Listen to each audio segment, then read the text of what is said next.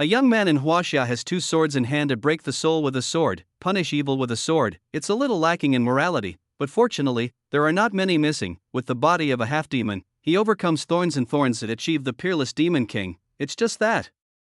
You are a Demon King, can you do something serious? The little brother of the family, young master. The plastic surgery monster next door is scolding you again. The young master wind chime, forget it, I'm too lazy to scold back today, take a day off. Little brother, young master, woo woo, they scolded me. Wind chimes? Declare war, total war. Heroes can be wronged, but you can't scold my little brother.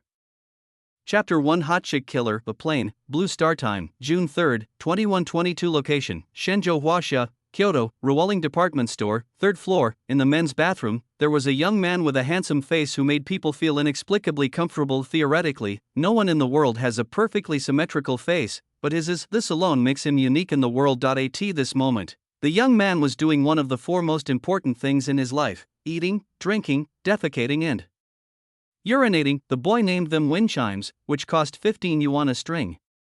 They are the kind of wind chimes that jingle when the wind blows. He grew up without a father or mother and was raised by a mysterious organization. There was another person sitting next to him, and they were both doing their own thing and didn't bother each other. All we heard was the sound of water splashing, and we enjoyed this wonderful time with a little bit of a strange smell together. Thump thump thump. There were footsteps outside the door, but Fengling didn't go to look, thinking it was someone new. No one looks around when using the toilet.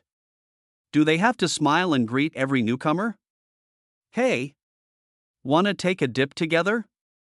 But out of the corner of my eye I still caught a glimpse of two burly men in suits and sunglasses. He frowned slightly and turned around to see two thugs in suits. One of them was holding a tablet, and another was holding a gun. Fengling narrowed her eyes.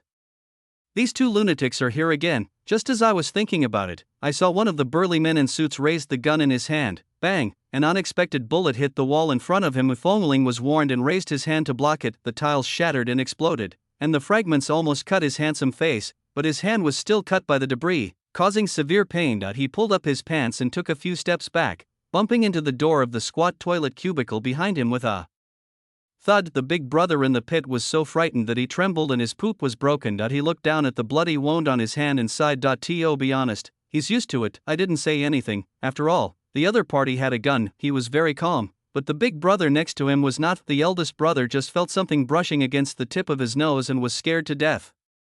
Boil! Before he had finished peeing, he screamed and turned to face the two thugs in suits. Sizzle! The urine splashed precisely on the shiny leather shoes of one of the men in suits, making a tapping sound. Fengling's expression became strange. Can't you tell that this guy is also a shooter? So accurate?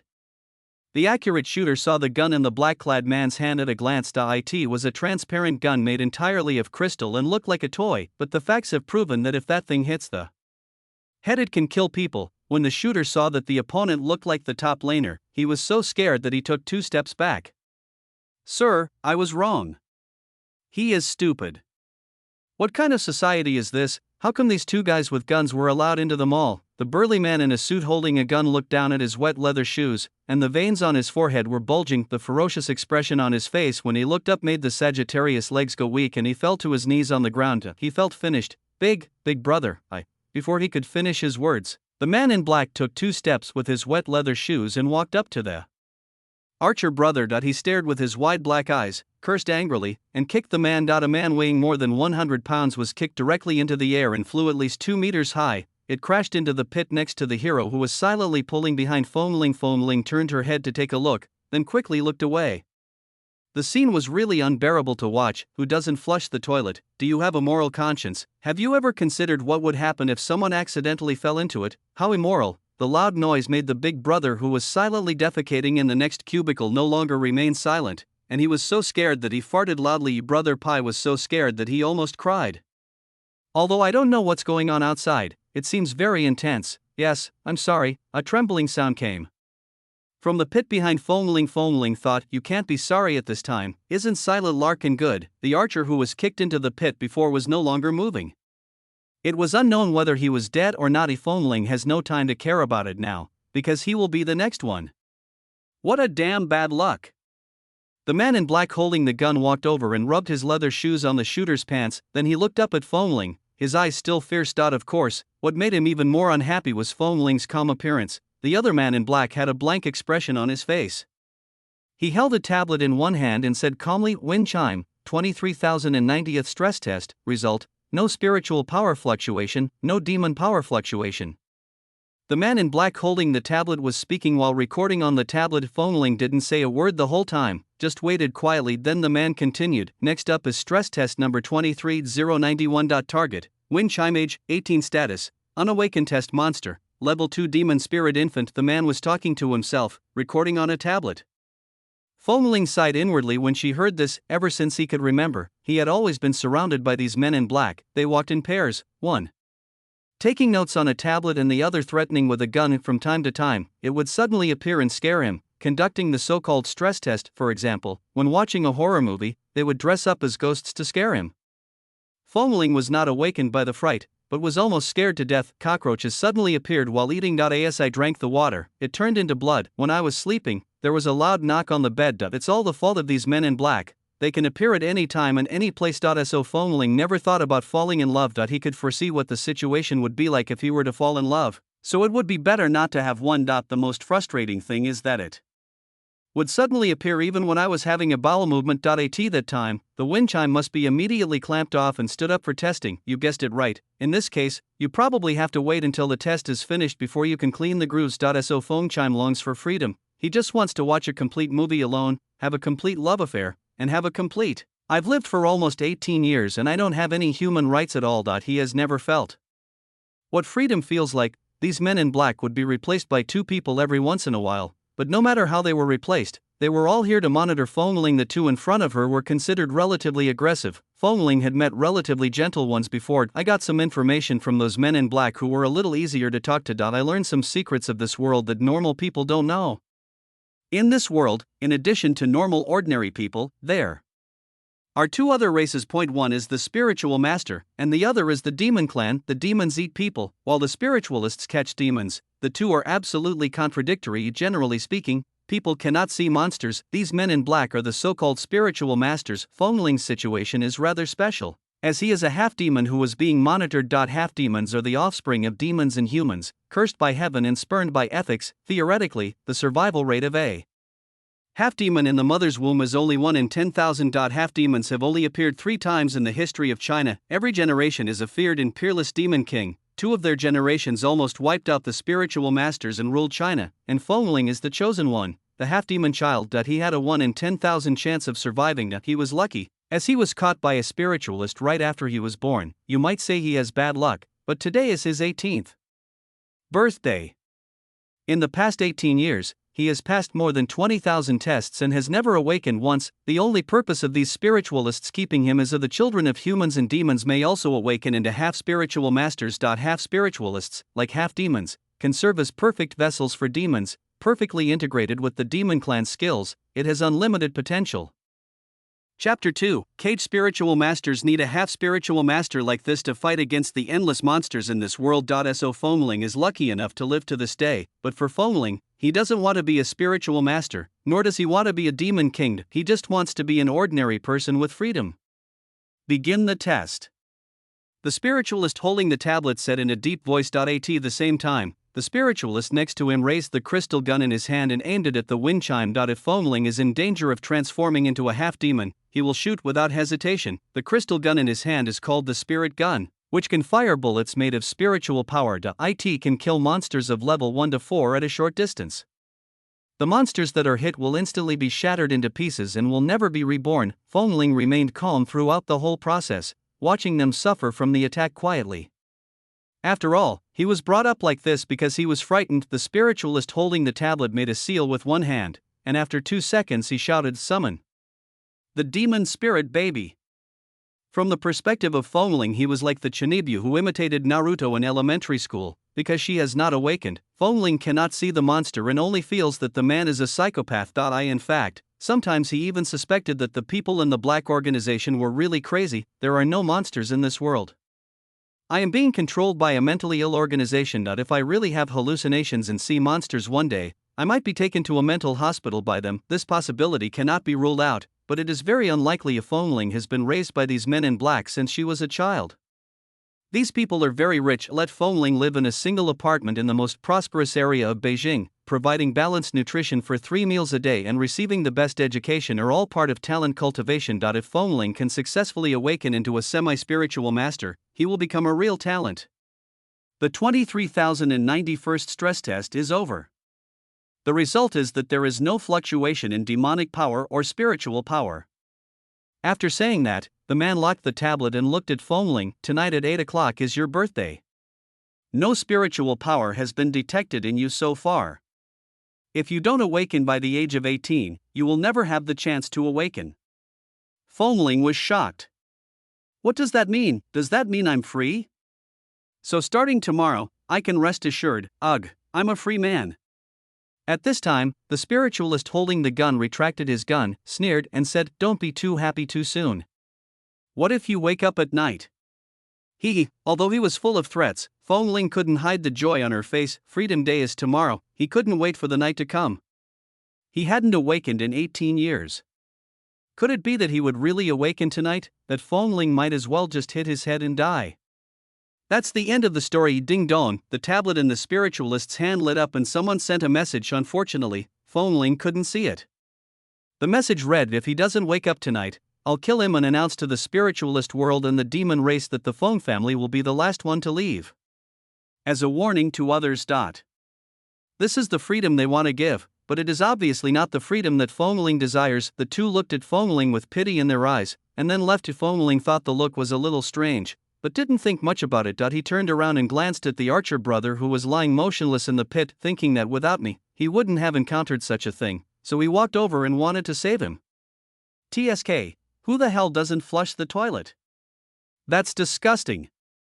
Fengling covered her nose with one hand and grabbed one of his legs with the other. Of course it wasn't the leg that the spiritualist had just rubbed against. The strange thing was that the man seemed to be stuck in the pit, not moving at all. Fengling usually runs and exercises, so she is definitely not a weakling, but now she can't even move at all. How could such a heavy person be kicked 2 meters high by the spiritual master just now? Aren't those two monsters? Brother, please eat less. There was no other way. Fengling looked at the silent pit next to him with the door closed. Hey, brother? Come out and help save someone. Puff Brother Fart had been holding it in, but Fengling suddenly cued him, and he was so scared that he farted again. Fengling couldn't help but rolled her eyes. I'm sorry. I'll be there right away. Please don't kill me. Brother Pi was so scared that his voice sounded trembling. Then there was a rustling sound coming from the pit. Fengling knew what was going on, but didn't urge him. He knew how annoying it was to be rushed when doing such a sacred thing. He has experienced it, so he understands. I cried my heart out. While waiting, Fengling let go of the man's legs, but at this moment, my eyes suddenly felt a stinging pain, as if chili oil had been dropped on them, a burning pain. Hiss. He covered his eyes and groaned in pain. It hurts so much. What's wrong with your eyes? Is it because I have been reading study materials too late recently? The national exam will be held in a few days, so Fengling has been studying late into the night these days. Today is my birthday, so I thought I'd combine work and rest and go out to buy some new clothes to reward myself. No, I need to get a good night's sleep. I feel like my eyeballs are going to explode. After a dozen seconds, I felt better. When I opened my eyes, tears were streaming down my face and there were bloodshot eyes, but when he looked at the eldest brother again, he saw something he had never seen before, and his heart suddenly thumped against his chest. I saw 2 purple-gray hands stretching out from the dark hole in the pit in front of me. Hold the Sagittarius brother's head tightly. This is why the wind chime couldn't pull that person at. Oh, what is this? That gray hand seems to be still moving. The gray knuckles were twisted strangely, tightly clasping the man's head. There was a squirming sensation on the back of my hand, and it seemed as if there were some parasites under the skin, causing 2 large lumps to form. When the bulge moved to the center of the hand, the bulging skin actually cracked. Sharp thorns quickly grew out on both sides of the crack, like fangs in a mouth. But when the mouth opened, Fengling suddenly discovered that under the fangs were 2 scarlet eyeballs. The pupils are red and the whites of the eyes are gold. The collision of gold and red is very creepy. Fengling had never seen it before. It was an eye from hell. It just grows on the back of the hand, staring straight at the wind chime. Boom! That glare made Fengling's heart suddenly shrink, and then pumped away violently. It seemed like it was about to explode, causing Fengling to cry out involuntarily. The blood flow in my body suddenly accelerated, rushing around in my body. That is not the direction of normal human blood flow at all. Of the skin all over the body suddenly became congested and the pores were enlarged. Streams of black gas spurted out from Fengling's body. the rushing blood rushed to Fengling's forehead, causing her head to split with pain and her vision to blur. The small toilet cubicle suddenly began to rotate, the pair of scarlet eyes in front of me began to double, and turned into 2 pairs, 3 pairs, 4 pairs, and the number continued to increase. Boom boom boom, my heart was beating faster and faster, as if I was dozens of meters underwater. I felt my body was being squeezed and I couldn't breathe, as if I was about to explode in die.at the same time. A powerful energy flowed through his limbs and into every cell in his body. Vision, hearing, touch, all senses are elevated to the extreme at this moment. The beautiful hair of the Sagittarius brother in front of her became extremely clear in Fengling's eyes. Every filament can be seen clearly.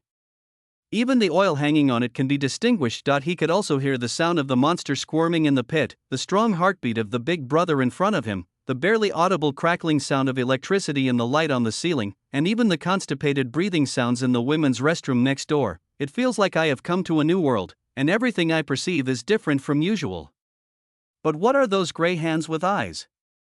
Chapter 3. Am I so strong? Fengling had never seen such a horrible thing. Just when he was distracted, his eyes suddenly turned and glared at Fengling. The next second, the pair of gray hands with eyes suddenly stretched out and appeared in front of Fengling in an instant. At this speed, how could a normal person possibly dodge it? But Fengling somehow managed to tilt her head back and dodge it.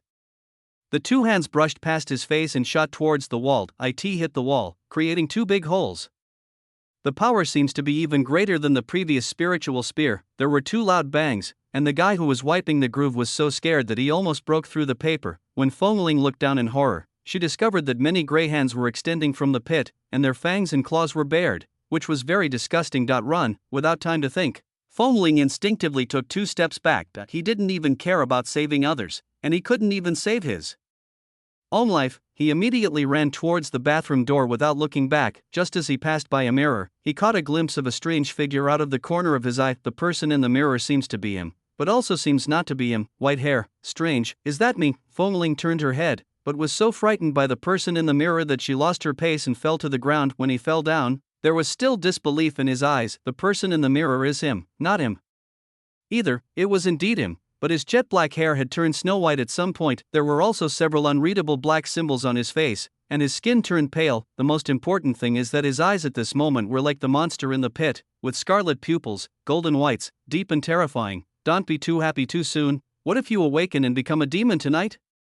The words of the man in black rang in Fengling's mind, and Fengling also realized something. I woke up. Awakening has become the worst possible outcome. Demon. At this moment, in a dark corner of Kyoto, a pair of scarlet demonic eyes opened, and then a flame lit up. Lighting a cigarette, the owner of the scarlet eyes took a deep breath and finished the entire cigarette in one gulp. But after smoking, I started coughing violently. Ahem. The voice sounds a little old. A child's voice rang out in the darkness. Elder Tianya. Could that be? It is the blood essence left by the master of the family that has been summoned. He took a long breath and said in a deep voice, let's go and take the young master back home. Elder Sky Crow, are you going out too? Since the death of the patriarch, Elder Tianya has never left here, and this time he is actually going out. When the young master awakens, of course I will personally welcome him. I just didn't expect that he would be in this capital city. Great young master, go home. A pair of scarlet eyes in the darkness kept moving up and down. It was the child jumping up and down happily. The next second, a pair of scarlet eyes opened in the dark space, and each pair looked so eerie and terrifying. What? We actually have a young master? What is a young master? A palace maid? Can you help me scratch my itch? I'm really itchy, young master. Wow, is it delicious? There was no telling how many monsters there were in this dark space, and the place suddenly became lively with everyone talking. Tianya's cold and terrifying eyes swept across the demons and said in a deep voice, you guys, do you want to die again? As the words fell, all eyes closed and their mouths closed at the same time. Let's go elder, take the young master home. After Fengling fell, she immediately used her hands to support herself to prevent herself from kissing the disgusting toilet floor. At the same time, he looked back and saw countless gray hands flying out from the compartment. We'll catch him soon. He was so scared that he immediately used all 4 limbs to crawl out of the bathroom. After escaping from the men's bathroom, I couldn't help but look back. I saw countless hands clinging to the door frame, reaching out to the wind chimes, but they seemed unable to get out. Come back, let's play together. A hoarse voice that made her scalp tingle came from the bathroom, and Fengling immediately got goosebumps. What the hell is this thing? He wanted to escape from here immediately, but after taking 2 steps, the wind chimes stopped. I looked down at my arms, which were as pale as the wall. I don't know when my nails turned black, and they grew 2 centimeters longer, like claws. If it pierces a person's neck, it can definitely kill him in one blow. The wound on his hand was healing at a speed visible to the naked eye. It's over. I really awakened and became a half-demon. Although those 2 spiritual masters at least look like human beings, I am in this state now. Although he is quite handsome, he is definitely not a human. I can't just go out like this. There are people everywhere outside and surveillance cameras everywhere. Even if those 2 spiritual masters left, there might be other spiritual masters here. Does the spiritual master go shopping? How would Fengling know? Fortunately, there was a long and narrow corner outside the bathroom and there was no one outside. No one noticed him yet. What now? He looked back at the men's bathroom. The monster was still clinging to the door. There were 2 eyes on its hands, staring at him. I definitely can't go back to the men's restroom, but what about the women's restroom? With his currently extraordinary hearing, Fengling judged through various sounds that there was an empty pit in the women's bathroom. At the same time, Fengling also heard someone walking quickly around the corner. From the sound, I knew it was a woman wearing high heels and walking very quickly. I absolutely cannot let her take over my business, so Fengling rushed into the women's restroom without hesitation. This was the first time in his life that he had entered the women's restroom. He also didn't expect that one day he would be competing with a woman for a place. When entering the door, Fengling lowered her head and almost hit the doorframe. Strange, is the women's restroom door so low? In fact, he has grown taller. When passing by the mirror, Fengling looked at himself in the mirror again, and this time he saw himself clearly. Snow white hair, eye-catching pupils, strange lines, pale skin, and about 2 meters tall black evil aura lingered around his body, exuding a cold, ominous, and mysterious temperament. Those harmless peach blossom eyes now exuded an icy chill, like a character from a comic book. I feel that young girls nowadays may not only not be afraid, but may even like this style, but this look made Fengling despair. Then Fengling hid in a compartment and closed the door. He glanced down at the pit at his feet, confirmed that there were no more strange hands reaching out, and leaned against the wall and breathed a sigh of relief. The rapidly beating heart finally calmed down. Just hide here and wait until night when no one is around before escaping. But the 2 spiritual masters will come to test me again at night. What to do? Fengling could already imagine the scene of the spiritual spear blowing her head off. It feels like God is playing a joke on me. He had not awakened in the past 18 years, but he awakened on this last day. He could be free tomorrow, but today he lost that possibility. It feels like running the map for a long time and then realizing that you are running in the wrong direction. I was about to complete the game, but then there was a power outage and the game was not saved yet. I became the king in the next game, but the season ended. I started dating a girlfriend and brought her home, only to find out she had a penis. How can one word describe it? I just want to be free and live a normal life. Fengling leaned against the wall helplessly, making a muffled sound, and looked at his mutated hand in a daze. This time, the wound on his hand had healed by itself, and Fengling thought that this might be the ability of a monster. But why today? What to do at night? He thought about running away, but where could he escape to? No matter how strange the place is, the 2 spiritual masters will always appear on time, leaving no place to hide.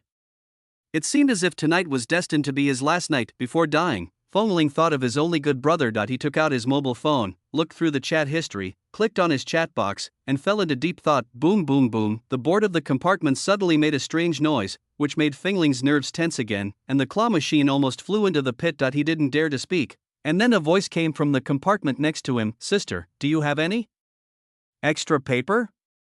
My paper accidentally fell into the pit. Wind chime. Chapter 4. Young master, we are here to pick you up. He felt his pocket and found a pack of tissues. He bent down and handed it over through the gap under the compartment. Wow, sister, your hands are so white. Your skin is so delicate. Your black manicure is so cool. Where did you get it done? Fengling quickly retracted her hand and did not answer her, otherwise the woman would definitely scream and call her a pervert, but the girl didn't seem to give up. Thanks, sister. Where did you get your manicure done? In this mall? I want 1-2 wind chime heart. Shut up. Didn't your teacher teach you not to talk about shit or sleep? Seeing that Fengling didn't say anything, the sister finally shut up. This time, Fengling had an extraordinary hearing and heard that the guy in the men's restroom next door had come out of the toilet. Where is the person? Strange. Oh my god, how did this person fall into the pit? From what the man said, it could be determined that he couldn't see the gray monster. Or has the monster gone back? Wouldn't the monster attack him? MD, didn't those two spiritual masters deal with the monster before leaving? It scared me so much that I woke up, but on second thought, I felt fortunate. If it weren't for that monster, when it awakened during the test at night, Fongling wouldn't be able to escape. At this time, the woman in high heels had also walked in and knocked on the doors one by one. Someone. Boom boom boom. When the knock came to the wind chime, it didn't say anything. Anyone there? The woman outside asked, but Fongling still didn't speak. She was about to reach out and knock on the door twice in response. As soon as he stretched out his hand, the man outside suddenly started banging on the door frantically, as if he was going to tear it down. Is this door broken? The woman spoke anxiously, and it was obvious that she was indeed a little anxious. Fongling's inner thoughts: I'm sorry, you can't be anxious, I'm more anxious than you. Before Fongling could knock on the door, the girl who had just asked for papers said, There are people. She is just a bit cold. Wind chimes are speechless, just listen to me and say thank you. By the way, you've been wiping it for a year and you still haven't finished it. Then he knocked on the door twice, and the woman outside stopped her violent behavior. Fongling hid in the cubicle silently, with her eyes closed, listening to the sounds from the outside world. He was listening for the sound of leather shoes to see if the two spiritual masters had returned. If Fongling launches a surprise attack at this time, she will be dead. After a while, the man in black didn't show up, but he heard a child's voice. Why is the young master in the ladies' room? Then an old voice slowly spoke, Those who achieve great things do not dwell on small details. Wind chime? When did these two people come? He was surprised that he didn't hear the footsteps of the two men. The next second, there was another knock on the door in front of Fongling. Boom boom boom. Fongling subconsciously took a step back and leaned against the wall. Young master, I am late to welcome you. The old and powerful voice frightened Fongling so much that she almost had a heart attack. Young master, Xiao is here to pick you up. Wind chime? Young master, come to pick me up. Before I could react, boom, with a loud bang, a big hole appeared in the door panel in front of me. The wooden board shot into the compartment and hit Fongling. Everyone in the bathroom screamed in fright. An old voice sounded, Xiao, be careful. Hey, young master, I'm coming in. A young girl with big scarlet eyes stared and poked her head in through the hole with a smile. The girl looked very cute, but there was a gap the size of a fist on the top of her head. Bald at a young age, Fongling's eyes fixed and she pressed herself against the wall, her heart beating rapidly again. Where did this monster come from? The girl blinked her big scarlet eyes, tilted her head, and smiled sinisterly. He. The woman waiting outside the door saw the wind chime inside through the big hole. As an ordinary person, she could neither see nor hear the two monsters in front of her, but he can see Fongling, who was a half-demon. She had already been frightened by the sudden explosion of the door panel, and now she saw the wind chime and collapsed. There's a pervert. She ran away screaming in her high heels, and even fell down because she couldn't stand firmly. Finally, she crawled out screaming. The girl looked back, then looked at Fongling again, and asked in confusion, Where are the perverts? Fongling swallowed her saliva and tried to calm down. Hello, the girl in front of me smiled happily. Hi young master, Xiao has finally waited for you. Go home with Xiao. Young master. Fongling was stunned for a moment. Young master, what era is this called? And going home? But where to? After the girl finished speaking, she crawled directly into the hole and stood in front of Fongling, allowing Fongling to see her full appearance. She was only about 1.1 meters tall and wore a plain black outfit, which formed a sharp contrast with her pale skin. Young master is so tall. Xiao also wants to grow taller. Xiao looked up at Fongling and smiled with envy. Fongling didn't know the origin of the person in front of her, but it seemed like one of her family. She won't hurt herself, and she looks very powerful, so it's probably right to follow her. He was about to speak when his good sister next door spoke again. Sister, your voice is a little rough. Are you the pervert I just called you? Wind chime, this woman talks a lot. Xiao turned around and glanced at the partition next to her. When she heard that, he laughed and punched the partition of the cubicle. The wooden board hung all over the woman next door, but luckily she had already put on her clothes. She was wearing casual clothes and had a ponytail, and looked like a student. The two of them looked into each other's eyes, speechless. Wind chime? I blanch, damn it, Li Zai is a god or a demon, you? The girl was completely dumbfounded. Don't call my young master a pervert. I'll beat you up. Xiao said this angrily, but although she was obviously angry, there was a weird smile on her face. It was a pity that the girl could not see her. Xiao. Don't be so presumptuous.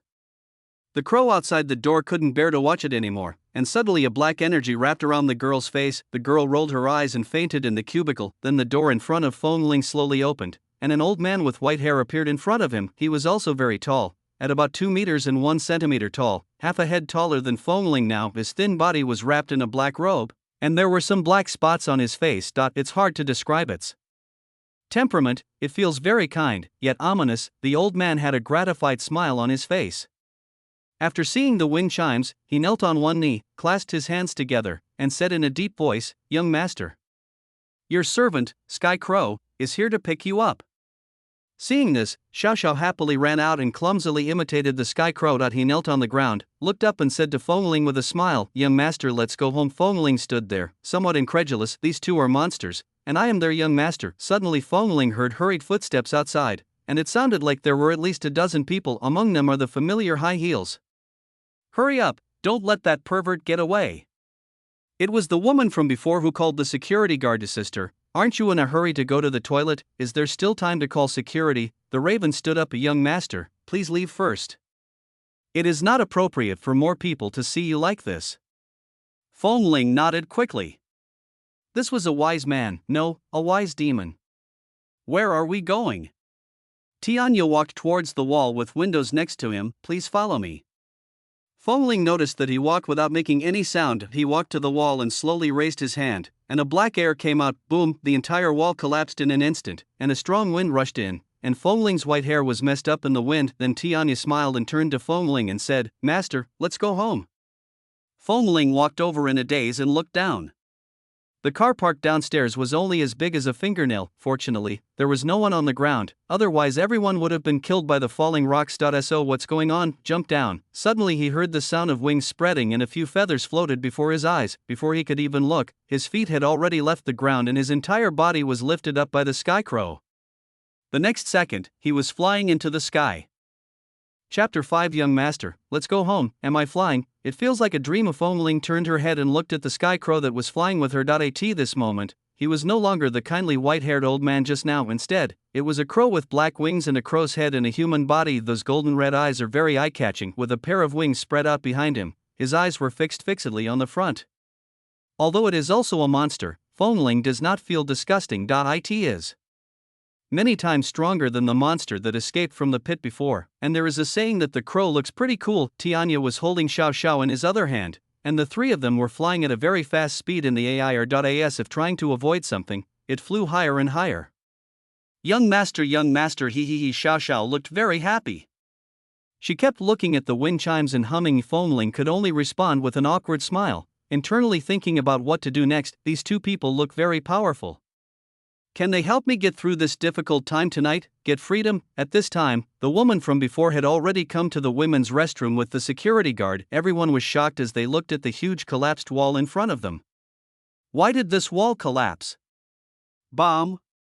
Those young security guards had never seen such a scene before. The man in the lead walked to the wall with squinted eyes, looked down, and a gleam of light flashed in his eyes. Head, it's dangerous, stand back, be careful of being blown away.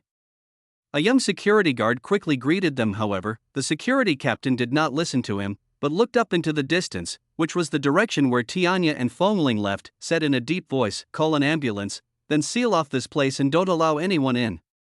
Also, if what happened here is revealed, all of you, get out, yes."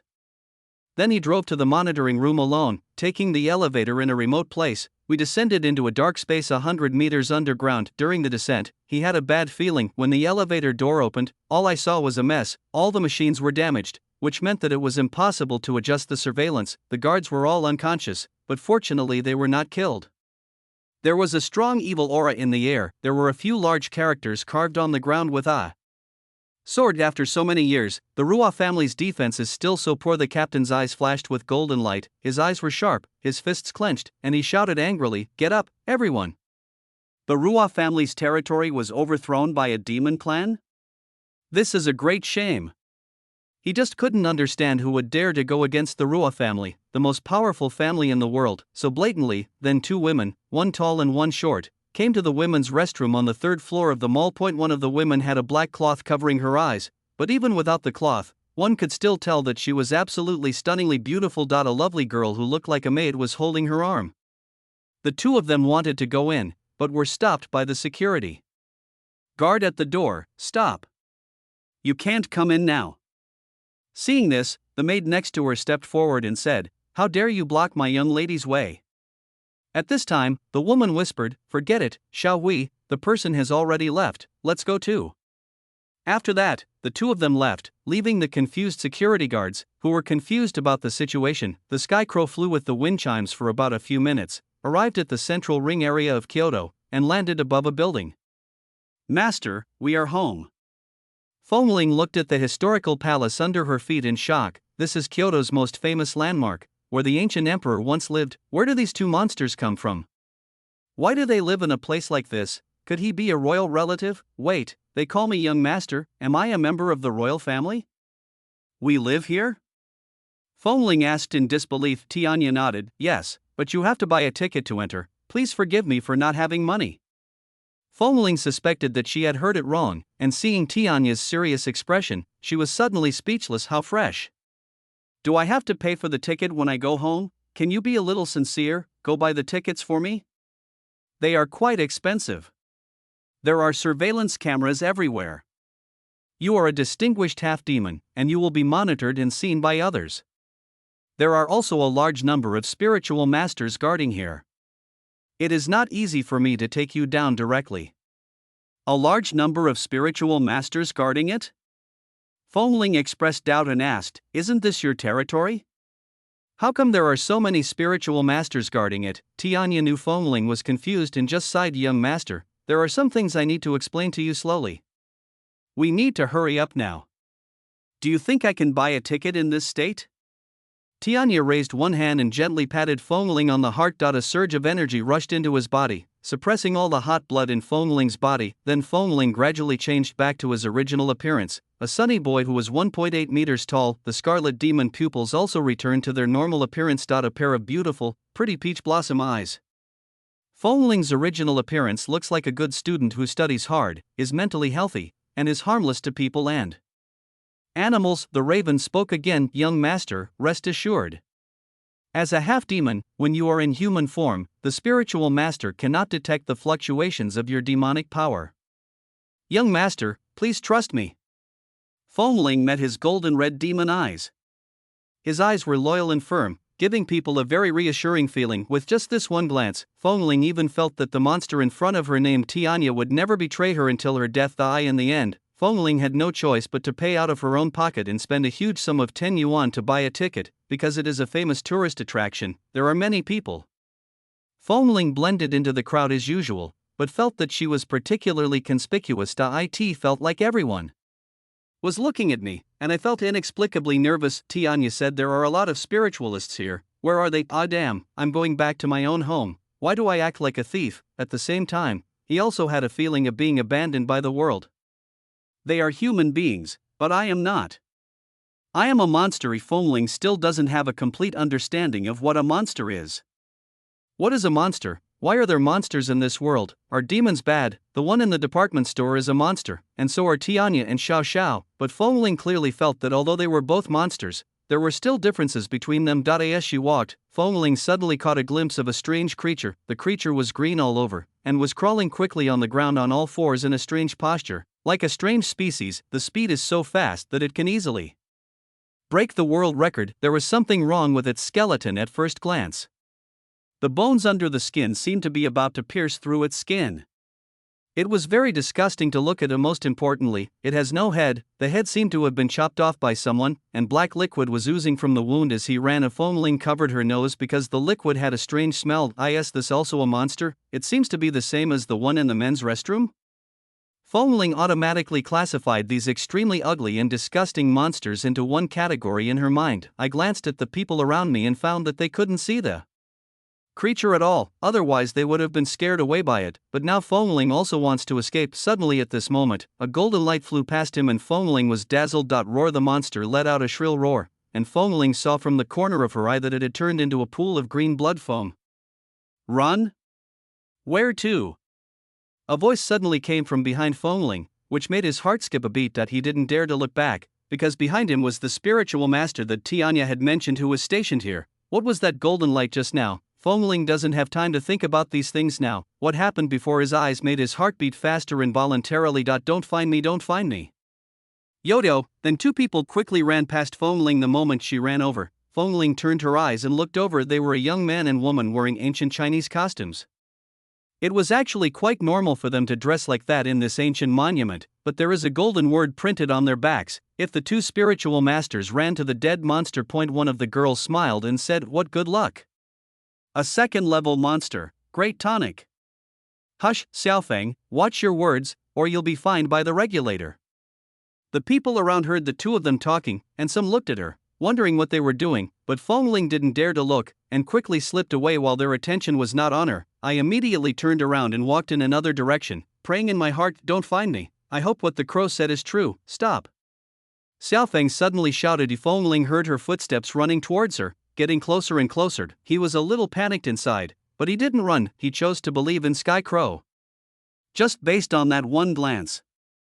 Of course he couldn't run away, because there were spiritual masters everywhere here, and Tianya and Xiao Xiao were nowhere to be found. "I told you to stop."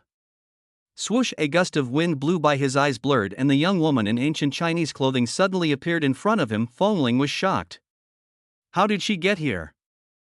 Chapter 6. My father is a eunuch, you?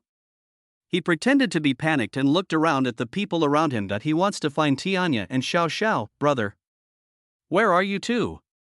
Come and protect me, I'm in danger. Although she was panicking, Fengling was not confused and said in shock, "Wow. Beauty. Are you the wind? How come you're right in front of me in a flash?" Xiaofeng frowned upon seeing this and looked the wind chime up and down. Then he walked a few steps closer and sniffed the wind chime. Seeing this, Fengling took 2 steps back, held up her hands in front of her, and said with a smile, "Isn't this bad, pretty girl? I'm a decent person. If you want my contact information, it's 50, a hug is 100, a kiss is 300, and a night is 1000. The price is clearly marked and there is no deception. By the way, my nickname is the 7th Gentleman of the Capital." Xiaofeng frowned upon hearing this, and once again looked Fengling up and down, revealing a look of disgust, and said, "Scum. Hey! Why are you swearing like that, little girl? Isn't it just a little expensive? You get what you pay for. 7 times. How much is it per time on average?" As Fengling said this, she raised her eyebrows with a smile. Roll. Xiaofeng gave Fengling a fierce look and walked behind him, muttering as he passed by, "How come a scum like you isn't eaten?" Fengling still had a smile on her face. She turned around and cursed in her heart, "She looks innocent, but I didn't expect her to be so vicious." At this time, another male spiritualist looked at Fengling from a distance behind him and asked Xiaofeng, "What's wrong?" "I just smelled a demonic aura on him, but it disappeared with the wind. It wasn't emitted from him. It must have been rubbed against by another demon." "Is that so? It seems that many monsters have come to the palace today. Let's look around for them." Xiaofeng nodded and said with a smile, "I thought no monster would dare to come here. How could they not take our Ruo family seriously? It seems that I won't have to worry about this week's mission. I will have enough credits after this week." Another male spiritualist nodded, "Yes, but you still have to be careful. All the monsters I caught are also counted as yours, so you don't have to be too anxious." "Thank you, Brother Chanyu." The two spoke in very low voices, but although Fengling's hearing was not as outrageous as in her half-demon form, it was still much better than that of an ordinary person, and she could hear it clearly. Before leaving, Xiaofeng glared at Fengling. "What are you looking at? Do you want to die?" Fengling's mouth twitched, and he cursed inwardly, "I hope you don't get enough credits this week, you bastard." After the two men left, Fengling became much more cautious. The Ruo family that the person just mentioned should be the name of their family. Later, I met a few people wearing ancient Chinese hanfu, with the word Ruo embroidered on their backs. This time Fengling walked around them to avoid trouble. He thought that maybe his family had fallen on hard times and his territory had been taken over by the Ruo family. "Young master! Here, go to the left." Xiao Xiao's voice suddenly sounded, and Fengling immediately obeyed her and walked to the left. Under Xiao Xiao's guidance, he came to the outside of a building. There are 3 big characters written outside the door, "Cleansing Room Wind Chime." He realized that he was thinking too much. What prince? Is my father a eunuch? No, how did I get the eunuch's words? Come quickly, young master, Xiaoxiao urged, and Fengling walked in reluctantly. At this time, there were still many tourists visiting the cleansing room. There are all kinds of shocking things inside, which is really annoying. Fengling couldn't help wondering, is there anyone who wants to visit this shabby place? Wait, take a closer look. It seems that all the tourists who come here to visit are women. This made Fengling feel even colder. It's easy to understand what these women are made of. Young master, go to the left, behind the bookshelf in the innermost hut. Fengling tried her best not to attract other people's attention and walked behind a bookshelf according to Xiaoxiao's instructions. Suddenly, everything went dark before my eyes, and I felt a huge force pulling me into darkness. When he opened his eyes again, countless pairs of scarlet eyes were staring at him. Welcome home, young master. Skycrow shouted loudly, then the other monsters followed suit and shouted loudly. The sound was deafening. The wind chimes are afraid of being heard by people outside. Didn't they say there were a lot of spiritual masters? Could you please keep your voice down? Fengling felt that those eyes were a little creepy, so she took out the claw machine from her pocket with one hand. I turned on the flashlight and shone it on those red eyes. There was a sudden howl of ghosts and wolves in the dark space. Ah! Chow! My eyes! Master, spare my life! Master! Ah, young master! Please put away your magical powers. Oh my God! Young master! I know I was wrong. Please spare my life. It's like you turned off the lights and were reading study materials, and your dear mother suddenly turned on the light in the room, feeling suffocated. Just that one shot made Fengling's scalp tingle. The monsters in front of him were all wearing the costumes of eunuchs in the ancient Chinese palace. Although they all look like humans, a closer look will reveal that they are not humans at all, not to mention the golden and red demonic eyes. Just look at the festering appearance on each of their bodies. Some even have only the upper body, some have long tongues, some have half of their heads cut off, and some have no limbs. Fengling took a rough look and found that in this dark space, there were nearly 1,000 monsters. All of them were eunuchs left over from ancient times. Could my father be the manager of the cleansing room? No wonder they were afraid of flashlights, because they had never seen such a thing. On the other hand, Xiaoxiao was jumping happily. Aha, young master is awesome! Young master is awesome! With the help of the light, Fengling took another look at Tianya next to her. He still had a kind smile on his face. Then Fengling lightly tapped the button on the claw machine to turn off the flashlight. The world is dark again. Okay, stop arguing, I've turned it off. Although some of the monsters in front of him looked scary, they were much better than the two that Fengling had seen before. This made Fengling feel a little relieved. Thank you, Lord, for your grace. A monster said tremblingly, and then the other eunuchs said the same thing. You can see their pupils moving up and down, they must be bowing. Young master, you don't have to open that thing, you can see it clearly. After saying that, Tianya slowly raised his hand, hooked his finger, and a black gas rushed out from Fengling's body. At the same time, Fengling's heart suddenly pounded. The previous feeling of blood flowing backwards came again, and Fengling groaned in pain. The five senses were heightened again, and the dark world before my eyes suddenly became bright. The wind chimes are now even clearer than before when I turned on the flashlight. Then Tianya knelt on one knee with a smile on his face. Young master, I have been waiting for you for many years. He. Young master, Xiaoxiao has been waiting for you for many years. No need for this, please get up quickly. To be honest, Fengling was a little resistant. Although Tianya saved him, Fengling still wanted to be a human. Once under the control of those blacks, he had imagined countless times his future free life. He wants to go to college, make lots of good friends, have a girlfriend he truly loves, and take her to travel around the world. I want to be a scholar, a businessman, or a writer, a photographer, a blogger, and I also want to open a coffee shop and be a leisurely small boss. He wanted freedom anyway, and the freedom he wanted did not include the option of becoming a demon king. He wants to live the life he wants, instead of following goals and tasks imposed on him by others and living for others. Chapter 7. Sorry, I was a bit pretentious just now. Get up quickly. Fengling took a step forward and quickly helped Tianya up. When Tianya looked up, Fengling vaguely saw the crystal tears in his eyes. This surprised him a little, just because of his return. Such a strong man who could blow up walls with one punch and fly freely in the sky was made to cry. The most important thing is that he is a demon. Can demons cry? Fengling thought that monsters had no emotions. Okay, now you can tell me what's wrong with me. Tianya nodded and took out a pack of cigarettes from his pocket. He handed a cigarette to Fengling, who shook his head. He never smoked. Seeing that Fengling didn't smoke, Tianya thought for a moment and decided to put the pack of cigarettes back into his pocket. Fengling smiled and said, You can smoke, I'm fine. Tianya shook his head, seeming determined. Then he narrated, young master, I have been unable to find you for these years, so I can only wait here for you to awaken. Only when you awaken can I know where you are through the blood essence of the patriarch. I never expected that you would be in this capital city. Back then, your father, the head of the family, Lord Fengxing, and I led the 100 Chinese demons to launch a general attack on the spiritual master Bai's family. However, we did not expect that our whereabouts would be exposed by spies and we fell into the enemy's trap. The 100 demons mentioned here do not refer to 100 demons alone, but rather 100 demon forces in China.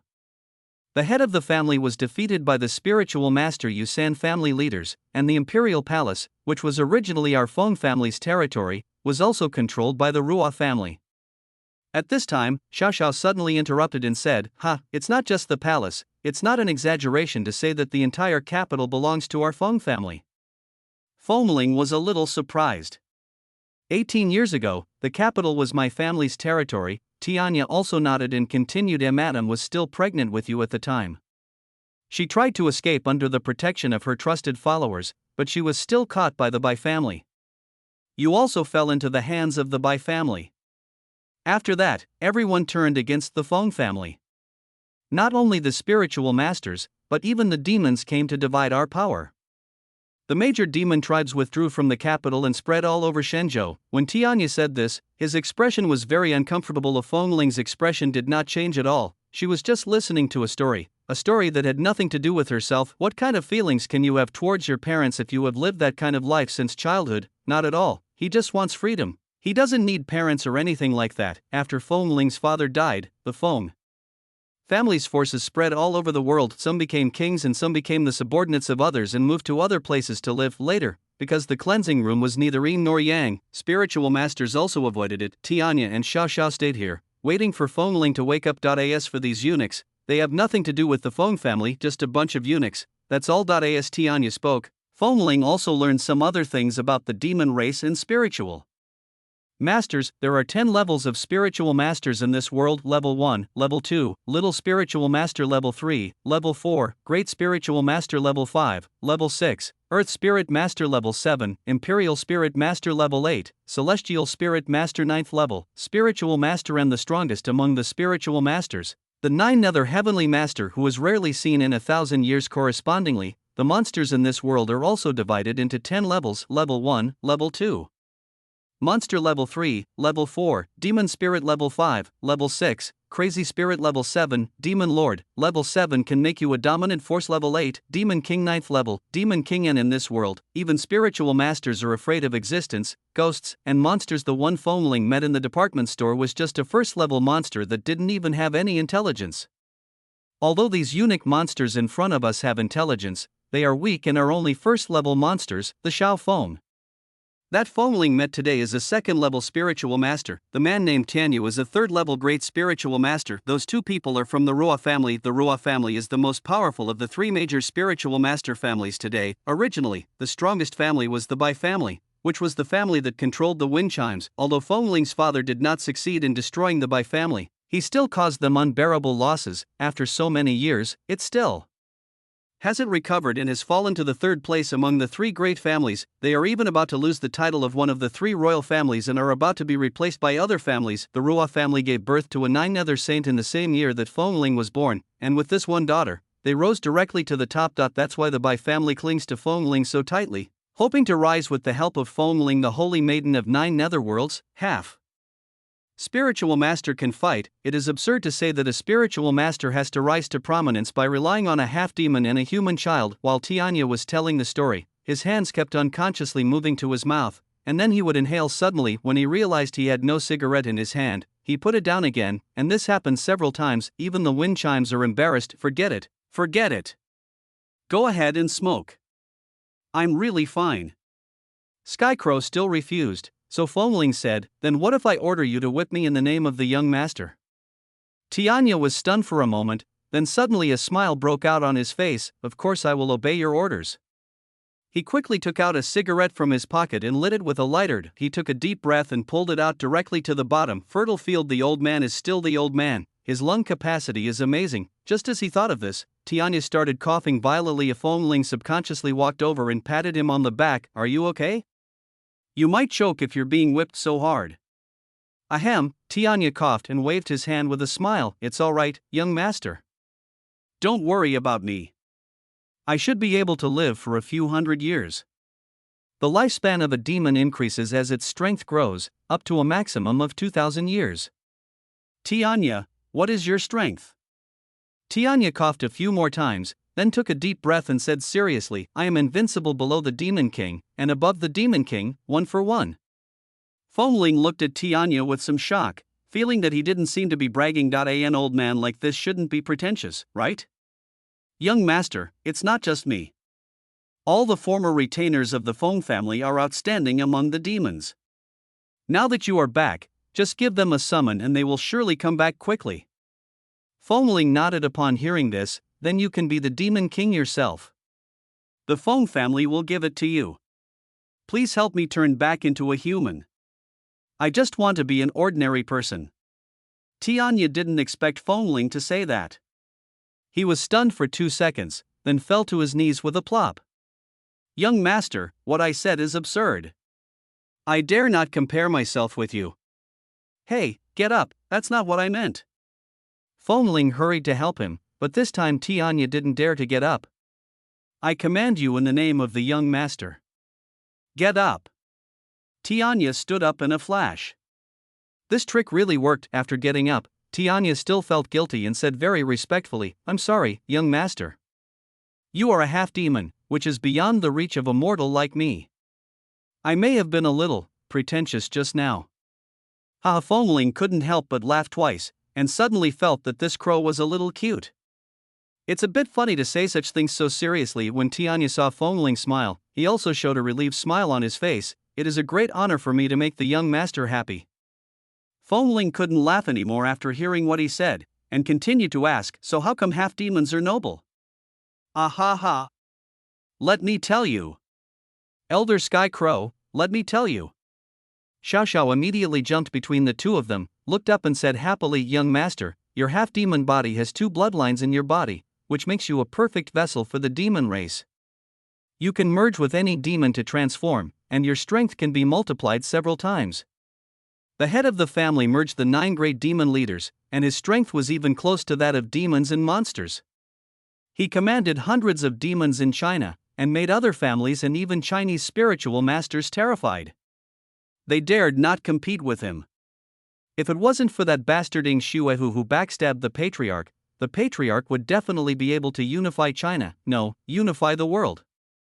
No matter the evil gods of the West or the hundreds of demons of Japan, they are all no problem. This stinky fox. I'm so pissed off, ha. Fengling really didn't expect her father to be so powerful. It's a pity that he died, otherwise, might I be a second-generation demon, TSK. But to be honest, he would rather be born in an ordinary family. Fengling glanced at Tianya, if I merge with you now, won't I be invincible? Tianya shook his head and not yet, young master. Your body cannot contain my demonic power. He was being very tactful. To put it bluntly, Fengling is not worthy of it yet. So what's my current strength, and what kind of monster can I merge with? Young master, you have just awakened and your power has not yet fully recovered. At present, you are at most a first-level monster, the kind you encountered in the Ruo family department store. And there are these eunuchs behind you. Fengling's face turned pale as she recalled the dirty creature that crawled out of the pit. The monster's voice seemed to appear in his mind again. Come and play, little brother. He looked again at the young eunuchs in front of him. Do you want that kind of monster to enter your body? What will it become after the fusion, ancient eunuch king? Suddenly I felt my anus tighten. No, absolutely impossible. I feel like my body is going unclean. And Xiao Xiao. Xiao Xiao is also good. Young master, do you want to try it? Chapter 8, Laugh, Cry While Laughing, Laugh While Crying. Xiao Xiao looked at the wind chimes with some anticipation. Fengling was a little surprised, because he had thought that this little girl was quite powerful, but he only has the strength of a first-level monster. First-level monster, why did you speak so arrogantly at that time? Fengling glanced at Tianya. Can I? Tianya smiled and said, "Of course, Xiao Xiao is a legitimate member of the Feng family and is the housekeeper appointed by the head of the family, Lord Fengxing. Naturally, she is qualified to become part of your power, young master." Fengling said, "No, I mean, will the fusion have any impact on her and me?" "No, fusion is not devouring. Since they can merge, they can also separate. Separation will not have any impact on either party. Monsters can devour humans, spiritual masters, or their own kind to gain power. Half demons, on the other hand, are in the state of fusion, with an extremely high rate of power conversion, far higher than that of devouring." After Fengling confirmed that there was no problem, he decided to give it a try. "There was no harm in trying, maybe I will need it at night." So Xiao Xiao bared her teeth and stretched out her hand. "Master, I'm coming." Fengling reached out and held her little hand. It was very cold and had no body temperature at all. Following Tianya's instructions, Fengling closed her eyes. When they opened their eyes again, there was a bright light in Fengling and Xiao Xiao's eyes, but the light that glows is the gold outside of Fengling's eyes, while the light that glows is the scarlet red of Xiao Xiao's pupils. So the next second, Xiao Xiao in front of him became distorted and his body gradually became transparent. It transformed into black gas and slowly floated towards the wind chimes. Fengling vaguely felt a force flowing into his body. It felt quite simple, but when he thought he was going to succeed, suddenly, there was a sharp pain in the soul, and Xiao Xiao and Fengling, which had been gradually merging together, immediately separated. Fengling covered her head and shouted in a low voice, taking several steps back. Tianya quickly reached out and held him to prevent him from falling. Xiao Xiao fell directly to the ground, also with a look of pain on her face. "Ha! It hurts, ha ha ha." Fengling was a little worried, and Xiao Xiao looked even more miserable. "Are you okay, Xiao Xiao?" "Ha, Xiao Xiao, it's okay." Ha, Xiao Xiao was lying on the ground, laughing in pain. "That looks a bit strange. It must be painful, right? But why are you laughing?" At this time, Tianya slowly opened his mouth and said, "Young master, the fusion of two monsters requires both parties to have a mutual understanding and the same goal. If I am not mistaken, you may still be somewhat repulsed by the demon race." Fengling gritted her teeth. It couldn't be said that she was rejecting it, but only that she couldn't accept it yet. It's not directed at Xiao Xiao after all. He had just seen the monster today, and he still couldn't get used to it completely for the time being. Fengling knew that it was because of her that Xiao Xiao was in so much pain, and she suddenly felt a little guilty. "I'm sorry, Xiao Xiao. I was rejected and despised by the young master." Ha ha ha. Xiao Xiao next to her suddenly laughed. At this time, she had already climbed up from the ground and stood there, laughing, crying and mumbling to herself. "Ha." Xiao Xiao was disliked again. She was smiling, but there were 2 lines of tears on her face, which made Fengling feel a little sad. "Xiao Xiao, I don't dislike you." "Ha, it's okay, young master, Xiao Xiao is fine." "Ha ha." As she said this, she wiped her tears and ran to the side, squatting on the ground and laughing quietly. Tears fell to the ground, and the sound of water drops echoed in the silent dark space. Seeing this, the eunuchs nearby quickly surrounded Xiao Xiao, looking embarrassed, not knowing how to comfort her. Fengling wanted to go over to comfort her, but was stopped by Tianya. "It's okay, young master.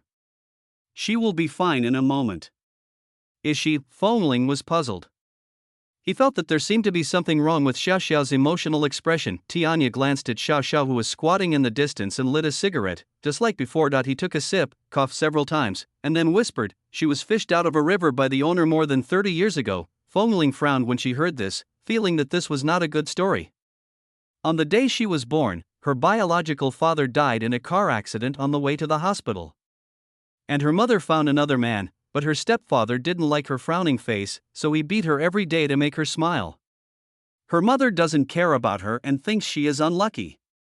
She was forced to laugh by her family since she was young, but she couldn't. So when she went to school, her personality problems began to emerge." When Fengling heard this, his expression became a little strange. Even without Tianya saying anything, he could guess what would happen next. She was ostracized and bullied by her classmates. Her hair was pushed off by a classmate as a prank at that time. One afternoon when she was leaving school, she stopped by the river for a moment as usual. Because if she stayed for a while, her mother would come home from get off work. When her mother was at home, her father would beat her less severely, or even not beat her for her mother's sake. But that day, she met those people who often bullied her by the river.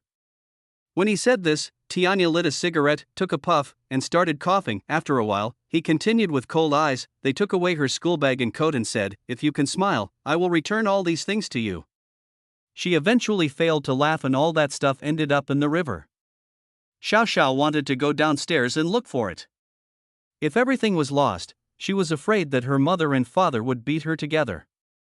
In the end, he froze to death in that icy river. Fortunately, her soul absorbed the negative energy of the human world and became a demon, so she survived in another way. But the words she said before her death, "Smile a little," became a curse that carried her all her life. And her hair will always be like this. From then on, she could only express any emotion with laughter, whether it was great joy or great sorrow. She was bound in that river for who knows how many years. Because of her low spiritual power, she was trapped like the monster in the department store and couldn't leave. It wasn't until the master of the family passed by that day that he untied her. The head of the family treated her very well and treated her as his own daughter. So when the Feng family was in chaos, she chose to stay like the old ministers and protect the last piece of land of the Feng family. After Tianya finished speaking, he lit another cigarette, smoked it in one puff, and coughed for a long time, but this time Fengling ignored him and walked silently towards Xiao Xiao, who was laughing and crying quietly beside her. He now knew how upset she was. He walked quietly to her side and slowly squatted down. He gently touched her head and whispered softly, "Xiao Xiao, I'm not disliking you. You're so awesome. Didn't you save me today?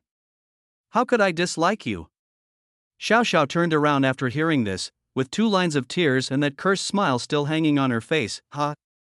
Really, young master, you really don't dislike me?"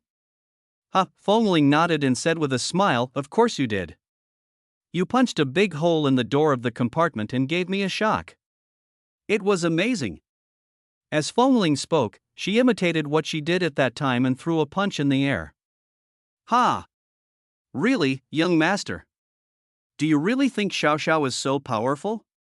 She wiped the tears from her face and resumed her previous cheerful tone. Now the smile on her face no longer seemed to be a cursed smile, but the happiest smile in the world. But Fengling still felt heartbroken, and wiped the tears from her face with a smile. "Certainly. Ha ha. Elder Sky Crow. Did you hear that? The young master said I'm awesome. He, I'm awesome." Xiao Xiao stood up happily, put her hands on her waist, and felt very proud of herself. Chapter 9, Loyalty for Eternity. Tianya stood there, smiled and nodded, his face full of relief. Fengling did not try the fusion technique again, for he was afraid of hurting her feelings again. He just doesn't hate Xiao Xiao now, but he still hates the fact that he has become a monster. Later, in a long conversation with Tianya, Fengling also learned the reason for the existence of the demon race. All negative emotions of human beings in this world are a kind of negative energy: hatred, fear, anger, resentment, sadness, pain, despair, evil thoughts, even the pain of not wanting to go to school, not wanting to do homework, not wanting to get up, and constipation can be transformed into a kind of energy. It can be absorbed by the demon clan and become their own power. The spirits of dead creatures may already possess this energy, or they may have come into contact with it. There is a chance that they will be infected by these energies and become monsters. The chances are still very high. The demon race is a reproductive spiritual race, a miracle of the Creator. Ordinary people can't see it, and can't touch it even if they want to, but if the demons want, they can touch humans and even kill them. They can easily break humans' necks and tear them to pieces. Some demon tribes are born to be incompatible with humans.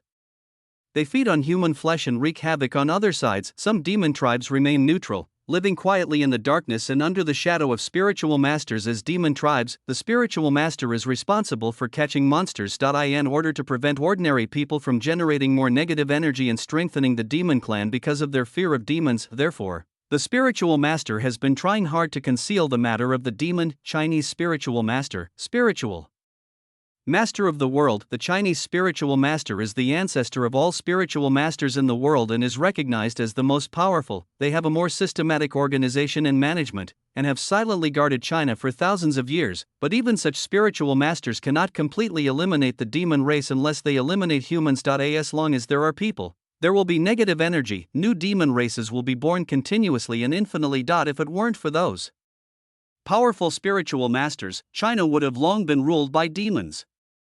What about us? Fengling asked. What is the purpose of our Feng family? Eat people? Kill spiritual masters?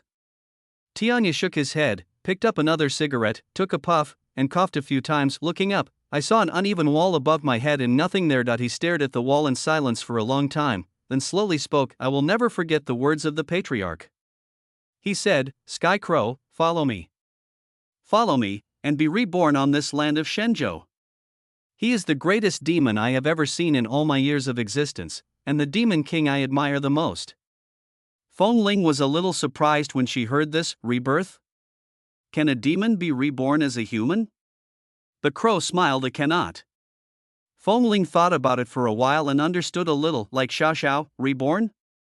Tianya still smiled and shook his head. Yes and no, you will understand it later, young master.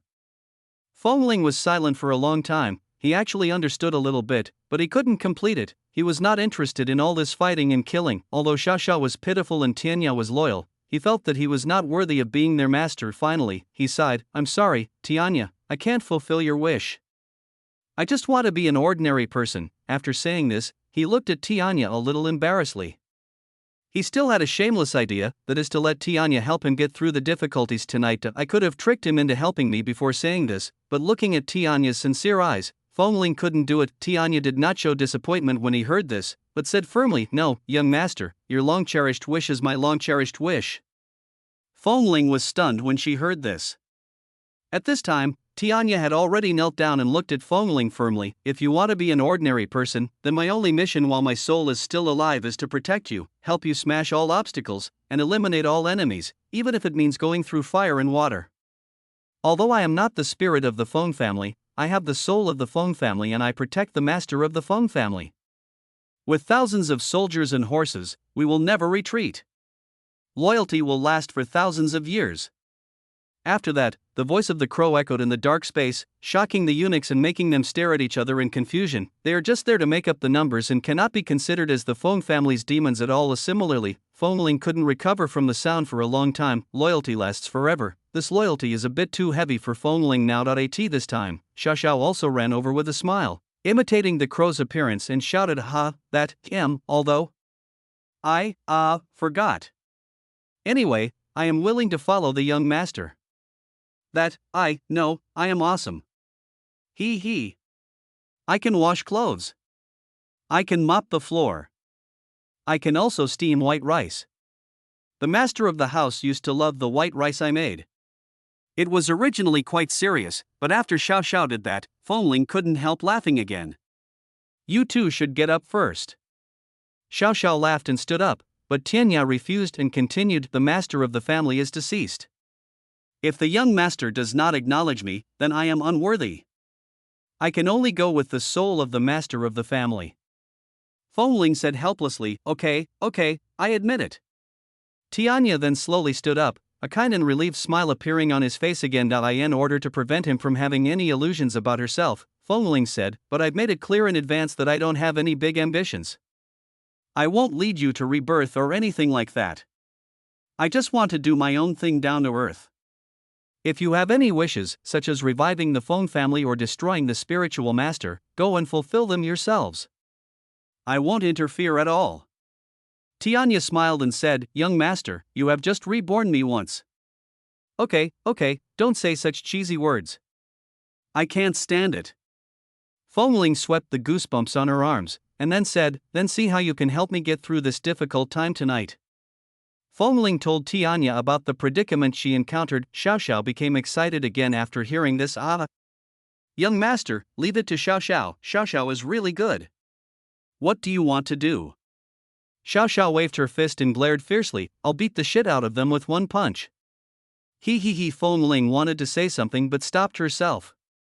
After thinking about it, she decided not to discourage her. Those two spiritual masters can say goodbye to Xiao with just one shot, the crow said to Xiao. That won't work. The young master wants to continue living in this world as an ordinary person after tonight. You will get into big trouble if you do that. Feng Ling nodded quickly. Tianya was indeed a smart demon. That's fine, I'll think about it. After saying that, he began to think seriously. Don't think about it. Feng Ling interrupted her and said to Tianya, You can turn me into a human, right? As long as you can guarantee that I won't turn into a demon midway, and help me pass the test without any demonic power fluctuations, after tonight, I'll be a free man. Tianya shook his head. Young master, I can't guarantee that. If I use my demonic power to suppress you, they will still be able to detect it if they are serious about detecting it. Besides, are you sure that even if you don't awaken, the Bai family will let you survive tonight? Chapter 10. I punched him. What do you mean? Are you saying they'll go back on their word? Tianya nodded. There are spiritual masters all over the land of Shenzhou, but there are 3 spiritual masters: the Ruo family, the Bai family, and the Shua family. The Yu family is the leader of the spiritual masters. The Bai family is the most brutal. They kill all monsters, whether they hurt people or not. They even kill people, including innocent people. I don't think such a family will let you survive tonight. Speaking of the Bai family, Tianya's kind expression is a little creepy. Obviously there is some deep hatred. Feng frowned and looked a little puzzled. Even killing people?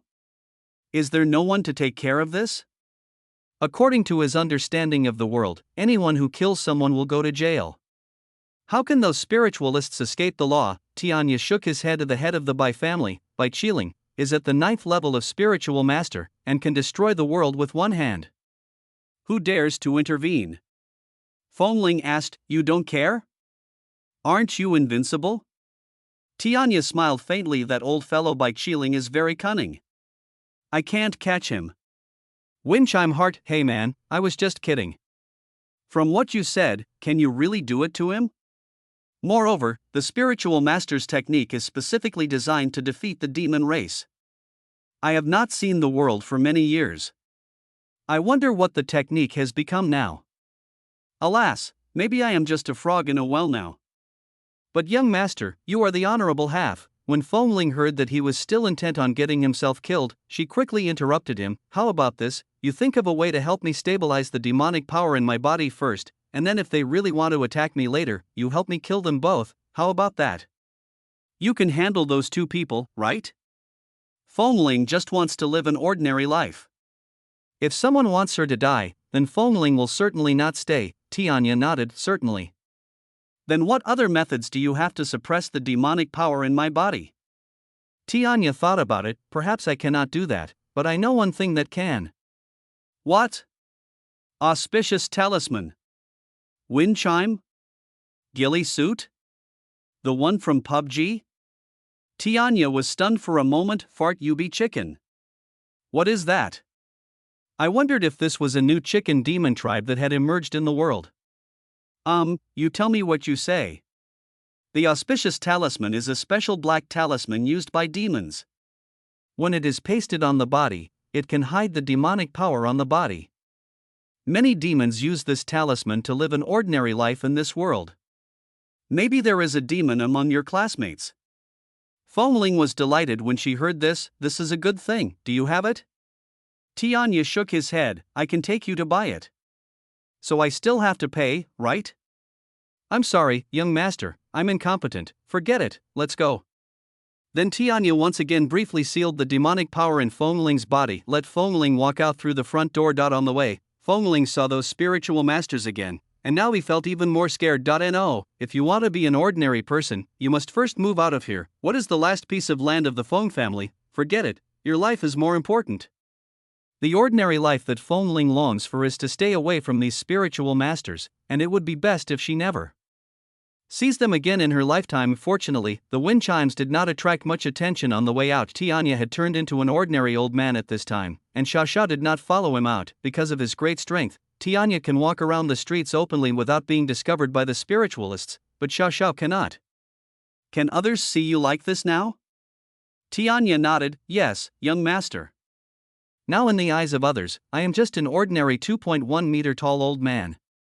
Feng asked doubtfully. Then why didn't that woman in the ladies' room see you? Master, that is the women's restroom after all. Feng was a little annoyed. So if you have shame, I won't have shame, right? Tianya thought for a moment and said slowly, You want one too? Wind chime, are you hesitating? Never mind, there is nothing in common. Where are we going to buy that lucky charm? We're almost there, young master. Tianya walked slowly, and the 2 of them passed through the busy city and walked among the crowd. You can't see any monsters during the day because the spiritualists are very active during the day. If they come out, they will just be looking for trouble. The 2 walked for about a few kilometers, and this was where Tianya said they were almost there. Feng felt like she was almost driven crazy by the sun. Eh? Isn't that a wind chime? As Fengling was walking, she suddenly heard a familiar voice. She turned around and saw that it was two girls in the class. One of them seemed to be called Wang, and the other was called Chen Ting. Hey, hey, he's looking over here, keep your voice down. I heard he's very unlucky, don't make eye contact with him. As they spoke, the two girls quickly turned their heads away and dared not look at Fengling. It's over.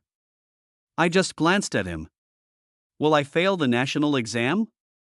Although Fengling is very popular with girls because he is always surrounded by men in black, he looks particularly unlucky in the eyes of ordinary people. No one wanted to get close to him. Tianya glanced at him and said softly, "Young master? Your friend?" Fengling shook his head, just a stranger who knows the name.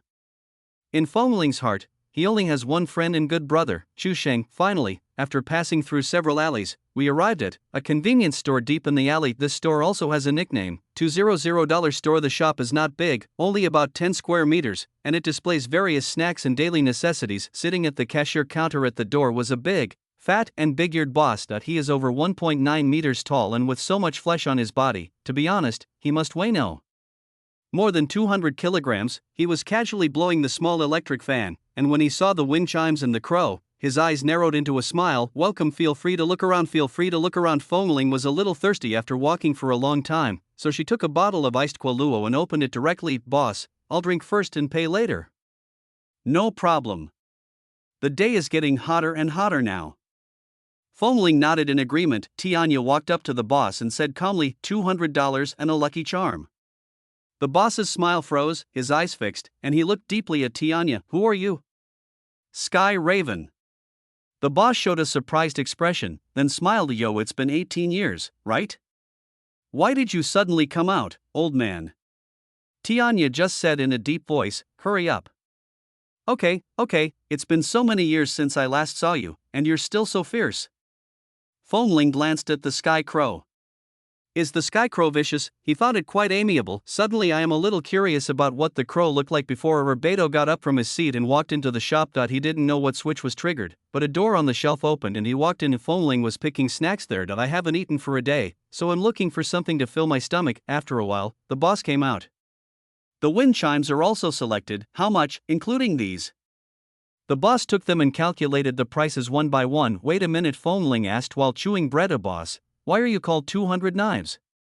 Is there any story behind it? The boss picked up the things and smiled. Oh, this name was given to me by someone else. I met a bastard before. He bought something but didn't pay for it. I punched him in anger. As a result, the bastard chopped off $200 from me. Later, everyone jokingly called me $200. Fengling looked up and down at the boss in surprise, trying to see where the wound was. Good fellow, you can still survive after being stabbed 200 times? You are awesome, boss. He felt like this guy was bragging. The boss unzipped his collar helplessly when he heard that. There was an ugly square scar on his chest. Fengling was sure that she had never seen it before, but it looked a little familiar. This is, Urbeto suddenly picked up the payment code on his desk angrily and placed it next to his chest for comparison. Fengling was stunned. This is a bit like, then Urbeto said angrily, that bastard stabbed me 200 times and carved a payment code on my body based on my payment code. Tell me whether he deserves to die or not. Wind chime? Blanche, is it still possible? However, the QR code on his chest could not be scanned because of the flesh growth. It was originally a very sad story, but Fengling just felt like laughing, so she quickly drank some coke to calm herself. At this time, Tianya chuckled and looked at Fengling. Young master, the man who stabbed him 200 times was your father. Wind chime? Poof! All the coke in his mouth sprayed out and landed on Urbeto's face. Fengling turned her head and looked at Tianya with her eyes wide open. Hey, Mr. Tianya, is it appropriate for you to say this now? Chapter 11. Thank you, boss. I will definitely do it next time. He turned around and looked at Urbeto again. His face had turned terribly dark. Are you the son of Feng Xing? Fengling smiled awkwardly and said, well, it seems, yes, what a coincidence, hee. Fengling stepped back and came to Tianya's side, fearing that he would hit her if Fengling felt that she couldn't withstand that bear paw-like slap. The smile on Tianya's face disappeared, and he looked coldly at the 200 knives in front of him. The atmosphere suddenly became tense, as if a fight was about to start at any second. I'm not selling it anymore. Urbeto suddenly said. Fongling frowned. You don't even make money when you have it?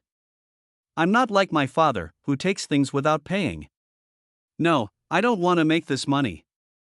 Fongling looked at Urbeto's determined expression and suddenly felt that it was a bit difficult to deal with, but he needed this lucky charm very much. Boss, it was my father who chopped you, not me. Besides, my father and I have never met each other. We are not familiar with each other. You don't need to involve me in your feud, right? Urbeto sneered. If you don't sell it, you soul pickers are all the same. What is the soul picker monster? Fongling was a little confused, seeing how determined he was. Fongling thought for a moment and turned to look at Tianya. Can you beat him? Tianya smiled and said, of course, young master. Ha, that's easy. Then Fongling turned and looked at Urbeto. Are you going to sell it, or let us rob it? Oh, you are indeed that man's son. You are the same as your father in that you have the same temper. Even if you kill me today, I will not sell it to you. Fongling's smile remained unchanged. Tianya, give him another 200 knives. Good things come in pairs. The crow chuckled. Yes, sir. Swoosh! Even Fongling could feel that a terrifying aura burst out from Tianya's body, and several black feathers fell before his eyes. Clang! A pitch-black knife was pointed at Urbeto's forehead. The speed was so fast that Fongling couldn't even see it clearly. Fongling didn't know where the knife in his hand came from. Turning around, Tianya looked like a cold-blooded killer, with no emotion in his eyes. As long as Fongling gave the order, he would stab his head with a knife. Where is the amiable look he had before? I can only marvel in my heart. The skycrow was really strong, Tianya said coldly. This time, let's carve it on his forehead. What do you think, young master? Fongling smiled and said, I think it should be engraved on the butt. No, engraved on, you know what I mean, skycrow. Urbeto saw that Fongling and Tianya were serious, so he laughed and said, hey, you two, I was just joking just now, don't take it seriously. Hey, what era is this? Why are you still using knives? Harmony brings wealth. As he spoke, he gently swept away the knife that Tianya was pointing at his head. Old man, we fought side by side before, why did you resort to knife attack on me? Sell. I'll sell. Fongling smiled when he saw this. Say it earlier, he actually just wanted to scare him. Tianya also knew what Fongling meant, so he didn't chop him directly with a knife. He then put away his knife and changed back into human form. Although I was reluctant, I still paid him the $200, a total of 30,090. How many? Fongling's eyes widened and her voice became much louder. Urbeto said calmly, the lucky charm is 30,000, that's the market price, and those snacks you took are 30,000 for one talisman? Fongling looked at the crow beside him in disbelief, and the crow nodded. The market price is this, young master. Fongling looked at Urbeto with a strange expression. Urbeto had a bad feeling and quickly pointed to the sticker behind him. No credit. Fongling scratched his head. Ahem, boss. 200 knives, huh? What's wrong? Fongling took a deep breath. Let's rob. $200, huh?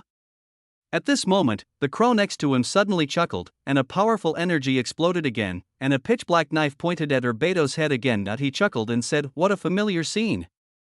$200. Blanche, Urbeto's face turned red with anger. You bastards. I shouldn't have trusted you too. Fongling grinned and quickly snatched the small box containing the auspicious charm from his hand, and put her own bag of snacks on the table. I'm sorry, boss. I'll definitely do it next time. Let's go, Sky Crow. Tianya coughed and said seriously, hey, $200, and get me another bag of Yushi. The flesh on Urbeto's face jumped. You, still smoking Yushi? Go smoke by May instead. You bastard. After saying that, he threw a bag of white plums to Tianya. Get out of here. Tianya didn't choose, he put it back in his pocket with a smile, then he gave Urbeto a fist bump. I'm sorry. Before leaving, he remembered something and said to Urbeto, oh, and a sack, a large one. Go away. Don't let me see you two again. Urbeto took out a sack and threw it directly at Tianya's face, blasting both of them out. Fongling went out and asked in confusion, what do you want the sack for? Tianya smiled mysteriously and said that it would be useful eventually. Fongling didn't care and said with a smile, Tianya, this boss is quite interesting.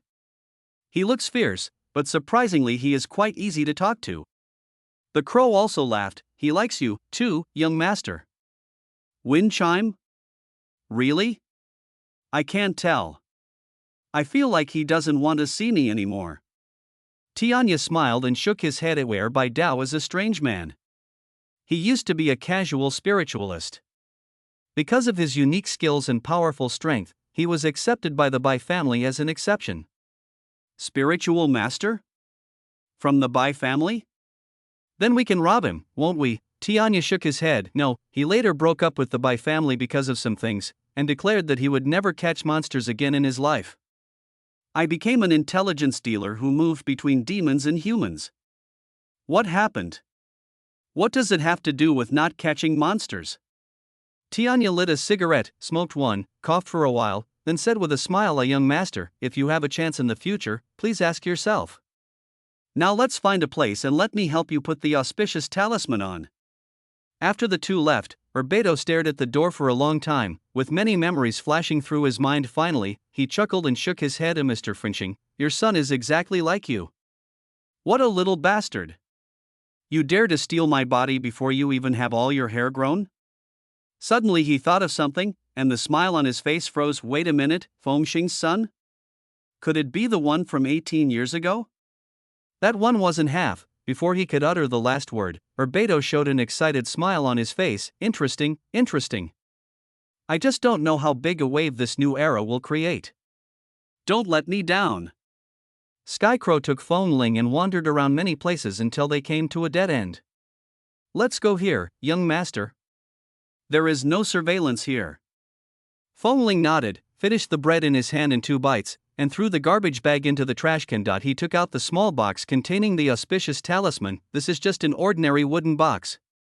From the outside, there is nothing special about it. The wind chime slowly opened, and a golden light shone out from it. The light shining on Fongling's face was not dazzling. On the contrary, there is a feeling of comfort and reassurance. After opening it completely, a piece of golden talisman paper lay quietly inside. There were runes engraved on it that Fongling couldn't understand at all. It looks like it's made of that kind of waste paper that costs 50 cents a piece. This thing can actually be sold for 30,000. Fongling thought of a way to get rich. Tianya reached out and took out the talisman paper from the small box and said in a deep voice, young master, once this lucky charm is applied, it will be able to suppress the evil spirit in your body and turn you back into an ordinary person. But remember, once you tear it off, it will be useless if you apply it again. Got it? A one-time thing? Tianya nodded and said softly, Master, just stick it on your arm. As he spoke, Tianya carefully rolled up Fongling's sleeves. One hand held his arm and the other hand was raised high. A wind chime? Wait a moment. Before he could say anything, Tianya's hand came down heavily with a snap, crisp and loud. Ah, chow. Chapter 12. Freedom. Fongling felt that the piece of flesh on her arm was no longer her own. Can you be gentler? Tianya was stunned for a moment. I'm sorry, young master. I forgot to remind you that this talisman needs to be tapped hard like this to be activated and stick to your body. Hiss. Fongling rubbed the numb piece of flesh hard. I lowered my head to check, only to find that the talisman was gone. I immediately looked around my arm in surprise. Strange, where is the talisman? Don't tell me you took it away, then I'll really be in trouble. It's 30,000 yuan. Although I stole it, Tianya saw Fongling seemed to be looking for it, so he reminded her, young master, that talisman has the property of invisibility. Under normal circumstances, it will not be visible and will not fall off. There is no one or spiritual weapon in the world who can detect this auspicious talisman, so you can rest assured, young master. If you want it to reveal itself and be torn off, you need to tap it harder. Wind chime?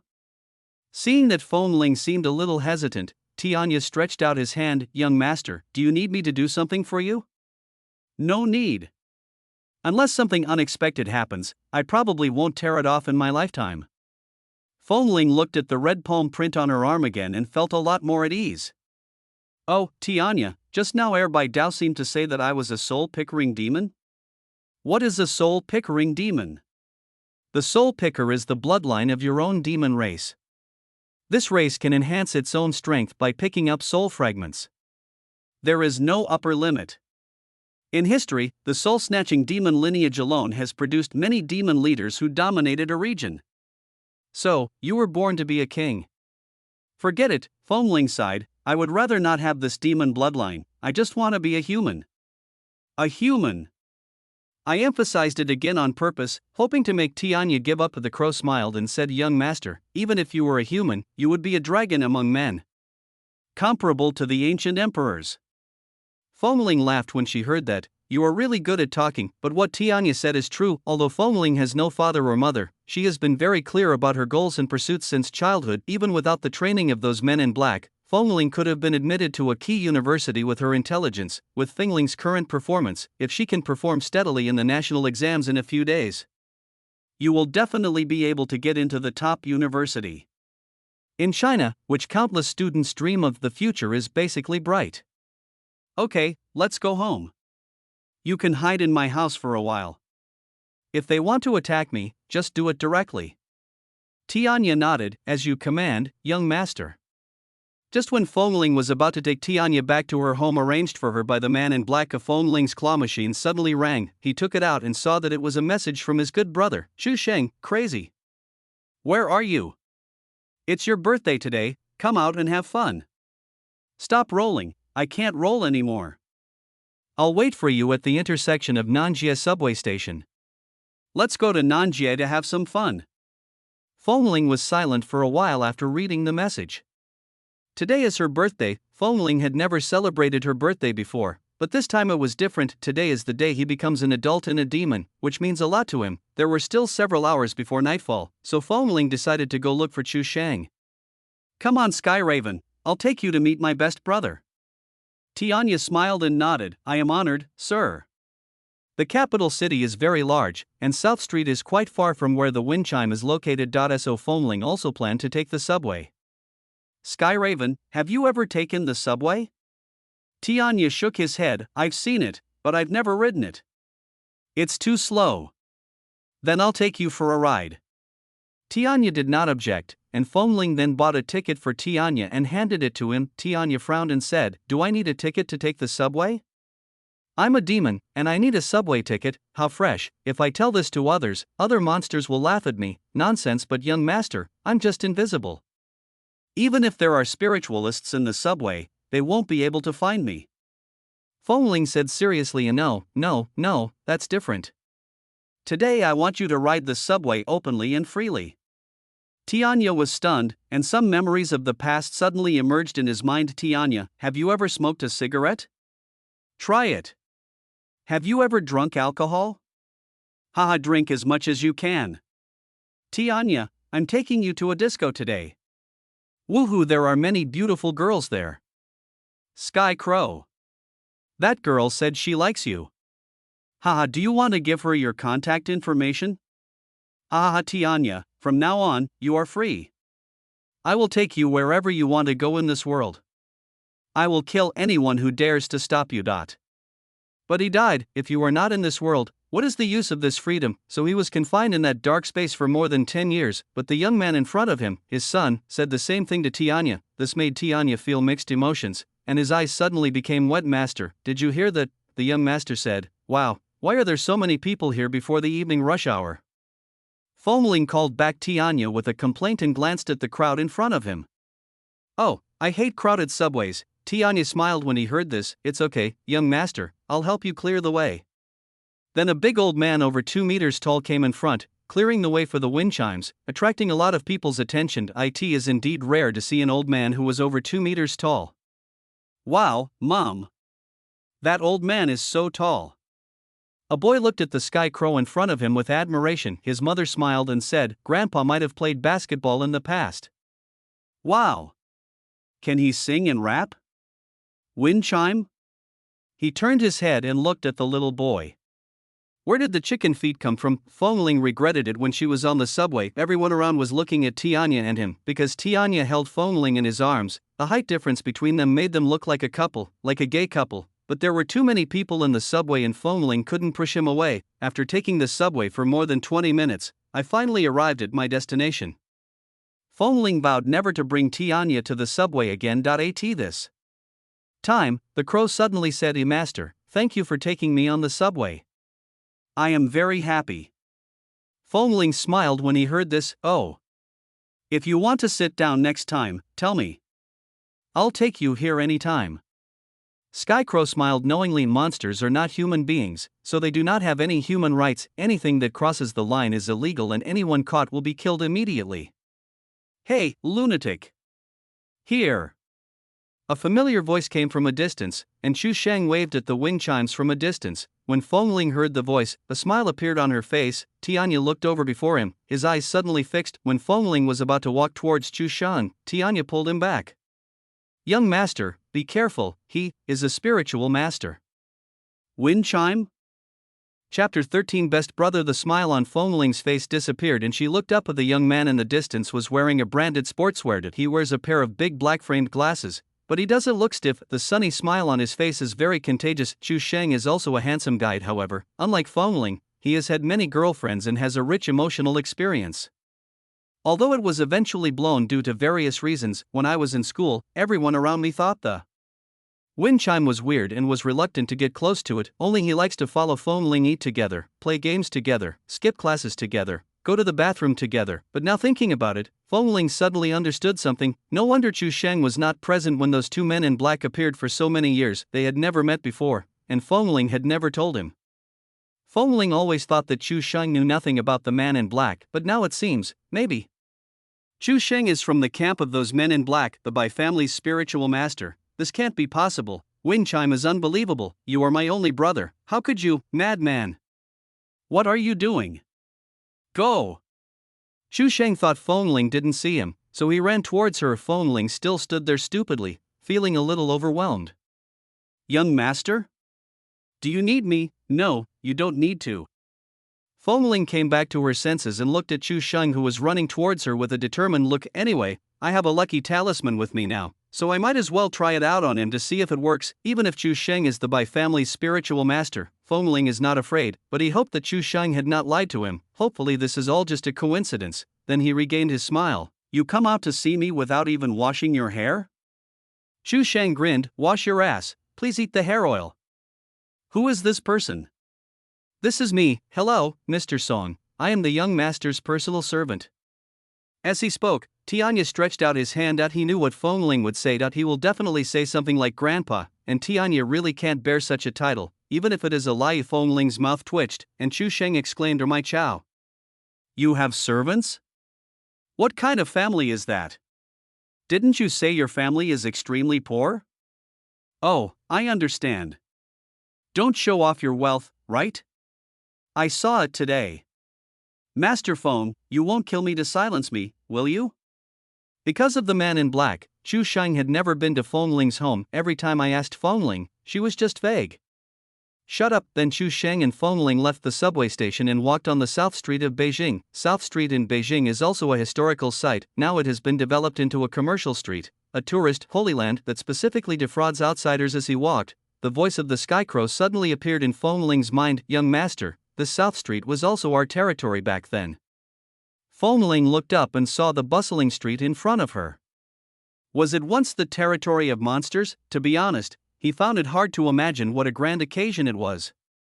But now, it seems to be Hawkeye's territory. Hawkeye? Is he a demon too? That's right, but Hawkeye is also a moral demon. They will not kill innocent people. They were very powerful back then and had a good relationship with the patriarch, but they refused to follow him.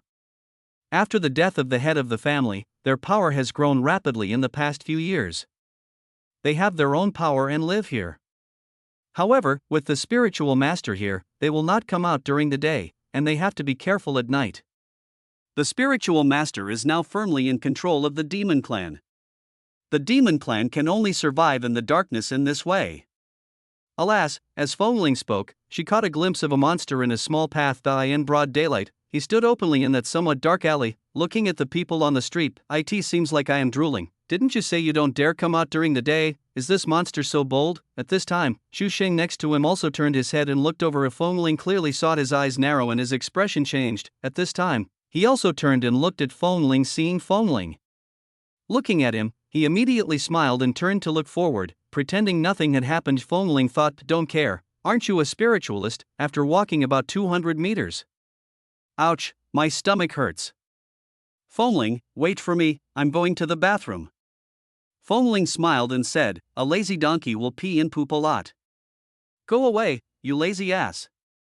After saying that, Chu Sheng quickly turned around and ran away. Foamling turned around and looked at Chu Sheng's back. The smile on her face had disappeared. No wonder this guy always has to go to the bathroom every time he hangs out with me. Foamling had always thought that he had stomach problems, but now it seems that he was going to catch monsters. Damn it, you actually hid it from me for so long, the raven said softly. The demon just now should be a newly generated demon. It is not under Hawkeye's jurisdiction yet. Considering Hawkeye's discipline, his subordinates would not dare to act so blatantly. Foamling's face was a little gloomy at this time. How do you tell if a demon will eat people? Tianya shook his head. It's impossible to judge, so the spiritual master treats them together. Foamling was puzzled just now. The monster was drooling at the sight of the crowd. Can't we conclude that it wants to eat people? Young master, what you said is absolutely true. But young master, you also have to worry. Monsters not only eat humans, they also eat their own kind. Oh, so I'm a half-demon, am I quite popular? 2 flavors in one bite? Skycrow was amused by the wind chimes. Young master, although I don't know what you taste like, I know that if I eat you, I can gain the supreme power of your bloodline. Foamling's face froze, meaning, I am Tang Monk's flesh? So, young master, you need to be cautious when making friends in the future. The head of the family believed in that Shu Fox at the beginning. Well, forget it, let's not talk about it. At this moment, a golden light flashed in the alley in the distance, and it could be seen clearly even in broad daylight. The people on this street couldn't see it, but Foamling saw it. He also heard the monster's shrill roar, and then Chu Sheng slowly walked out. Tianya looked at Chu Sheng and said in a deep voice, young master, there are 2 pieces of news, one good news and one bad news. Which one do you want to hear? Bad news. The bad news is, this Chu Sheng is not only a 3rd-level great spiritual master, but also a rather difficult spiritual weapon master. They always create some strange weapons that are deadly to the demons. Wind chime, spirit weapon master. Foamling remembered the crystal gun that the man in black held in the past. That thing is called a spirit spear. It should have been made by a spirit weapon master, right? What about the good news? The good news is that he is probably not a Bai family spiritualist. He is not using the Bai family's magic. However, it is also possible that I have not come into contact with the Bai family's spiritual master for too long and made a wrong judgment. Chu Sheng waved at Foamling again from a distance. Foamling saw the green slime that accidentally stuck to his collar. The green mucus is also invisible to normal people. Chu Sheng may have thought that since Foamling couldn't see it, he didn't care. Foamling asked softly, so he's not the one keeping an eye on me, right? This is not certain yet, but you'd better be careful. Chapter 14. They are coming. Although she was uncertain, Foamling's mood had improved a lot. Later, I had more fun playing with Chu Sheng. Tianya was very pleased to see Foamling so happy. No more talking to him alone, let him enjoy this rare free time to the fullest. As the two were walking around, a strange woman came towards them. She is tall and her face is so attractive that you can't take your eyes off her at first sight.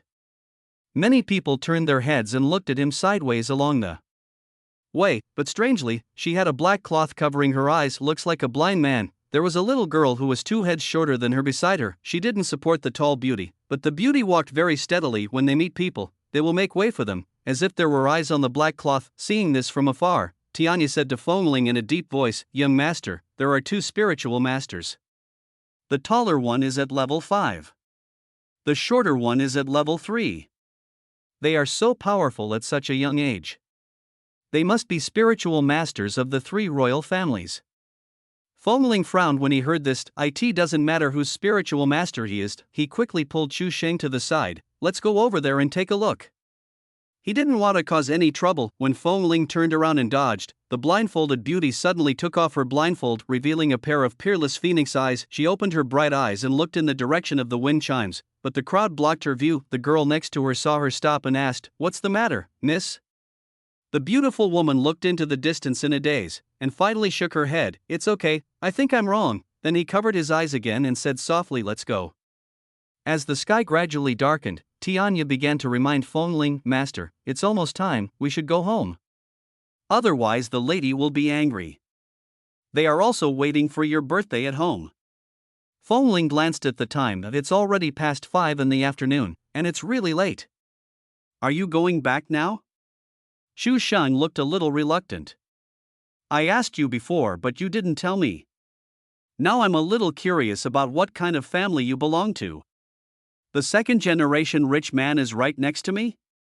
Xu Sheng came closer and looked at Fengling with a teasing look on his face. Fengling smiled awkwardly and said, I'll take you back to my house if I have a chance, but not today. Sorry. It's okay, it's okay. You should go back quickly. It's almost time for me to go home too. After the two said goodbye, Fengling took Tianya on the subway again, which took more than 30 minutes. We arrived at the community where Fengling had always lived, Jinhuan Garden. Ding dong, we have arrived at Jinhuan Station. Please get off. As soon as the subway door opened, Tianya looked up and his eyes turned cold. Then the voice of Tianya sounded in Fengling's mind again, Young master, stop talking to me. There are at least 20 spiritual masters outside. Fengling was startled and walked out slowly along with the crowd, glancing around unconsciously. There are so many spiritual masters outside the subway station where I go after school every day, or just tonight. If it was tonight, Fengling already had a bad feeling. These people are probably coming for me. More than 20 spiritual masters. Fengling began to doubt whether coming back was the right decision. Can I survive the siege of more than 20 spiritual masters? Along the way, Fengling was paying attention to the people around him. He didn't know how Tianya could distinguish between spiritualists and ordinary people. That he couldn't tell the difference now. Fengling's home is located in Jinhuan Garden Community, Building 1, 39th floor, a fully furnished single apartment. 39th floor. You can't run away if something happens, unless you can fly like the raven. Fengling has lived here for 18 years. I am very familiar with everyone in the community. On the way back, I met an old man who was walking his dog downstairs, and we exchanged a few words. Boom! Suddenly, there was a loud thunder in the sky, which scared Fengling and the old man. Uncle, please go home quickly. There may be a heavy rain tonight. Okay, I'm leaving now. Fengling smiled, waved, and turned around, and there was another burst of thunder in the sky. Purple gold lightning flashed across the sky, causing Fengling's heart to skip a beat. At some point, a layer of dark clouds as thick as a coffin lid had covered the sky above the city. That weird feeling made it hard to breathe. Fengling's uneasiness became more and more intense. Snap! A drop of rain suddenly fell on Fengling's forehead. Then the dark cloud could no longer hold back and poured down a foam. Ling looked up. Tiny water droplets like psychedelic clouds and mist fell from the sky, covering the ground. He quickly looked back. He immediately ran towards the staggering old man. She quickly took off her clothes and put them on his head. Uncle, this is for you. Go back quickly. Okay, good boy. I'll wash it and return it to you tomorrow. Fengling just smiled. Tomorrow, now I really don't know if there is one. Then he ran towards his building in the drizzle. When I rushed into the unit, I was already soaked from head to toe. Looking at myself in the elevator mirror, soaked like a drowned rat, I gradually lost my mind. The demonized self from the daytime seemed to appear before his eyes. This made him panic and he blinked quickly. After confirming that he had not transformed, he breathed a sigh of relief. I thought of the lucky charm on my arm again. I wonder if it will get wet. Fortunately not. Ding dong, the elevator bell rang, and we arrived at the 39th floor. The voice-controlled light outside the corridor was not on and it was pitch black. Fengling stepped into the dark corridor, but did not trigger the light. He did not continue to move forward, but stood where he was, holding his breath. Looking at the corridor in front of him, it seemed as if there was a bottomless abyss ahead, and if you took a wrong step, you would be crushed too. Pieces of Sky Crow, are you there? Can I really survive tonight? Tianya did not respond.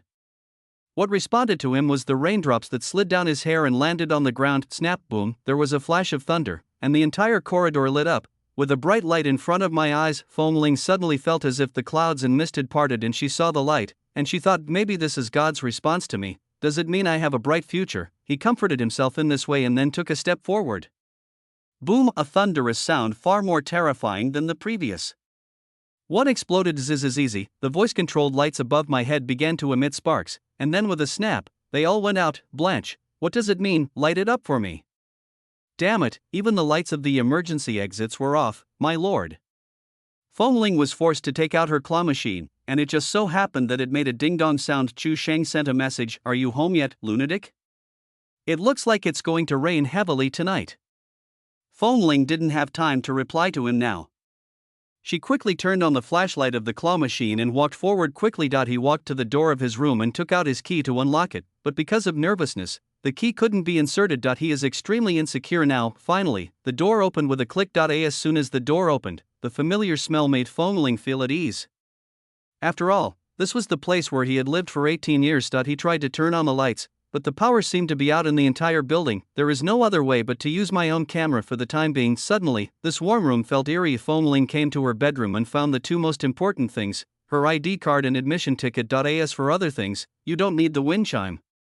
After putting them in his pocket, he waited quietly. The second hand beeps. The rain outside the window was getting heavier, and the big raindrops hit the glass, making noises. It was bound to be a noisy night. Boom! After a loud thunder, Fengling heard the familiar sound of footsteps made by leather shoes in the corridor outside. The footsteps today were particularly heavy, which made Fengling feel particularly nervous. Those two people are coming. Tianya, where are you? Chapter 15. Awakening again. When the footsteps came to the door of Fengling's house, somehow, Fengling felt relieved. Life or death will be revealed soon. Waiting for the result of something is always the most difficult thing, which makes it much easier to accept even if the result is bad. Click, the door slowly opened and they entered Fengling's house. Fengling was still in the bedroom and didn't go out, just sit in the chair and wait quietly. With a loud bang, the thunder lit up the entire room. Fengling closed her eyes and opened them again. Two men in black were already standing at the door. The lightning moved across their unfriendly faces, looking somewhat eerie. One of them was holding a tablet, and the other was holding the familiar spirit spear. The muzzle of the gun was already pointed at Fengling, and he said in a deep voice, "Stand up." Fengling pursed her lips and slowly stood up from her seat. Instead of waiting for the familiar muttering to himself, he waited for the sound of the spirit gun being loaded. "How did you get out of the department store?" Boom! This sentence was like a bolt from the blue, leaving Fengling stunned where she stood. Yes, they can find themselves anywhere, which means they have their place in themselves. Fengling forgot the most important point. Run, where to run? He was under the other party's control from beginning to end. At this time, the man holding the tablet had already formed a mark on his hand and was looking at Fengling with sharp eyes. He said again in a deep voice, after leaving the department store, "You spent more than 10 minutes going to the Bohemia Palace. What did you do there?" "After leaving the Bohemia Palace, you spent more than 20 minutes going to a $200 store. What did you do?" "After leaving the $200 store, you spent another half an hour going to South Street. What did you do?" Every time he said a word, he would take a step forward, and Fengling's heart would shrink a little. "I'll give you 1 minute. If you can't answer, you'll die." Ding dong, the claw machine rang again and Fengling had no time to watch. Of course, he didn't need to look to know that no one sent him a message except Xu Shang. "You have 40 seconds left." The two spiritualists were staring at the wind chimes, and the man holding the tablet had a blank expression on his face. The man holding the gun sneered. The look he gave Fengling was as if he was looking at a dead person. Boom boom boom. Fengling's heart was beating very fast, and he could clearly feel the blood in his body speeding up. However, when the blood in the body reaches a limit, it will suddenly slow down, then accelerate again and collide repeatedly. And no matter what, there is no way to break through that bottleneck. Fengling knew that this was the purpose of the auspicious talisman. Take a deep breath. "I have a lucky talisman." The expression on his face gradually relaxed, and he said casually, "Do I need to tell you where I'm going and what I'm doing? Since you are so capable, why don't you investigate it thoroughly?" "Why are you asking me?" "Oh," the man in black holding the gun sneered, "you're just being tough, huh? You'll be dead soon. Let me see if your toughest mouth is the only thing that matters to you." Another person slowly spoke, "You have 30 seconds left." Tada, tada, tada. The second hand moves 1 second at a time. Fengling suddenly discovered something. 30 seconds later, it's 8 o'clock, my birthday is at 8 o'clock, is this a coincidence? Obviously not. He suddenly realized that it didn't matter whether he answered the question or not. These last 30 seconds were the last test in his life. After 30 seconds, no matter whether he answers the question or not, as long as he has not awakened into a half-spiritual master, the spiritual master will pull the trigger without hesitation. After realizing this problem, Fengling was a little panicked. "Sky Crow, where are you? Crow, where are the people?" he shouted frantically in his heart, but there was no response. "Wait, I'm not ready yet. Am I going to die soon?" Just a dozen seconds later, "I don't want to die, I still want to live. I haven't lived enough for me. How can I call the past 10 years living? Why do you decide my life and death? You have 10 seconds. If you only have 10 seconds left in your life, what would you do? Maybe you can't do whatever you want to do because the time is too short, but Foamling wanted to curse, so he cursed. He had never cursed them in the past 18 years, but now, he wants to curse, no matter what the result is, he just wants to curse. Damn it, you are a bunch of bastards who are at #%. He cursed for a full 5 seconds, and the two men in black on the opposite side were stunned. Is it wrong for me to want to live? If it's not what you expected, should I be damned? Why the hell don't you just die? Foamling's emotions gradually got out of control. She opened her eyes, her face full of anger, and looked a little scary. A face like his, which looks harmless, would actually make people feel scared when he shows such an expression. Some people are easily angered, and correspondingly their temper is worthless. Some people don't get angry easily, but their anger is even more frightening. The two spiritual masters in front of him looked very surprised. Then the spiritualist holding the gun fixed his eyes and said in a deep voice, "CNM, I'm going to kill you." At this moment, Tianya's words appeared in Foamling's mind. "Young master, if you wanted to show up, just slap it hard again." At this point, being an ordinary person is already a luxury. He just wanted to survive. He has 3 seconds left. So he took a second, raised his hand, and slapped his arm hard. It took another second to say, "It's you who deserve to die." Another second of waiting was spent. Clatter. The second hand moved on the last second of his first 18 years. There was no expression on Foamling's face, but the talisman did not appear. Got cheated? No. Foamling suddenly remembered the slap from Tianya. It hurt so much. Is it because I didn't hit him hard enough? Blanche. Snap. Foamling used all her strength to slap herself hard again. Still no sign. Why not show up? Why, yes, Sky Crow, are you lying to me? This sudden and absurd action made the spiritualist holding the gun in front of him burst into laughter. Ha ha ha, maybe I will die tomorrow, but it is you who will die today. After that, he held the gun with both hands and said with a smile, "Hurry up and announce the final result." Then he said to Foamling in a gloomy tone and with a strange smile, "After you finish reading it, I will give you the freedom you want most." Boom! A loud thunderclap flashed by, illuminating the faces of the two men in black, making them look as terrifying as the black impermanents who came to claim lives. The spiritualist holding the tablet slowly spoke. "Wind chime, 23,090-second stress test, final test results: demonic power fluctuation, none; spiritual power fluctuation, none. I have reached the age of 18 and there is no possibility of awakening.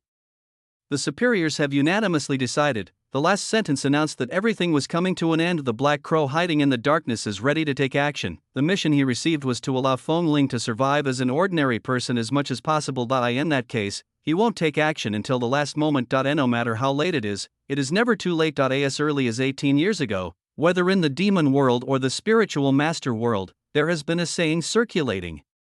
The Foam family's Skycrow never fails. The spiritual master was still talking to himself, declaring the final outcome of Foamling. As he was talking, suddenly a golden light flashed before his eyes. This dark little room seemed to be illuminated by the Buddha's light, which blinded the two men in black in front of them, and even Tianya couldn't open his eyes.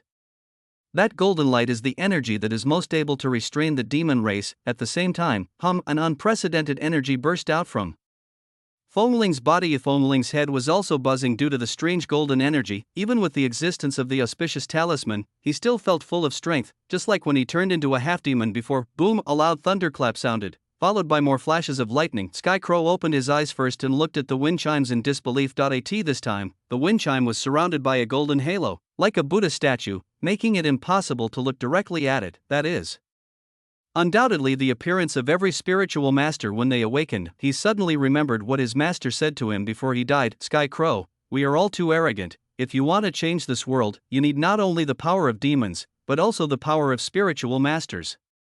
At that time, Tianya didn't understand. We were rebelling against the spiritual master, so why did we still need a spiritual master? Now he understands. But how is this possible, master? How much have you concealed from me?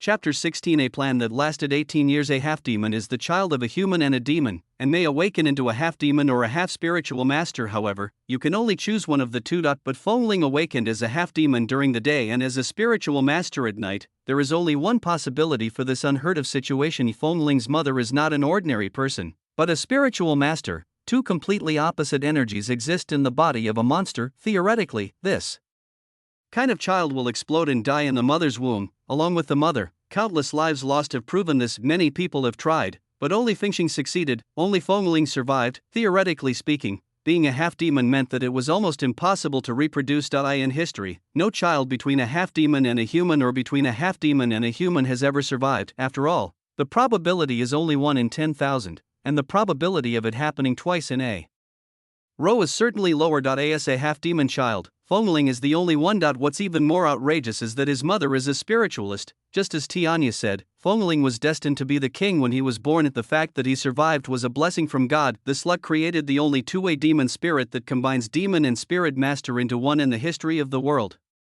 The two spiritual masters in front of them looked at each other with expressions of disbelief. They suspected they had seen it wrong. Fengling actually awakened to become a half-spiritual master. This also means that the Bai family can finally return to its peak. They have been waiting for this day since the Bai family suffered severe damage 18 years ago. Just when they had waited for 18 years and thought their expectations were about to be dashed, Fengling awakened. This is very important to the Bai family.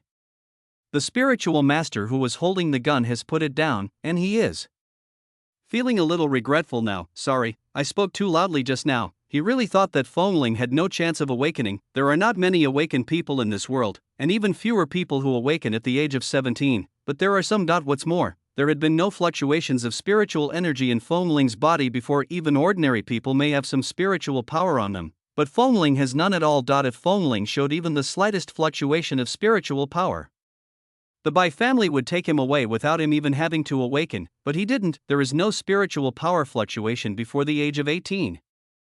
No one who awakens at the age of 18 has ever appeared. That's why he dared to speak to Fengling so arrogantly, who knew he would wake up at the last second. The other spiritualist holding the tablet had his hands shaking with excitement. He said in a trembling voice, "Test results corrected. Target, wind chime stress test number 23092, test results, awakening spiritual master." After saying that, he sent the message out. Fengling was somewhat distracted by what the man in front of her said. "So I am a spiritualist, am I a monster too? Is it still possible? Is it a mistake?" Ding dong, message sent. Take it back quickly, don't let anyone see it. Hide this matter. We have sent people to meet them. There are also a large number of spiritual masters from our clan around, and they are on their way.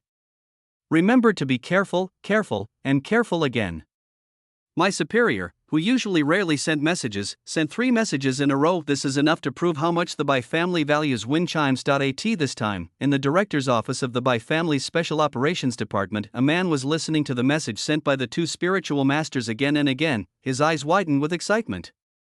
Then he quickly left his workstation with the claw machine and came to a small courtyard. This is where Bai Qiling, the patriarch of the Bai family, is in seclusion. "Stop, what are you doing?" 2 people blocked his way, and the man's face was full of excitement. "Quick, I'm from the Special Operations Department. Please tell the head of the family that the spirit has landed in our Bai family." The 2 people who stopped him frowned when they heard this. What God, what nonsense is this person talking about? However, the 2 of them looked at each other, and one of them walked towards the yard. The Bai family carried out this operation for 18 years, but very few people knew about it. Even 18 years ago, few people knew that Fengling had successfully given birth to a child. Even few people in the Bai family knew that they had the Demon King's child in their hands. Otherwise the world would have turned upside down long ago. Whether it is the demon clan or the spiritual master world, there must be countless forces that want to fight for the wind chime. The person in charge of delivering the message walked to a simple hut and stopped. He knelt down respectfully towards the small house in front of him and called out, "Master, the director of the Special Operations Department said that the spirit has landed in our Bai family." As soon as the words fell, the man seemed to see a faint golden light coming out of the small house. Then the golden light became brighter and brighter. Boom, sudden explosion. The hut in front of him was instantly blown to pieces. The terrifying energy blew the messenger who was kneeling on the ground away, and he lost consciousness in the air. Then an old voice spread throughout the courtyard and reached the director of the Special Operations Department who was waiting outside. "Come in." The director did not dare to delay and ran in quickly. When the smoke and dust cleared, an old man with white hair and a youthful face, wearing a plain robe, sat on the ruins. This is the head of the Bai family, Bai Qiling. A 9th-rank psychic master, one of the few top-level powerful people in the world today. "Where are the people?" "Master, he is on his way back. Today, I have deployed 30 Earth Spirit Masters above the 5th level around him, and added 5 Emperor Spirit Masters above the 7th level. There will be absolutely no mistakes. Please rest assured, Master." Bai Qiling did not open his eyes. but said calmly, "You don't tell anyone. I won't go out, so as not to attract the attention of the other two old guys." "As you command." "Master, just wait for the good news from me." After saying that, he hurriedly left here. To be on the safe side, he decided to escort Fengling personally. After he left, Bai Qiling slowly opened his eyes, and a hint of cruelty flashed in his eyes. Then he showed a strange smile of Fengxing. "You didn't expect that, did you?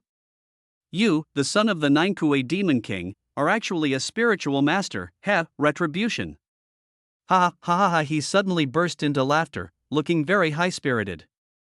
Golden energy continued to burst out of his body, blowing his white hair into disarray. The hearty laughter echoed in the air, making the gatekeeper outside the courtyard a little nervous. What happened to the head of the family? The spiritual master who received the director's order showed a rare smile on his face. Fengling had never seen him smile. This was the first time. "Fengling, congratulations. From now on, you are the spiritual master of my Bai family. Let me introduce myself. I'm Feng Xiao, a third-order great spiritual master at the initial stage of the Bai family and an outer disciple." Feng Xiao is the spiritual master holding the tablet. "I am Chen Guangheng, a third-order great spiritual master at the initial stage." Chen Guangheng is the spiritual master holding the spiritual spear, and his face is a little painful now. "I just said something harsh to Fengling, but he woke up. He has already thought about whether he should quit his job after he returns this time. After Fengling awakens, her status will definitely be much higher than that of an outer disciple like him. From now on, he will have to depend on Fengling's mood. I was so arrogant to Fengling before, and who knows what Fengling will do to me in the future. I can't do this job anymore." After receiving the reward for this mission, Chen Guangheng wondered whether he should resign. "Pack your things. You won't have to live in this crappy place anymore. Come back to the Bai family with us." Chapter 17. Who should die? Chen Guangheng sighed inwardly and took back the spirit spear. Feng Xiao looked at Fengling, who was a little dazed, and smiled. "What's wrong? Are you still not recovered? Don't worry, we can wait for you slowly. Don't you want to be free? From now on, you are free." Chen Guangheng next to him didn't say anything, but looked at Fengling with a relatively cold expression. To be honest, quitting my job is just a thought. As one of the three royal families, the Bai family's treatment of even a peripheral spiritualist is not comparable to that of ordinary spiritualist families. How could I quit my hard-earned job just because of phone chime? But from now on, I have to be careful to avoid wind chimes. Fengling looked down at himself. After awakening to become a spiritual master, he was still the same as before. It doesn't have obvious changes in appearance like a monster. At the same time, he possessed a power far stronger than his original self, but Fengling clearly felt that the power was not as strong and violent as that of the monster. Fengling guessed that the spiritualist's original power might not be strong, but the golden skills they used should be very powerful. But I don't know how to use the wind chime yet. He still has some questions now. After I awaken and become a spiritual master, will Tianya and Xiao still recognize me as their young master? If the Bai family knew that I was a spiritual master and also a half-demon, would they still let me live? He looked up at Feng Xiao and Chen Guangheng in front of him. When Chen Guangheng saw Fengling looking at him, his eyes obviously avoided her. Now that their positions have been reversed, he dare not act presumptuously anymore. Feng Xiao kept smiling. Feng Ling had no expression on her face. She just lowered her head, walked in front of the two of them, and said softly, "There's nothing to pack. Let's go."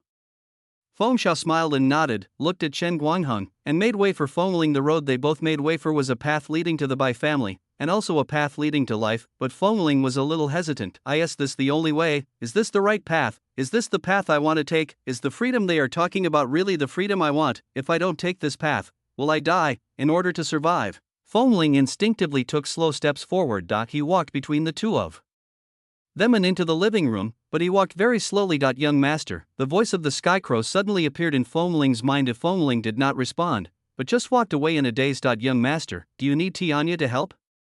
Fengling still didn't respond. The crow in the darkness still did not act rashly. He was thinking about what the wind chime meant. Is this the kind of freedom that Fengling wants? Young master, is this how you want freedom? The raven doesn't understand. He was probably only a few meters away from the living room door, but every step he took was very slow. Boom, a loud thunder woke Fengling up and he stopped. He raised his head and looked forward. In the instant when the lightning flashed by, he seemed to have caught a glimpse of another road. That path is what he really wants. If Feng Xiao saw him stop and asked, "What's wrong?" Fengling did not turn around, but raised her arm, looked over, and asked softly, "I just asked you a question, and you haven't answered me yet. What's the problem?" The wind chimes repeated with a dry and slightly hoarse voice, "As long as it's not what you expect, should I be damned?" A raging fire suddenly ignited in his eyes. Everything that happened in the past 18 years came to mind. Why should I die? I just want to live. Is that a sin? No. I'm not guilty. They were guilty, both of them, damn them both. Feng Xiao and Chen Guangheng frowned when they heard this and looked at each other. Chen Guangheng's hand had already reached out for the spiritual spear. Boom, there was another loud thunder, and a flash of light appeared in the dark living room. At the same time, Feng Ling raised his hand and brought it down heavily, hitting the auspicious symbol. With a snap, this time with the help of the spiritual master's power, it was crisp and loud. There was a flash of golden light on his arm, which was so dazzling that Feng Xiao and Chen Guangheng could not help but shield their eyes with their hands. The moment the golden light appeared, there was a tearing sound as Feng Ling tore off the auspicious talisman without hesitation. Black energy exploded from Feng Ling's body. His stature was visibly growing. 1.85 meters, 1.9 meters, 1.95 meters. Feng Xiao and Chen Guangheng behind him were stunned for a moment when they saw this scene. The only thing that captured this moment was a flash of thunder. As lightning flashed, Feng Ling turned around and opened her arms. Feng Xiao and Chen Guangheng opened their eyes wide in shock. They saw a demon eye with a golden outer ring and a red pupil. Wind chimes? Are they demons? Isn't he a spiritual master? Chen Guangheng immediately reached for the spiritual spear at his waist, but Feng Ling's sharp black fingers had already arrived in front of them. Who the hell deserves to die? Feng Ling shouted loudly. Two hands, one on each head, suddenly closed inwards as if hugging a tree. Bang! Feng Xiao and Chen Guangheng's heads collided heavily. Feng Ling's sharp black fingers also pierced into their heads. The two of them instantly lost their ability to fight. Blood oozed out from the black finger that had pierced the hole, and their eyes quickly became bloodshot, like a dead goldfish. With its eyes wide open, he opened his mouth and wanted to speak, but no words came out. He just vomited a lot of blood. His body was shaking constantly, but he still had a breath left. Suddenly, a thunderbolt illuminated the miserable appearance of the two people, causing Feng Ling to come back to her senses and freeze in place. Is this what I did? Did I kill them both? He quickly loosened his hands, and the two of them fell like puppets with their strings cut, their heads hitting the ground hard.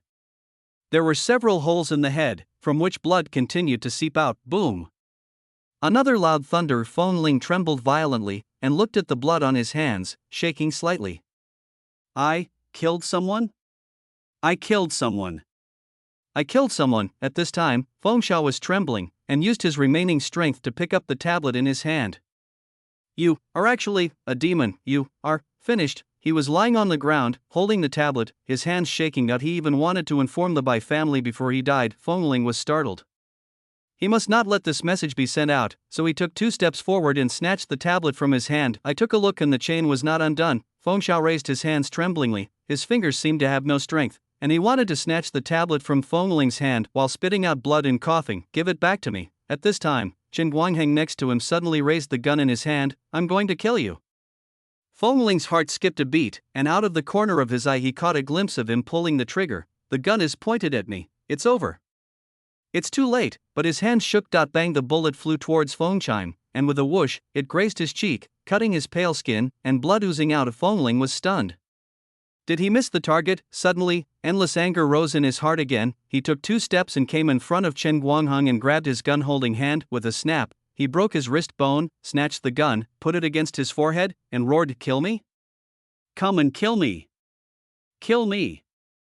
Feng Ling pulled the trigger without hesitation. Click, click, click. He pulled the trigger several times, but the magic power couldn't drive this thing, so the gun didn't go off. Feng Ling was stunned at first, threw the gun aside, and became a little listless again. Looking at the 2 people on the ground, he murmured softly, "Sorry." It seemed like there was something wrong with his mood, which was up and down. Boom! He was shocked and murmured again, "No, I'm not wrong. I just want to live. What's wrong with me? You are the ones who are wrong." As he spoke, the red light in his eyes seemed to grow brighter. "You just wanted to kill me, so now, it's reasonable for me to kill you, right?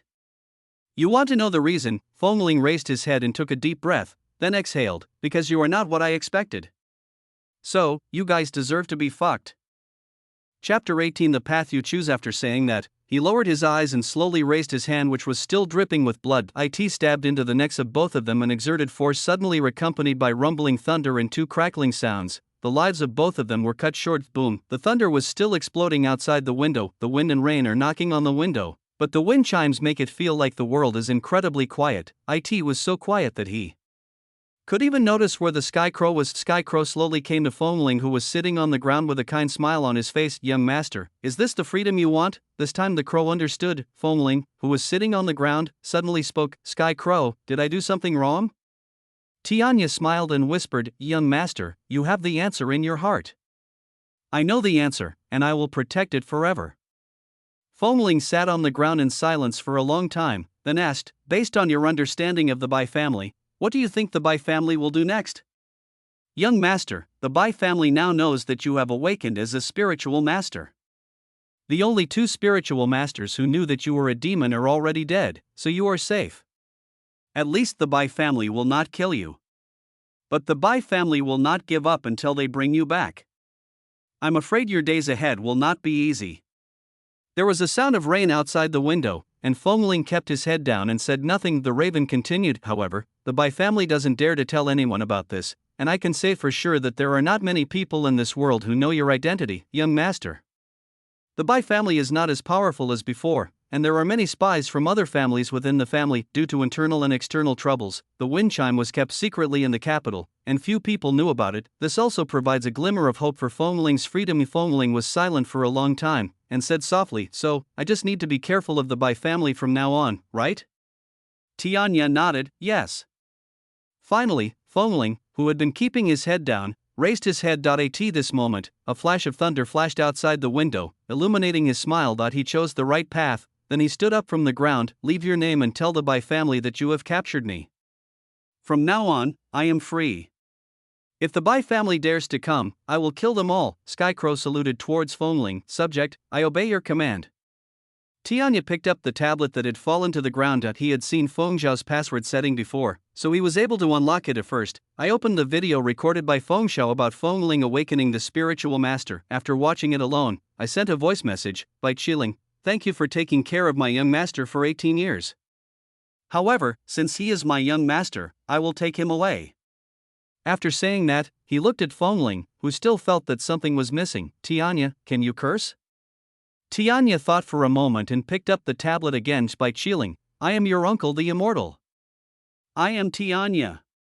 Your great daddy. After saying that, he looked at Fongling. Young master, how is it?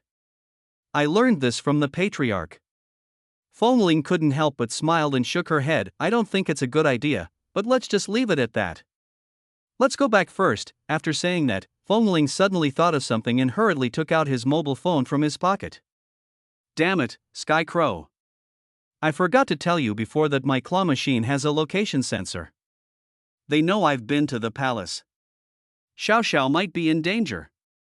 Don't worry, young master. The palace is now the territory of the Ruo family. The Bai family dare not enter rashly. Fongling remembered what Tianya said, that the Bai family didn't want their identity to be exposed. In this way, Xiao Xiao and the others should still be safe. The black energy in Tianya's body entangled the tablet in his hand, crushing it into dust, and then said to Fongling, but it's time to leave now. The Bai family is sending someone over. Wait a moment, right away. Fongling quickly ran into her room and turned on the flashlight of the claw machine. Under the light, he picked up some basic books and exercise books on the desk and put them all into his school bag. It is really unheard of to find a teenager who loves studying as much as he does. He still has to pursue the life he wants. He doesn't like fighting and killing. The national exam in a few days will be his first step towards freedom. He still wanted to try and live the life of an ordinary person. In the days to come, the Bai family might continue to harass Fongling, but with the Sky Crow around, Fongling is not afraid to. He believed in the raven. Then he opened his mobile phone and found Chu Sheng's chat box. The guy sent dozens of messages and made more than a dozen calls. It feels like when you take a nap and then wake up to find all the messages from your girlfriend. The end of the world is coming, but this is a good friend. Not a girlfriend. Fongling just replied, I'm home. My claw machine ran out of battery just now. As soon as I sent the message, ding dong, I received a reply almost instantly. In real life, if you have a brother who replies to your messages immediately, you have to be careful. Either he is really free, or he just wants to be gay with you. Oh, okay, I thought you died on the way. Fongling smiled and made a contemptuous expression. Then he imitated Tianya, controlled the black energy in his body, and smashed the claw machine in his hand. There must be a positioning device inside this claw machine, and the wind chime cannot be left. Young master, have you learned how to control the demonic energy? Tianya's tone was a little surprised. Is this difficult? I'm learning from you. Tianya was stunned for a moment, and a kind smile appeared on his face. Young master, it really isn't that difficult for you. Let's go back to the palace first. Although the Bai family doesn't dare to enter the Ruo family's territory, there is no guarantee that something unexpected will happen. Take Xiao Xiao away first. We can't live in that place anymore. As you command, young master. Just as the crow was about to break through the wall, a wave of energy came from the living room. Even the wind chime sensed it. When I looked back, I found a faint blue light shining on the wall. Tianya whispered, young master, it seems you are lucky. Chen Guangheng has released soul fragments. You might as well absorb them. The soul fragments of a third-level spiritualist are quite nutritious. When a person or animal dies, there is a certain chance that fragments of the soul will remain in the world. The remaining soul fragments slowly absorb the negative energy of the world. It will gradually become a monster, and finally become a demon spirit and be reborn. However, the situation of spiritual masters is special. The soul fragments of spiritual masters cannot be transformed into demons. However, their fragments can be absorbed by the demon clan to enhance their own strength. If no one absorbs it for a long time, the energy will eventually dissipate and disappear between heaven and earth. It was a ball of green light, only the size of a palm. Feng Ling grabbed it and took a look at it in front of his eyes. Thoughts of the past came to my mind, and Chen Guangheng's ugly face appeared in my mind. Then he stuffed it into his mouth. Ha! Why does it smell like Hatuinia? So disgusting. Tianya smiled when he heard this. Young master, the taste of the soul is something that many demons love very much. Feng Ling curled her lips and asked, do I taste like this too? He didn't like to eat and even felt like vomiting. However, after eating it, the evil spirit in the body seemed to feel the call of the soul fragment, surrounded the soul power and absorbed it slowly. It is indeed a great tonic for the demon race. Then Tianya suppressed the demonic power in Feng Ling's body again, and flew into the sky with Feng Ling in human form. When the director of the Special Operations Department received the message from Tianya, his heart trembled. The plan to create a god that the Bai family had been running for 18 years was successful, and then the god was taken away. It was still snatched away by the monster. Chapter 19 Gently awaken the sleeping soul. He could already imagine how miserable his death would be after the patriarch knew about this. This may be the Bai family's only hope for rise in the past 100 years. The cooked duck flew away. Everyone, find me now. Find the sky crow. Use all the wires. You must bring the person back to me. If we don't bring it back tonight, none of us will survive tomorrow. He really regrets now that he didn't make arrangements earlier. Everyone subconsciously thought that Feng Ling was going to die tonight. Everyone, including the director of the Special Operations Department, had long given up this hope. Feng Ling is a half-demon. If she really had demonic power or spiritual power in her body, how could she have awakened so late? Earlier, Feng Xiao and Chen Guangheng conducted the test in front of people in a department store. The extremely perfunctory and lax attitude towards carrying out the task can also be seen. No one thought that Feng Ling could wake up and survive tonight. In fact, the Bai family was very serious at the beginning and invested a lot of manpower and resources in the wind chimes, but after more than 10 years of hard work, not a single splash has been made.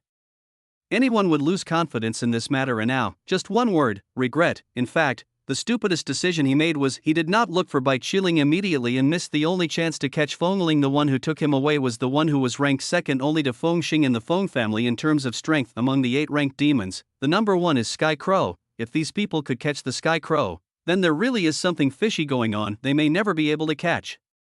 Up with the speed of the Sky Crow in their lifetime, the Sky Crow flew above the rolling thunder with the wind chimes, and the thunder beneath it rolled like waves. This kind of rare weather has not been seen for a long time. The thunder was unusually loud, as if it was celebrating the wind chimes' birthday. A few minutes later, the Sky Crow suddenly swooped down with the wind chimes and descended at a very fast speed. Diving into the huge thundercloud, purple gold lightning passed by and exploded. Under the protection of the Sky Crow's black wings, the wind chime will not be harmed at all. Just now, a bolt of lightning came straight towards the wind chimes, but was blocked by a layer of black air, which actually bounced the purple gold lightning away. This couldn't help but amaze Feng Ling. He was shocked by the reaction speed of Tianya, which was simply abnormal. That's thunder. While still in shock, Feng Ling also saw the scenery below clearly. It was not above the imperial palace, but above a small alley, and it was a small shop that cost only $200. It was raining heavily at the time, and obviously no one would come to buy things in the middle of the night, so the $200 shop was also closed. Tianya came to the door and Hydron knocked. Boom, just blew open the door of the $200 store. Hearing the noise, Urbeto ran out of his room in an instant. Who?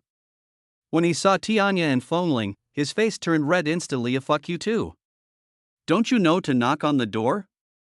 Fongling said awkwardly. I did knock on it, but the door is a bit fragile and it broke easily. I can testify to this. Tianya ignored him and said to Fongling, young master, just wait here. The palace is also guarded by a large number of spiritual masters at night, so it is not convenient for me to take you back. Fongling nodded quickly, then go pick up Xiao Xiao and don't worry about me. Okay. I'll be back soon. After saying that, he flew into the sky. $200? Have you two asked for my opinion? Fongling turned around and saw Air Bai Dao's sinister expression, and smiled awkwardly. Boss, good evening. Can you give me another lucky charm? The previous one is useless. $200? Fuck you. Get out. Fongling walked inside while smiling. Oh, $200, don't be so polite, didn't I just come here to buy something during the day? Did you pay even a fucking penny? You even tore down my door. Do you know how much this door cost? Fongling took a look and said seriously, this kind of door is probably only about 500 yuan? How do you know? Pa, 50,000. Plus the 30,000 you owe me during the day, and the demon binding bag that Skycrow took away. A total of 12. Wind chime? Demon binding bag, when did it happen? Oh, I remember now, it was the broken sack that Tianya took later. That thing is actually worth 40,000? What is it used for? Fongling suspected that this guy was trying to trick her. Although the two were arguing, Fongling still walked into the shop with a smile. Although Urbeto cursed, he did not drive Fongling out. Calm down, boss. When I become rich, I promise to pay you back all your money. Urbeto rolled his eyes. Oh, wait for you to become rich? I'm afraid I won't be able to wait until that day comes, even after I'm buried in the ground. Don't worry, even if you are buried in the ground, if I become rich, I will abide by the agreement and dig you out and buy you a trench. $200? Thank you so much, then go dig your father out first. Haha, how about I put them together for you? Urbeto glared at him. Go away, you have no respect for your elders. Fongling laughed twice, and the smile on her face disappeared the next second. So you already know what my situation is, right? Upon hearing this, Urbeto turned to look at him, and their eyes met in the air. Fongling didn't give in at all and stared at him closely. Suddenly, Urbeto laughed. Why, are you scared?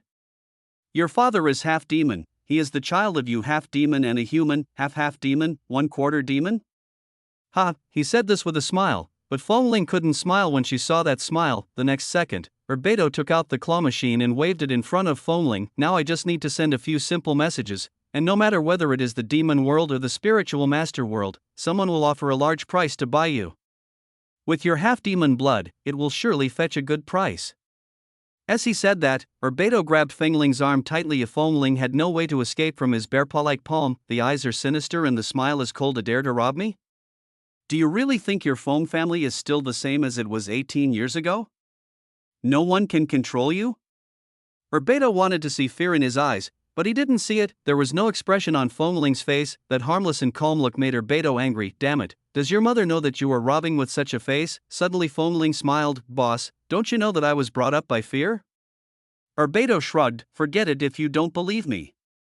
After saying that, he grabbed Fongling's arm with one hand and fiddled with his claw machine with the other hand. He tapped quickly on the screen with one hand, a sinister smile on his face. I'll post it now. I'm a little curious about how much you can sell it for. Okay, stop pretending. I know you can't. Fongling said casually. Why not? I was the one who sold your father. Fongling simply replied, if you really sold my father out, do you think you would still be alive today? Urbeto just sneered and continued with his actions. Because the door was damaged, cold wind rushed in. Raindrops as big as beans came pouring in and hit the back of the wind chime. He just felt a chill on his back and couldn't help shivering. He took a breath and continued, I heard from Tianya that you have a feud with the Bai family. I wonder if you will help the Bai family to deal with me. Urbeto showed a look of disdain on his face, and looked away from the claw machine, staring coldly at Foamling. Selling you to another force is exactly the best way for me to take revenge on the Bai family. Foamling shook his head. If you really would betray me, Sky Crow would not hand me over to you, nor would he bring me to you during the day. Raven believes in you, and I believe in Raven, it's that simple. Upon hearing this, Urbeto's eyes narrowed and he suddenly grabbed Fingling's collar and lifted him up. Foamling saw his murderous look and her heart suddenly panicked. What does he want to do? The next second, Urbeto quickly walked into the store with Foamling. The footsteps were heavy and fast. Foamling had a bad feeling, as if he was going to drag her into the small dark room and cut her into pieces. But he never thought that he would walk to a shelf and turn the mechanism. The door of the shelf in front of him opened, and Foamling was thrown heavily into it. Before I could react, the shelf was already closed. Clang, a sword chant was heard from outside. Foamling immediately covered her mouth and didn't even dare to breathe. He heard many footsteps. There were so many people outside. In the dark night, a dozen men in black were caught in the heavy rain. The raindrops fell on their black rainproof cloaks, making a dense sound like firecrackers. Chapter 20, Chasing in the Rainy Night. They are all spiritual masters from the Bai family. They stood in a row outside the $200 shop with its door open. And if you don't know, you might think that the gang has surrounded this small shop and is about to smash the $200 shop in the next second. Everyone wore shiny black leather shoes. The somewhat gloomy face of Urbeto was reflected on the shiny leather shoes. A flash of lightning flashed across their black cloaks, illuminating their expressions. Everyone's face was ashen and looked extremely ugly. Urbeto held a slender bronze magic sword that was extremely inconsistent with his body shape. The aura on his body was completely different from when he was joking with Foamling before. He is about 1.9 meters tall, although a little fat, but standing there is like sitting on a mountain. Said coldly, "What can I do for you, scum of the Bai family?" "You're quite welcome. $200. Looks like something dirty has been in your store." The one who spoke was the man in black standing in the center. There were 13 people present, and he had the strongest aura. Urbeto snorted lightly and said disdainfully, "Now, a mere 6th rank Earth Spirit Master dares to bark in front of me? It seems that after only a dozen years, the spiritualist world no longer recognizes the ghost sword in my hand." After saying this, murderous intent filled his eyes, golden light burst out from his body, and his momentum continued to soar. Clang, the knife in his hand made an eerie sound, which sounded like the howling of a ghost from hell. Even Foamling, who was hiding in the compartment, felt the terrifying aura from Urbeto. This guy so strong, such a strong person, but my dad carved a QR code on his body." At this time, golden light burst out from under the cloaks of the men in black in front of them. The auras of more than a dozen people exploded at the same time, attacking the 200 swords. The two energies collided in the air, and neither could move forward at all. "I won't waste any more time talking to you. Is that man's seed here?" Foamling's eyes narrowed, and it turned out that he was looking for her. Urbeto said coldly, "What do you mean by that man's seed?" "I'm not gay. Don't play dumb. It will do you no good. You know how important that person is to the Bai family." Urbeto glanced at the black-clothed men present and said gloomily, "Why are the people that the Bai family is looking for coming to me? What does the Bai family's affairs have to do with me? I'll give you 10 numbers. Get out of here right now. Otherwise, don't leave." Facing a 6th level Earth Spirit Master and 12 5th level Earth Spirit Masters, he dared to speak like this. The faces of the men in black present suddenly became even uglier. The $200 have already started counting. With each count, he would take a step forward with the knife in hand. With every step he took, his momentum became stronger, and he actually suppressed the aura of the dozen or so spiritual masters. When he counted to 6, he had already arrived at the store door, and the rain was already hitting his face, but he didn't blink, and took one more step towards walking out of the store. At this moment, a figure suddenly fell from the sky and landed in front of Urbeto. A hoarse voice sounded, 200 knives, do you really want to break up with the Bai family? He is the director of special operations. Urbeto looked at the person in front of him with cold eyes and said indifferently, "So what if we have a falling out? Anyway, there shouldn't be any problem in taking you away before I die. Bai Lingyun." He recited his name word by word. The director of the Special Operations Department, Bai Lingyun, a 6th level Earth Spirit Master. Bai Lingyun's strength is not as strong as Urbeto, but he is not afraid of him. If he can't find Foamling, he will die tonight. Let's go in and search. If there's nothing, we'll leave. Urbeto said coldly, "Since we are old teammates, I will let you go in alone." When Bai Lingyun heard those 3 words from his old teammate, his expression changed slightly. That he took a deep look at the 200 knives and said in a deep voice, "Thank you very much." Then he wiped the rain off his body and stepped in. Pedal, pedal, pedal. Bai Lingyun walked into the $200 shop with steady steps. Feng Ling held her breath, frowned and dared not utter a word. Bai Lingyun's footsteps seemed to be stepping on his heart, and every step made him tremble with fear. At this moment, his heart was beating rapidly, and the feeling of being squeezed to pieces came back again. I vaguely feel that the demonic power in my body is about to explode. The little bit of demonic power left by Sky Crow can no longer be suppressed. He covered his heart with his hands, pressing hard, hoping to suppress the restless demonic power in his body, but Feng Ling had already felt a ray of energy in his body, breaking through the suppression and rushing out. It's overflowing. No. Hold on, Feng Ling shouted in her heart, go back to me. Tianya can suppress the evil spirit in his body without any flaws, so I can do it too. Get out. Go back.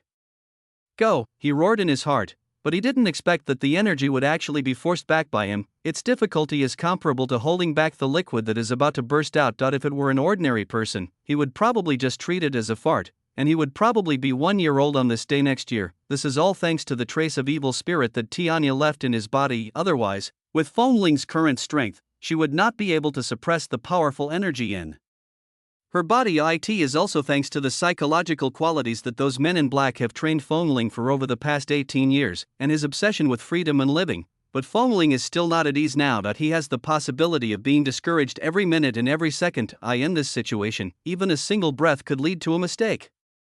He covered his mouth and nose with his other hand. I have forgotten how many seconds it has been since I last breathed. My face has turned red, and I am suffering from unprecedented pain. Beidou stood there, looking at Bai Lingyun quietly. He could now guess what the wind chime was like. Time was tight just now, and I really didn't have time to put a lucky charm on the wind chimes. Whether you can hold it in or not depends on you, kid. He wanted to protect Feng Ling, but he would not risk his own life for him. Not if Feng Ling was discovered, he would have no choice but to let them take it away. At the same time, he also knew that in order to suppress the demonic energy, he would need the strength of at least a 4th-level demon spirit, and Feng Ling is probably just a young man who has just awakened. So I don't think Feng Chime is worth $200. I'll probably have to move after tonight. Hey, Fengxing, I tried my best. Bai Lingyun walked around the store and then went into the sleeping room where the $200 bill was paid.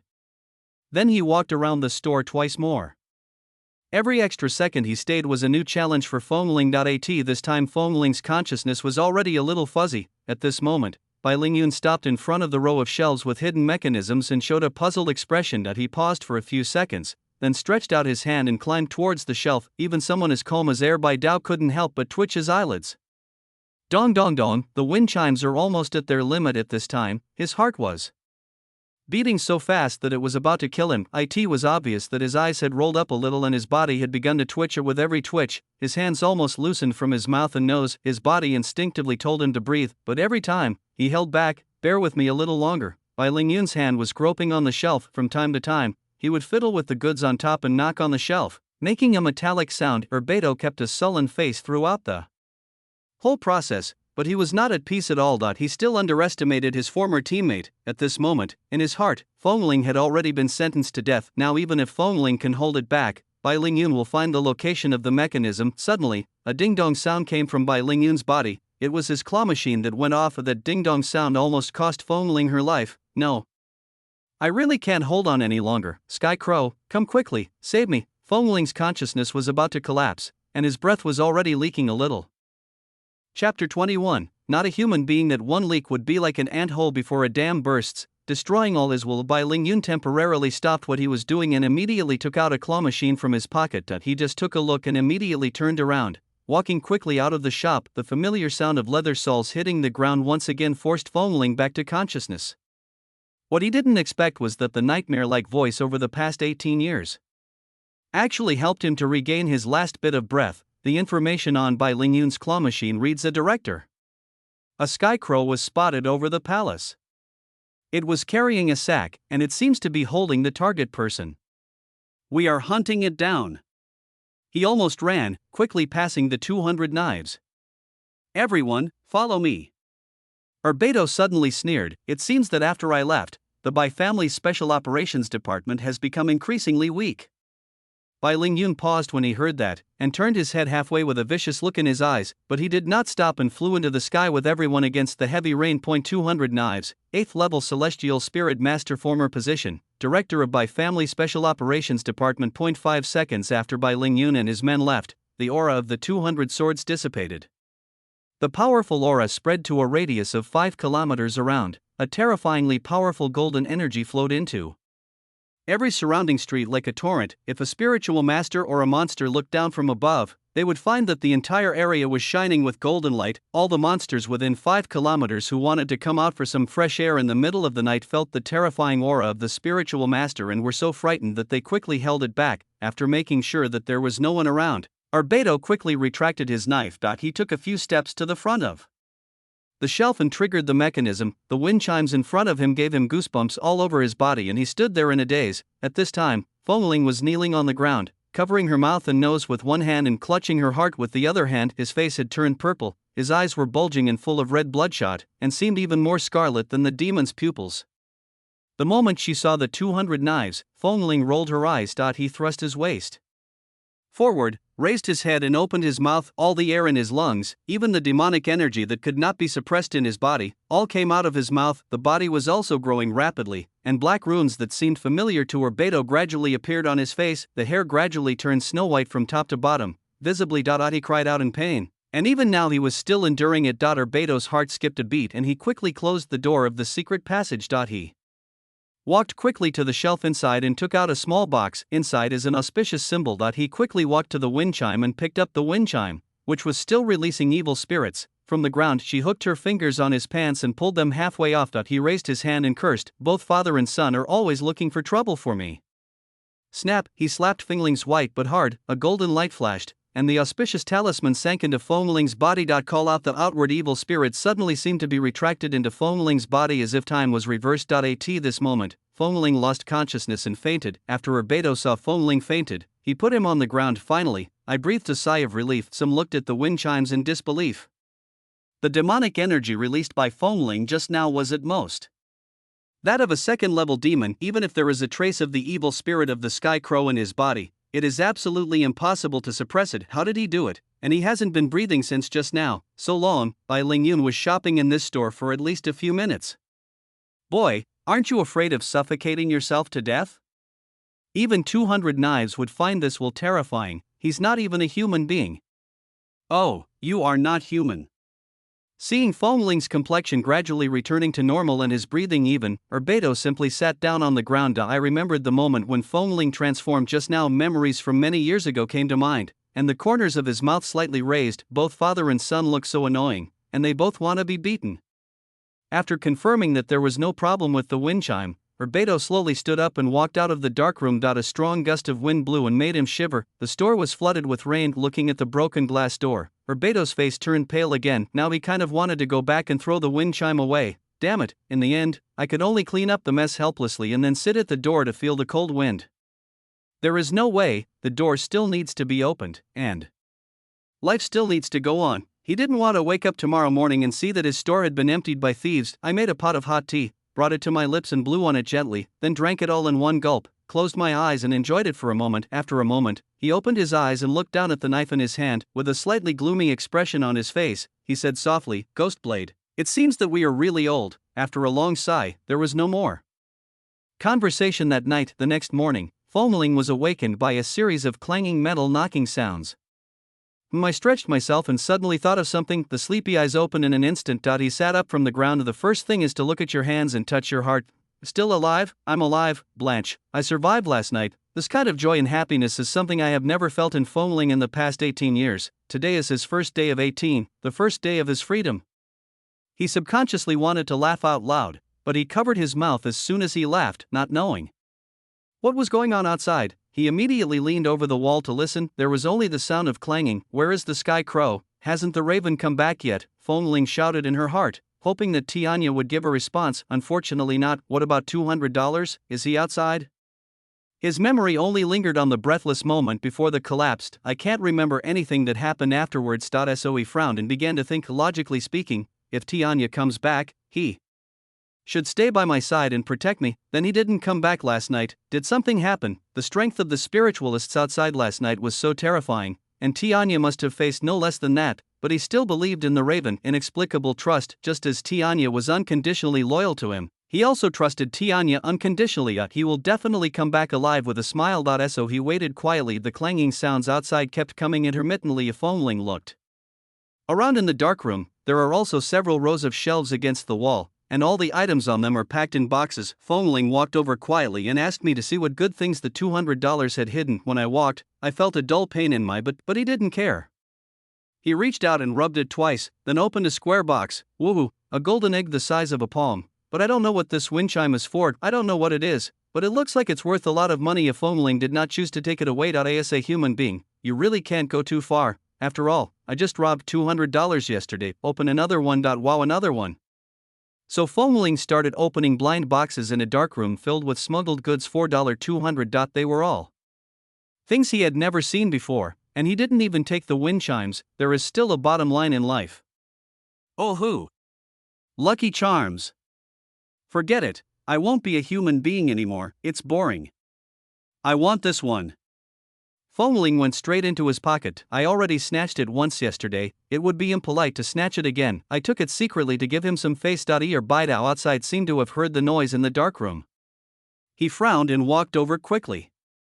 Chapter 22 Birthday Party. In the dark room, when I opened the door, I saw Foamling holding a lucky talisman in his hand. Beto's face turned pale in an instant. Damn, I was guarding against a thief outside all night, but there was still a thief inside the house. What the hell are you doing? Foamling awkwardly held up the lucky charm and turned around, grinning. Well, I see your lucky charm is a little damp. Let me take it out and blow it on you to dry it out. As he spoke, he blew twice at the auspicious talisman. Beto frowned and walked to the front of Foamling in 2 steps. He just picked him up. Hey, what are you doing? Don't touch me. The Sky Crow will be back soon. The next second, Foamling felt the world spin and the ceiling and the ground switched positions. His whole body was shaken by the 200 knives, and he was upside down, shaking violently like a quilt. All the dozen or so lucky charms in my pocket fell to the ground. Foamling glanced at the auspicious symbol on the ground, and then looked at Beto, whose face was ashen. Awkward smile. Well, do you want to listen to my excuse? No. Explanation, I'll fucking kill you. Beto raised his hand and was about to teach Foamling a lesson. Help! Sky Crow! Save me! Foamling shouted loudly. The next second, a dark shadow rushed in. At the same time, a bloody smell came to my face. Foamling and Bidao were both stunned and looked at the person in front of them. It's the Sky Crow. He had a faint smile on his face, but his body was soaked in blood, drop by drop, falling to the ground with a plop. But there was blood all over his body, but not a drop of it was his own. He was carrying a sack on his back, which was the demon binding bag he had taken from Beto before. Sky Crow? You, Foamling was shocked to see that he was losing blood all over. Master, I am back. Tianya's kind smile made Foamling feel a lot more at ease. He supported himself on the ground with his hands, twisted his waist, and broke free from the restraints of the 200 knives. Are you okay, Sky Raven? He hurried forward. Where's Xiao Xiao? Haha, young master. I'm here. The bag behind Tianya suddenly bulged a little. Elder Tianya. Let me go. Tianya threw the bag directly to the ground. With a dull thud, Foamling was still confused. Is Xiao Xiao so heavy? Then Xiao Xiao crawled out from inside, holding a white cake in her hand. There was a candle on it. Ha, young master. Happy birthday. This is the steamed rice cake made by Xiao Xiao. The owner used to love eating the steamed white rice made by Xiao Xiao the most. Foamling felt warm in her heart when she saw Xiao Xiao so happy and safe. I didn't tell her that her birthday was yesterday. This time, Tianya took out a lighter, lit the candle with a click, and then lit a cigarette for himself. Still finished it in one gulp, coughing. Hey, young master, happy birthday. Foamling smiled when he saw this. Where did you steal this red candle from? It's so thick?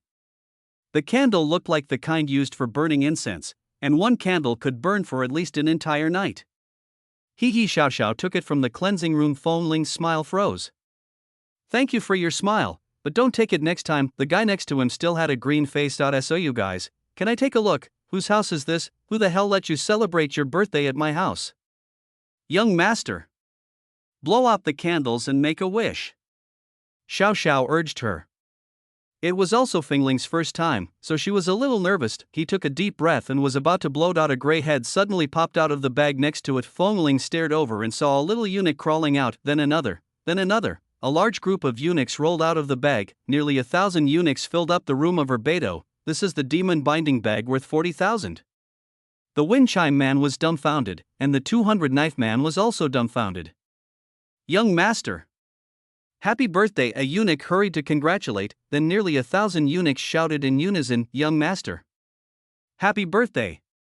Their shouting shocked her Beidou back to his senses, looking at the sky crow in disbelief. What do you mean? You just moved your home here? Then how about I leave? Tianya glanced at Air by Dao and nodded seriously, thank you very much. Get lost. $200 is enough to make me go crazy. He picked up the knife and was about to chop all these bastards in front of him to death. Don't leave anyone behind. Of course, I still held back in the end.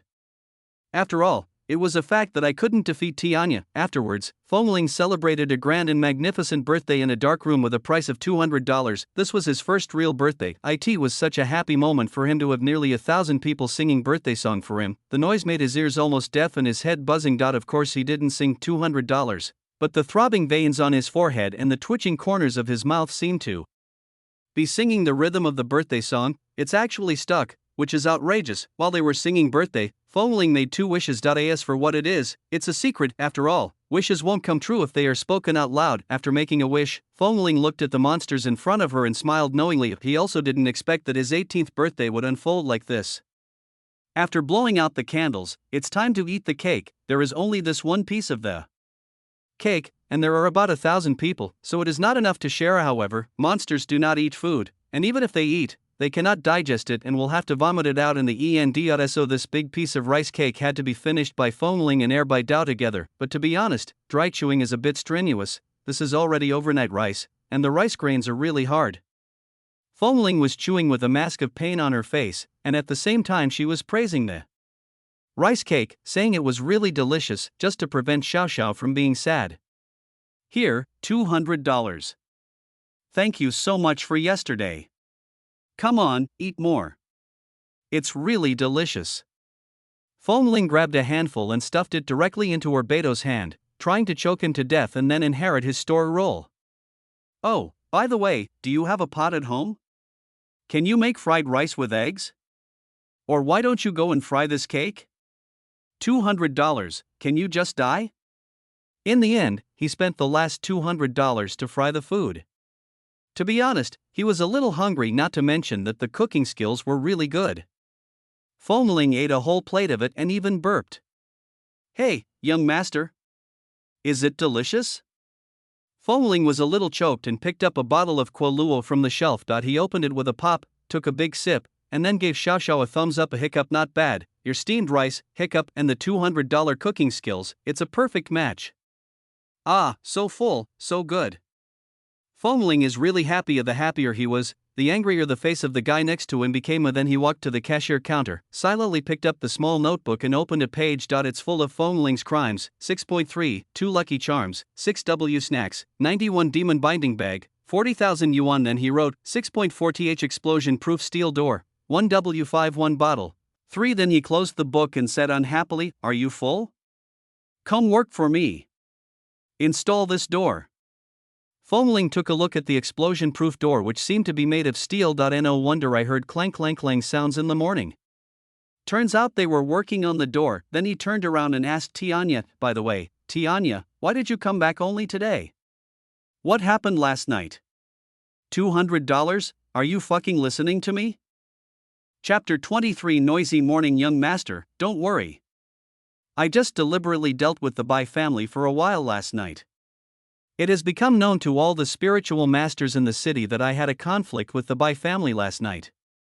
Now everyone is guessing what the reason is. In the next period of time, if the Bai family does not want to expose you, they should not be too arrogant. If nothing unexpected happens, you can live a peaceful life. Fengling showed a delighted expression when he heard this. He didn't know what to say to Tianya. Thank you, Sky Raven. Fengling happily gave Tianya a big hug. Tianya was stunned and looked down at Fengling, who was much shorter than him. An inexplicable emotion arose in my heart. It seems like I really have a new grandson. Then he smiled with relief. Young master, I am really happy to be able to help you. But when Fengling woke up, his clothes were covered in blood. Hey, $200. Do you have a washing machine at home? Clang. Beto raised the hammer and pounded on the door. He turned his head and looked at Fengling with a gloomy face, with a look written all over his face. You little bastard, if you say another word, I will beat you to death today. Seeing that he seemed a little tired, Fengling took Tianya over to help him. It really didn't help much. The steel door was really heavy. When he was in human form, he couldn't move much even with the power of the spiritual master's bloodline. It's basically the crow that's helping. By the way, Tianya, my butt hurts a little. Can you help me see what's going on? After Fengling woke up in the morning, her buttocks had been aching slightly. Beto sneered and told him the matter of the auspicious talisman. Fengling was immediately unhappy when she heard this. Damn it, my mom never spanked me. Beto curled his lips and said, do you have a mother? You don't. Mom, I'm thirsty, get a bottle of Coke. $200? Who are you calling? I was busy but didn't help, and in the end I lost 2 bottles of Qualuo out of $200. He was so angry that he almost passed out. It was a rowdy morning for $200. This is even more true for the spiritual master community. The dedicated network for the spiritualist community was in an uproar at this moment. Various posts about Crow dominated the headlines. The Feng family's Sky Crow is back. Overnight, nearly 100 Bai family spiritual masters died on the streets. This is what Tianya said, and they went on all night. He killed all night. He will not leave any of the people from the Bai family alive. The Feng family's rule from 18 years ago is still continuing. I blanch.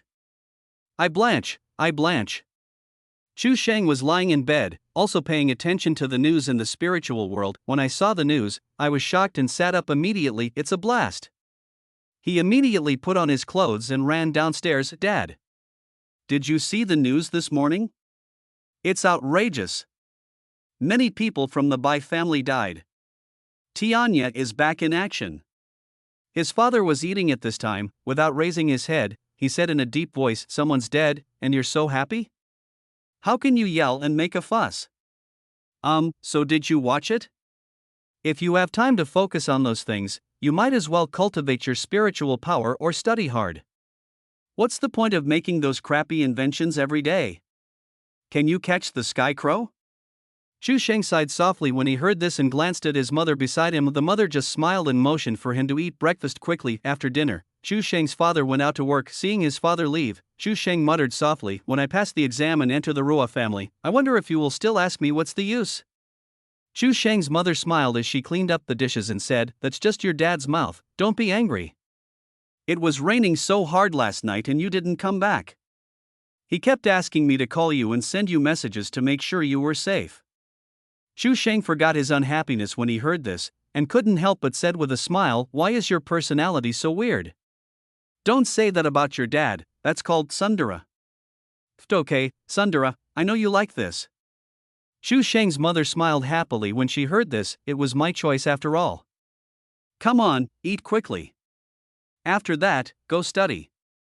You need to develop yourself in an all-round way, morally, intellectually, physically, aesthetically, and labor-wise.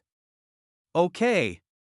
Unlike Fengling, Chu Sheng has a happy family. Although my father is a spiritual master, he is just a retail investor. He is not very capable, and occasionally does part-time work as an exorcist, getting rid of harm for the people, and is an upright person. My main job is a project team leader in a large company. I hope my son will either become a powerful spiritual master or an ambitious young man who can contribute to society. The mother is an ordinary person, but as the spiritual master's wife, she signed an agreement. If the demons and spiritualists are exposed in front of ordinary people, they will be severely punished. I don't have any special expectations for my son, I just want him to be happy. Chu Sheng, 18 years old, is Fengling's best friend. Because of his peculiar way of thinking and his straightforward speech, he easily offends people. I don't have many friends, but I just have similar interests to Fengling. He is straightforward and carefree. I don't want to think too much, I just like to live in the present and do what I like. His hobby is inventing and making spiritual tools. In fact, he has always wanted to share the world of spiritualists with Fengling. Unfortunately, he always thought that Fengling was an ordinary person. the three imperial families in the spiritual master world, the Ruo family. What happened at the Bai family last night? Did the spies send any news? Patriarch, Wu Xan, the Bai family's action last night was a secret operation, and no one even in the Bai family knew about it. Those who knew only knew that it was to capture the Sky Crow. Why didn't they tell us? I need to find out more. Go back and call Qing Yan over. I have something to say to her. Patriarch, the saint, is out today. Where did you go? She just said she was going to look for someone, and she didn't say anything else. I didn't dare to ask. Bai family of the head of the Bai family rises. What makes you think you can handle the Sky Crow? Say. Bai Ling Yun below was trembling all over. At this time, he had suffered all kinds of inhuman punishments and was tied to a pillar. He was the only one who came back alive last night. It was the Sky Crow who led him back to deliver a message. That sentence is full of mother's content. Bai Ling Yun dare not say it. Master, I deserve to die, Bai Qiling said with cold eyes. Then you can die. No, Patriarch, please give me another chance. I know that Feng Ling. I have a good brother. I can use him to lure Feng Ling out. Bai Qiling narrowed his eyes when he heard this and said in a deep voice, this is your last chance. Do it quickly. If any word gets out, you know the consequences, yes. On the street near the $200 store, there were two women walking down the street, staring at a group of men passing by. One of them was a little short, but looked cute. The person next to her is tall, with delicate features and a pair of peerless phoenix eyes that can capture the soul at a glance, as if they can purify the spirit. Such bright eyes are rare in the world, but not sharp. On her delicate face, it seems to be able to bewitch and captivate everyone, even as simple loose sportswear can make her look fresh, refined and ethereal. Walking on the asphalt road, she exuded the aura of a catwalk show. Those stars can't compare to her at all. The sound is a bit cold, but it is also pleasant to the ear. Shall we? Where is the $200 store? The person next to her who was 2 heads shorter than her is Xiao Hui. Lady Saint, let's go back. The head of the family will be angry if he finds out. And that Geyer Beidou is not a good person. It is said that he is very close to the demon clan. I am afraid that where are you? I ask. Right in front. Also, don't call me saint or my name outside. Then, what should I shout? Whatever, you can say my name backwards. This is Miss Yan Xingruo. No, miss. Yes, Yan Xingruo. Chapter 24. Is there something wrong with this beauty's brain? Why do you have to go to a $200 store? Xiao Hui asked in confusion. Legend has it that the idiot was fired by the Bai family because he killed people without blinking an eye, killed innocent people indiscriminately, and had a bad influence. He hid in the world and opened a small shop, which was said to be open until late at night. A beautiful female passerby who was walking by late at night was dragged into the store and kidnapped. Then they secretly traded human women with the demon tribe, which was very terrifying. This is the kind of story the little girl fears the most. The saint lady is as beautiful as a fairy. What if those 200 knives take a fancy to her? Although the saint is gifted, she is still young. How can she possibly defeat the ruthless killer? This is of course a rumor. Beidou was a genius back then. His sudden departure from the Bai family caused quite a stir. Many people's imaginations ran wild, and all kinds of rumors spread like wildfire. The versions Xiao Hui heard were not very good. She was just worried that something might happen to the saint, and she was a little bit timid. Ruo Qingyan actually has quite a few bodyguards around her, but she only likes to have Xiao Hui by her side because the name consists of only one character, Hui. The name is symmetrical, and the appearance is very pleasing, with a high degree of symmetry between the left and right faces. Facing Xiao Hui's doubts, Ruo Qingyan just said softly, when the sun rises in the east, darkness disappears in the center. A demonic lotus blooms beneath the western ghost blade. Xiao Hui looked up at Ruo Qingyan and thought the saint is saying something that no one can understand again. Alas, the saint lady is good in every way except for 2 flaws that she still cannot correct. One is obsessive-compulsive disorder, late stage of symmetry. Obsessive-compulsive disorder. She likes all symmetrical shapes and things. At the same time, I hate everything asymmetrical, including people. He would have an attack from time to time, and when he did, he would cover his eyes and not see anything. Second, he always says things that ordinary people can't understand at all, and likes to do some strange things based on these words. Oh, there is one more thing. Ever since Xiao Hui followed Ruo Qingyan, the saint lady has been looking for someone. It is said that he is a person who can heal diseases. Shang, no, Yan Qingrua, what do you mean? I don't quite understand. Ruo Qingyan shook her head. I'm not really sure, I'm just guessing. The skycrow might be around $200. Xiaofan, how did you guess this? Who did you hear this from? Wrong. Wait. Sky Raven? Feng family Sky Crow. Xiao Hui was shocked and quickly grabbed Ruo Qingyan's hand. Miss, are you going to look for the Sky Crow?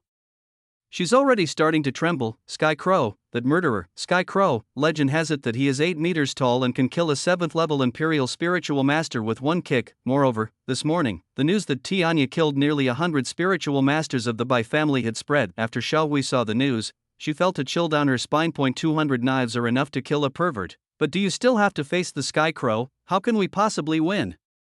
Miss, we can't go. Xiao Hui quickly grabbed Ruo Qingyan's hand. Xiao Hui's mission is to protect you.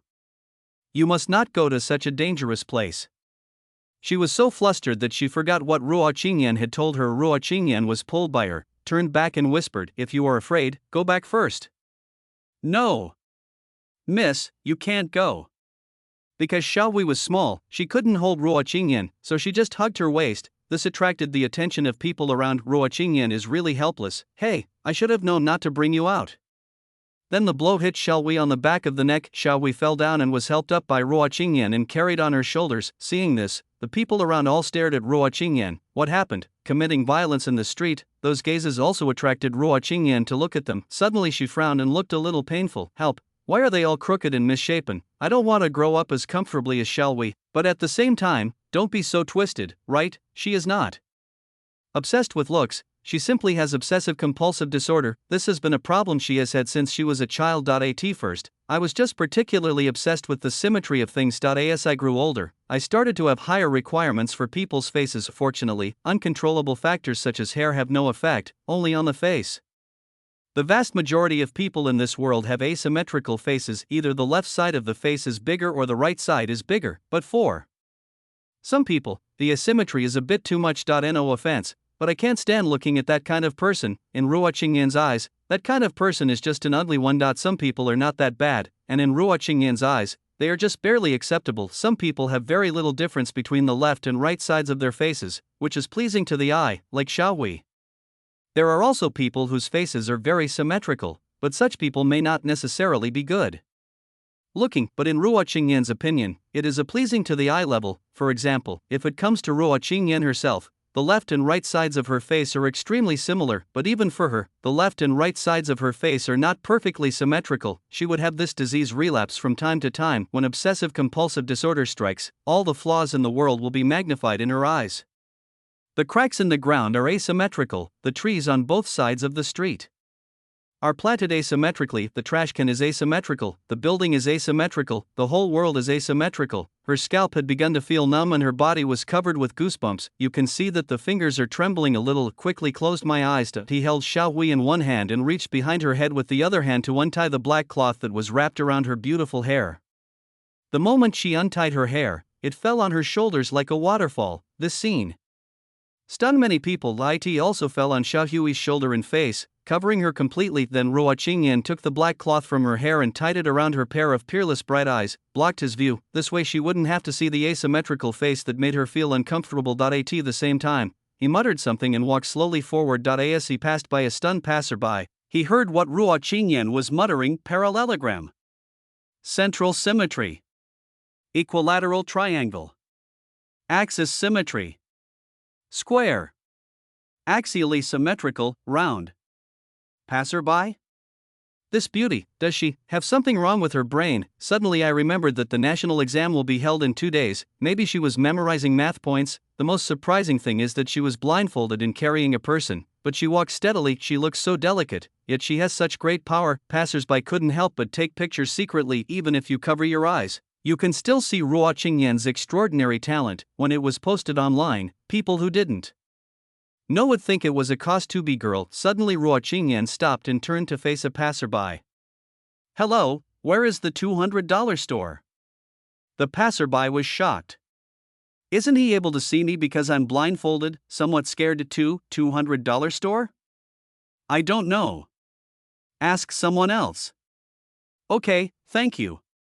Ruo Qingyan said this very politely, then turned and left. She could even dodge obstacles blindfolded, causing the passerby to whisper, "Amazing." At this time, there were $200 in the canteen. Fengling was sitting very quietly on the counter of the $200 cash register. I was concentrating on doing the exercises I brought from home. Before that, he went to the toy store next door and bought a children's mask for 10 yuan. It looks a bit funny, but when you wear it on your face, you stay low-keyed out. Of course, the $10 on credit was for the $200 store account. After all, Fengling now had zero assets. He originally had several thousand yuan in his account for living expenses, but there is no need to think about it. It must have been frozen by the Bai family. While he was doing the questions, Beidou was chatting casually with Tianya beside him. Xiao Xiao and the others were all locked in a dark room in order to prevent the spiritual master from discovering him. Beidou also set up a barrier. The barrier can block their evil spirit, unless the other party is stronger than you, no one can detect it. Tianya, how did you make this kid exude a sense of spiritual power when he is in human form?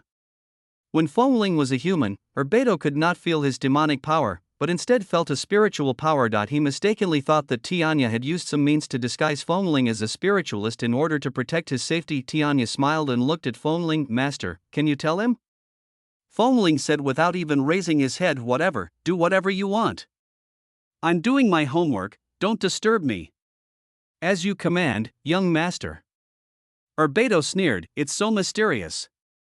Tianya was about to speak when his eyes suddenly fixed and he turned to look outside the store. A beautiful woman with her eyes covered stood outside the door, carrying a little girl with her head covered. "Excuse me, is this the $200 store?" The clear, pleasant and comfortable voice caused Beidou to turn around and look over the wind chimes. He might be hard of hearing, but he is still busy working on math problems. Chapter 25, The Saint of the Ruo Family. Beidou's smile remained unchanged, but his eyes narrowed slightly. This is a spiritual master, but his strength is not very strong, probably around the 5th level of Earth Spirit Master. He looks so young, a 5th rank Earth Spirit Master, whose genius is this again? Then, he saw a word embroidered on Ruo Qingyan's collar, Ruo of Home. Wait a moment. Why does this guy look familiar, as a businessman who travels between spiritual masters and the demon world?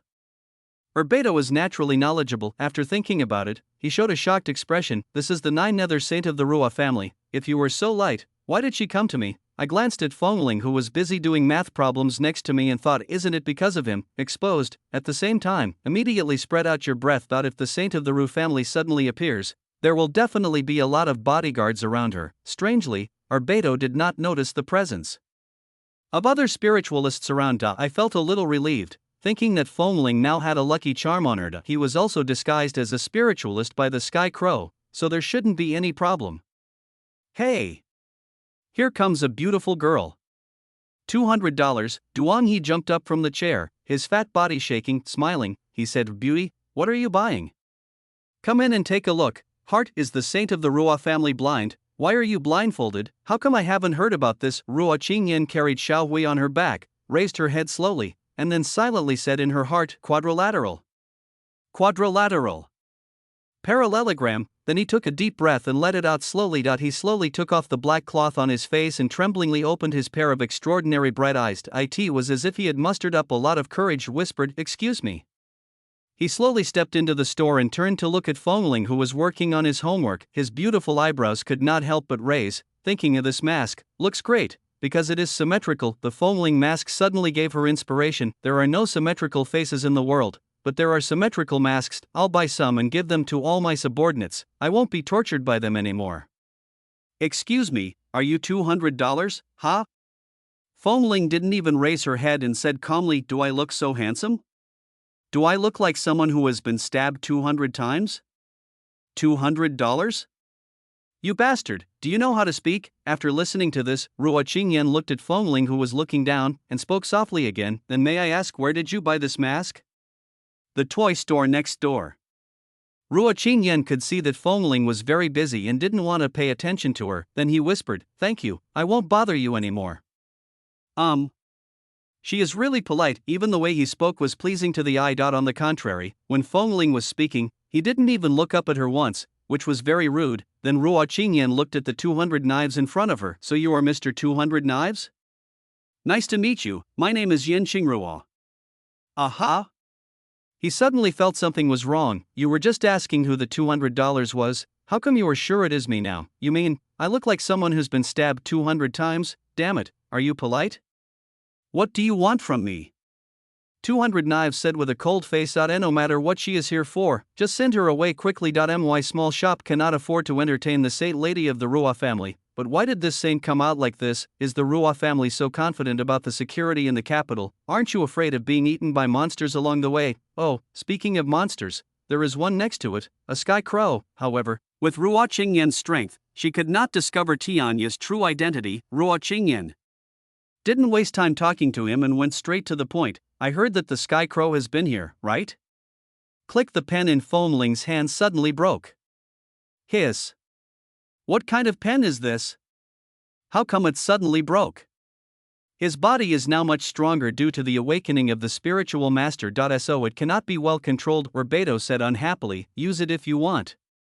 But then I thought, wait a minute, is this guy scolding me again? His eyes immediately turned unfriendly. A Foamling quickly smiled awkwardly, then he raised his head and looked at the girl in front of him. It was just a side profile, but Foamling under the mask was stunned. I have studied hard for 12 years, but after thinking about it, I still can't find a word to describe the beauty of the woman in front of me. No words felt worthy of her. In one word, absolutely. However, she came to find Tian.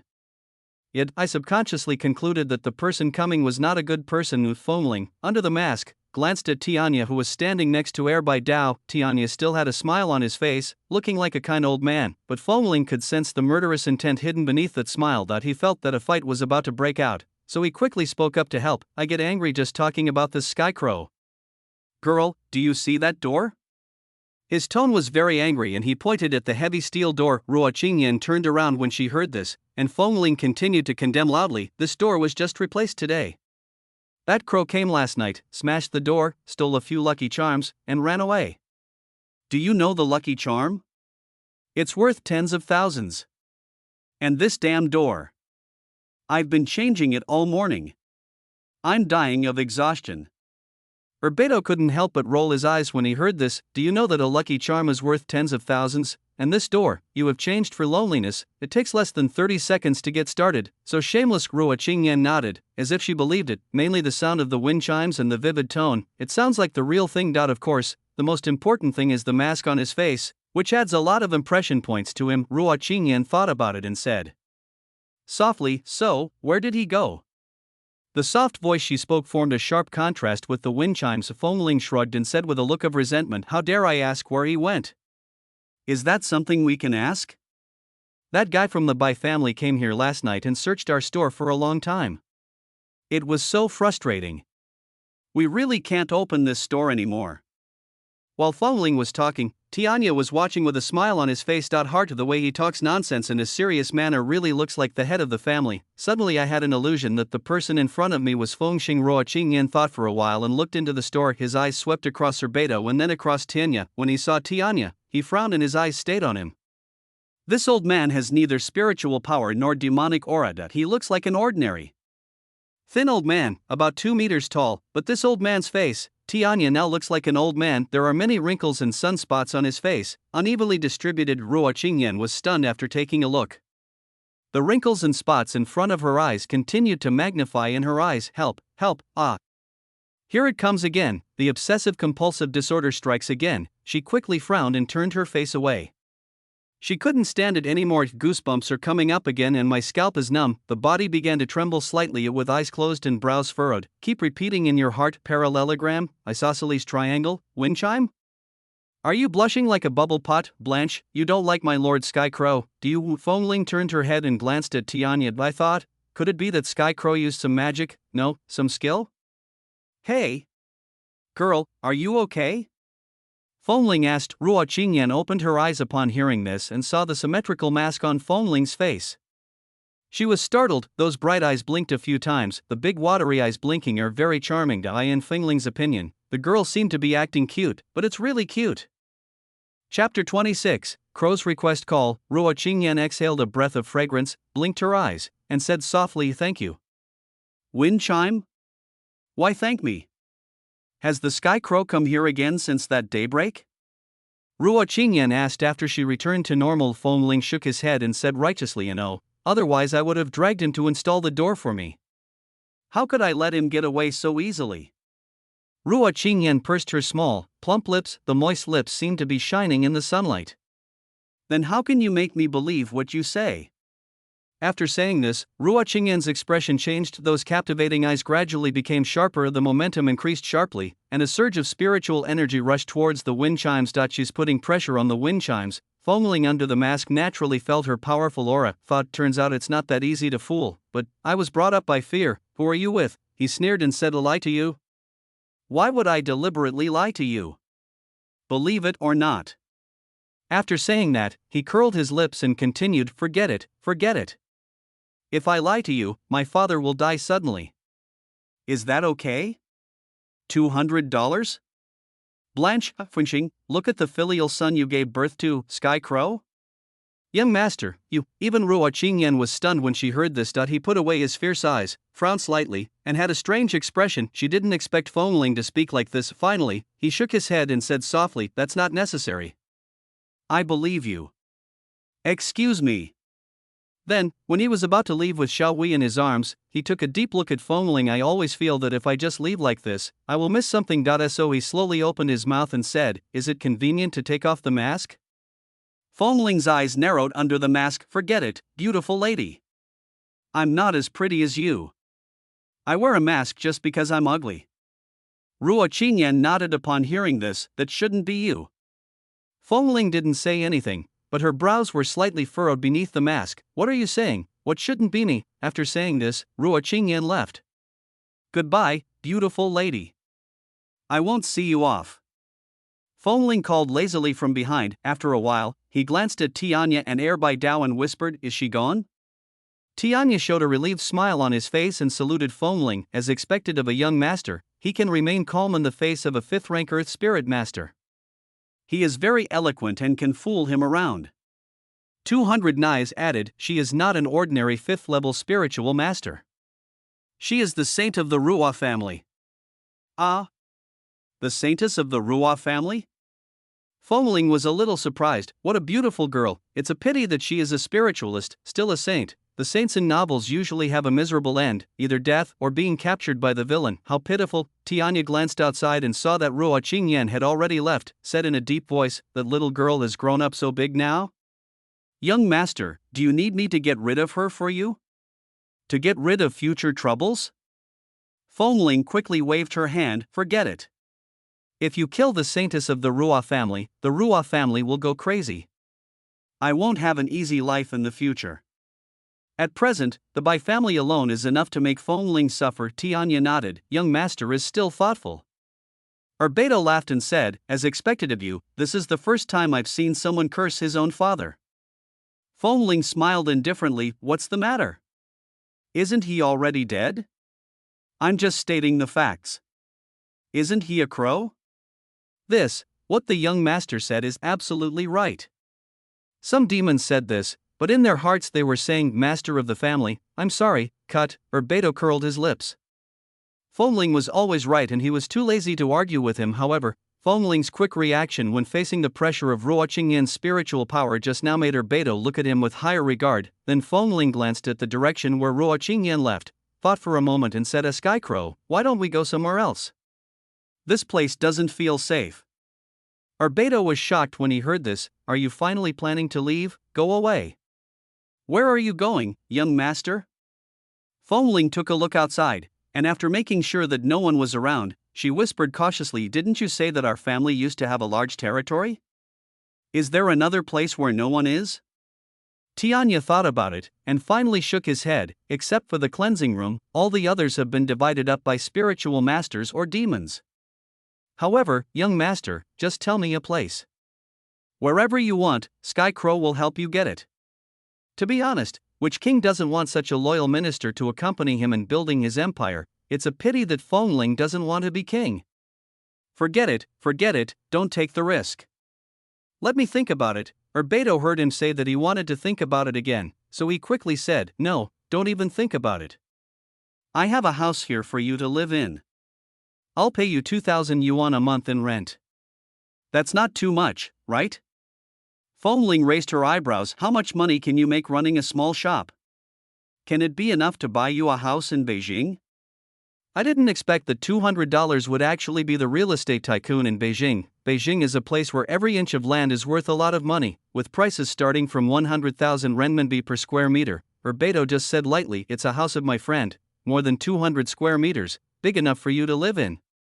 The monthly rent is 2,000 yuan. A house of more than 200 square meters in Beijing with a monthly rent of 2,000 yuan is like pie falling from the sky. Fengling quickly agreed, okay. I want it. But I have to pay the rent first. I really don't have any money this month. After I finish my national exams, I'll go work for you. I said this, but in my heart I was thinking, work to earn a living? I can't work in this life. How great it is to get something for free. Afterwards, Beidou temporarily closed the store and put Xiao Xiao and the group of eunuchs into the demon binding bag thrown into the small broken van at the door of the store used to carry supplies. We drove it along a bumpy road and arrived at a residential area in the center of Beijing. Whether it is the green scenery or the architectural design, this community looks so pleasing to the eye, you can tell at first glance that it's expensive. Beidou took them to the 39th floor, room 001. By elevator, the door of the room opened to a large flat floor, large horizontal hall. The kitchen is an open kitchen, which is quite popular nowadays. There is also a huge floor-to-ceiling window through which you can see the city directly below. It was a little foggy outside at this time. In the white fog, thousands of lights were flickering, which was very healing. There is also a huge sofa where you can lie down and sleep. There are many artworks and paintings hanging on the walls, which are quite beautiful. The simple hard decoration, coupled with few but exquisite furniture, looks high-end and classy. This house is completely different from the single apartment Fengling lived in before. Based on the current housing prices in Beijing, including renovation, it may cost at least 25 million. Is this the life of rich people? Admire, my friend is dead. He didn't have many friends when he was alive. No one will come here. Just be careful not to disturb others. Fengling glanced at Beidou. There was no expression on his face, but Fengling did feel his sadness. Don't worry, I won't let them mess around. Beidou did not leave immediately, but sat on the sofa and chatted with Tianya. Let's talk about the spiritual power of Fengling. My young master, his mother, is a spiritual master. $200? He already sensed that something was not right. How could a demon and a spiritualist give birth to a child? No way. I've seen her before, but I remember she was just an ordinary person. The crow laughed. How can you see through the patriarch's methods? Although Tianya himself didn't see through it, Beidou was very unhappy with such words said unhappily. So, what happened to the demon and the spiritual master's child? Wait a minute, what do you mean? He obviously thought of something, and he widened his eyes and looked at the crow in disbelief. The smile on Tianya's face gradually turned into a bit of excitement and anticipation. You're right, half spiritual master, half demon, the two combined into one. I'm boiling? Beidou looked back at Fengling with wide eyes, unable to believe it. How is that possible? Throughout the history of China, there has never been such a bloodline. Fengxing, you are such a lunatic. While Beidou was shocked, Tianya slowly spoke. $200. I want to ask you a favor. Beidou looked at him with a puzzled expression. Sky Crow can also ask for help. It doesn't feel good. What is it? Tianya glanced at Fengling, who was studying next to him, and said softly, I would like to ask you to teach our young master the spiritual arts. The various skills invented by spiritual masters to deal with demons are collectively called spiritual arts. Beidou frowned. What do you want to do? He could already imagine what Fengling would look like in the future, with both magic skills in one hand and spiritual arts in the other. The natural enemy of monsters is the spiritual master, but wind chimes have no natural enemies. Chapter 27. The big exam is coming. This is not a good thing to teach. A Fengling came out and said that it was his apprentice. The convenience store still open. It will definitely attract a group of stinky flies to cause trouble. If I really were to do that, would I really let this kid inherit my store? Impossible. I refuse.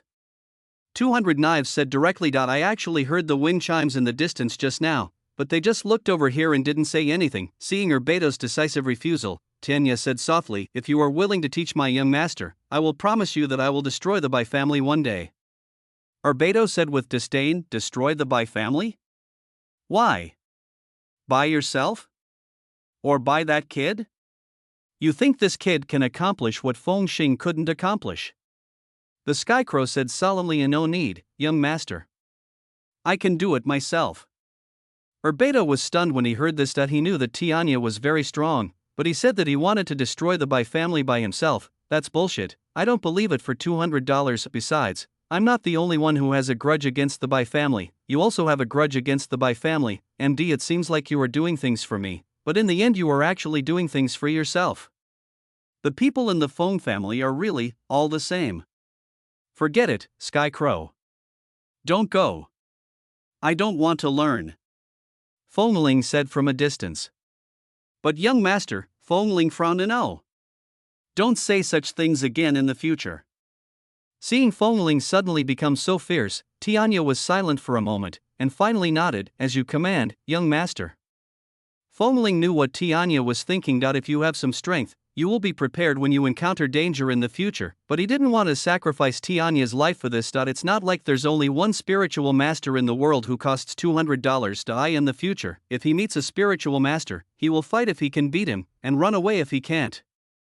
He doesn't want Tianya to take any risks. Tianya fights the Bai family alone. If it were possible, it would have been done 18 years ago. Urbeto glanced at the two of them and said calmly, I'm leaving. Don't cause any trouble in this house, or pack up and get out. After leaving the house, Urbeto couldn't help but look back. After a long silence, he looked up and murmured, I'm sorry, but I still want to take another gamble, betting on a new era of wind. This wind starts from your house.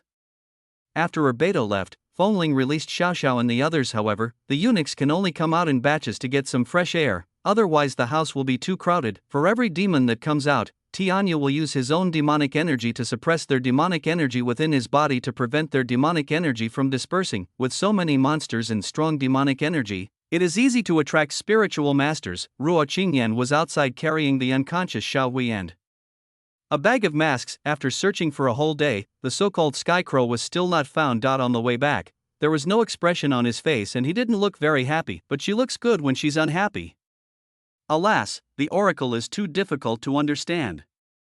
Ruo Qingyan couldn't help but speak softly. Then he murmured again. When the sun rises in the east, darkness disappears in the center. A demonic lotus blooms under the western ghost blade. This is Oracle, her special ability. At first she guessed what the first sentence meant. At dawn, the crows disappeared from the central area.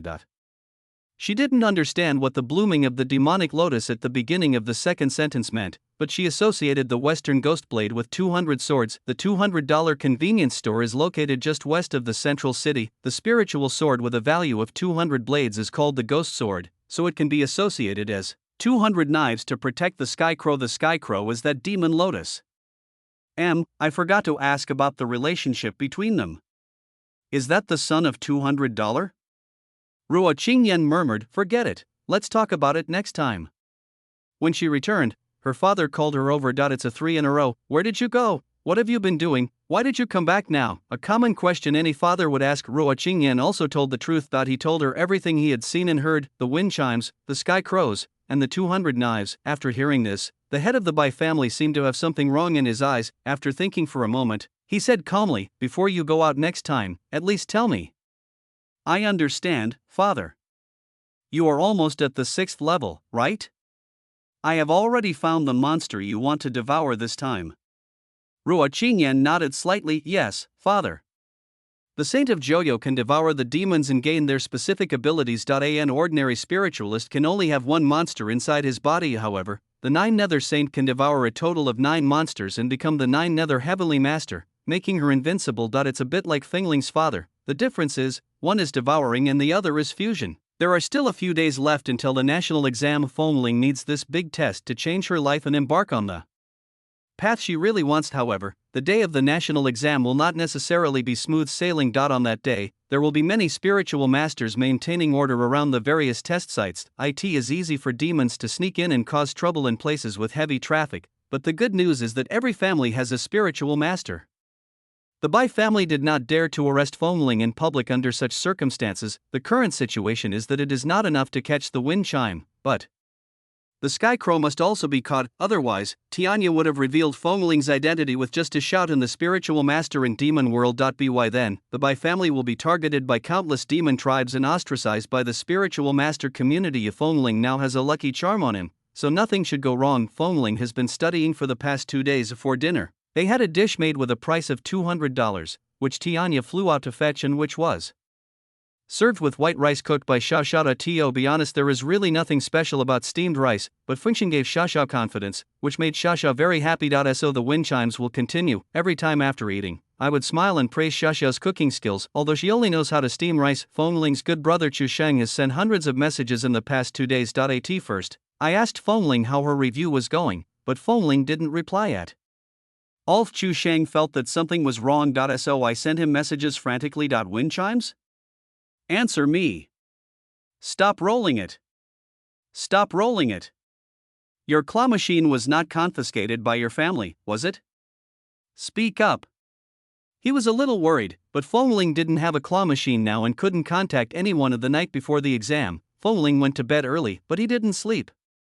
Instead, he stared at the ceiling in a daze. Tomorrow is the beginning of changing your destiny. Get into a good university, and from now on, you can do whatever you want. While he was in a daze, the voice of the crow came from outside. Young master, do you need Tianya to do anything tomorrow?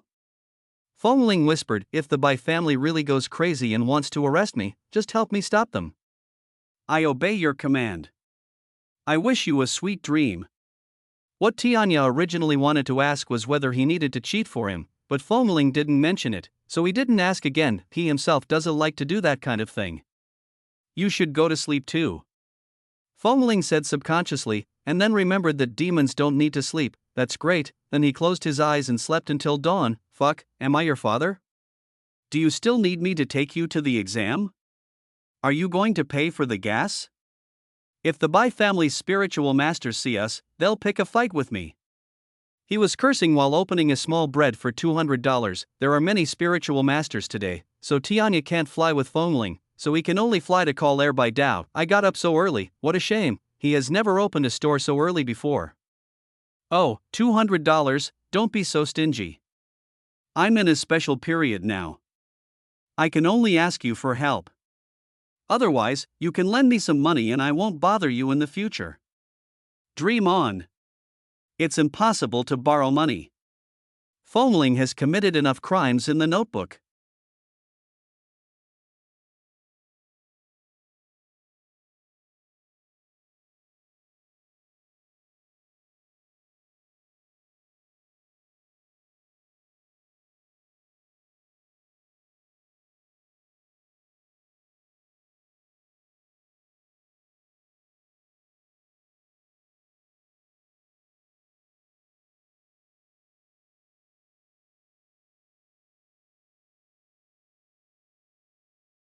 Chapter 28 Surprisingly smooth. I didn't dare send the wind chime to the exam site for $200. Instead, he chose a deserted place for Foamling to get off the car. He was terrified all the way up. Foamling was holding a bag filled with stationery. She waved at him with a smile. Thanks. $200. Arbedo frowned, quickly looked around to see if there was anyone around, and said unhappily, get out of here. Don't yell my name so loudly. Oh, then, by idiot. $200? You fucking bastard, I'm going to chop you up today and let you take the exam. As he said the $200, he pretended to come down.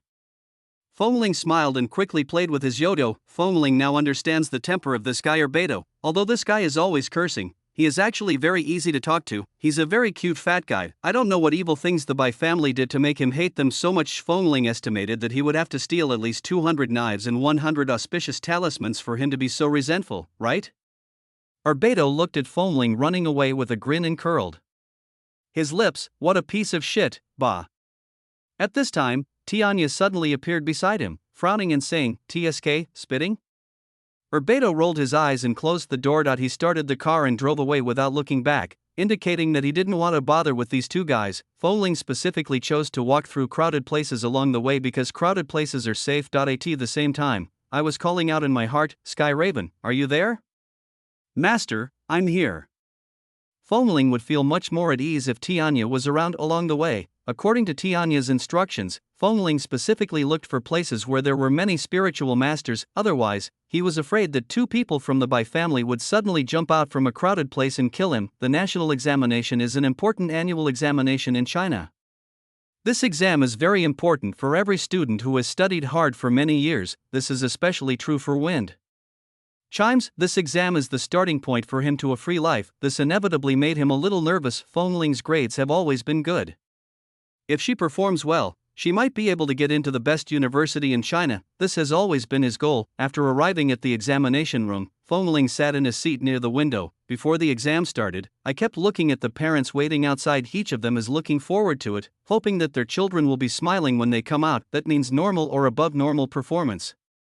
Fengling has no parents, but now he has Tianya, Xiao Xiao, and Bai Dao, although Beidou seemed reluctant to see him. Ding dong, the bell rang and the invigilator at the front began to distribute the papers. Fengling came back to her senses, took a deep breath, and encouraged herself mentally. When Fengling took the test paper, she felt a flash before her eyes. The paper seemed to emit a golden light just now. What the hell, is it my illusion? After taking a closer look and confirming that there were no problems, I quickly scanned the questions. Very good, it seems quite simple. At first glance, what he didn't expect was that the moment he touched the test paper, all his information has been entered into the Spiritual Masters database. Candidate number 399999, spiritual power fluctuations detected, spiritual power strength meets the standard, included in the database. Category, awakened. Similarly, there are countless candidates who have been included in the database, and Fengling is just one of them. Tianya could never have imagined that 18 years later, the spiritual master would actually interfere in the national examination in the world of ordinary people. In fact, this is the first time this year. This national exam is also a bold attempt for the spiritual master community. The purpose is to attract talents, since this is the first time and it is still in the testing phase. I don't even know about the $200 yet. Fengling didn't expect that before she even put down her pen. Her life was destined to be extraordinary. There are not a lot of families participating for the first time, although it is for the purpose of bringing fresh blood to spiritual master families across the country. But of course, good blood still needs to be absorbed by the head. The rest will be distributed according to the family's strength. As an awakened Fengling, she was directly assigned to the database of the three great families, the three royal families, the Ruo family, the Lei family, and the Bai family. This time, the personnel department of the Bai family. Next to the machine monitoring the database stood a guy with a gloomy face. That is the director of the Bai family's special operations department, Bai Lingyun. When he saw Fengling's name flash by, his eyes narrowed. Pointing at Fengling's name, he said to the head of the human resources department, the Bai family must have this person, no matter what means, under the order of the head of the family. The Minister of Human Resources was stunned when he heard this. The order of the head of the family. Although he was confused, he still took action and marked Fengling's name with an asterisk. Bai Lingyun looked at Fengling's name again and left. During the 2-day exam period, nothing happened. This was somewhat beyond Fengling's expectations. When he returned, he still found it hard to believe. Tianya, is it true that nothing happened? Tianya nodded. Nothing happened, young master. Fengling frowned after hearing this. Strange, but why do I always feel uneasy? Tianya asked. Didn't you do well in the exam? He shook his head. No, I did very well in the exam. Just like the past 2 days, it went unexpectedly smoothly. Forget it, never mind. I'm free. Fengling shouted happily. Seeing Fengling's happy expression, Tianya also showed a relieved smile. After returning home, Fengling called Beidou to her home to celebrate together. Then I borrowed money from him to buy a new claw machine. It's not expensive, just a few hundred yuan, and it's enough to make do. After all, claw machines are a necessity in today's society. That time, Fengling will need to check her grades online, fill in her application form, etc. A series of operations will be required. I willingly paid the $200 to buy the wind chime. Definitely not coerced by Crow. Aren't you fucking monsters? Go steal. You don't even have to spend money. Chow. Fengling shook his head. Hey, how can you steal? That's not good. So you guys just rob, right? Don't worry, it's only $200. If I make money in the future, I will rent you a 500 square meter store and let you upgrade from a small store to a large supermarket. Fengling started to make big promises about the price of $200. There's no way you would trust him for $200. The first thing to do after getting the claw machine is to log into your social software, but to be on the safe side, he did not open it in his home. Instead, he ran far away and dared to open it only when he was in a place with the most spiritual masters around. Otherwise, he was afraid that the dogs of the Bai family would track him again. This house that we have finally acquired cannot be ruined again. Sure enough, as soon as I turned it on, the phone started beeping nonstop and it felt like it was about to explode. Wind chime. MD, how many days have passed and there is still no news? The exam is over. Say something. Are you dead? They were all messages sent by Chu Sheng. Fengling quickly typed a few words, thinking about sending them out, but then she stopped. Suddenly I thought, if I meet him again, will he be able to tell at a glance that I have spiritual power? So from now on I have to get along with him as a spiritual master, right? It feels a bit troublesome and hard to explain this matter. Chapter 29 Spiritual Masters Special Network. Fengling thought about it and decided not to expose herself for the time being, pretend nothing happened. Then he replied with a message, the claw machine was confiscated by my family and just given to me. Zhao. I thought you were dead.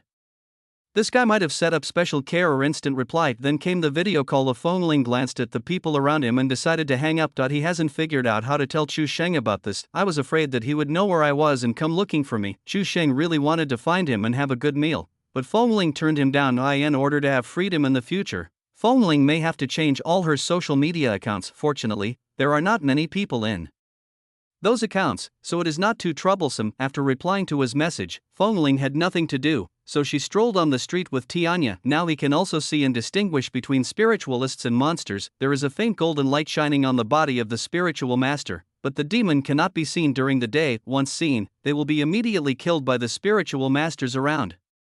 Monsters that dare to come out during the day are generally not intelligent. After a closer look, Fengling discovered that those spiritual masters were actually behaving very strangely. The clothes they wear are also somewhat different from those of ordinary people. They usually wear Chinese traditional costumes, and ordinary people usually wear trendy brands that can be found all over the streets. Of course, there are also some spiritual masters who are more trendy. Before Fengling, she seemed to have automatically accepted the fact that there were many strange people in this world. So I didn't care. This is also the reason why society is so inclusive. After all, there are still men dressed as women and wearing stockings and high heels on the streets. From time to time, someone would pop up and shout, "Follow me."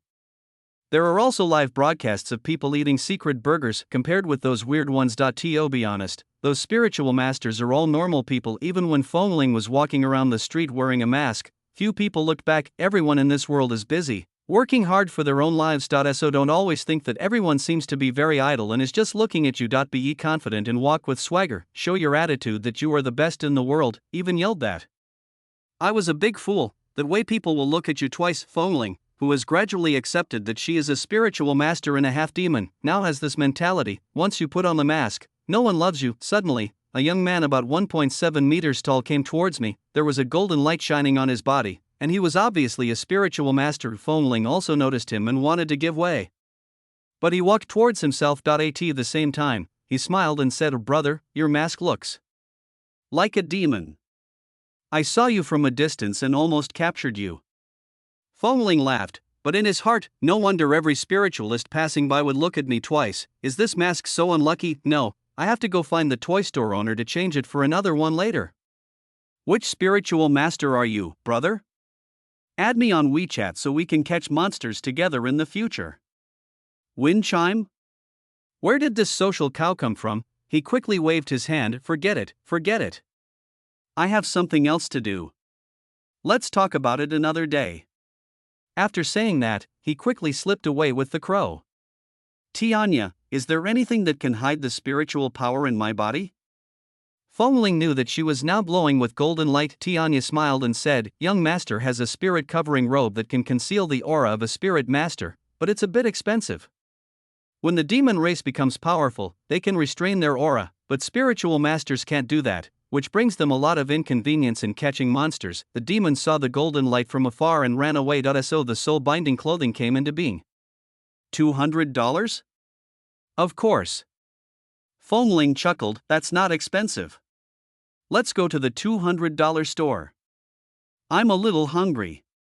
Okay, young master. Compared to ordinary people, there are very few spiritual masters in this world. As I walked, I met a familiar figure again, the most beautiful woman Fongling had ever seen. If you were so light, how come I can meet her everywhere? If it were an ordinary person, Fongling might go up and chat with him, but it is better not to have any dealings with the Saint Maiden of the Rua family. It's not okay to be pretty. After seeing her from a distance, Fongling just took a detour and walked away. On the way back, I wanted to go to the toy store to change the mask. As a result, the boss said that they were all bought by a beautiful woman last time. It's Roa Qingyan. It's really outrageous. I heard from the boss that she bought all the more than 100 masks in the store. After returning to the store, when Fongling asked Air Bai Dao that she wanted the soul protecting robe, Air Bai Dao said, "Are you sure you want that? It costs hundreds of thousands of dollars. If you wear it, all the spiritualists will stare at you. You never know, when you're walking down the street, you might be dragged into an alley and robbed by some greedy casual spiritualist." Fongling was surprised. Hundreds of thousands? 200 Knives said unhappily, "Nonsense, do you think spiritual masters' things are cheap? That thing is already a spiritual weapon, and spiritual weapons are sold exclusively to rich people." Fongling gave up the idea after hearing this, but he thought of another way to get rich. He said to Orbedo very seriously, "Master, please teach me how to make a spiritual weapon." $200? Now is not the time for you to rob? I can't. So what can you do? Orbedo sneered when he heard this. "I'll whip you." Fongling just smiled awkwardly. Although he did not learn the spiritual weapon, Fongling thought of his good brother. Didn't Tianya say that he was the spiritual weapon maker? Another way to get rich emerged in his mind. Fongling didn't go home after that. Instead, he listened to Orbedo and Tianya chatting. Fongling was a little curious about how Orbedo knew so many things. After asking, I found out that many things are actually available on the internet. Spiritual masters and demons share an exclusive website. That exclusive website is actually the Spiritual Masters special network, and the demon clan just sneaked in to lurk and gather information. Few demons dare to speak within the Spiritual Masters network. Fongling curiously leaned over to take a look at the $200 claw machine. You are now logged into the Spiritual Masters website. I saw that the Spiritual Masters network was almost entirely filled with news about Tianya. Some people also posted tasks in it, offering a reward for a certain demon tribe. Some people also posted inquiries about the monster race and wanted to form a team to catch monsters. Some people also seek help online because of their low abilities. IT is completely different from the current internet. Of course, Fongling also saw some awesome monsters and took photos of herself at the tourist attractions. There is no trace of monsters in the photo, only scenery. Because the camera can't capture the monster, naturally, no one would dare to like that kind of post. Anyone who dares to like this post will definitely be invited to have tea by the spiritual master. Fongling also tried to search the website, but I found that I couldn't find it at all. If you want to access the spiritual master's website, you need to go to the Spiritual Masters Administration in person and complete the formalities. But for Fongling's identity, going to the Spiritual Master Administration is no different from turning herself in. But $200 is what you do. He has helped countless monsters to enter the Spiritual Masters network. Things had come to this point, so Fongling simply asked Orbedo to help her change her account and log back into the internet. This way, you no longer have to be so cautious when using the claw machine, because the location of this kind of black account cannot be found unless you do something terrible. Fongling then registered her own account on the Spiritual Masters network. The account name is The Remnants of the Fong Family Must Not Die a Good Death. When this guy gets angry, he even scolds himself. Tianya had a strange look on his face when he saw the name of the account. What made him even more surprised was what happened next. Fongling issued a bounty mission, a bounty of 1 million for Fong Family Sky Crow. "Young master, what are you doing?" Orbedo sneered when he saw this and said, "The Sky Raven is worth 1 million? Ah, 1 million isn't enough? Are you that valuable, Tianya?" Tianya smiled when he heard this. "Of course, my life is not as important as yours." At this time, Orbedo said lightly, "Go to the official website of the 3 royal families and see what the bounty for Sky Crow is." Chapter 30. The old man of Versifingling searched tens, hundreds, millions, tens of millions. 100 million, 10 billion? 10 billion? 13.9 billion? He counted again in disbelief and confirmed it. 13.9 billion. He turned around and glanced at Tianya. The old man in front of him was worth 13.9 billion. Tianya sneered and stroked his beard with his hand. "I never thought that after 18 years, I would only be ranked 3rd on the wanted list." "Oh, I'm getting old. Staring at the screen in Foamling's hand, he looks a little proud. I didn't expect he was a little old man of Versailles, Beto said with a smile. Do you think that after 18 years, you are still invincible? Your 13.9 billion just increased because you killed so many people from the Bai family some time ago. Otherwise, it would have been ranked 5th, with a value of just over 11 billion. And this bounty list is not complete. These are only the top monsters. There are many more powerful monsters that are not recorded. I'll tell you a secret. It seems that several monsters at the level of Demon King have appeared in recent years. Tianya just smiled and said nothing. Foamling glanced at the two demon leaders in front of Tianya, second place on the official bounty list, Blood Curse Infant of Beijing, 14.8 billion, strength, 8th rank demon leader, first place, Misty Monk from the western regions, 17.7 billion, strength, 8th rank demon leader. Young master, this person is also one of the 9 great demon leaders of our Feng family. Foamling looked at the name that Tianya pointed out, number 10 on the bounty list, Feng family Wuha, 9 billion, powerful, the leader of monsters. And these two. Number 19 on the bounty list, Feng family Wine Corpse, 7.7 billion, powerful, demon leader. Last appearance, Demon City area, number 25 on the bounty list, Lady Ling, 4 billion, powerful, the leader of demons. Foamling asked doubtfully, why isn't there the word Feng family in front of this Ling Niang? Tianya pursed his lips and was about to speak when Erbai Dao spoke first. Your father is dead, so it's natural for Lady Ling to run away and become a younger brother of another family. Only Wu He and Zhou Chansher have not found a new employer yet. The others either have to become bosses themselves or continue to be subordinates. Alas, the Feng family is long gone. Foamling nodded upon hearing this. Oh, Tianya seemed very unhappy to hear Erbai Dao talking like that, and retorted 18 years ago, the 9 demon leaders of the Feng family dominated the top 10 of the list all year round, and each of them had a bounty of over 10 billion. Who dared to compete? The head of the family back then made an unprecedented 39 billion. Has anyone been able to break this record in the past 18 years? Even that faceless bald guy from the western region has to step back a little. Blood Curse Infant, it's even more unpresentable. When it met me back then, it didn't even dare to fart. His voice became louder and louder, and it was obvious that Tianya had a very strong sense of self-esteem, especially if someone says bad things about the Feng family. If it weren't for the 200 knives, the person in front of him would have been a corpse. But how could Foamling have imagined what the Sky Crow looked like back then? Who else dares to speak ill of the Feng family in front of him? But judging from this bounty, since the Feng family, the bounties on the demon tribe have generally been reduced a lot after the Feng family declined. The demon clan has become much quieter in recent years. The bounty naturally went down. After saying that, the crows immediately looked at Foamling. Young master, as long as you give the order, those bastards will definitely roll back immediately and restore the glory of the Feng family. Foamling quickly stopped his imagination after hearing this. Forget it, let them stay put. It's not easy to make a living these days. Beto couldn't help laughing when he heard this. Give up, Tianya, your young master just wants to be an ordinary person.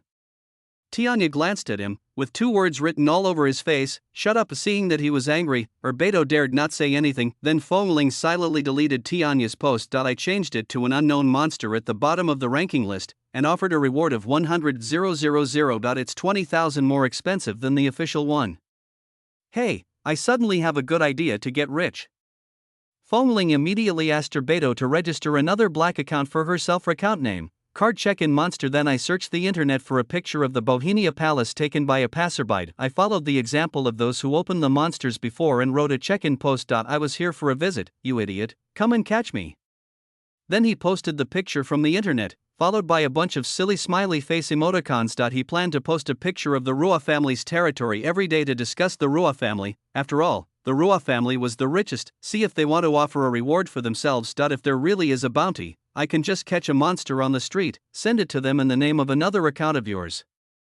The ultimate in getting something for nothing. Foamling was originally thinking about what to do this summer vacation, so let's set a small goal first. Go to various places to take pictures, then upload them to discuss them. By staying in the Rua family's territory, he can also avoid being harassed by the Bai family, killing 2 birds with 1 stone, get rich in 1 summer vacation. Then Foamling saw several spiritual masters' techniques on the internet. So he started to study it. thinking that he might meet a spiritual master in the future. If Tianya is not around, I can still save my life. Although she doesn't want to be the king, Fengling also wants to become stronger. Freedom is built on the foundation of one's own strength. Just imagine, if I were as powerful as Sky Crow in the future, who would dare to cause trouble for me? The spiritual arts disclosed on the internet are basically universal and simple. Fengling followed suit and learned how to do it.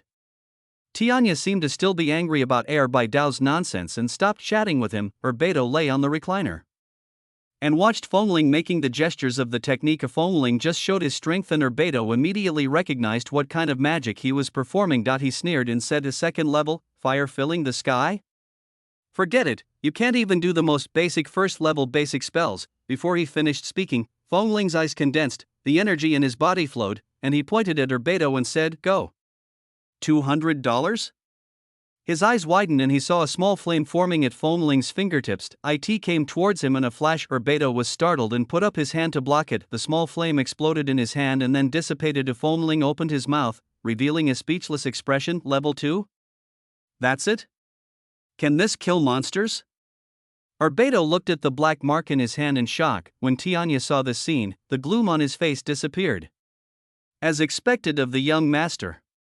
He is gifted, you? Look at the wind chime, the flame is so small and its power is so weak. It should indeed be the first time, but how could it be released the first time? This kid has a very high level of comprehension.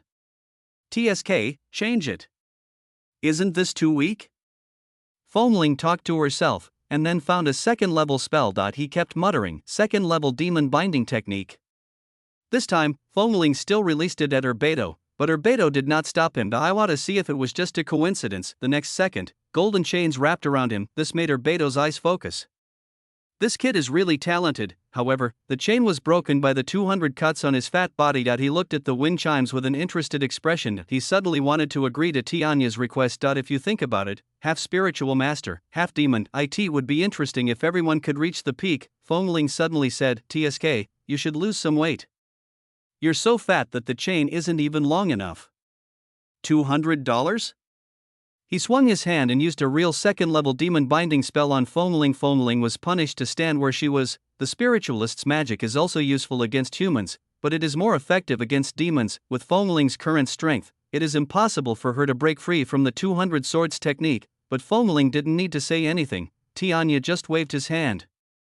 The chains broke and the wind chime regained its freedom. After Fengling released more than a dozen spells in succession, his spiritual power ran out. Just release it specifically for the 200 knives. The 200 knife face was twitching. Isc provoking me, it's definitely a provocation, right? But Fengling is really talented. Although these techniques are simple, they are not something that can be learned by self-study by someone like him who has just awakened and knows nothing. He taught himself online and succeeded every time, which was really not easy. But Beto did not impulsively propose to take Fengling as his apprentice. He wanted to take another look, see if he is qualified to be his apprentice. Talent alone is useless. He has not seen Fengling's obsession to become stronger, but I believe that it will cost $200 sooner or later. This world is far from being as peaceful as Fengling imagined. The freedom he wants is something only the strong can have. When I returned home at night, Sky Crow didn't say a word the whole way and looked as if he was lost in thought of Feng. Ling could tell that he was probably still sad because of the Feng family's current situation, but I don't know how to comfort him. In fact, Tianya was not sad, but worried. It's not that he didn't hear what Beto said. Those who are at the top of the list are nothing but remnants of the old era. Tianya didn't take it to heart at all, but those of the new era are still hidden in the dark, rookies who have yet to emerge. Even the Demon King mentioned by Beto. This is what Tianya is really worried about now. He was worried that in this new era, he was no longer qualified to protect Fengchime. Young master, I have a request. Chapter 31. Everyone started as a rookie. What? Fengling thought Tianya wanted to say something about reviving the Feng family, but she did not stop him. Young master, you are gifted. It would be a pity if you don't practice. I think you can practice occasionally besides studying. It can not only strengthen your body, but also protect yourself at critical moments. Young master, if you are willing, I am willing to give you all my life. Before Tianya finished speaking, Fengling smiled and said, no problem. The Sky Crow cleared the haze and was overjoyed. Young master, are you serious? He didn't expect Fong Ling to agree so readily. I've already prepared myself for being rejected. Fong Ling smiled and said, of course, I can't rely on you all my life, right? Tianya actually hopes that Fong Ling can rely on him for the rest of her life, but Fong Ling knew very well in her heart that a blacksmith must be strong himself. Okay. Then let's go home quickly. Seeing Tianya so happy, Fong Ling also felt much better. When I got home, Xiao had already steamed white rice waiting for me, and cleaned the house thoroughly. After Fong Ling praised her a lot, he took out a bag of pickles from his pocket. I bought this from a $200 store. While eating, I asked Xiao, where did you get this rice? Hee, the owner didn't finish eating before puff, the wind chimes were all vomited out. Before, 18 years ago? Ha, what's wrong with you, young master? Are you choking? Fong Ling immediately put on a mask of pain and glanced at Tianya. Why didn't you tell me? Tianya asked doubtfully, tell you what? That doubtful look seemed to say, can't we eat the rice that was produced 18 years ago? How would the crow know? They don't eat anyway, forget it. I'll go to the $200 store tomorrow and get a bag of new rice. As you command, young master. After vomiting, Fong Ling stopped eating, standing in the living room with Tianya. Xiao was also watching from the side. She also wanted to become stronger. Tianya gave Fong Ling a wooden sword and also held a wooden sword in his hand. Suddenly he remembered something and said with a smile, young master, your father said something that benefited me a lot. Fong Ling looked at the wooden sword in his hand, wondering where Tianya got it from. Eye in the crotch. Without even raising his head, he said, what did you say? The head of the family said that when you have someone you want to protect, you will become more powerful. Fong Ling smiled when he heard this. Where did you copy these lines from? Then if I find a few more wives, will I be twice as powerful? Sky Crow? He was stunned for a moment, his expression was a little strange, and he held it in for a long time. Forget it, young master, come on. Fong Ling suddenly laughed. Then who do you want to protect since you are so powerful? Could it be a woman? Tianya shook his head. Young master, I just want to protect you. Fong Ling got goosebumps when she heard this. Forget it, come on. Today's win, draw young master, try to dodge my attack, or use the wooden sword in your hand to block my attack. Fong Ling nodded. Swoosh, the tip of the wooden sword was already against Fong Ling's forehead. Wind chime? How to hide from this? Slow down. Tianya nodded, retracted the knife, and stabbed again. Fong Ling still didn't react. It's really outrageous. I feel like I don't have eyes. It's not visible at all. He suddenly realized. If you encounter a powerful monster alone, there is no possibility of survival. Again. Slower. Tianya then stabbed him more than 1,000 times. Every cut is in the same place. Fong Ling never reacted once, and never even saw it clearly once. Tianya just stabbed casually, but every strike was fatal. He seemed to understand the value of 13.9 billion. Only monsters can catch such monsters. Forget it, change to another one, this has no training effect at all. Tianya smiled when he heard this. A young master, if you can't dodge my sword, there are 10 other swords in this world that you can't dodge either. Their swords are faster than mine. Fong Ling smiled bitterly. Do you think I just can't avoid those 10? Tianya thought about it. How about another $1,000? Young master? Another $1,000 and we'll change. That's how the patriarch and I practiced together back then. Fong Ling sighed and said, come on then. Sure enough, this 1,000 is no different from the last time. Fong Ling felt like she had learned nothing. Fortunately, I can finally change it. Then Sky Raven snapped his fingers. Several black feathers appeared out of thin air, floating in the air, with a gap just wide enough for a hand. I saw his hands moving randomly among the feathers. There were after images of his hands, but he didn't touch the feathers floating in the air once. This terrifying body control shocked Fong Ling. Are you sure this is something I should learn at my level? Then Tianya stopped and flicked his fingers. All those feathers flew in front of the wind chime. Only when I got to the front of Fong Chime could I see clearly that the feather looked sharper than a knife. The light shines on it and it is still reflecting. However, the graphic is not as complicated as the Sky Crow, it is just a single character. Young master, this is also a little game invented by the patriarch. Wind chime? The mini games we play seem to be a little different. Please follow the path left by the feather, from left to right, then from right to left, at your fastest speed, back and forth 5 times within 1 second. It's about exercising your control over your arms and hands. Shoulders are steady, arms are steady, hands are steady, and the knife is steady. To kill someone, you must be quick, accurate, and ruthless. Feng Ling took a look and saw that the passage in the middle of the black feather was 1 meter long within 1 second. Move back and forth 5 times, which means swinging your arms 10 times. It is a bit difficult to keep the arms on the same horizontal line at all times without too much deviation. Then he asked the crow, "Did you practice like this in the beginning?" Tianya nodded. These are the training methods invented by the patriarch himself. The patriarch and I have been practicing against each other for 10 years. In the past 10 years, we have had our share of victories and defeats, but this old minister, Ahem, is still better than the patriarch in terms of these kinds of technical skills. As Tianya spoke, the scene of their training together flashed back in his mind. Tianya, I must beat you 10 times in a row today. Patriarch, you lost to me 10 times in a row yesterday. Damn it, Sky Crow, come again. 10 years. The wind chimes felt helpless and the time seemed so long, but if you want to become stronger, you have to pay a price. After all, no one becomes famous overnight. It's just the result of more than 10 years of hard work day after day. At the beginning, Tianya was just a rookie. Carefully he reached out his hand and passed it through the feathers. Fortunately, it seems that it is not as difficult as I imagined, although the speed was a bit slow. I became familiar with it after a few times. The speed gradually increased. Lian Xiaoxiao clearly felt the difference and exclaimed, "Wow! Young master is so awesome." She spoke suddenly, but Feng Ling remained as steady as an old dog. My hands don't even shake. Tianya was very pleased, worthy of being the young master. Just as he thought of this, Feng Ling let out a low cry and retracted his hand. There was already a bright red cut on the back of his hand. "Ha! Young master, are you okay?" Xiao ran over quickly. It's okay. I was a little careless. Let me try again, 5 times in 1 second.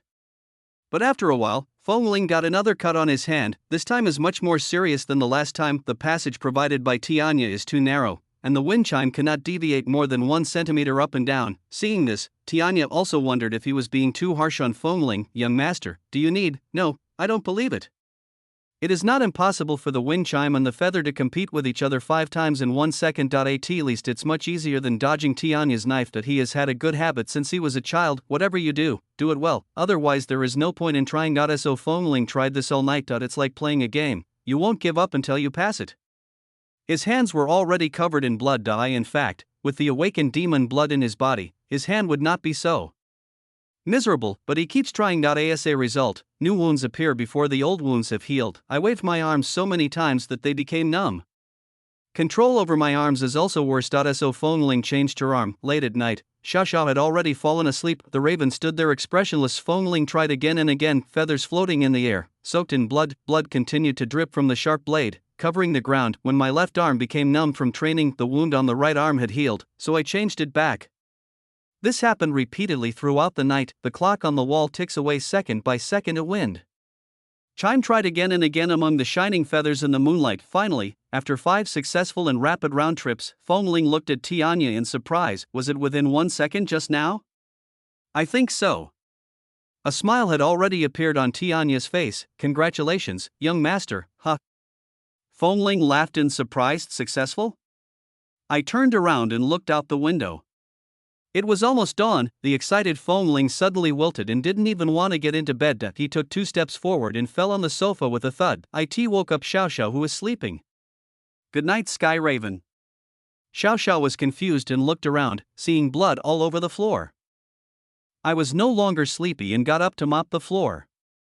"Good night, young master. Have a good dream." Tianya covered Feng Ling with a quilt with a smile, then walked to the floor-to-ceiling window in the living room. Looking at the sun rising in the sky, he murmured softly, "Master, are you satisfied with the young master's speed?" "I am very satisfied, old minister." When everyone was a newbie in the beginning, it generally took 12 hours to succeed. The wind chimes took less than 7 hours. Chapter 32. Hope for success. Today, it's morning at Chu Sheng's house. Another unpleasant breakfast. Chu Sheng had another quarrel with his father. The reason was that Lao Chu asked him to find a class to attend during his vacation. Chu Sheng didn't want to do that. He wanted to invent something at home. When old Chu heard that he was doing something with no future again, he got furious, slammed the door, left, and went to work. There are many spiritual weapon masters in this world, but few of them are famous. Many things are made for no purpose at all. It's sold at a high price, and no one buys it. Only a few spiritual weapon masters can achieve success with this, because Lao Chu didn't understand that thing. he felt it was more difficult than practicing naturally. He was not optimistic about his son. After going out, I looked back at the unit door of the community. Finally, he shook his head and let out a long sigh. At this moment, several people in black suddenly appeared in front of him. Old Chu reacted quickly and immediately took a few steps back. He looked at the people in front of him with vigilance, all spiritual masters, and everyone is very powerful. The person leading the group was Bai Lingyun. He said expressionlessly, Chu Sheng's father, right? Old Chu subconsciously thought that Chu Sheng had caused trouble outside, but as his father, I have to take care of him. Then he followed those spiritual masters to a deserted place. Old Chu was also frightened along the way because the people in front of him were too powerful. I don't know how my good son offended them. After arriving, Bai Lingyun took out an ID card and showed it to Lao Chu. When Old Chu saw the Bai family's emblem, his eyes widened and he felt his legs go a little weak. Bai family? How did he offend the Bai family? The names of the three great families are extremely famous in the spiritual world. So it's the masters of the Bai family. I'm sorry that I didn't recognize the real master. Old Chu quickly saluted them. Bai Lingyun smiled. No need, we came to you to ask you to do us a favor. When Old Chu heard this, he immediately felt relieved. Recently, a prisoner from the Bai family escaped, and we have been unable to find him. However, your son is friends with him. Hearing this, he frowned again and listened carefully. So I would like you to ask your son to lure him out so that we can arrest him. If this is accomplished, I, as the director of the Bai family's Special Operations Department, promise you that I will make an exception and allow your son to enter our Bai family. Old Chu was shocked. Enter the Bai family, one of the three royal families. He had dreamed of it before, but I don't have that ability. Yet if his son could enter the three great families, he would have no regrets in his life. It was obvious that Bai Lingyun had done his homework and knew Old Chu very well. Then may I ask, sir, what crime did my son's friend commit? Old Chu still asked more cautiously. Bai Lingyun's eyes were stern. In broad daylight, he bullied people by taking advantage of his power, forcibly abducted women, and colluded with demons to harm the people. What do you think is his crime? After hearing this, Lao Chu's eyes suddenly became sharp, and he said in a deep voice, You scoundrels, your crimes are unforgivable. He also didn't expect that his son would make friends like this. Bai Lingyun also pretended to be righteous and said in a deep voice, Remember, don't tell anyone about this. It must be announced by my Bai family personally.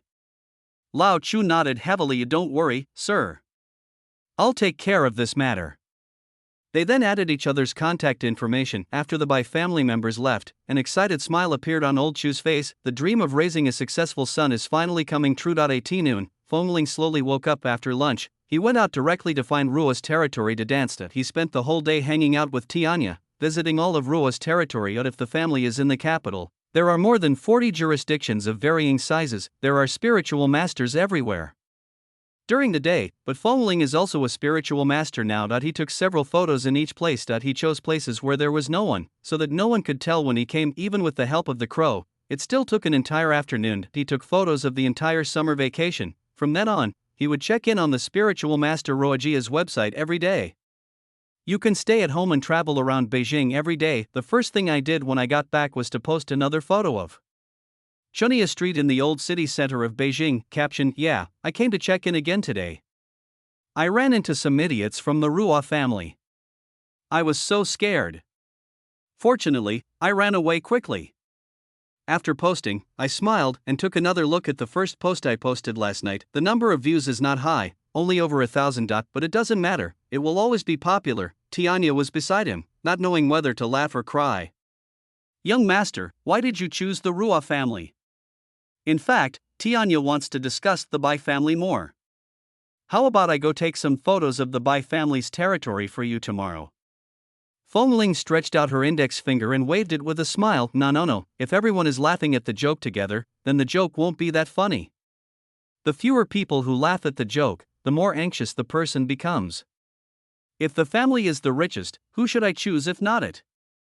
Tianya thought for a moment and asked, Master, what does Nanono mean? Fengling, your pronunciation is pretty standard, but is that the point? Forget it, come on, let's continue training. I still haven't finished playing the game last night. Having said that, Fengling stood up, eager to try. Tianya was delighted to see this. He did not expect Fengling to take the initiative to ask for training. So he took out 2 wooden swords again. Fengling couldn't help but roll her eyes when she saw the wooden sword come again. Tianya raised the knife with a smile. Master, this is a warm-up. Then Fengling was stabbed 2,000 times by Tianya, and still couldn't dodge it once. Then came last night's feather training. The right hand has passed the first level, but the left hand has not. He tried his right hand first and passed it in one go. Hey, how's it going? Tianya looked at Fengling, who was full of confidence, and said, as expected of you, young master. However, it is not that easy to use your left hand. Back then, the old minister, and the head of the family practiced for a long time. Before he could finish his words, Fengling passed by with his left hand, back and forth 5 times in 1 second, easily. The smile on Tianya's face suddenly froze. Ouch. Fengling looked at Tianya and raised an eyebrow at him. How long did you practice? Fengling looked at him with amusement. Tianya stroked his beard and took out a cigarette from his pocket. He finished the breath and coughed a few times. Ahem, let's move on to the next level. Trying to get away with it, Fengling couldn't help but laugh twice. Come. The second level is the up and down track. With last night's practice, it only took Fengling 3 hours to complete both hands. If Fengling's left and right hands seem to be highly coordinated. As long as the right hand can pass, then the left hand can also pass. This surprised Tianya very much. Our young master is good at playing with 2 swords, but Tianya only knows how to use a single sword. How to teach dual swords? So he began to recall if there were any masters who could play with dual swords. The third level is oblique cutting, which is a bit difficult. Fengling didn't pass it until dinner. At dinner time, Lao Chu had not returned yet. Only Song Ma and Chu Sheng were at home eating dinner. Before we finished our meal, Lao Chu suddenly opened the door and came back. Song Ma was very surprised when she saw it. Didn't you say last night that you were going to work overtime and not come back for dinner? Lao Chu smiled and said, it's cancelled temporarily. Nothing is more important than his son entering the 3 great families. When Chu Sheng saw his father coming back, he snorted and got up from the dining table. I didn't even want to eat and planned to go back to my bedroom. Old Chu didn't stop him, but after dinner, he went straight to his son's bedroom. Chapter 33 Father and Son Night Talk. Chu Sheng, are you asleep? What? I have something to tell you. Oh. Then Lao Chu pushed the door open and went in. When I saw Chu Sheng working on something at his desk, I knew that this guy was inventing something again, but this time Lao Chu didn't stop him. Let's do it. I will pave your way for you. As long as you can enter the Bai family, you can make decisions for yourself in your future life. Old Chu knew his son's character very well. There was no way he would make friends with that kind of person. He must have been deceived. So there is absolutely no way he would betray his friends. I didn't talk about the matter directly at the beginning. Instead, I talked to him about my future plans in life. Chu Sheng seemed to be trying to anger his father on purpose, and said calmly, I will be a spiritual weapon master from now on. I won't practice anymore. Old Chu just smiled when he heard this. I was wrong about what happened during the day. Don't take it too seriously. When Chu Sheng heard this, he heard a click and parts in his hand broke, but that's not the point. He turned around and looked at his father in shock. Are you my father? It must be fake, right? After the father and son put aside their prejudices against each other, unexpectedly, they discovered that they actually had quite a lot of common topics. Song Ma had leaned on the door and eavesdropped more than once. I always leave with a smile. Chu Sheng, who had let down his guard, was also willing to share. His best friend, my good brother, I call him a madman. His mouth is extremely poisonous. Even more poisonous than that of a poisonous black rat. Do you believe it? Speaking of wind chimes, Chu Sheng showed a happy smile on his face. Luckily he's not your son, otherwise he would have made you beg for mercy, believe it or not? I am the only one who is so sensible, alas. Old Chu also smiled when he heard this. Oh? Then I'd like to learn from him. You can invite him to your home when you have time. Ah? Is this okay? He's not a spiritualist. Isn't that a bit troublesome? Upon hearing this, Lao Chu thought Fengling did not tell Chu Sheng that she was a spiritual master, but what exactly did he want to do by approaching his own son? Could it be that he has taken a fancy to my wife? It's okay, just clean up the house. We don't have any spiritual items at home that can be exposed. You are always welcome to bring him home as a guest. Chu Sheng was delighted when he heard this. He had wanted to invite Fengling home for a long time. Okay. Wait, I'll let him argue with you for me then. Lao Chu smiled and nodded. I will accompany you till the end. After finishing the work, Chu Sheng immediately sent a message to Fengling. When are you free to come to my house and play? My dad wants to have a 300-round battle with you, a real man. Knowing that Fongling takes longer to reply to messages than an old lady getting on the Kong, I didn't wait. He continued to tinker with his invention with a smile on his face. At this time, Fongling was concentrating on the 4th level. After dinner, he suddenly got the idea and passed the 3rd level, but at the 4th level, the difficulty increases sharply. A wavy line goes back and forth 5 times in 1 second. When others looked at it, it seemed that the wind chimes were twitching non-stop. Just like they were practicing the 5-whip trick of the pine cone. Fongling didn't pass this level until dawn. Time flies and a week has passed. Chu Sheng did not receive a reply from Fongling. Fongling couldn't have imagined that there would be 3 groups of people waiting for his reply. Chu Sheng, Lao Chu, by family. Chu Sheng said he was very angry. "Don't you want me as your good brother anymore?" Lao Chu expressed his doubt. "Is this really your good brother?" Bai Ling Yun said he was under a lot of pressure. "Brother, I beg you, please read the news." "Really?" But he is not waiting foolishly. He made a lot of preparations for the wind chimes. Fongling trains every day, and at the same time, she punches in at different territories of the Rua family every day, which annoys the Rua family. All you need to do is add a filter so that people can't tell that the photos were taken on the same day. The rest of the time is spent training. Let the crow stab you 2,000 times first, then he plays. The game his dad invented, which he hasn't even finished yet. Now we have reached the 7th level, drawing a 5-pointed star. Fongling has been stuck at this level for 2 days. Every time they train, there is a pool of blood on the ground.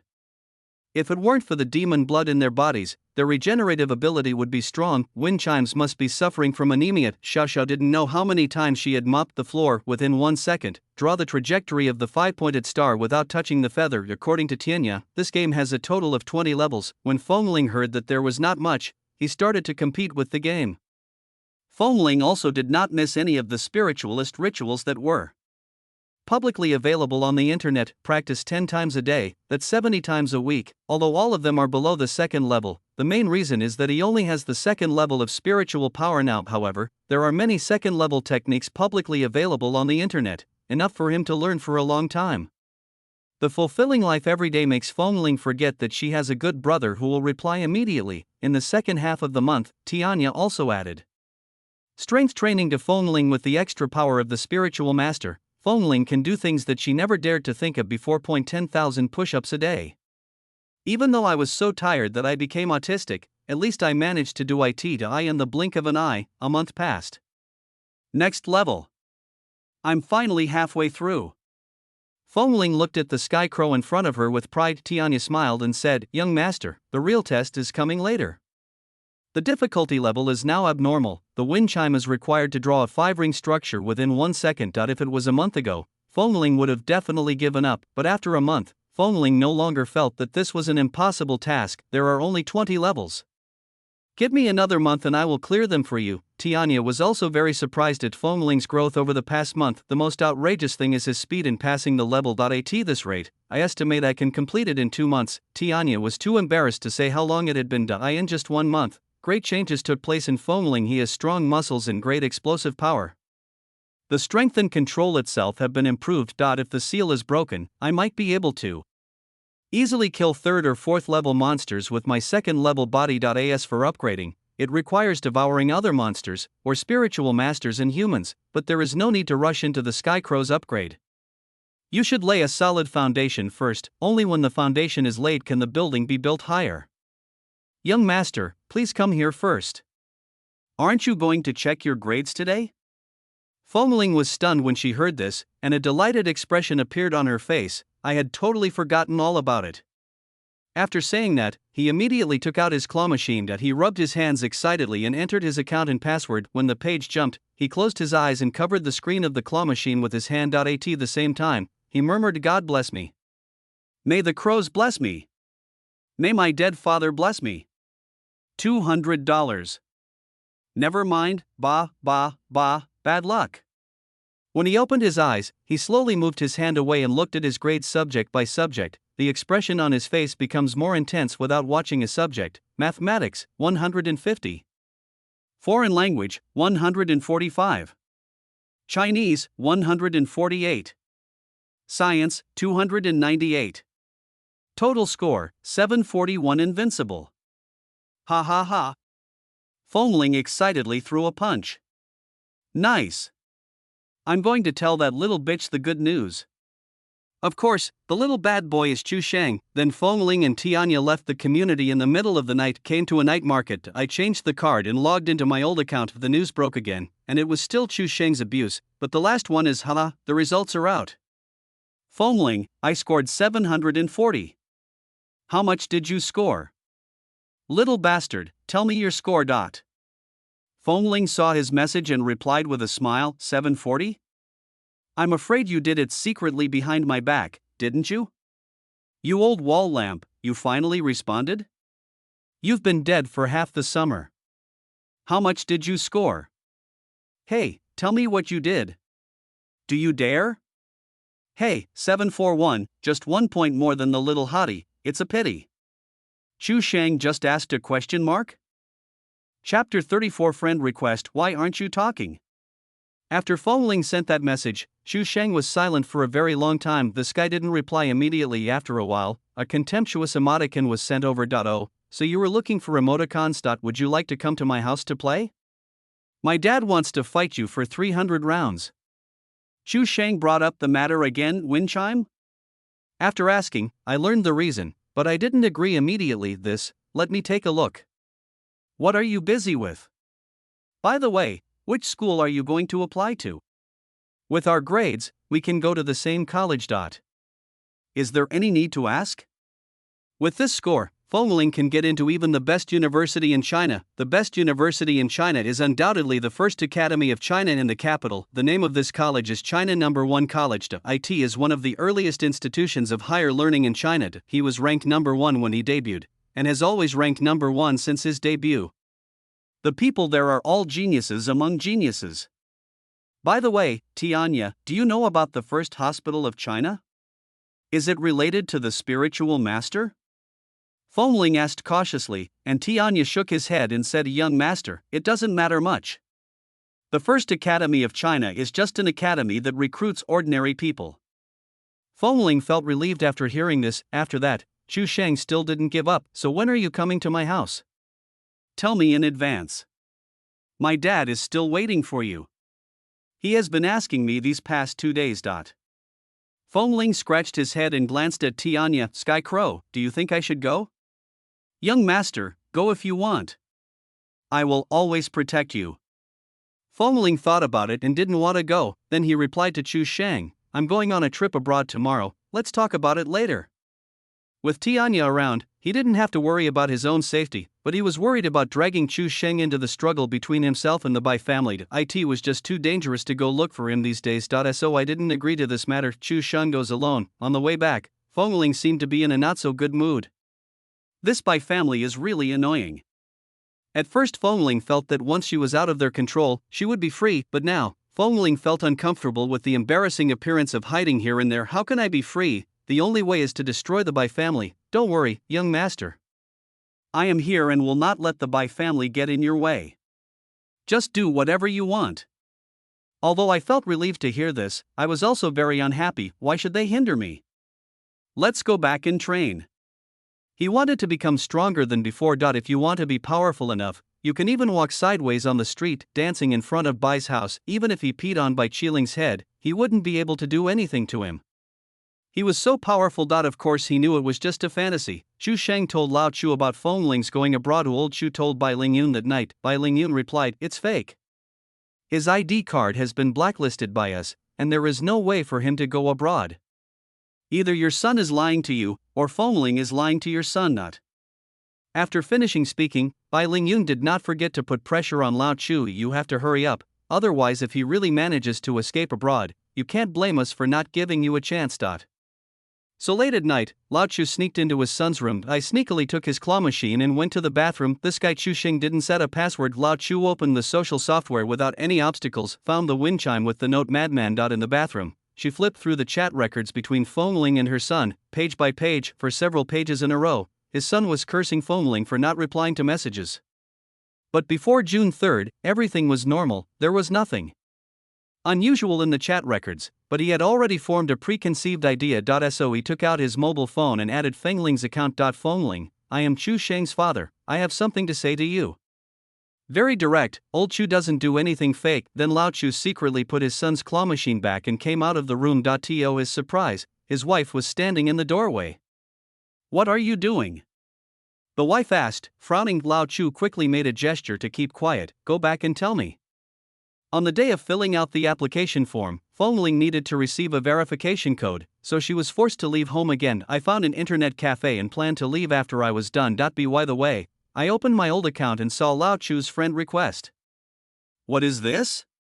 Fongling immediately noticed something was wrong, but he still added friends. Old Chu, who was at work at the moment, was immediately shocked. "Been waiting for a long time, is it a wind chime?"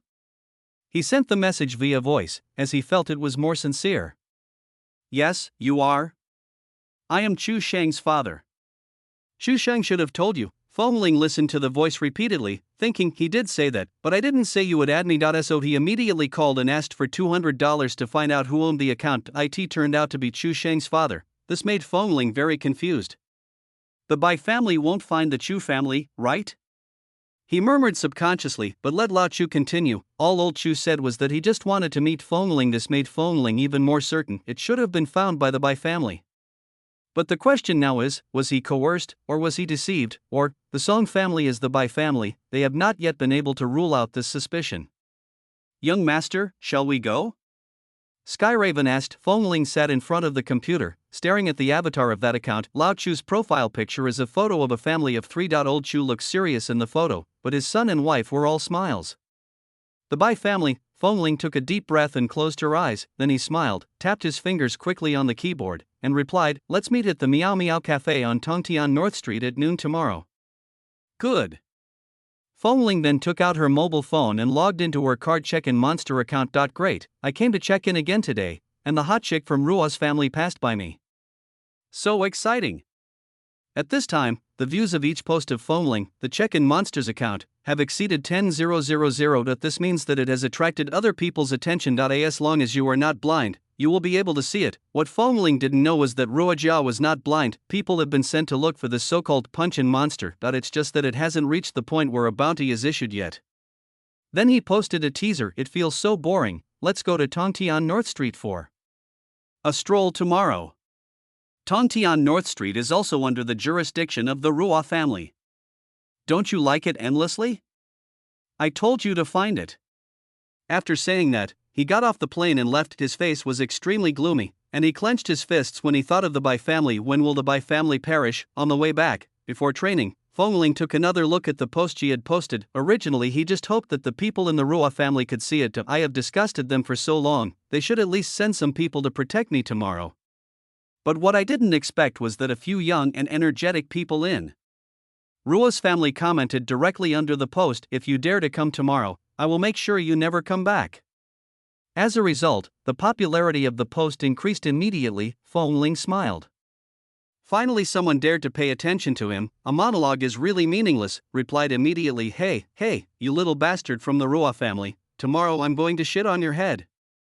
I'll beat you up on the head to fart." Chapter 35 Encounter. After cursing, he changed the account name, Check-in Monster, the master of the Ruo family. The longer the name, the better. Then he threw the claw machine aside casually. This account that was accessed through a special method worth only $200 cannot be traced at all, and you don't even have to log off the internet. It's really cool. Come on, continue training. I'd better not run into those bitches from the Bai family tomorrow. Today's wind chimes are particularly angry and positive. However, this positivity and anger did not bring any benefits to his training. Instead, it made him restless and irritable. "Young master, stop for a moment." Tianya interrupted Fongling in time, and at this time Fongling's wrist was almost cut off by the feather. He didn't even feel it. Because of the awakening of the demon in the spiritual master, his tolerance for pain has increased a lot. It was also because he was too angry and selfless. Tianya called him and only then did he feel the pain. Tianya shook his head and took out a cigarette and smoked it. Smoke filled the air, and he coughed and said, "Young master, unnecessary hatred will only affect your own mentality." Fongling held up her almost broken hand and said unhappily, "Then what should I do? Thank his grandmother's aunt for the special red? Sky Crow? What are you talking about, young master?" Fongling shook his head. "It's okay." "Hey. Do you hate the Bai family?" Tianya nodded without hesitation. "I hate it, but I always know what to do." Fengling was silent for a while after hearing this, and then nodded. Put down your right hand, switch to your left hand, and continue to level 15. He was still saying thank you: thank you for lending me your umbilical cord for the braised pig intestines. Thank you, Dad, for your 3 seconds of kindness. I will laugh for a whole year. Thank you for your grandpa's lost hair, and you inherited all your leg hair. Thank you, second uncle, for curing my mental exhaustion. Thank you, nephew. Thank you, sister. Thank you, cousin. Thank you, Skycrow. Head of the family, did you see it? Your son, how polite. Even Tianya was speechless, but you know what? It really is useful. Fengling was obviously much calmer, and her hands moved very quickly. Although I didn't pass the customs tonight, the next morning, the first thing Fengling did was to check the status of her post. What's funny is that the 2 guys who argued with him yesterday deleted their comments. Fengling directly kicked the nose in the face. Hey, little coward from the Ruo family, why did you delete your comment? Were you taught a lesson by your father, my son? How dare you talk to your grandfather like that? You are such a traitor. Don't let me see you on North Street later. Otherwise I will kill you. Every word is heartbreaking. After one night, the post had been viewed over 500,000 times. Whether in the spiritual master world or the demon world, it has become completely popular. Bai Lingyun naturally also saw this post. Where the hell did this idiot come from, punching in at North Street? Director, although the Ruo family won't say it openly, they will definitely send a lot of people there. Should we still go? Bai Lingyun said with a serious face. Go. Why not go? Is my Bai family afraid of his Ruo family? This is one of the few opportunities Bai Lingyun has. He must seize it. Today, the sun rose a little later than usual. Fengling turned her head and looked out the window. It seemed like it was going to rain. This reminded him of the 2 Bai family spiritual masters who died at his hands. I quickly checked the weather forecast, and sure enough, it was cloudy turning to light rain. So I put on a black sweatshirt that was not too conspicuous, put on a hat, put on a mask, pull down the brim of the hat, pick up a black umbrella, and go out alone. The Skycrow was hovering high in the sky. People can't see him, and spiritual masters can't see him either, but he can see everyone. Fengling chose to take the subway, but only when 5 stops before Beida Street. I planned to walk the rest of the way out. He guessed that someone from the Bai family would definitely be guarding the entrance of the subway station. Only a fool would sit there. As luck would have it, it started raining when I walked out of the subway station, but it was very small, so Fengling didn't hold an umbrella. He likes to get caught in the rain. The feeling of the drizzle hitting his face is very comfortable. So he raised his head, and the tiny raindrops hit his mask, making a tapping sound. This made him realize, oh, I don't deserve the rain now. I don't even have the freedom to get wet in the rain. The pedestrians on the road quickened their pace, muttering, Tisk, why is it raining? What bad luck! I'm going to be late for work. At this moment, a girl suddenly rushed out from the subway station exit behind Fengling. Oh, no, it's raining.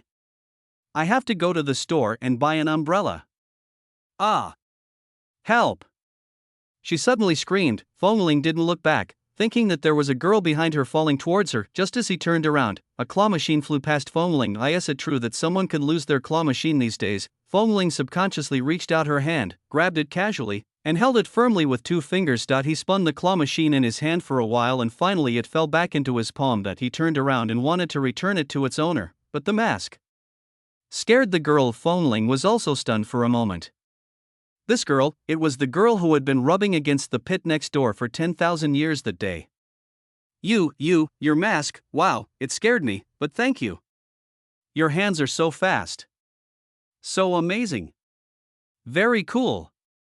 The girl smiled happily and gave Fengling a thumbs up. She is still so pure and beautiful in her outfit today, but Fengling didn't say anything, fearing that she would recognize her. The capital city is not small, and it's really unbelievable that such a thing could happen. The girl said thank you and left. Wind chime. It's time to go. Slowly walked towards the road heading towards North Street. Young master, it is just as you expected. I just went to the front to check it out. Many spiritual masters have come to the Ruo family, even more than the Bai family. However, they are all young people. I'm afraid they are not enough to resist the old guys of the Bai family. It's magical that the Skycrow can still communicate with the wind chimes even though it is high in the sky. Whatever Fengling wants to say, she just needs to say it in her heart. It's a pity. If it could be later, it would be better. Fengling felt that she had been careless. I should post a few more days of previews, so that the Ruo family will get anxious before I tell them, but it doesn't matter. Fengling has already thought of a solution. As he walked, Fengling heard a familiar voice. Damn it, if the instructor hadn't told me to tell that clock-in monster, I would have scolded the shit out of him today. Hey, Xiaofeng, you are too impatient. How can I not be anxious, brother Tianyu? That guy is picking on our Ruo family to make trouble. Also, did you see the name he changed? And the reply this morning, wow. I was so pissed off. Alas, it's a pity that the area we patrol today is not on North Street, otherwise I would definitely teach that bastard a lesson. Check-in monster. I'm not done with you. Fengling turned around and saw two spiritual masters, a man and a woman. Xiaofeng and Gui Tianyu, the person I met before in the Bohemia Palace. Wait, it turns out the person whose comment was deleted last night was you. What a coincidence. What the hell is a surprise? Fengling couldn't help but smile under the mask. Suddenly he shouted towards a deserted place, card-checking monster. Don't run. Then he ran quickly, and the sound also attracted the attention of Xiaofeng and Tianyu. The two looked at each other. Xiaofeng rushed out directly. Hurry up and follow me. In the drizzle, several golden lights flashed. Xiaofeng and Gui Tianyu both used body movement techniques to speed up their speed, but, so will wind chimes, you may not believe it, but I learned it for free online. He formed seals with one hand, chanted incantations, and golden light flashed on his body. He left Xiaofeng and Gui Tianyu, who were following closely, far behind. He also didn't expect that what he learned for free online could run faster than the two outer disciples of the Ruo family. In fact, it is because of his own powerful attributes. Seeing that she couldn't keep up, Xiaofeng quickly shouted, "Hey! The spiritualist in front! Wait for us!" Fengling said without even turning his head, "What are you waiting for? The clock-in monster is almost running away." At the same time, I shouted in my heart, "Sky Crow, help me take care of these two. I want the clothes they are wearing." The crow in the sky saw this scene and whispered, "Young master, these two men are not very strong. I think you can use them to practice. It's a good opportunity to see how much progress you have made during this period of time." Chapter 36. Year 2. Slow. Fengling looked back and had already made a plan in mind. Xiaofeng and Gui Tianyu obviously used faster techniques and slowly caught up, but Fengling kept turning around in the streets, and every time they were about to catch up with her, the wind chimes turned several times in a row and widened the distance again. It was as if he had grown up here and knew this place very well. In fact, it was the Sky Crow that was guiding him from above, under the leadership of Tian Yati. Fengling quickly rushed into a small alley. This is a narrow alley, and at most two people can fit side by side. The alley was originally connected, but there were two trash cans in the middle. They were parked side by side, blocking the road. Divide this alley into two alleys. The trash cans were overflowing, so people just threw their rubbish onto the ground. There was colorful unknown liquid flowing on the ground and a foul odor emanating from the entire alley. Fengling saw a wooden stick stuck in the garbage pile and rushed over quickly. He picked up the stick, climbed over the trash can, and hid behind it. The trash can was big enough to just block his figure. Xiaofeng and Gui Tianyu ran to the entrance of the alley and went in without hesitation, but the wind chime was gone. Xiaofeng said without hesitation, "Lost? Let's hurry up, brother Tianyu." So she sped up again, trying to climb over the trash can and chase Fengling. "Wait a minute, Xiaofeng." Gui Tianyu felt something was wrong. It's such a long alley. How could Fengling possibly run through it in such a short time? With this speed, they would have been left behind long ago. It's very weird. I always feel like there's something fishy going on. Xiaofeng, don't go over there. Trash can. He guessed where the wind chime was, but it was too late. This time, Xiaofeng had already jumped up in a standard hurdle-hopping posture. When he heard Gui Tianyu's words in the air, he immediately looked down at the trash can. There's nothing in the trash can, just garbage. However, behind the trash can, there was a masked man squatting. He tilted his head back, and Xiaofeng could only see the pair of shining eyes beneath the mask. Fengling's eyes were originally very beautiful, but under the mask, they looked particularly scary. She regretted it, but it's too late to regret. Fengling smiled under the mask. "See you again, you bastard." He just swung up the stick in his hand, which was as thick as his arm. Bang! A stick hit Xiaofeng on the head. "You curse me." He still remembered that Fengling was eaten by a monster in the palace. I was going to find the unlucky guy from the Ruo family today, borrow some clothes from him, and hide my own. I didn't expect to meet Xiaofeng here halfway. I had a passionate argument with myself online last night. What a coincidence indeed. If you don't go to hell, who will? With a snap, the stick broke. Xiao Feng was hit by Fengling's stick and flew back. Even Fengling was a little surprised. Am I that powerful now? How could it be possible for an ordinary person to do this in the past? Everything happened so fast that Gui Tianyu didn't have time to save Xiaofeng. He glanced at Xiaofeng, who was lying unconscious on the ground, with her nose broken by the wind chime. Burning with rage, he quickly formed a seal. Where did this despicable and cunning person come from? How dare he attack my Ru family's spiritual master? A golden light flashed, and he shouted, "Binding magic!" Fengling raised her eyebrows and said, "I am familiar with this." Immediately stepped back 3 steps to avoid the attack range, but Gui Tianyu suddenly accelerated and came in front of Fengling. It's too late to use magic to escape now. So he took the broken wooden stick in his hand and went straight forward. Gui Tianyu kicked out in the air, his toes sweeping across the narrow wall.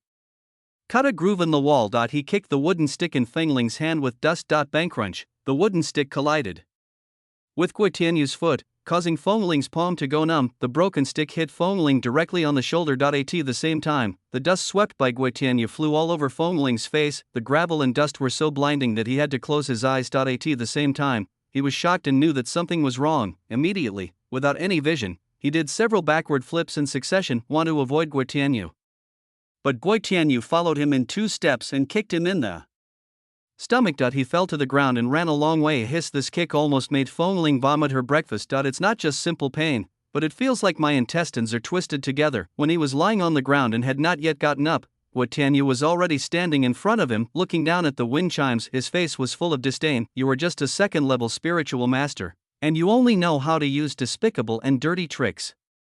Take off your mask and tell me your name. I will spare your life. Fengling sneered, lying on the ground and straightening his mask. If you have the ability, come and get it yourself. Gui Tianyu narrowed his eyes, sneered, and suddenly kicked Fengling in the face. I want to kick this mask to pieces. Bang. Fengling stretched out her hands and blocked the sudden kick. This surprised Gui Tianyu. This guy reacted quite quickly. This time, Fengling grabbed his feet tightly with both hands and pulled him towards herself. The same time, he raised his foot and kicked directly towards Gui Tianyu's crotch. Gui Tianyu reacted quickly as well. He used the power of the wind chimes to step on his chest and do a forward flip. Avoided this fatal blow. When they were upside down, their eyes met. Fengling suddenly saw the golden light in his hand. I don't know when this guy completed the hand seal ritual. It's hidden so deeply. Thunder whip, he said in a deep voice. It's obvious that Gui Tianyu has rich practical experience. He's not even on the same level as that idiot Xiao Feng, but this is too slow. The golden whip with crackling lightning lashed towards Fengling's face at an extremely fast speed. But in Fengling's eyes, it seemed that a knife appeared, a wooden knife, slowly stabbing towards himself. Different from the practice every night, this time, the speed was very slow. Not even 1/10,000th of the Sky Crow, my master is. Tianya, Fengling tilted his head, and the golden lightning whip brushed past his face and hit the ground. Boom, the ground broke into pieces, stones flew everywhere, scratching the mask in Fengling's neck, but Fengling didn't have time to stay and immediately let go of his feet. He rolled over, pushed himself up with his hands, and ran towards the trash can. Although he dodged it, his neck was cut by the gravel and bleeding, and there was a faint buzzing in his ears. Gui Tianyu quickly followed, feeling very surprised. How did he dodge it when the distance was so close? What a reaction speed! Fengling was also very clear-headed at this time. Fortunately, Tianya would poke him with the wooden sword every night. Although this training seems to be of no use, after being poked for more than a month, Fengling developed dynamic vision and reaction abilities that surpassed ordinary people. Of course, it is also because of his own high talent. Although I can't avoid the attack of the Sky Crow, but dodging the 3rd level is so easy. That's what I was thinking in my mind. Bang, bang, bang. Several golden lights hit the front of Fengling, blocking his way. Gui Tianyu approached quickly, with a new technique ready in his hands, but this time, Fengling decided to fight him head-on. But it's just a technique. Who doesn't know how to do it? Do you really think that I have taken all these online classes in vain? He immediately formed seals with his hands to activate the spiritual energy in his body. At the same time, turn around and change your hands into eagle claws. His hand sank and grabbed Gui Tianyu's throat. The voice of the Sky Crow seemed to appear in my mind. Strike quickly. Be ruthless. Be accurate. Gui Tianyu even felt a gust of wind. He reacted quickly enough and leaned back subconsciously, but his neck was still scratched by Fengling's fingertips, like the face of a wind chime, oozing blood. When he leaned back, Fengling raised her leg and kicked him in the vitals. You kick me and I kick both of you. That's fair. Gui Tianyu was kicked to the ground by Fengling. Seeing this, Feng Ling wanted to continue pursuing the victory, but what was unexpected was that Guo Tianyu just rolled backwards and stood up again. He just frowned and looked a little painful, his eyes were still looking at Feng Ling fiercely. "You win, Chime? Are you a man? How could a normal man withstand such a blow?" That's Ding talk. Chapter 37. Why is he so tough? Hiss. Guo Tianyu clenched his fists, veins bulging. "You are indeed a despicable villain. I will definitely bring you back to the Ruo family and bring you to justice." As he spoke, Guo Tianyu rushed up again. "Wind Chime? Blanche, are you an Iron Shirt practitioner?" This time, golden light shone from his hands and the wind was blowing under his feet. In the blink of an eye, he rushed to the front of Feng Ling, but it is also within the range that the wind chimes can react to. While blocking, his hand reached forward, trying to grab Guo Tianyu's face. Guo Tianyu learned his lesson and stopped leaning back. Instead, he used his other hand to roll. He tried to restrain Feng Ling's arm and could easily seize it with just one roll. Seeing that things were not going well, Feng Ling immediately withdrew and stepped back, but he stepped on the garbage scattered on the ground. "There is a trash can behind. If you can't retreat, then just rush forward." He suddenly began to counterattack, using both hands. "I have been playing the Black Feather game for over a month, although I haven't finished it yet, but his attack speed has been significantly improved." It even made Guo Tianyu in front of him feel dazzled. Guo Tianyu felt that he might not be able to react in time, so he took a step back, intending to retreat in order to advance. In fact, the wind chimes were just waving around randomly, just a faint as. He retreated, he flipped backwards and went directly over the trash can without looking back. "Yo-yo!" Guo Tianyu immediately followed and jumped into the air. Feng Ling looked back, slammed on the brakes in front of Xiao Feng, and raised her foot to the corners of his mouth raised under the mask. "Don't come over here, or I'll break her neck with my kick." Guo Tianyu stopped moving after landing and looked at Feng Ling fiercely. "Despicable villain. TSK? You still dare to scold me?" Feng Ling shook her head and pretended to put down her foot. "Wait a moment." Guo Tianyu got scared and quickly stopped him. Feng Ling chuckled. "Keep on scolding me, you little bastard." Guo Tianyu clenched his teeth, his anger filled with rage that he had no place to vent. If the Ruo family had not forbade random killings, he would have definitely killed Feng Ling. If this woman's family wasn't rich, why would I bother with her? Fighting against a second-level spiritual master and being at a disadvantage is such a shame and humiliation. It's all that stupid woman's fault. Waste. There was a lot going on in my mind, but in the end I didn't even fart, said in a deep voice. "Don't touch Xiao Feng. I can let you go and not pursue this matter." Feng Ling sneered. "Close your eyes." Guo Tianyu's eyes narrowed, he gritted his teeth, and closed his eyes. Feng Ling immediately bent down, grabbed Xiao Feng's body, and threw her towards Guo Tianyu. Now, holding the weight of a person on his hand is as easy as throwing a shot ball for Feng Ling. Guo Tianyu, who had his eyes closed, heard the sound and subconsciously thought that the wind chime was rushing towards him. "I thought to myself, I'm really looking for death." He immediately closed his eyes and formed a seal, intending to deal a fatal blow to Feng Ling, but when he opened his eyes, the unconscious Xiao Feng was already in front of him. He was stunned for a moment, and the spell he had prepared in his hand disappeared. "Reach out and catch it quickly." There was a dull thud, causing him to take 2 steps back. I stepped on the garbage on the ground and slipped, almost losing my balance, and Feng Ling had already rushed in front of him. While he was holding Xiao Feng in his hands and had not yet stabilized his body, he attacked like lightning. Bang! He kicked Guo Tianyu in the vitals again. "I don't believe it. This time, I lifted it from the bottom up, with much greater force than before." Hiss. But even so, Guo Tianyu did not kneel down. Feng Ling gave him another 3-hit combo. Bang! Bang! Bang! Knock on the fucking ass. This time, Guo Tianyu finally broke through. He fell to his knees holding Xiao Feng in his arms. Feng Ling seized the opportunity, clenched his fists, and hammered down together. Bang! He punched Guo Tianyu hard on the back of his neck. Guo Tianyu stretched his neck and straightened his body with his mouth open and eyes wide open. He fell down holding Xiao Feng. The moment he fell, Tianya's voice appeared in Feng Ling's mind. "Congratulations, young master. We won the first battle." As expected of the young master, with the power of the second level, he can defeat 2 spiritual masters.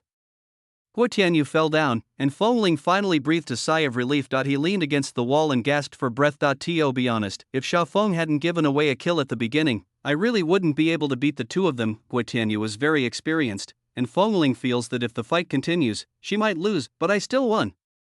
Feng Ling grinned and immediately stripped off the Ruo family robes that Guo Tianyu and Xiao Feng were wearing. He needs Ruo's clothes, the big Ruo behind Ruo family's uniform can serve as his amulet. By wearing the Ruo family's clothes, at least today I can wander around under the Bai family's noses. Guo Tianyu wore it on himself. He didn't need to use Xiaofeng's tricks and just tore the cloth into strips, tied them both up. It is bundled according to the learning materials I read before. Art, masterpiece.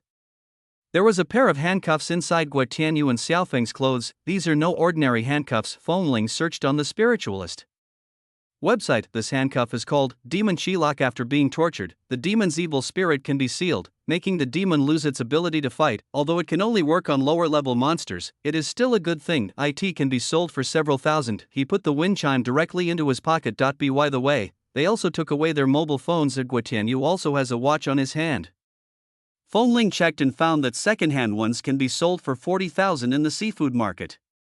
What a huge profit! Is Guo Tianyu so rich? Actually, it was a birthday present from Xiaofeng. Well, the jade on Xiaofeng's neck seems to be pretty good. His surname is Feng. Fengling took all the valuable things from them. After doing all this, Fengling hesitated again, looking at the valuables in his hands. He pursed his lips and couldn't help thinking, am I going a bit too far? Seems a bit too much, doesn't it? He lowered his eyes and thought for a moment. It's not too much, not at all. I have stopped being a human being a long time ago. I am a demon. Since ancient times, humans and demons cannot coexist. It's either you die or I died. I'm lucky enough that I didn't kill them both. I'm such a good person. No, a good demon. It's so rare to have a good demon like me in this world. TSK. After preparing herself mentally, Fengling smiled and posed in various positions for them. Then he took out his camera to take pictures. Some fell into the trash can, leaving only their feet exposed.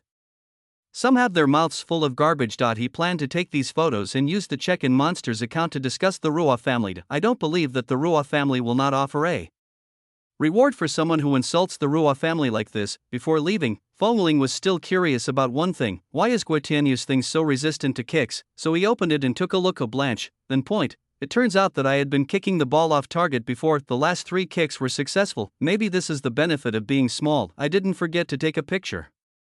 It doesn't matter whether I post it or not. This is the first time I see him when he was so young. Let's commemorate it. It's enough to make him laugh for 2 months. Then he said to the unconscious Guo Tianyu with a look of pity, I've kicked you so hard that your body is swollen. You should thank me. After leaving here, Fengling walked on the road in a swagger wearing Ruo's family clothes. There was no need to hide anymore and he went straight to the place where he had agreed to meet Lao Chuo along the way. He didn't forget to use his claw machine to take pictures left and right. Then I can use it to discuss your family. Fengling didn't plan to actually go to the appointment. He just came to verify one thing. Are the Chu family members from the Bai family? Chu Shang, is he a spy planted next to me? Chapter 38 Favor accident. As we walked, the rain got a little heavier and water started to accumulate on the road. Fengling's clothes were also wet. As soon as he stepped into the North Street, the voice of the Sky Crow appeared in Fengling's mind. Young master, the Bai family has 12 6th-level spiritual masters, each one in the 12 directions of your clock. Fengling frowned slightly. Have I been discovered? Probably not.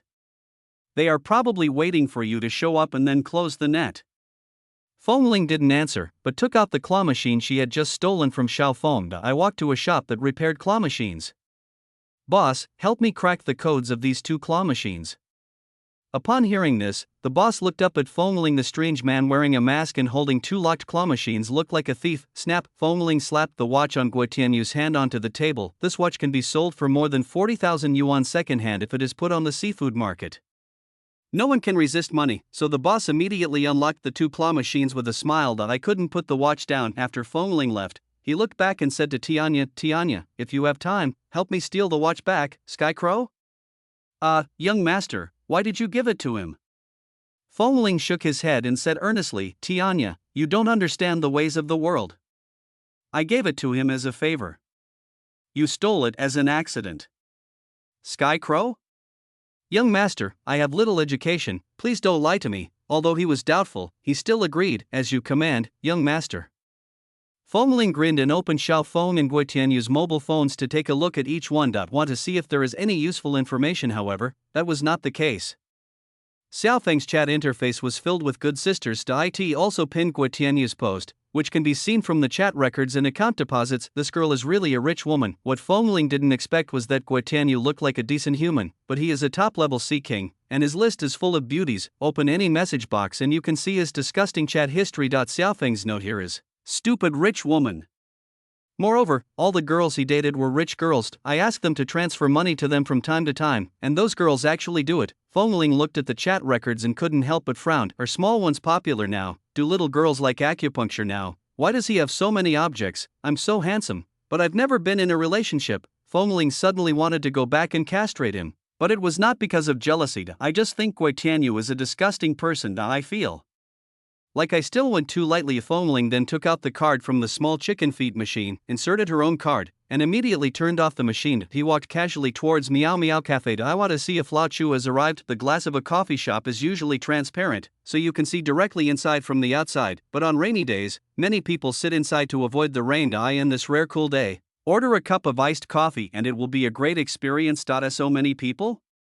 Fongling couldn't see clearly whether Lao Chu was inside. I looked up at the sky and it looked like the rain was going to get heavier. He took out Xiaofeng's mobile phone and logged into his account, received the message from Lao Chu. It's raining and there's a traffic jam on the road.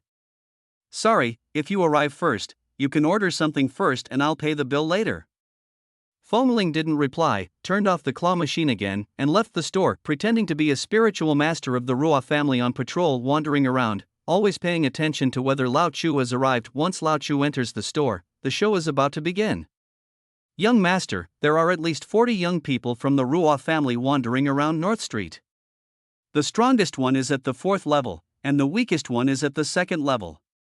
All of these were attracted by the younger generation of the Ruo family, who were attracted by Fongling's account of the check-in monster. At present, the top management of the Ru family is too lazy to deal with the clock-in monster, but young people, with abundant energy and blood, cannot withstand this energy. At the same time, they also thought that they could seek credit and reward if they caught the check-in monster. So many young people from the Ruo family came, not counting the ones Tianya mentioned. Fongling herself saw more than 20. A total of 60 or 70 people came. Some were wearing plain clothes, some were wearing official clothes, and all of them were glowing with a faint golden glow. Fongling, wearing Ruo's family clothes, blended in with the crowd, and kept observing. The rain was getting heavier, so Fongling found a roof to take shelter temporarily. He took out Gui Tianyu's mobile phone and quickly operated in his account. He just had a good idea. He pulled all the fish in Gui Tianyu's fish pond into one group. A group name, Moonlight over the Lotus Pond. The first batch of more than 20 people entered directly. A girl named Xiao Hua came in and left a question mark.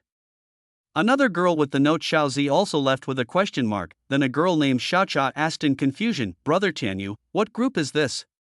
Xiao Zi immediately replied, Brother Tianyu. Xiao Hua was relatively calm, and still left a question mark alone? Then several women jumped out immediately and asked questions at the same time. There was a cool one who sent an ellipsis. Fongling saw that they were all blown out, and smiled and typed to my darlings. Do you miss your husband? Girls? For a moment, everyone had a question mark and started flooding the screen. More than 20 people in the group started to swipe the screen at the same time, and the scene was very spectacular this time. Xiao Hua was no longer calm and sent a voice message to the group. Gui Tianyu.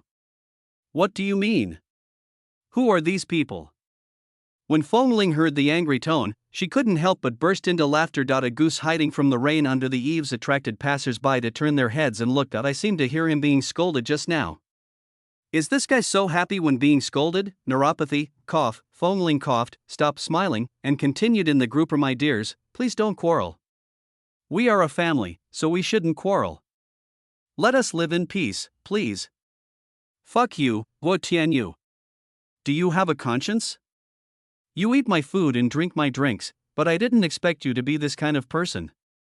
This beauty is quite well-mannered and doesn't have too much maternal content, but there are always a few that won't disappoint. Gui Tianyu, you are not big, but you are very brave. I will fuck your mother. You think your enoki mushrooms can split, right? Talking about 20 of them at once? I've never seen that before. Ha ha ha. Fongling couldn't hold back her words when she saw this elder sister. Good words and sentences, write them down. At this time, the women finally understood. I am just a cuckolded bastard who keeps a gigolo. So those beautiful, rich, and pretty girls in real life turned into Zwan people and started to criticize. In the group of the wind chimes were laughing so much. Comfortable, it feels really comfortable. Just when I was about to say something, the voice of Tianya suddenly appeared in Fongling's mind. Master, he's coming. On the left. Fongling was delighted when she heard that and looked over immediately. I saw Lao Chu holding an umbrella and carrying a briefcase. A smart suit, very formal, walking briskly in the rain. Chapter 39. The actors are in place, the show begins. Fong Ling immediately looked around. Is there a Bai family spiritualist? Sky Crow, nothing has been found yet.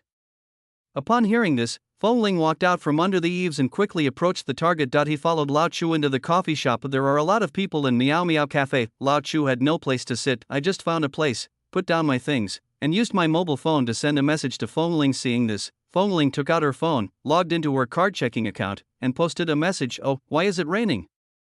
Let's go to Meow Meow Cafe and have a cup of coffee first.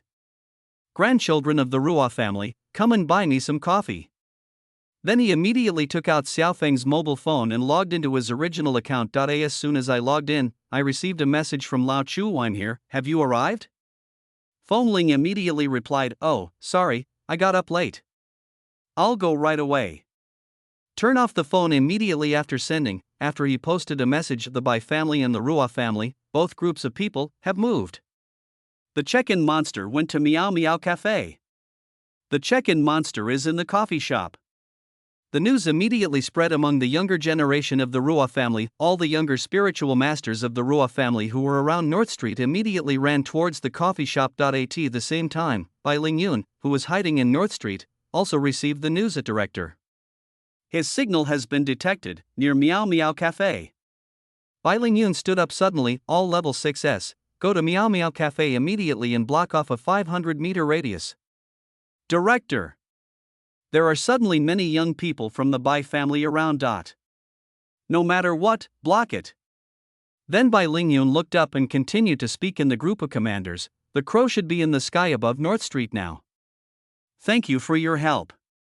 One person responded, don't worry, Tianya, they are just remnants of the old times.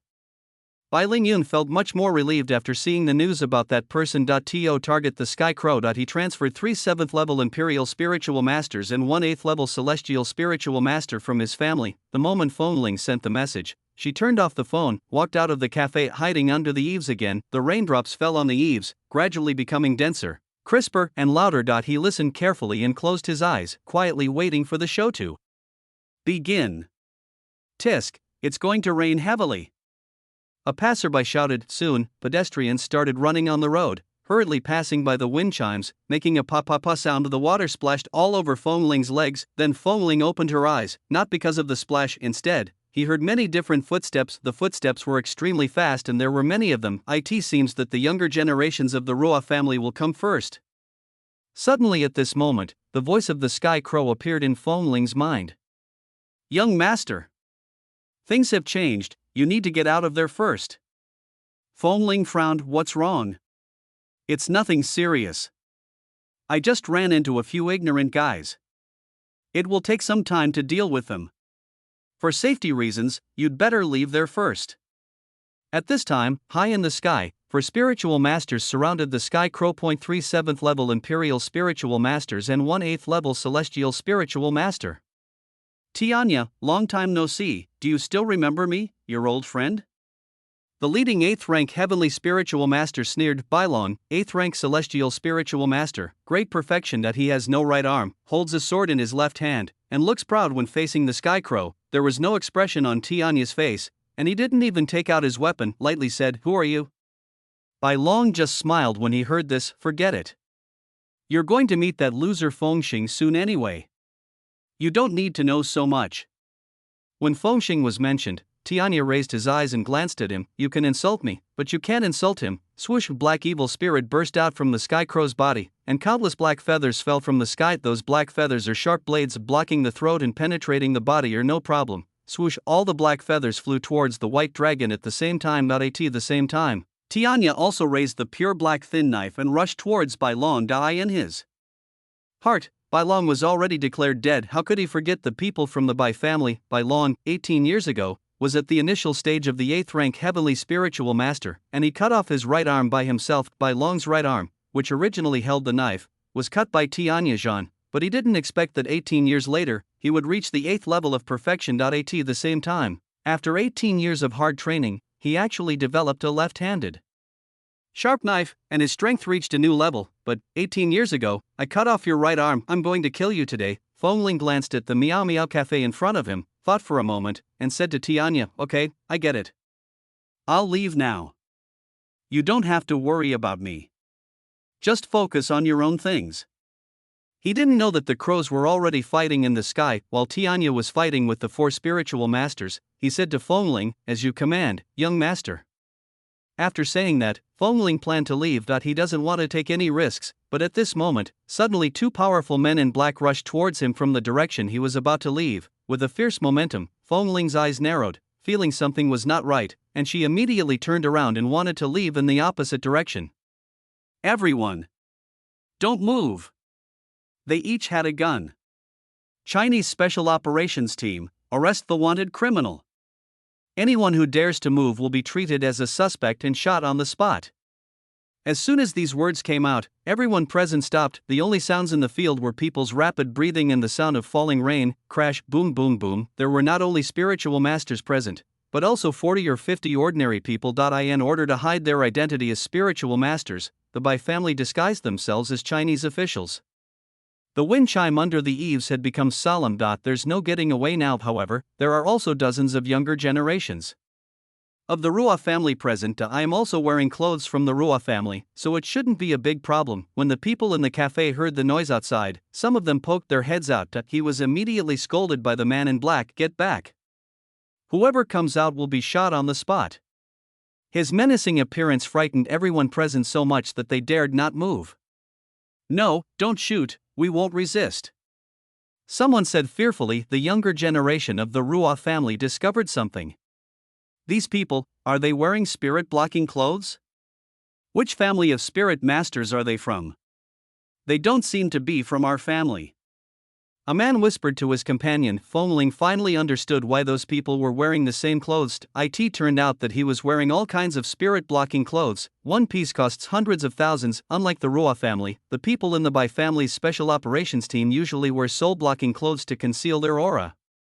The people of the Rua family wanted to intimidate the demon clan in their own territory. To prevent them from coming out to do evil, those patrolling the streets generally do not wear soul-covering clothes. Even if the family members find out something is wrong, it is not easy for them to expose it directly. After all, there are ordinary people present. If you reveal your identity as a spiritual master in the real world, you will be supervised and punished by the spiritual master, and there were a lot of troubles afterwards.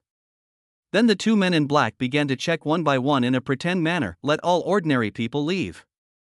First, after releasing all ordinary people, they began to examine all the spiritual masters present. Check each of the Rua family's spiritual masters one by one. The young spiritual masters who were checked first were actually scared. As soon as he felt the powerful force of the other party, "I was so scared that I didn't even dare to fart." After all, those 2 are 6th level Earth spirit masters.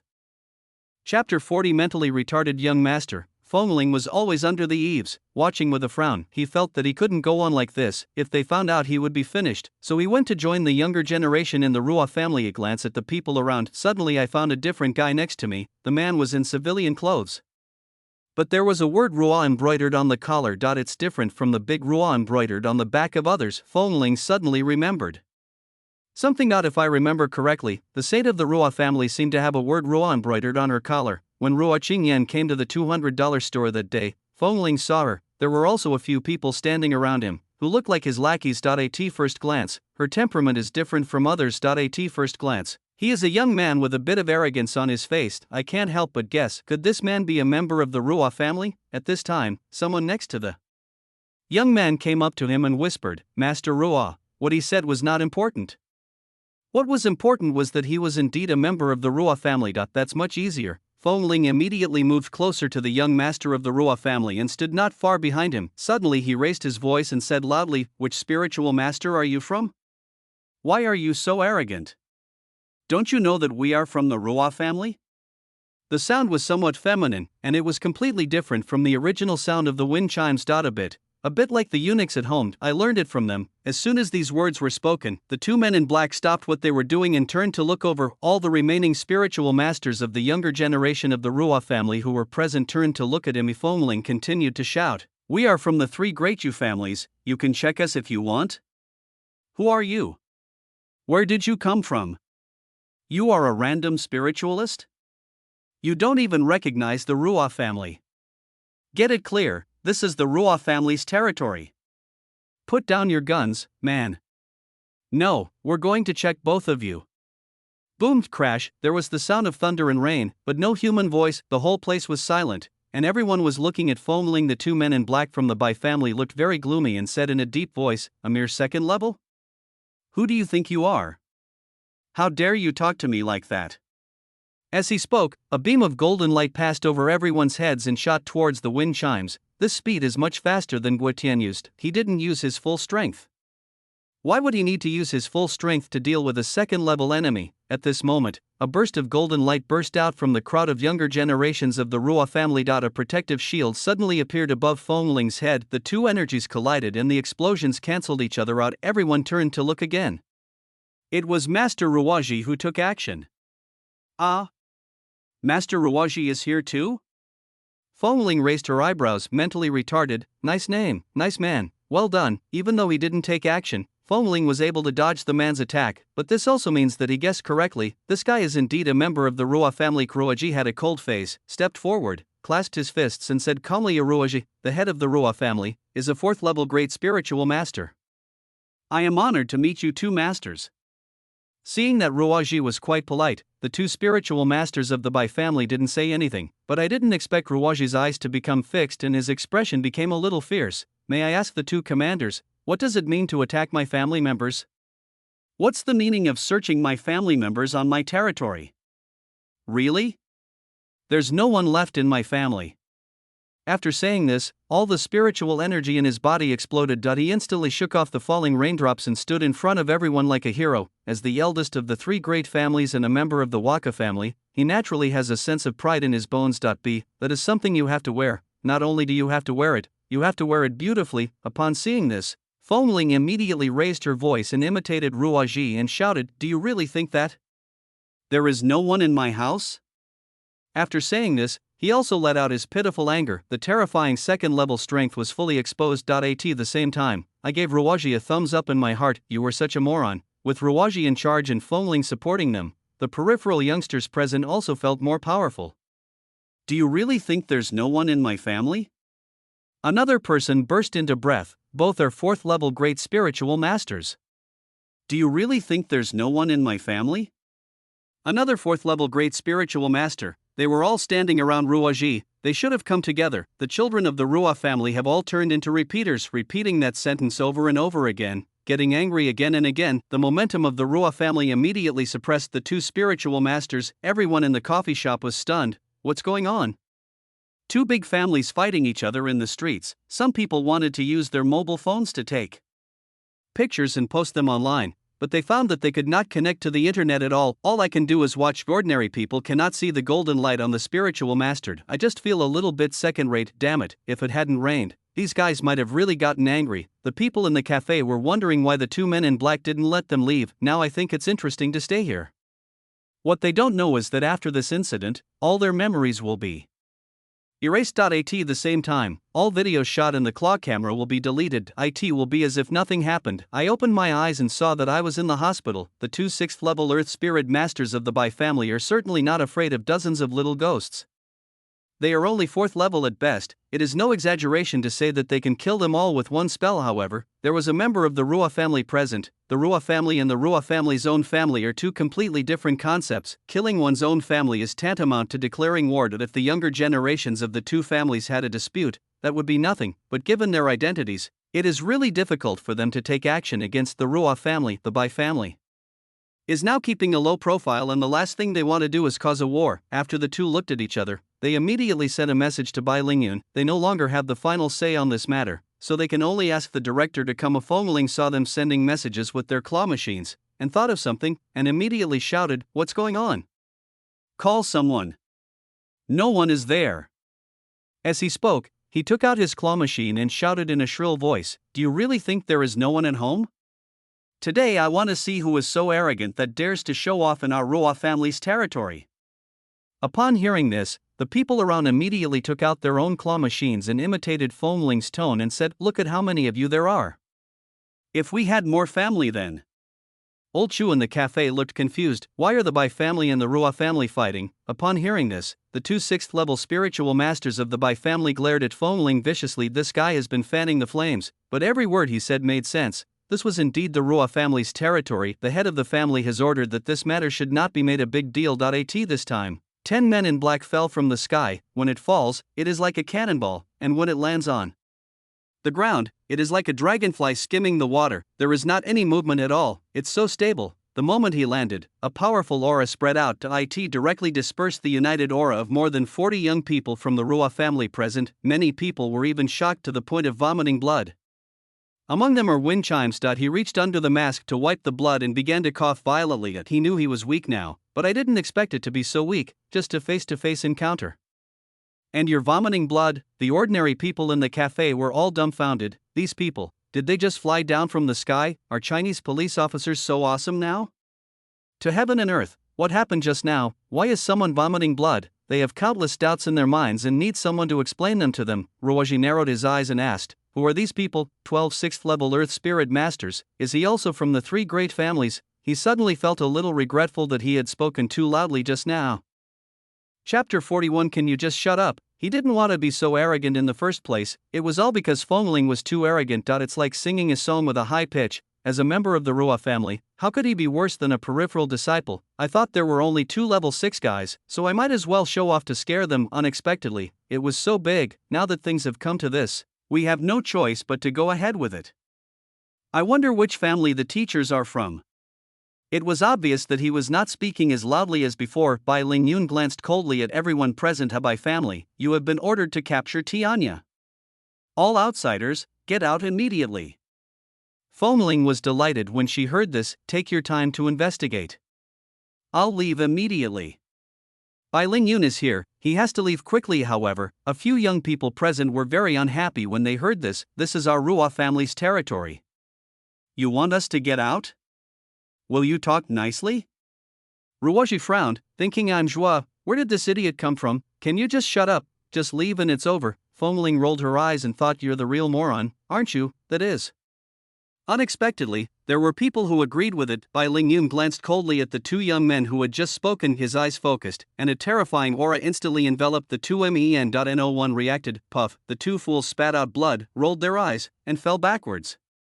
Hee. Someone nearby suddenly shouted and caught one of the stupid guys. The other one fell to the ground with a bang. Seeing this, Fengling immediately raised her voice and shouted, Hee. He ran over and supported Hee, said hypocritically, Hee. How are you? Wake up. Hee. At the same time, he looked up at Bai Lingyun. How dare you? He didn't finish his words. He clenched his fists tightly, even though he was wearing a mask. But everyone could see that he was very angry. After all, the acting is too damn exaggerated. Although it is exaggerated, it is useful. The people present were not only from the Rua family, but also from the Bai family. Everyone has a preconceived idea that Fengling is Yi's good friend. Although Yi's true good friend was a little confused. Bro, who the hell are you? We are in the same dormitory. Why? Haven't I seen you before? It seems that Yi doesn't have any brothers wearing masks like this. Bai Lingyun had no expression on his face and glanced at Ruoji. For the sake of your Rua family, I didn't kill them. I just taught them a lesson. I've already given you a lot of face. It's nothing else, leave now.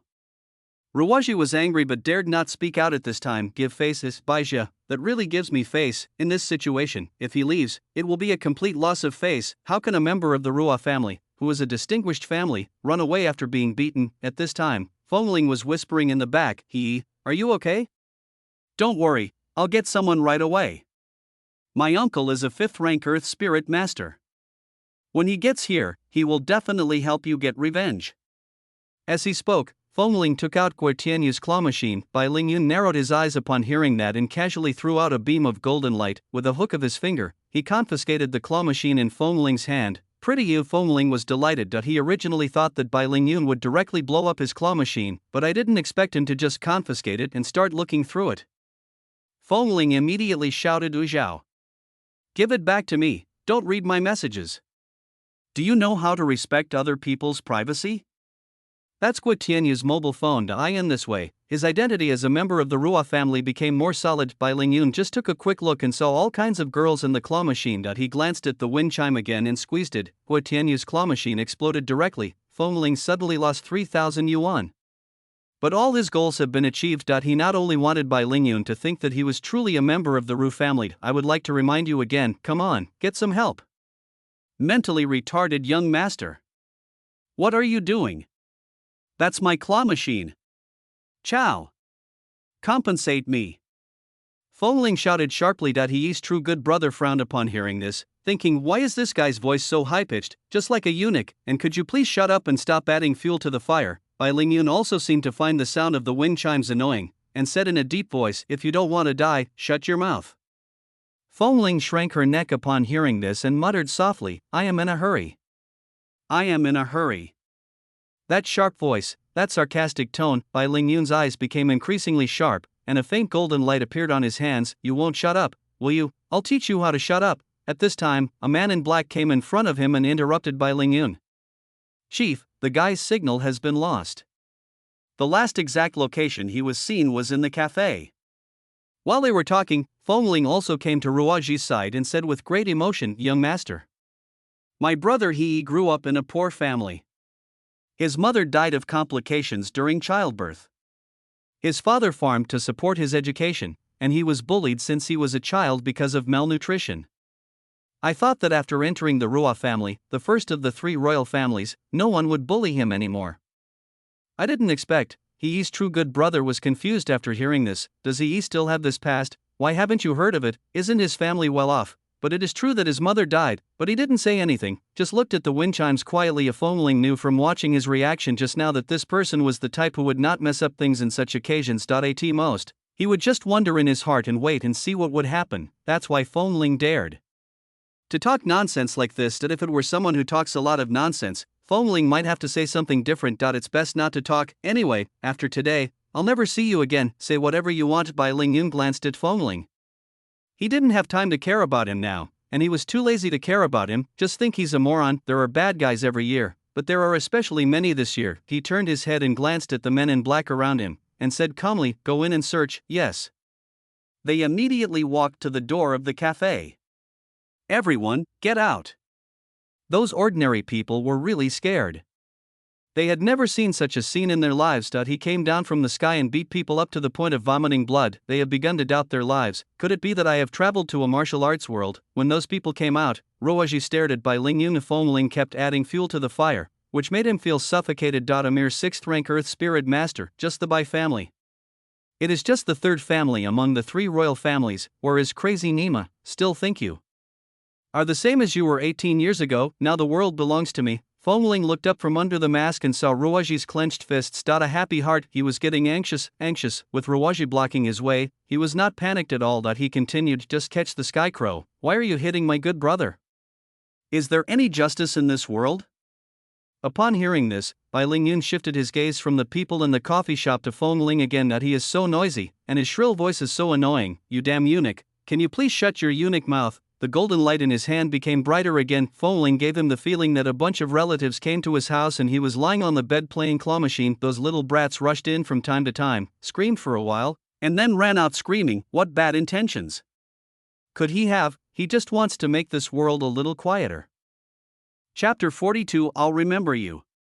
I'll kill you in 3 days. Fengling was startled and said, damn it, you still want to fight? At this time, Ruoji finally spoke. Director Bai, is that enough?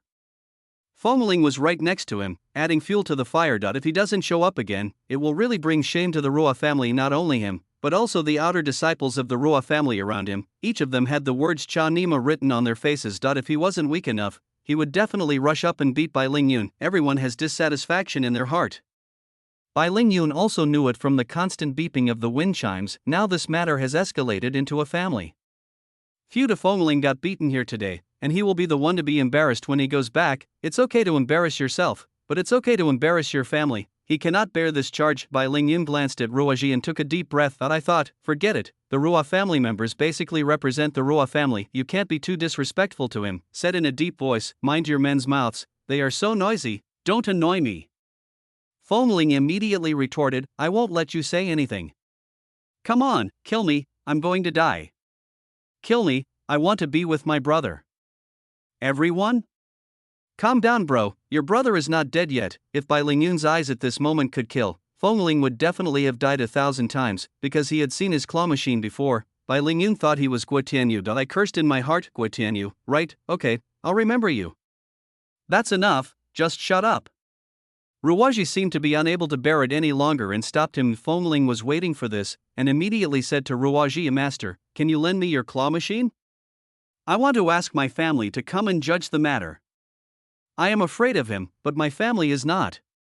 Ruwaji frowned slightly, looking at the wind chime in front of him, feeling something was wrong. What did he just call me? If the address is still mentally retarded, no, that's not the point. He suddenly understood what Fengling was trying to do, that he just wants to get people moving. After thinking for a moment, he looked up at Bai Lingyun. Why should I be afraid of them? So Fengling's wish was finally fulfilled, and she sent a message to her family in front of Bai Lingyun. Bai Lingyun's eyes narrowed when he saw this. People from the Ruo family are coming. We must finish this quickly and leave. MD, it's all the fault of that masked idiot. I'm gonna fuck you. You wait, if I kill you within 3 days, your ashes will be scattered all over the place. At this time, everyone in the cafe had come out and were squatting in a row, including Lao Chu. All the claw machines were confiscated and checked one by one. Then they were all knocked out except Lao Chu. Bai Lingyun walked over, took a look, and said to Lao Chu, contact him again. Lao Chu nodded immediately, took out his mobile phone and sent a message to Fengling. But it would be strange if you could receive it. Fengling stopped talking and looked at Lao Chu quietly. He was trying to determine whether Lao Chu was a member of the Bai family, but it is still impossible to judge now. Then Bai Lingyun went to the store himself and took a look around. Just at this moment, swoosh, the sky suddenly darkened. A black, paint-like evil aura spread in the sky. It blocked the last ray of light in the already gloomy sky. It was as if the world was swallowed by darkness. Of the rain, which was getting heavier, suddenly stopped at this moment. What the hell? Everyone looked up in horror, including Fengling. This breath is from the sky crow. The crow is coming. The next second, for golden lights flashed out in the darkness, light up this dark world. The sky was divided into two colors, gold and black, competing against each other, occupying half of the battle. In the sky has become increasingly intense. Everyone present widened their eyes in shock. Someone is fighting with the demons in the sky. Such a terrifying demonic aura? The demonic energy can actually materialize and block out the sky and the sun. What kind of strength is this? Demon leader? Is he still a living demon king? Can he fight against 4 powerful men with such terrifying auras? Could this be the sky crow that the Bai family mentioned? Most of the people present were young people. 18 years ago, some were not yet born, and some were just babies. They have never seen the sky crow, but they have heard the legend of the sky crow over the years, including the news that Tianya massacred hundreds of spiritual masters from the Bai family a few days ago, killing people like crazy. A young spiritualist looked up and couldn't help but mutter, Sky Raven. Is this the Sky Raven? Faced with a strong man of this level, they only felt fear. Ruwaji was shocked. Tianya is really here. Contact your parents again immediately. A sky crow appears above Tongtian North Street. It is fighting with the 4 spiritual masters of the Bai family. At this time, Bai Lingyun also walked out of the store and looked up at the sky. No wind chimes were found. He was very confused because he was the first one to close the net. How did Fengling escape? There is no doubt that this plan has failed again. However, if we can catch the sky crow, then there is still room for improvement. Capturing sky crow would also allow the Bai family to increase its strength. Sky crow, who was almost invincible in single combat 18 years ago. If the patriarch of the Bai family devours the sky crow and obtains his awakened magic skills, he will become invincible instantly. So he immediately said to the spiritual masters around him, all of you, go up and provide support. This time he didn't dare to look for Sky Crow, although today's lineup should be able to take down Sky Crow, but just in case, I decided not to go. After all, Tianya let him go once and will not let him go a second time. Then he said to Lao Chu, you, follow me. Lao Chu nodded quickly, yes, Commander. Fengling raised her eyebrows. Now she could make the judgment. Lao Chu was not from the Bai family, otherwise, he wouldn't have specifically called Lao Chu and asked him to go with him. Moreover, old Chu called Bai Lingyun teacher, not director. In this case, Fengling cannot let Lao Chu follow Bai Lingyun. Since he is not a member of the Bai family, then old Chu was dragged into this by myself. If it was someone else, forget it. But he is the father of his best brother. If he falls into the hands of the Bai family, it will be Difficult for him to get out. What is Lao Chu's purpose in helping the Bai family? Fengling didn't know, so he wanted to ask himself. So he immediately reminded Tianya the Sky Crow. Many people are looking for you, go first. I am absolutely safe now. As you command, young master. When Bai Lingyun took Lao Chu away, when everyone's attention is on the sky, Fengling took the risk and took out Xiaofeng's claw machine. I logged into my old account and sent a message to Lao Chu. Your son and wife are in my hands. Do you dare to go with the Bai family? Just try. Then attach 2 pictures. It just so happens that I can use the photos of Gui Tianyu and Xiaofeng that I took before to fool people. There was a photo in it, which showed Fengling stuffing both of them into a trash can. Only the feet were exposed, there was no face, all you could see was a man's foot and a woman's foot. After sending the message, Fengling turned off the volume and made a voice call directly to forcefully remind Lao Chu. Chapter 43. How can you let me do this? Ding dong, ding dong. There was a sound coming from Lao Chu's briefcase. Bai Lingyun looked back and saw old Chu's face lit up with joy. They both subconsciously thought that the message was from Fengling. So I immediately took out my phone and saw that it was Fengling calling. Show it to Bai Lingyun. Immediately Bai Lingyun's eyes condensed, and he said in a deep voice, "Connect." Lao Chu immediately answered, "Hello? Are you there yet? Where are you?" There was no words from the other side. Fengling just turned off the phone in his pocket. After the call was hung up, Lao Chu was stunned for a moment and immediately turned on his mobile phone. Then I saw the news about Fengling. A trace of confusion, panic and despair flashed across those bright eyes. Take a look at the picture. A man and a woman were stuffed in a trash can. Without taking a closer look, Bai Lingyun asked, "What's wrong?"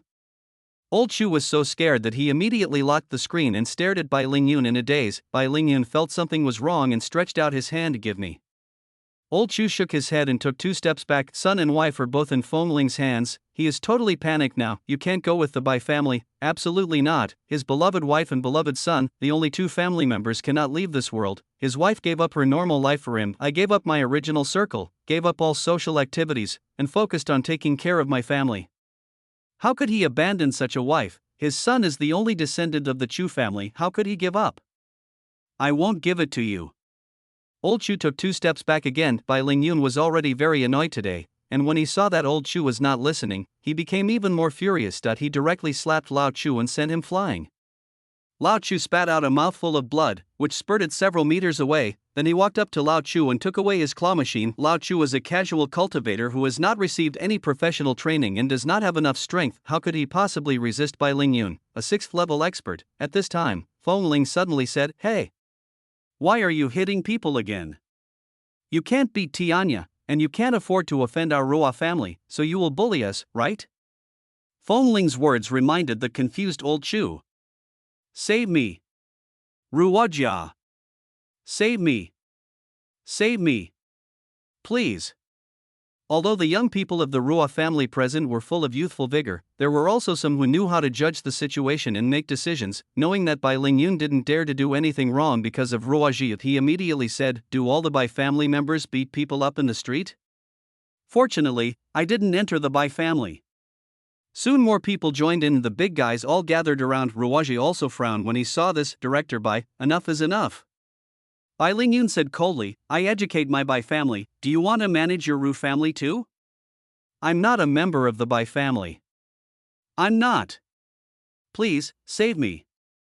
Lao Chu shouted loudly. At this moment, he no longer had the dignified look he had when he shouldered the burden of the family in front of his wife and children. He chose to help the Bai family before just because he wanted his son to have a better development. Now, he just wants his son to survive. What develops better? What enters the big 3? Never mind, I just hope he can live. He's just a kid. He's only 18, he can't die, and his wife, even if it costs my life, I must protect his future. Please. Save me. Save my wife and children.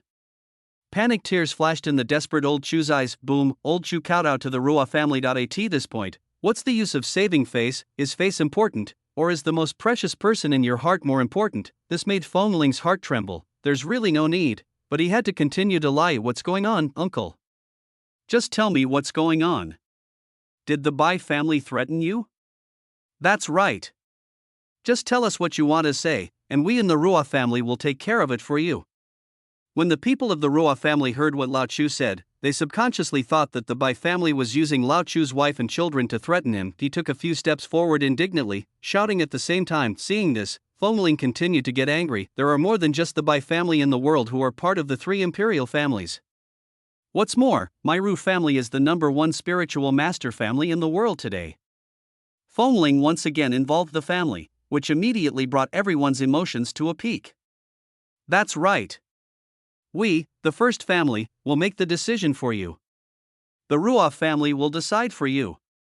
The first family will make the decision for you. Bai Lingyun's expression at this moment was even more evil than the crow in the sky. It's him again, it's that masked bastard again, that idiot, Guo Tianyu, so noisy, it's really noisy. So depressing, why can't we just kill them all? Only he knows how depressed he has been these days. The master's orders were like a knife, hanging over his head at all times. He wants to live, he wanted to catch Fengling and get promoted and rich, but why does everything go wrong? Why is there always someone popping up to mess things up? Why did that damn Clocken monster come out today, attracting so many spiritual masters from the Ruoff family? Among them is even a descendant of the Ruoff family. Why is this guy in the mask so disgusting? Why so much bullshit? Why are you so mean? Why did this old man, Lao Chu, suddenly turn against us? Why is everything not going as I wish? Bai Lingyun took a deep breath and clenched his fists. The anger that had been suppressed in my chest for a while could no longer be suppressed, and it all burst out at once. His expression changed in an instant, muttering to himself, "Then all of you go to hell." Lao Chu was the closest and heard those words. He raised his head in horror and saw Bai Lingyun's eyes that looked like he was looking at a dead person, but he knew that if Bai Lingyun wanted to die, no one present could stop him. The wind chimes heard it too. My heart suddenly panicked. Blanche, are you crazy? Director Bai. Calm down. You have to be rational. He shouted loudly, trying to attract Bai Lingyun's attention. He succeeded, and Bai Lingyun looked up at the wind chimes. Why the fuck is it you again? Why are you everywhere? You let me calm down, you make me sane. How can I eat lychees? Why do you talk so much bullshit? Die, you must be the first to die. Chapter 44. I can't take you on the subway. Die. Bai Lingyun shouted angrily, and the spiritual energy in his body gushed out. The terrifying energy swept the entire place, fly directly towards the wind chimes. Fengling looked at the golden light and subconsciously wanted to hide. But hide, where to hide, with that speed? Fengling knew that she couldn't dodge it. No one present could stop it. In the last moments before his death, he began to think, why should I save Lao Chu? Am I going to die now? Do you regret it? Regret. But I don't regret saving Lao Chu. It's regret, because I could have done better. He could obviously save Lao Chu and run away at the same time. I regret that I shouldn't have come here today. I regret why I didn't train harder and improve my strength before this. Regret myself. Why am I so weak? Before she died, what came to Fengling's mind was not the past 18 years of her life. There was nothing worth remembering about those days. What he recalled was that brief period of freedom, the time he had escaped from the cage. Although it's only been less than 2 months, I'm really happy. Celebrated my first birthday. I have also passed more than 10 levels of the crappy game my father left me. I have 3 new friends, although 2 of them are monsters. When you are in that free day, the wind chimes feel very natural. Without even realizing that he was free when she was about to lose it all, Fengling suddenly realized, oh, so this is what freedom is. I've already experienced it. Fortunately, I met Tianya and the others, let him experience the feeling of freedom. But now, all this short-lived thing is coming to an end. It came so suddenly that Fengling was not prepared. Fengling thought that maybe one day she would die. After all, he has a special status and many people are eyeing him covetously. If you walk by the river often, you will get your feet wet. It just came a little too early. Although since that night, Fengling spent every day as if it were her last. But when everything really happened, I felt a little unwilling. But there is nothing that can be done. Sky Raven, save me. I still want to live. This is what he feels at this moment. If only I could be stronger. Fengling suddenly felt the desire to become stronger, train harder and become stronger. But it was too late. It was too late. Why? Never mind. He suddenly accepted it all. Forget it. Forget it. At least I have experienced it. Then I can die without regrets, right? Only, I'm sorry, Sky Raven, I can't take you on the subway anymore. The crow in the sky was stunned when hearing this. He originally wanted to go down to help Fengling, but he saw a man running towards Fengling. She was an extremely beautiful woman with a pair of extremely bright eyes. Those eyes, even in a world obscured by evil spirits, it looks so bright too. Seeing this, Tianya chuckled. A young master, if you want to take the subway, you should still be able to take it. Wind chime? You can sit by yourself, but I'm going to die. What I mean is, I want you to come down and save me. All of this is communicated through consciousness in just a moment. In just a moment, the golden light came in front of Fengling. Fengling closed her eyes subconsciously. It's over. Boom, golden light exploded in front of him. The explosion made him feel cold inside, but after a few seconds, the expected pain did not come. Feng Ling closed her eyes and thought, am I dead? It doesn't seem that scary, no pain at all. Suddenly he smelled a faint fragrance. This charming fragrance made him, who had been single for 18 years, slowly open his eyes. I found that there was a person standing in front of me. Her long hair cascaded down her back, and every strand was so smooth that he was wearing casual sportswear and was tall, only a head shorter than Feng Ling, about 1.7 meters tall. Just the back view is already top-notch, the kind that makes people want to take a look at the front face. She saved me. Who is she? Feng Ling suddenly wanted to see her face. At this moment, everyone present was looking at the peerless beauty in front of them with some surprise. They could see her face, and they couldn't help but sigh in their hearts. What a nice view! What a beautiful woman! How could there be such a beautiful woman in the world? She actually withstood Bai Lingyun's attack. Even Bai Lingyun opened his eyes wide. Why is it her? Why is she here? When Ruoji saw her, he also showed an expression of disbelief. Master! No, welcome, Saint Lady! Ruoji quickly clasped his fists and saluted her, although he is also a member of the Ruo family, but there is still a gap in status. Ruo Qingyan is the saint of the Ruo family and the daughter of the clan leader. How can a collateral branch like Ruoji compare to him? Everyone in the Ruo family who was present almost popped their eyes out when they heard this. Saint, is she the legendary saint of the Ruo family, Ruo Qingyan? How could they, the peripheral spiritual masters, have the chance to see Ruo Qingyan on a normal day? To them, the saint of the Ruo family was a high and mighty, unattainable existence. It should be like this. It's just that there's a little problem with this saint. The people around were shocked and quickly bowed to Ruo Qingyan and said, welcome to the saint. Feng Ling was also stunned when she heard this. It was her. She saved me. Wrong, Blanche. Oh no, in this kind of situation, the person I fear most is acquaintances. If Qingyan said something inappropriate and exposed herself, she would be doomed. Feng Ling subconsciously took a step back. The charming fragrance on Ruo Qingyan's body has now become dangerous. This time, Ruo Qingyan said softly without turning her head, classmate, are you okay? Feng Ling was stunned for a moment. Didn't she see my mask? The situation was urgent just now. Ruo Qingyan only saw the embroidered words of Ruo family behind Feng Ling from a distance and rushed up directly. Feng Ling breathed a sigh of relief and quickly raised her voice and said, it's okay. Thank you, Saint. Although the voice was sharp, Ruo Qingyan did not turn back. Those bright eyes stared coldly at Bai Lingyun in front of them. The voice was cold, with a hint of anger. I don't know who you are, sir? Why are you bullying the younger generation of our family? Bai Lingyun's face was very gloomy, and he felt somewhat relieved. Fortunately, I saw that Feng Ling was just a rubbish second level 1, so I didn't go all out. Otherwise, if this woman is injured, it will be a big problem. If the saint girl of the Ruo family was injured, that old man Ruo Tinghan would definitely fight to the death with the Bai family. Bai Lingyun was about to introduce himself when someone suddenly spoke up. Lady Saint. They are from the Bai family. He just beat up 2 of us, and he's still unconscious. He's bullying us on our turf and threatening to get us out. Now there is no need to start with wind chimes. As soon as everyone present saw their backer coming, they immediately started to complain. Please ask the saint to make the decision for us. Please ask the saint to make the decision for us. Please ask the saint to make the decision for us. The younger generations of the Ruo family immediately started shouting. Everyone's eyes were filled with anger. Chapter 45. The masked man. Seeing that the situation was not right, Bai Lingyun took the initiative to speak. So it's the saintess of the Ruo family. Nice to meet you. The director of the Special Operations Department of the Bai family, Bai Lingyun, has been ordered to capture the Sky Crow. Please don't be offended, Saint. At this moment, someone suddenly shouted, catch the Sky Crows. Are we the Sky Crows? Why are you hitting us? Feng Ling was stunned for a moment, turned her head to look at the guy who was talking, and gave him a thumbs up in her heart. Very good, brother, you have learned my essence. That's right. Level 6 is so great? The Bai family is so great? If we have a saint in our family, do you have one?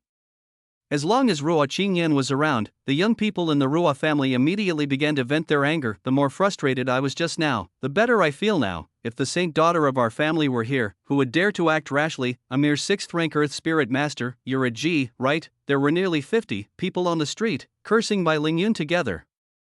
Bai Lingyun's face turned pale and his eyes were sharp. He wanted to kill everyone present, unfortunately not. He looked at old Chu on the ground again, and then at Ruo Qingyan. Finally, He glanced at Fengling, who was hiding behind Ruo Qingyan. Fengling felt that the look in Bai Lingyun's eyes when he looked at her was almost spitting fire. I cursed in my heart, silly cup, look at your father? Bai Lingyun took a deep breath and advised himself, forget it, there is still a long way to go. I'm going to chop this idiot off one day. Don't lose the big picture for the small one. The next second, Bai Lingyun withdrew his gaze. With a thought, he flew into the sky on the golden light. If someone from the Ru family is coming, Tianya must deal with it as soon as possible. When Bai Lingyun flew up, the wind chime on the ground suddenly said, "Hey? Why did you run away? Aren't you pretty awesome?" Bai Lingyun in the air trembled. I was so angry that I almost lost my balance. Ha ha ha ha. Old man, you're getting anxious.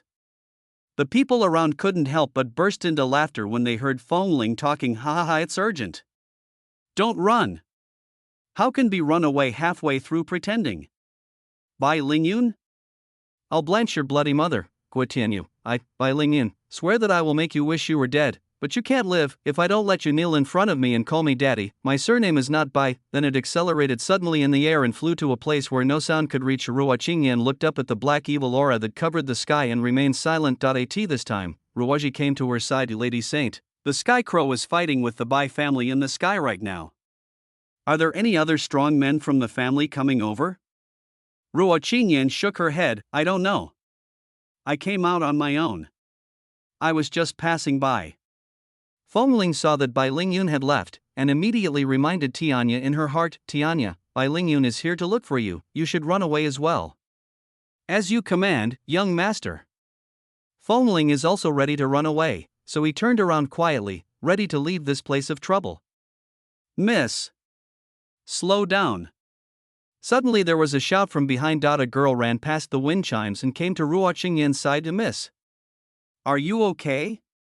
She looked at Ruo Qingyan in front of her nervously, looking her up and down and caressing her. Her face was filled with nervousness, as if she was something fragile that would break if someone touched it. Fengling seized the opportunity and yo-yoed quickly. He turned around and ran without looking back. This was the fastest he had ever run in his life. I must not let Ruo Qingyan see me, otherwise she will definitely recognize me. Fortunately, the people around him ignored him and everyone's attention was on the saint. After all, she is really damn beautiful. Once you take a look, you can't take your eyes away. Fengling ran very fast and ran quite a distance, because all the people here had been cleared out by the Bai family. After turning several times, I finally ran to a crowded place. He took off his Ruo family clothes and threw them to the side of the road, then put on the hood of his hoodie. Yet he walked quickly with his head lowered so that no one could see his mask. There is no need to worry about old Chu anymore.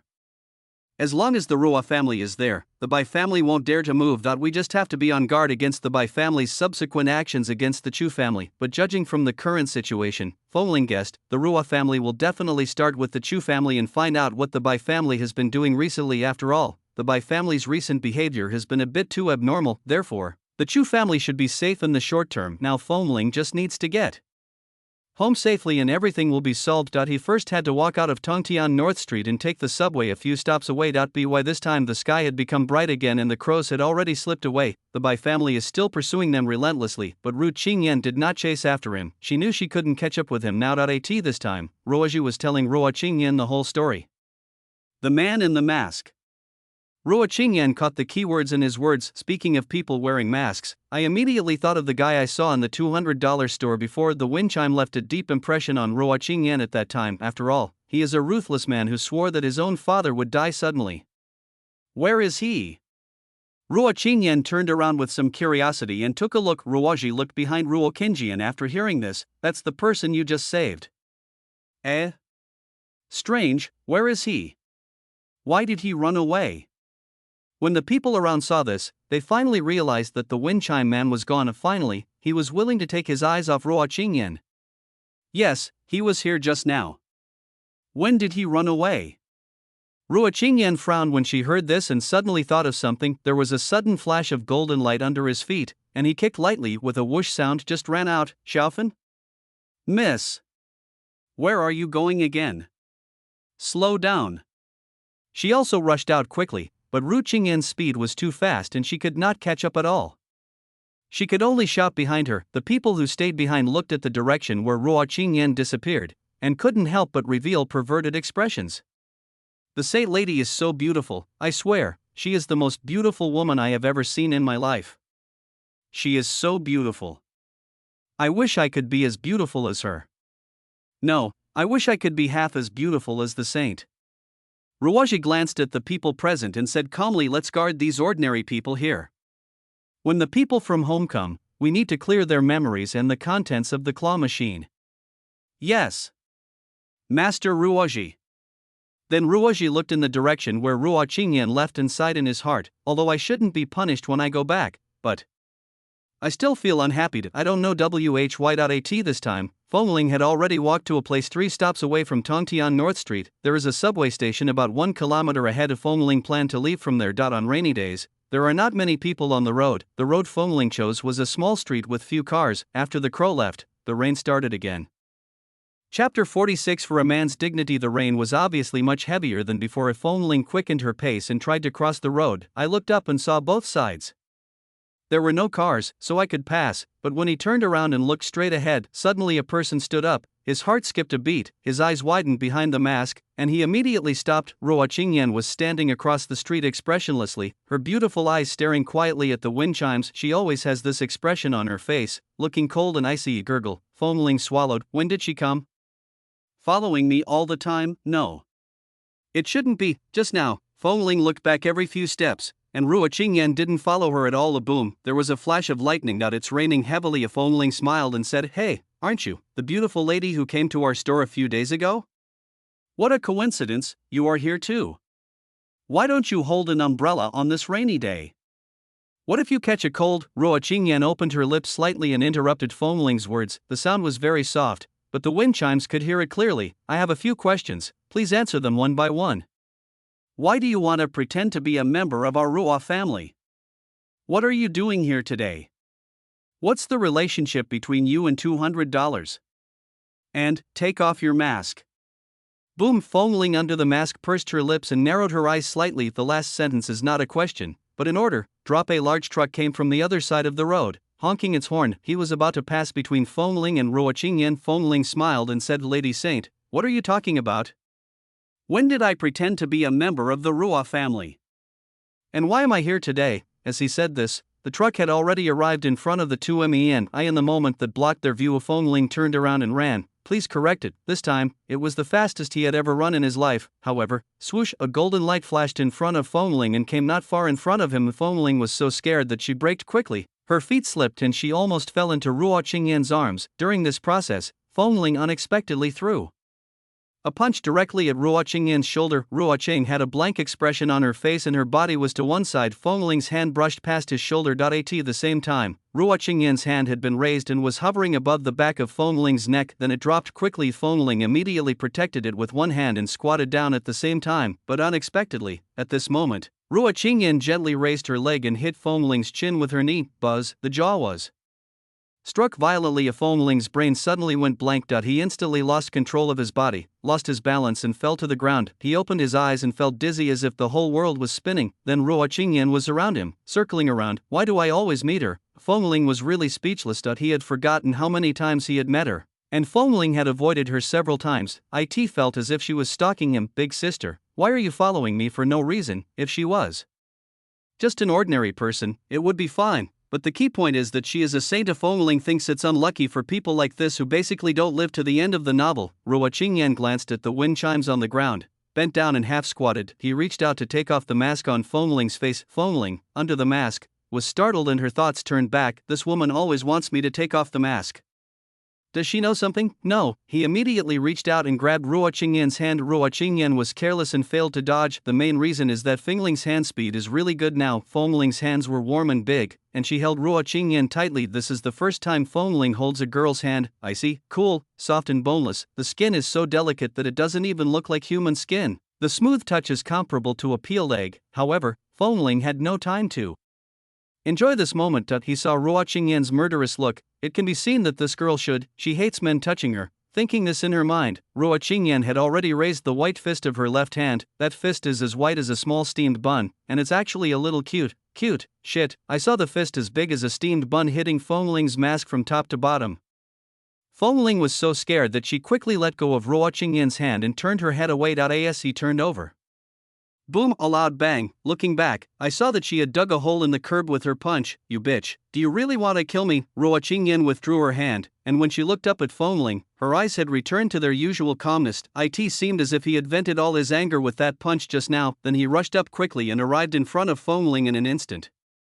The speed is much faster than that of the previous Aquaman Gui Tianyu. Fengling subconsciously put one hand in front of herself and punched hard with the other hand unexpectedly. The punch speed that even Gui Tianyu was a little afraid of was easily resolved by Ruo Qingyan. He blocked it with his hand and then punched Fengling in the heart. A muffled sound. Fengling covered his chest and took a few steps back, almost vomiting blood again. TSK, she looks like a delicate little girl. Why was he so harsh in his attack? The next second, Ruo Qingyan came in front of Fengling again. Fengling attacked again, was easily blocked again, and then knocked back with a punch. She seemed to be playing with him and didn't even knock him down with one move. It's just the same process and result repeated again and again. Fengling also realized the gap in strength is too big. I feel like a child in front of her. This made him a little annoyed. Sky Raven? If you can't beat me, I'll ask for help. After waiting for a while, Fengling was repelled again, leaning against a wall. There is no way out. The Sky Crow has not responded yet. Fengling gritted her teeth and glanced at Ruo Qingyan, who was walking towards her again. Thought to forget it. Since I am about to be exposed, then I will fight you to the death.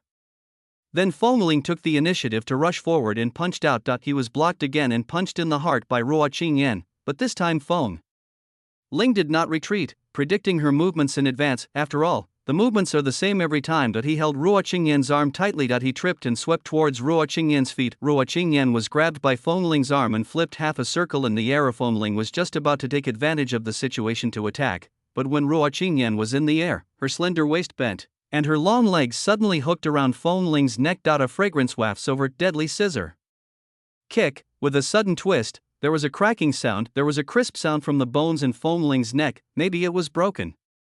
Fortunately, it wasn't. Just when I came to my senses, Ruo Qingyan has already pushed him against the wall. The two of them were very close to each other, and from a close distance, she was even more beautiful. I was trapped against the wall. I'm a grown man, and I'm being pushed against the wall by a woman. I can't tolerate this. For the sake of a man's dignity, it must be returned. You pick it yourself, or should I? Before Ruo Qingyan could finish her words, Fengling suddenly attacked again and Ruo Qingyan immediately defended herself. Bang, bang, bang, the two men's fists and feet collided, making a dull sound. The raindrops that had just fallen were pushed back and forth in the air by the two of them, splashing in all directions. Snap, Fengling pressed one hand on the wall. In just a blink of an eye, the two people's positions were switched. This time it was Ruo Qingyan's turn to lean against the wall. Fengling finally regained his dignity as a man. Ruo Qingyan was stunned.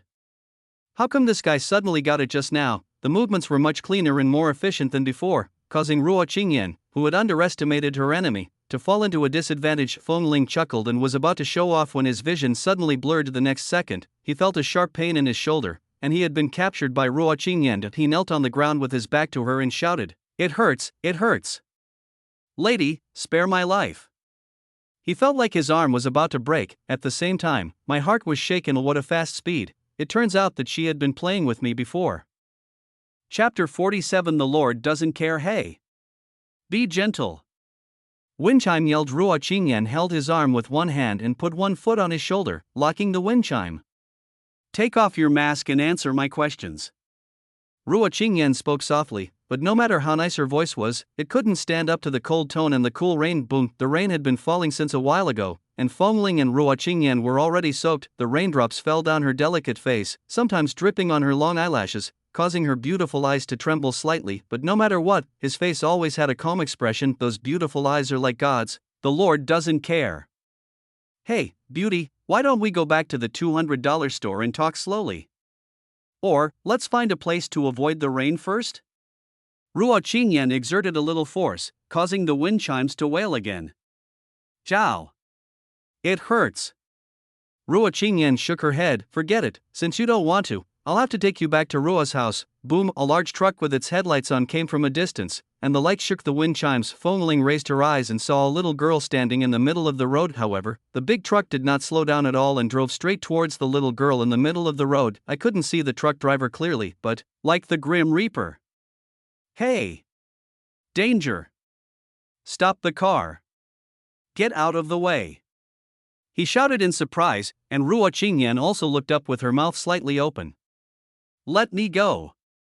Fengling shouted that he wanted to save the little girl. Ruo Qingyan was actually already forming seals with one hand, preparing to save the little girl, but Fengling couldn't see it, so he thought Ruo Qingyan didn't care. Then, click, in the heavy rain, the crisp sound of a broken bone seemed so abrupt that he exerted force so hard that he broke his arm. With the broken arm, Ruo Qingyan rushed forward. Ruo Qingyan. She clearly felt the force on her hands loosen, subconsciously loosened his hand. A hint of surprise flashed in those ruthless eyes. Fengling ran quickly towards the little girl, his arm hung awkwardly like a broken robotic arm. Hey! Stop the car, drop his. When the truck driver saw people suddenly rushing out from both sides of the road, he was so scared that he honked the horn and braked. The harsh sound of brakes added a touch of chill to this rainy day. It might be too late for wind chime. Ruo Qingyan could tell it in an instant. There is not enough time to form seals and release spiritual arts now. So she tiptoed, bringing the wind, the rain, and the pleasant fragrance. It flew past the wind chimes like a nimble swallow. In the blink of an eye, he was in front of the little girl, but just when she got in front and wanted to pick up the little girl, but he could sense the subtle demonic aura around her. She is a monster. This little girl is a first-level monster. No wonder the driver didn't stop the car, because he couldn't see it all. Am I being cheated? Ruo Qingyan found it a little unbelievable. Even if it was a first-level monster, she should be able to recognize it at a glance. But what happened just now? Drop squeak. When she hesitated, the truck had already arrived in front of her with a shrill horn and brake sounds. Turning her head, she was blinded by the dazzling light and subconsciously closed her beautiful eyes. Just when I was about to close my eyes and jump away, a Fengling came to her side. What are you doing? Are you looking for death? Ruo Qingyan was stunned for a moment. At the critical moment, Fengling pounced on the little girl and Ruo Qingyan and threw them to the side of the road. She felt a wet embrace. The first time I was hugged by a man, the experience was terrible. The rain is cool and a little bit cold. It's very powerful and a little painful. Squeak. Drop. The truck driver finally braked.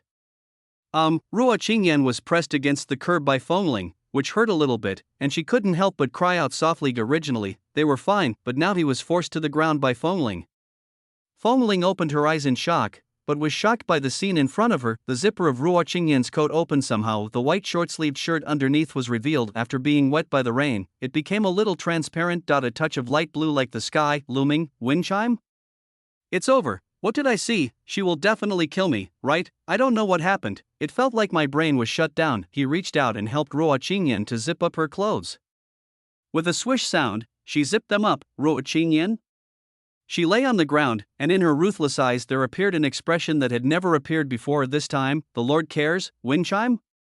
I blanch. What am I doing? Maybe his brain was filled with water from the rain, or maybe it was because he was beaten by Ruo Qingyan. I'm so sorry. I'm so sorry. Fengling panicked and quickly pulled the zipper down again. With a swish sound, the blue color hidden under the short-sleeved shirt appears again. Ruo Qingyan? Not only does the Lord care, the Lord now wants to kill people. Wind chime. What the hell am I doing? Suddenly he thought of something. He immediately took out the handcuffs from his pocket. Click, click, click. The whole process was operated with one hand, and Ruo Qingyan's hand was handcuffed to the traffic light pole on the side of the road. These were the handcuffs that were snatched from Guo Tianyu before. I didn't expect it would come in handy so soon. Fengling ran away immediately. I'm sorry. I didn't see anything. In the howling wind and rain, Fengling left these words and slipped away. Ruo Qingyan lay on the ground, getting wet in the rain, and turned to look at his running back. He held his broken arm and looked very embarrassed. She was a little confused, but he reacted quickly. He glanced down, his eyes filled with shame and murderous intent. He immediately stood up from the ground and zipped up his clothes. Bite it this time. One of her hands was locked on a pole on the roadside, and every movement made a crisp sound. This time the driver also got out of the car. Are you kidding me? You guys just rushed out all of a sudden. Are you trying to kill yourself? When he saw Ruo Qingyan's face clearly, his heart skipped a beat. I am laughing. It is a heart-pounding feeling. Where did such a beautiful woman come from? Ruo Qingyan was about to say something when she caught a glimpse of the monster who had been lying on the ground pretending to be dead. He suddenly stood up and ran away. Young master! Wait for me. I am Xiao Xiao. Xiao Xiao shouted in her heart, but unfortunately she didn't know Tianya's trick and couldn't communicate directly with Fengling. Stop. Ruo Qingyan didn't have time to care about the driver, so she raised her foot and kicked lightly. Clang boom, the traffic light broke and fell to the ground, making a loud bang and a crackling sound of electricity, and Ruo Qingyan has disappeared.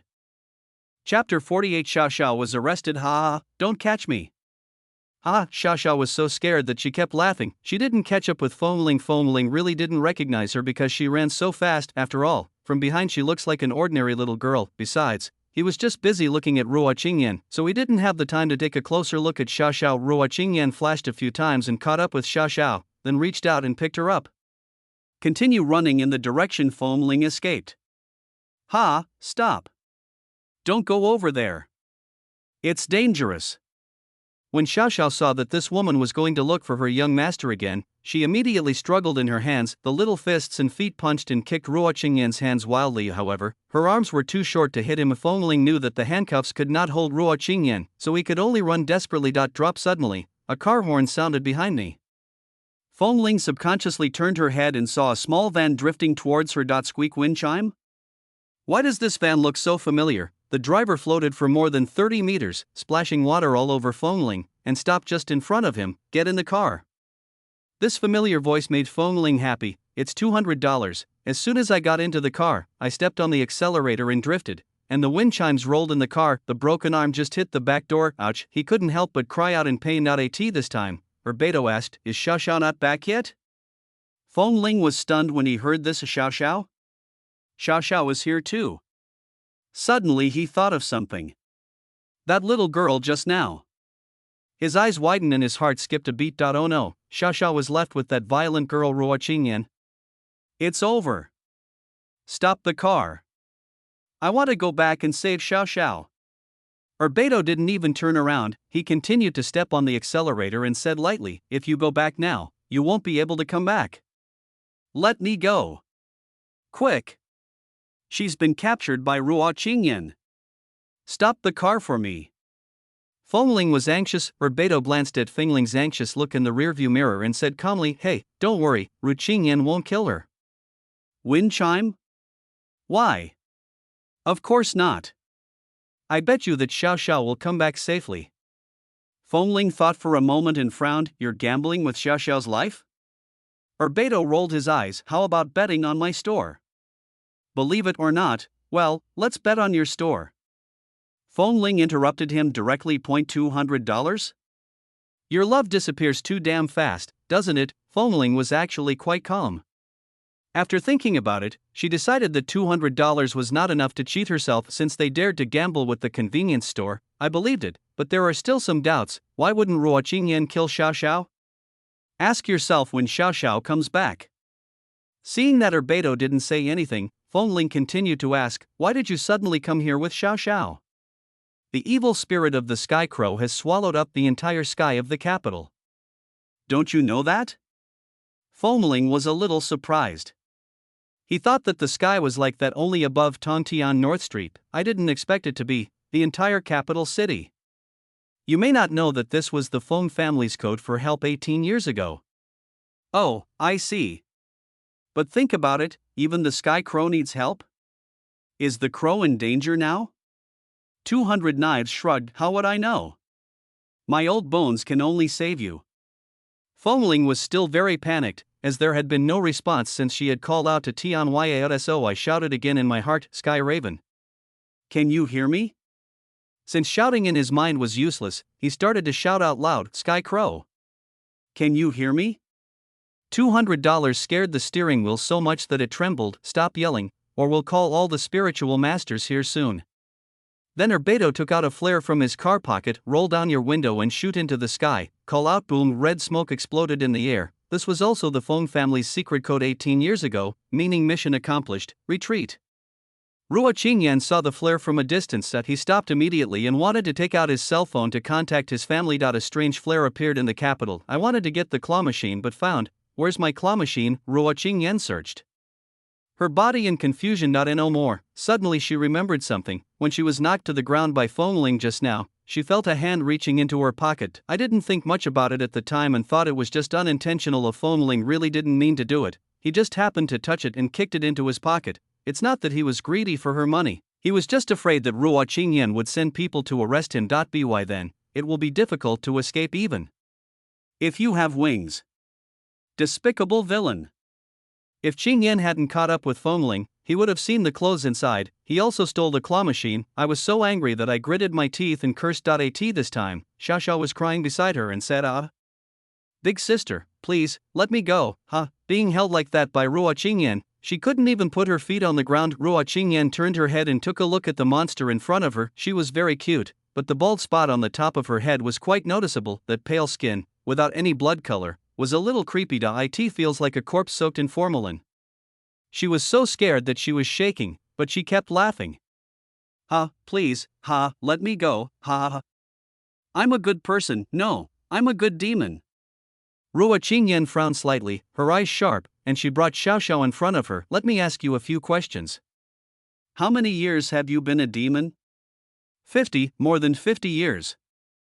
Ruo Qingyan was stunned when she heard this. In what year did he die? I forgot. Can you calculate it? Xiao Xiao wants to cry. This woman is so scary. Young master, help. Ruo Qingyan looked at her and didn't think she was lying. That if he had been a demon for more than 50 years, he was still a first-class demon. That means one thing, Xiao Xiao is indeed a good demon.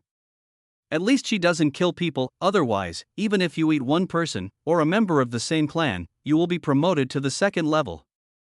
Chapter 49. I hope you treat her well. Of course, it is not ruled out that the little girl in front of me is lying. So Ruo Qingyan asked her again, so what have you been doing for the past 50 years? For more than 50 years, how could one resist the temptation of the soul and not eat anything? It's a little hard to believe. Let me think. My 50 years, I smiled and thought to myself, what have I done for the past 50 years? Ruo Qingyan saw that she hesitated, so she said softly, if you dare to lie to me, I will kill you. I hate it most when people lie to me. Although there was no expression on her face, Ruo Qingyan's phoenix eyes made her inexplicably scared. Those eyes, like a bodhisattva, just by looking at each other, Xiao Xiao felt as if she was about to be liberated by her. No, I'll tell you. I mop the floor, wash clothes, steam white rice, and roll cigarettes for my big brother who comes to sleep at home every day. Xiao Xiao paused for a moment and breathed a sigh of relief. It was a close call. I almost betrayed Elder Sky Crow, as expected of me. I'm extremely smart. And clean the toilet. And wash your underwear. Ruo Qingyan? Are you a demon? Do you still use mopping the floor, washing clothes, steaming rice, cleaning the toilet and washing underwear? I almost believed it. I gave you a chance. Ruo Qingyan said expressionlessly. Xiao Xiao was stunned when she heard that, and was so scared that she started to struggle in her hands. No. What I said is true. I stayed in the river for 5 years, and then I was rescued by the owner. She told him everything in a hurry, but she did not mention the name of her own head, nor did she mention the names of Tianya and the others. Who is your master? Ruo Qingyan asked. Xiao Xiao subconsciously wanted to say Fengxing and Fengling, but Fengxing's words many years ago appeared in her mind. Xiao Xiao, if you are caught by a spiritualist, don't say you are from our family. You should say you are a daughter who was raised for $200. But if you are bullied by other monsters, tell me my name. Bite him to death. Xiao Xiao thought about it and decided that the current situation met the first requirement. Yes, $200. For that fat guy. 200 knives. Yes, he is my godfather. Ruo Qingyan was stunned for a moment. The expression on his face gradually became strange. So you came here specifically to rescue the masked man? What kind of mask do you mean? I don't know. Xiao Xiao doesn't lie. Ruo Qingyan could see it at a glance. Don't worry about Xiao Xiao, just go find her and pay her $200. The man wearing the mask is also worth $200. So he took Xiao Xiao and quickly rushed to the $200 store. Along the way, Ruo Qingyan asked Xiao Xiao some more questions. After learning the cause of Xiao Xiao's death, he was silent for a long time. He didn't lift Xiao Xiao anymore, but put her on the ground, held her hand, and walked slowly. Xiao Xiao pursed her lips and said softly, won't you kill me? Ruo Qingyan shook her head gently and said softly, if you don't kill anyone, I won't kill you. Hopefully, the day will never come when I need to kill you. Smile and grin, so we are friends? Ruo Qingyan was stunned when she heard this. She turned to look at Xiao Xiao, and when she saw her smile, her heart ached, and she nodded slightly. Then could you please not arrest the masked man?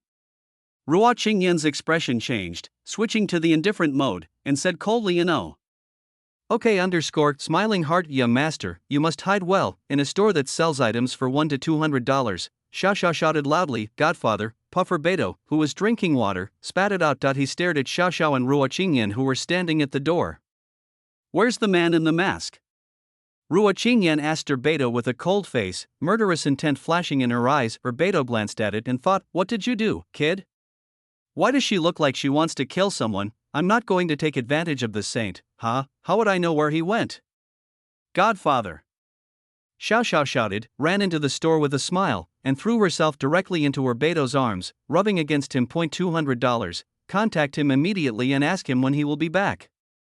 Of course not for $200, he has been playing rogue with Ruo Qingyan and in the end, Ruo Qingyan couldn't keep wasting time here with him. He returned empty-handed, and before leaving he said, please tell him something. Next time you see him, make sure to teach him a lesson. Oh, and more. Ruo Qingyan glanced at Xiao Xiao in her Beto's arms and said softly, I hope you can treat her well. After Ruo Qingyan left, her Beto rolled his eyes and called her a psycho. When Xiao Xiao saw Ruo Qingyan leaving, she suddenly raised her head in her Beto's arms. Bang, the double chin cost $200. Boil. He threw Xiao Xiao aside, and Xiao Xiao rolled beautifully, stood up and said with teeth bared, young master. Xiao Xiao is back. Fengling immediately walked out of the darkroom. I quickly asked Xiao Xiao about it, and after listening to what Xiao Xiao said, I felt relieved. I feel like Sister Ruo is pretty good. Although she's a little fierce. Fengling smiled when he heard this. Yeah, I was almost killed by that woman just now. Afterwards, Fengling and Xiao Xiao stayed in the dark room of her Beto, waiting for Tianya to come back. Fengling did not touch Ruo Qingyan's claw machine because there was a password, although it would unlock for $200. Fengling didn't want to move, otherwise, if she accidentally saw some secret photos in the claw phone, she would probably never forgive me. If I have the chance to meet her again, Fengling intends to return it to her. Then Fengling closed her eyes. Xiao Xiao sat there bored, looking at the wind chimes. Fengling didn't say a word the whole time. He was reflecting. Reflect on everything you did today, judging from the results. Today's action was successful. He not only completed the plan of the Punch-In monster, it also successfully caused conflicts between the Ruo family and the Bai family. He also saved old Chu and even the entire Chu family. But as far as the process is concerned, it was really just luck. If Ruo Qingyan hadn't come, I might have really been dead. The battle with Guo Tianyu was a bit forced. When he met Ruo Qingyan, he was beaten without any chance to fight back. Whether it was speed, strength, or practical experience, he was completely crushed by Ruo Qingyan. Ruo Qingyan seemed to be the same age as herself, and the difference in strength made Fengling feel powerless. Even though I have been training for so long, I am still far behind her. Fengling was a little dissatisfied. Why am I not as good as her? The process of the fight between the two just now flashed through Fengling's mind over and over again. I was teased, pushed against the wall, and captured. He couldn't help but clench his teeth. He has been a quick learner since he was young and has always been better than others in everything. Everything goes smoothly as if I have cheated. I can accomplish whatever I want to do, but this time he was defeated miserably, and was defeated by a girl of the same age. This hurt his self-esteem a little. At the same time, I also deeply realized that if you are not strong, it won't work if you only rely on the Sky Crow. He doesn't want to live a life arranged by others, but in order to achieve your life goals, you do have to pay a price. I want to be stronger. I'm so strong that Bai Lingyun would have to run away if he saw me. He was so powerful that the Bai family never dared to provoke him again, strong enough to take off the mask in front of Ruo Qingyan. Not so strong that no one dared to hinder his freedom. That if you are as strong as Qingyan, you will never dare to play tricks on me like you did today. So strong that I can do whatever I want. Things I don't want to do, no one can force me. So Fengling stood up from the ground, scaring Xiao Xiao, who was standing next to her. What's the matter, young master? Fengling didn't say anything, but just waved his hands out. He threw a quick punch and then dodged, punch, kick, dodge again, repeated over and over again, occasionally suddenly jumping and sweeping his legs in the AI or it looks like he is playing boxing with his shadow. He was reviewing today's battle with Guo Tianyu and Ruo Qingyan. I am also deducing, trying, and learning to make breakthroughs on my own to make up for my lack of practical experience. Seeing this, Xiao Xiao quickly stood up from the ground and followed Fengling's movements. Xiao Xiao also wants to become stronger. At this moment in the sky, a man and a demon were chasing each other madly.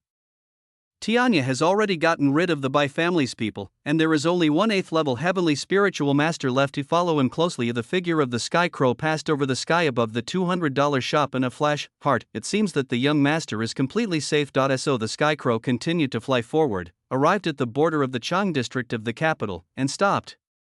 The 8th rank heavenly spirit master who was chasing after him was named Bai Long. When he saw Tianya stop, he also stopped not far from him and sneered, "Tianya, 18 years have passed, and your strength has not improved, but your speed has decreased a lot."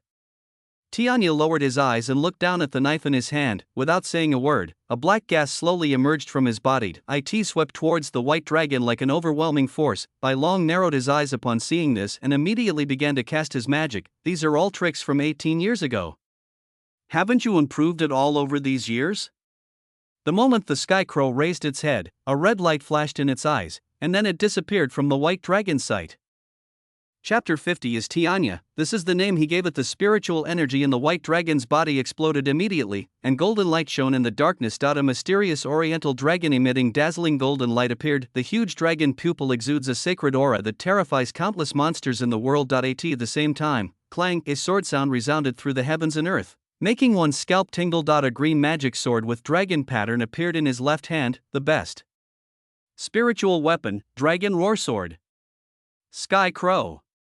18 years. Do you know how I spent these 18 years?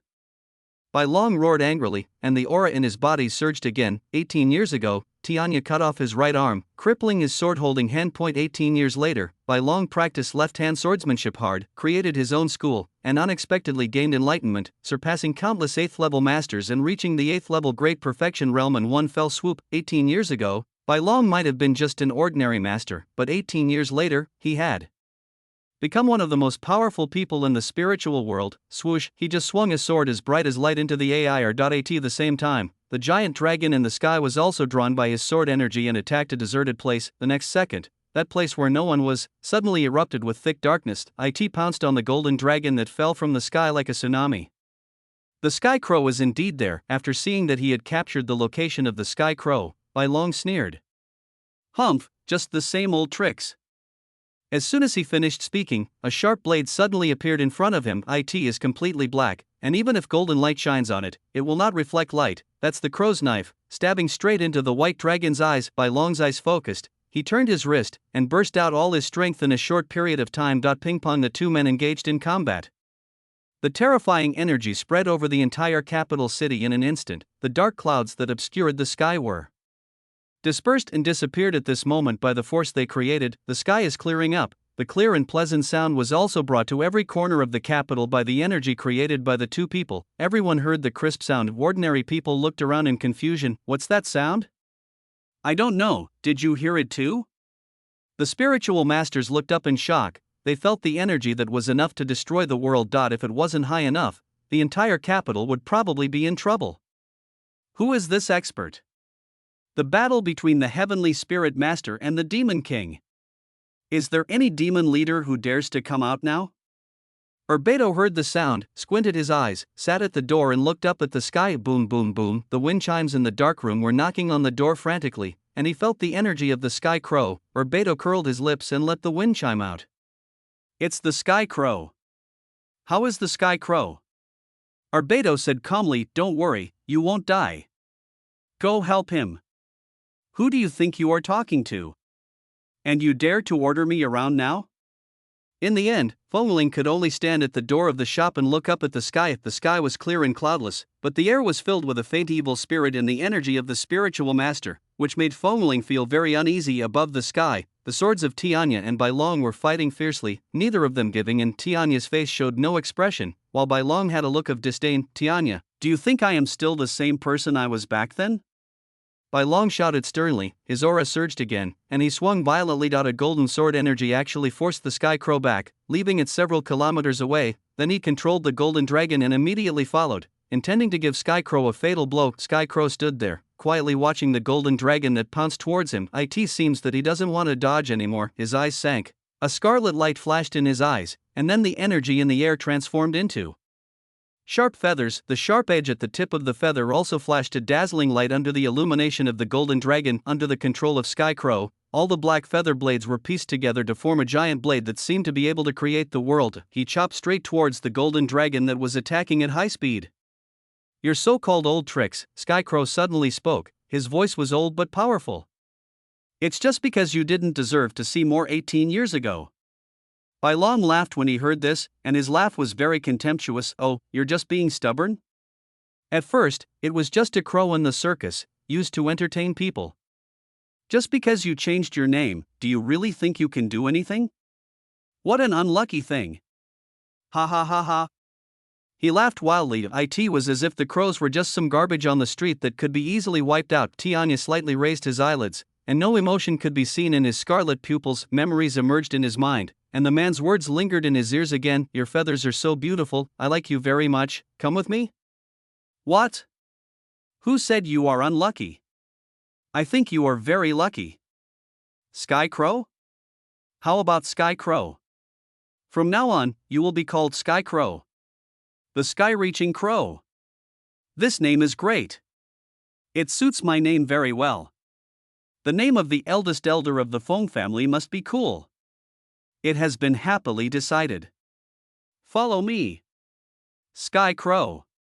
Tianya closed his eyes, and when he opened them again, his eyes were filled with anger and murderous intent. The pointed golden crow's beak opened and closed slightly, correcting, it's the Sky Crow. This is the name he gave it. No. Blasphemy. Sonorous and powerful, every word, the lightless blade in his hand suddenly burst out with endless demonic energy. Buzz, swoosh, the clear sky above the capital city was, at this moment, once again covered by terrifying evil spirit. He slowly swung his knife at Bai Long. It was an extremely slow strike, but the blade energy was as fast as lightning. In an instant, they arrived in front of the white dragon.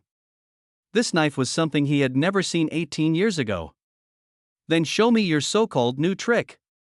He roared angrily, and suddenly a golden light burst out from the magic sword. Facing the oncoming sword energy, he swung out the ultimate strike with his left-hand sword that he had practiced for 18 years. Ping-pong. The whole capital city heard the crisp sound again, but this time, it was deafening. Afraid of rubbing, countless glass windows on high-rise buildings shattered, but fortunately they were all explosion-proof glass.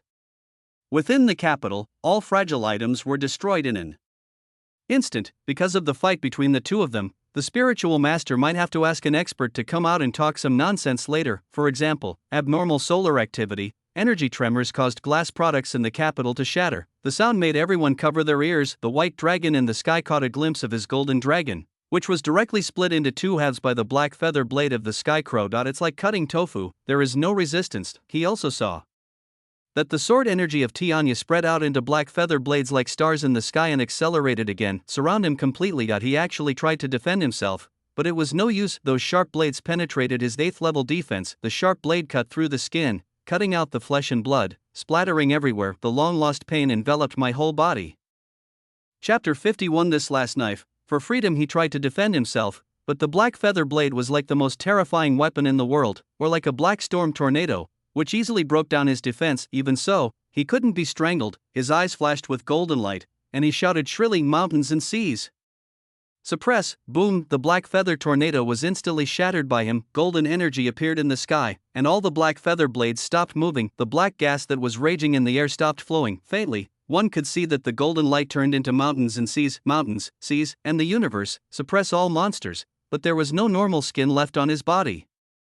The flesh was turned upside down and blood flowed down the shocking scar. He had turned into a bloody man. He looked very embarrassed, but there was a strange smile on his face. Haha, but if, before he finished speaking, an old and hoarse voice came from behind him. But that's it.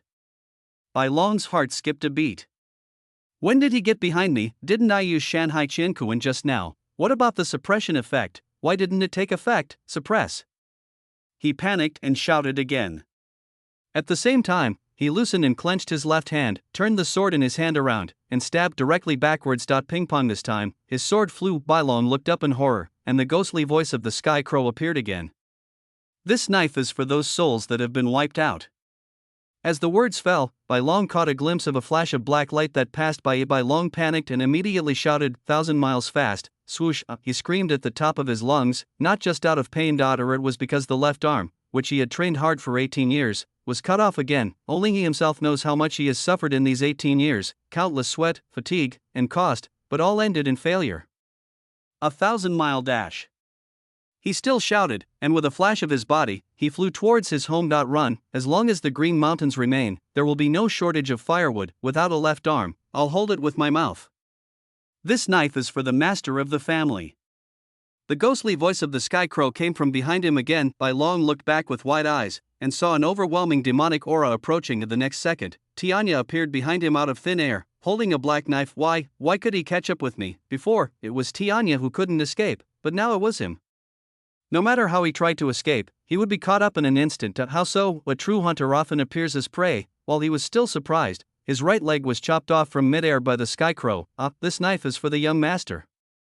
Left leg finished. After being slashed 3 times in a row, Bai Long lost control of his spiritual arts due to the severe pain. Like a ball thrown from the Leaning Tower of Pisa, it falls freely from the air. Tianya casually swung his hand, and a demonic aura quickly followed and wrapped around his neck. The fall suddenly stopped and strangled him 10,000 meters in the air. This may be the highest in the world, the record for the number of meters of hanging. His eyes were wide open, his face was blue and purple, and blood was constantly oozing out from his turned-up flesh and dripping from high above. The body without limbs was struggling and twisting in the air like a maggot. A maggot that has been chopped into pieces. Tianya lightly stabbed his chest with a knife. Bai Long opened his mouth to shout, but could only make a hoarse low sound. This last knife, he paused, lowered his eyes to look at the world below him, and suddenly smiled, for freedom. At this moment, those cold eyes became warm. Then he turned his wrist, and the blade wrapped around the flesh and blood of Bai Long's chest, turning 180 degrees with the blade facing upward. It's a pity that you can't see this knife. He closed his eyes, and when he opened them again, the golden light in his eyes had been completely suppressed by the strange scarlet color. He spoke slowly, his voice was hoarse, old, but powerful. Cut the moon. A terrifying energy that the white dragon had never felt before exploded from the body of the Sky Crow. As he was on the verge of death, he suddenly understood why Tianya was called the Invincible King, but it was too late. He was not split by the Sky Crow. To be precise, it was Tianya's sword that turned it into ashes. The sword energy swung by Tianya, wrapped with the huge demonic energy in his body, slashed towards the sky. A black crescent moon appeared in the sky. Everyone in the capital city looked up in amazement at the black crescent moon hanging in the sky. Some were horrified, some were surprised, some were shocked, and some were trembling. This crescent moon, it seems like I have seen it 18 years ago. This knife is meant to tell all spiritual masters the Feng family's Sky Crow is back. It was also to tell the Bai family that even after 18 years, he was still the Invincible King. I just want to ask you, Bai Qiling, do you dare to come? Tianya retracted his knife and stretched out his hand to hook it. The fallen dragon roar sword fell into his hands. A kind smile appeared on his face. My young master just happens to be in need of a suitable spiritual weapon. Thank you. After saying that, he disappeared into the air. Zangetsu, TSK, it's still as powerful as it was back then. This old fellow, it seems like he's still got his sword. Arbeido's eyes were full of excitement. Then I wanted to pour myself a cup of hot water, but found Zhao. Why is my cup broken? You bastard. So he immediately took out his little notebook and wrote it down on Feng Ling's head glass. 15 yuan. Feng Ling stared blankly at the crescent moon in the sky that was gradually disappearing, and couldn't help swallowing. This is the Sky Crow, so strong. When the two men collided with each other just now, the whole capital city trembled. Feng Ling's feet were numb. $200. Feng Ling looked at him excitedly. I want to learn this. He was truly deeply shocked by the crow. Chapter 52, The Spiritual Master World is shocked. Arbeido looked up at him and shook his head. If you don't want to teach me, go find the Sky Crow. Feng Ling continued seriously, teach me spiritual arts. I want to learn spiritual arts too. Arbeido curled his lips. If you don't want to teach me, find someone else. Oh my, $200. Mom. You're the best. Mom. $200? Fuck you. Hey, why are you scolding yourself? Die for me, you bastard. I'll strangle you to death. Hey, Sky Crow, help. At this time, Lao Chu's home welcomed several distinguished guests. That's right, it's someone from the Rua family. As Feng Ling expected, the Rua family decided to start the investigation from the Chu family. In the near future, the Chu family will be monitored by the Rua family, which means that the Bai family will not take action against them again. Inside the Rua family's main residence, Rua Qingyan was reporting to her father what she had seen and heard today. However, she did not mention that Feng Ling saw the blue hood. After hearing this, the head of the Rua family snorted lightly, as if he was laughing. It's a good solution. Father, you mean? The head of the Rua family shook his head and interrupted her. He smiled and said, is it only the strength of a second-level spiritualist? Are there any other characteristics? Ruo Qingyan thought about it. His attacks were fast, fierce, and accurate, which was good considering his strength. But he had no rules and lacked practical experience. Apart from wearing a mask, he didn't seem to have any special features. I didn't finish my words, but said in my heart, still a scoundrel. The head of the Ruo family nodded silently, as if thinking about something. He didn't say anything, and Ruo Qingyan didn't say anything either. Recalling the scene where Fengling broke her arm in the rain, I couldn't help but ask a father, if it were you, would you break your arm to save others? Would you save your enemy at the same time? Ruo Qingyan initially thought that Xiao Xiao and Fengling were in collusion, but if you think about it carefully, it doesn't seem reasonable. He even saved himself, even though he didn't need it at all. Her father smiled when he heard this. One day, someone will sacrifice their own life to save you. Ruo Qingyan frowned upon hearing this and said, I don't need anyone to save me. The father chuckled, I trust you. After Ruo Qingyan left, a spy came here. Patriarch, the Bai family is looking for someone named Fengling recently. I already know, back off. Yes. The Bai family exploded. The Bai family's 8th rank spiritual master, the left-handed sword master, Bai Long, died. Bai Lingyun was now kneeling in front of Bai Qiling, trembling that he's almost broken. When he came back and saw the message in Lao Chu's mobile phone, he realized that he had been fooled. Wind Chimes was there the whole time. Who it was, he didn't know. He was right in front of me, but I couldn't catch him. He was playing tricks on me. The ambush he had carefully set was easily broken. By him, not only did he lose control of the Chu family, but he also had a dispute with the Ruo family. Not only did they fail to catch the Sky Crow, they also lost an 8th rank Sky Spiritual Master. That's the 8th rank Heavenly Spiritual Master, A Chao, who is half a step away from the 9th rank. The last 2 charges alone are enough to get him killed 100 times. He really hates that stupid Bai Long. Didn't you say that Tianya was a sure win? Where are you? You're dead, just die. Why are you still causing trouble for me? The Spiritual Master Network was also in an uproar. 8th level Great Perfection, died at the hands of the Sky Crow. From now on, there will be no more left-handed swords in the world. The Feng family is about to make a comeback. As long as the remnants of the Feng family are not eliminated, the world will never be at peace. The ultimate spiritual sword, the Dragon Roar Sword, falls into the hands of the Feng family. Chu Sheng looked at the news on the internet and was stunned with shock. Sky Crow. An excited smile suddenly appeared on his face. He has always had a dream, that is to use the spiritual weapon made by oneself to deal a fatal blow to the top monsters in the world. Is Sky Crow considered top level? Of course, he is not only top notch, he is also a legend. Old Chu was very confused when he came back. Aren't his wife and son in Fengling's hands? What's going on with these two at home? Am I being cheated? After Tianya came back, he gave the Dragon Roar Sword to Fengling. The sword is green in color and has a very thin blade.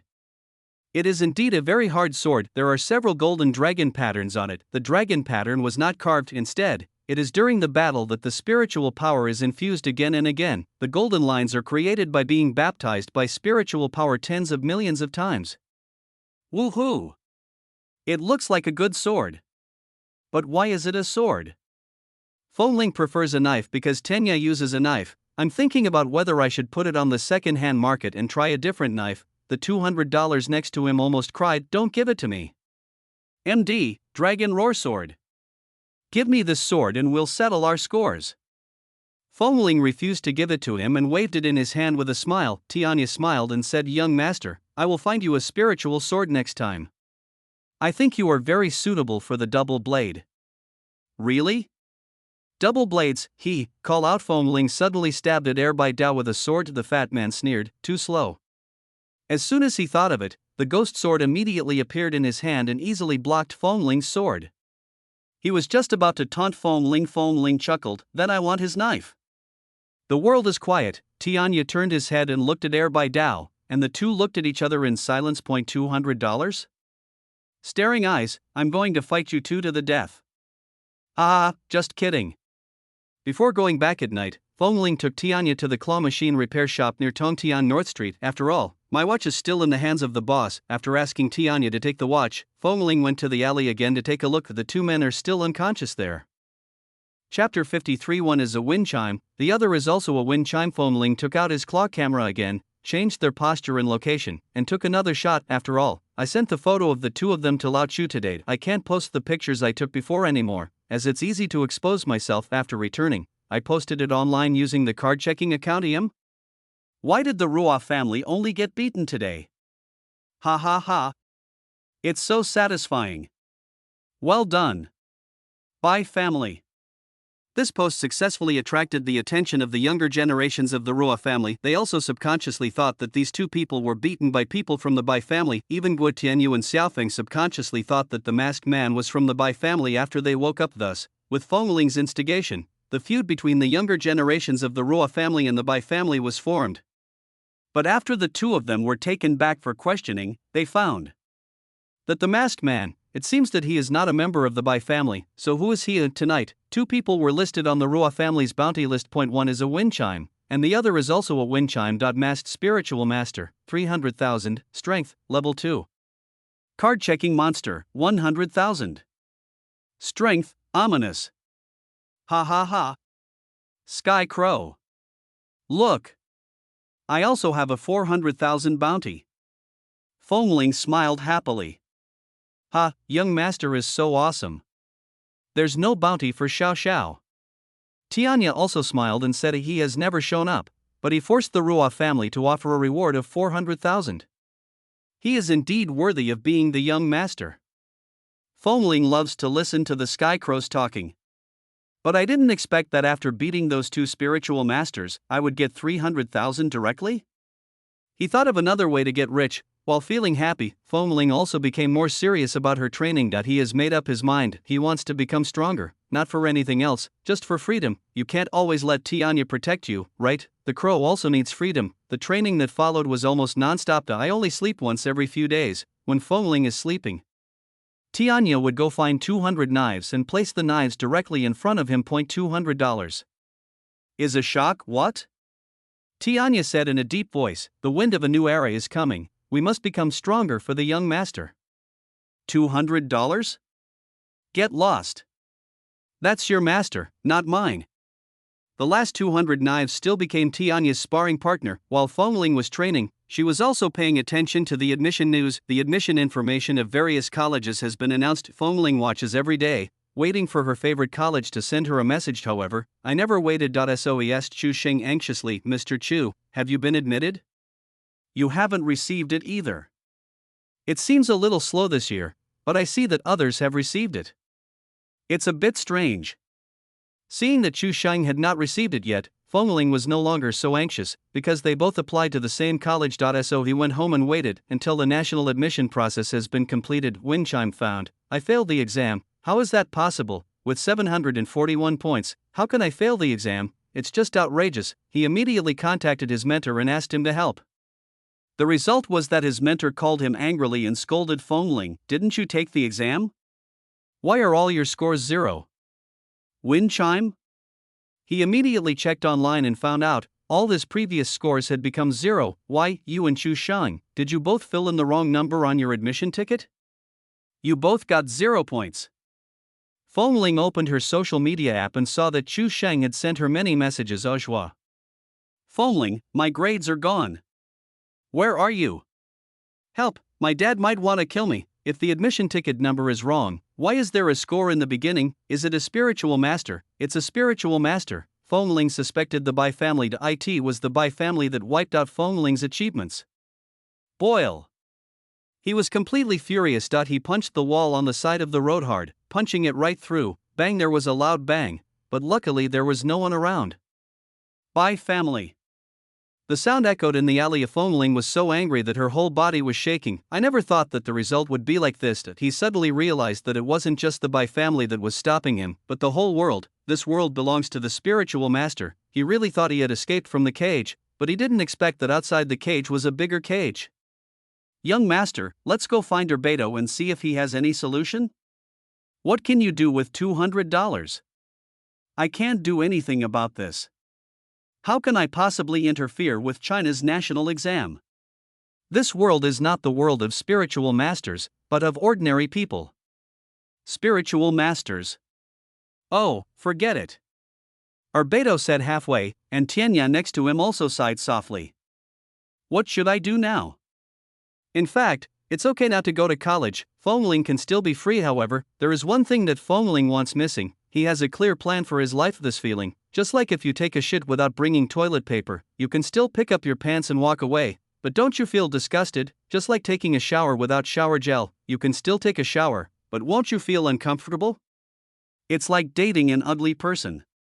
You can do it, but are you willing to do that? Why do others have such beautiful and handsome partners? Am I uglier than others, worse than others, accurate, extremely unhappy? After studying hard for so many years, I ended up with a score of 0. What was the purpose of the previous 18 years? All previous efforts were wiped out by the Bai family's actions. Who can be willing? Fengling wished she was the Demon King now.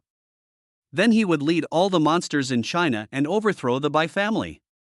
Tianya, register an account immediately and tell them that I was captured by the Bai family.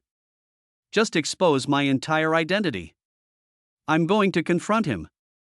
He thought that the people of the Bai family were disgusted with him, so he would never let them have an easy time. Fengling is now helpless against the Bai family, but there is always someone in this world who can peel the skin off them. Tianya said that the spiritual world wanted to kill him and the demon clan wanted to eat him. Let's have a showdown, it's a fight to the death, no one will have an easy life. Arbedo beside him didn't say anything after hearing this. Tianya thought for a moment and said softly, "Young master, be careful not to lose your mind due to hatred. I think this matter can be reconsidered." Chapter 54. If someone comes to the house, Fengling is definitely not a brainless person, he is just very angry now, after hearing what the crow said. Although he didn't say anything else, his fists were still clenched tightly. Of the Bai family, the family that had monitored him for 18 years, the family that had deprived him of 18 years of freedom, now we are depriving him of his future freedom. Before, Fengling felt that although the people from the Bai family would always bother her, it would be troublesome, but he thought, no matter how troublesome it would be troublesome, just be patient and it will pass. But now, I'll sell you a piece of shit. How to kill a spiritualist. Sky Crow, how did you kill the white dragon? Teach me. I want to learn.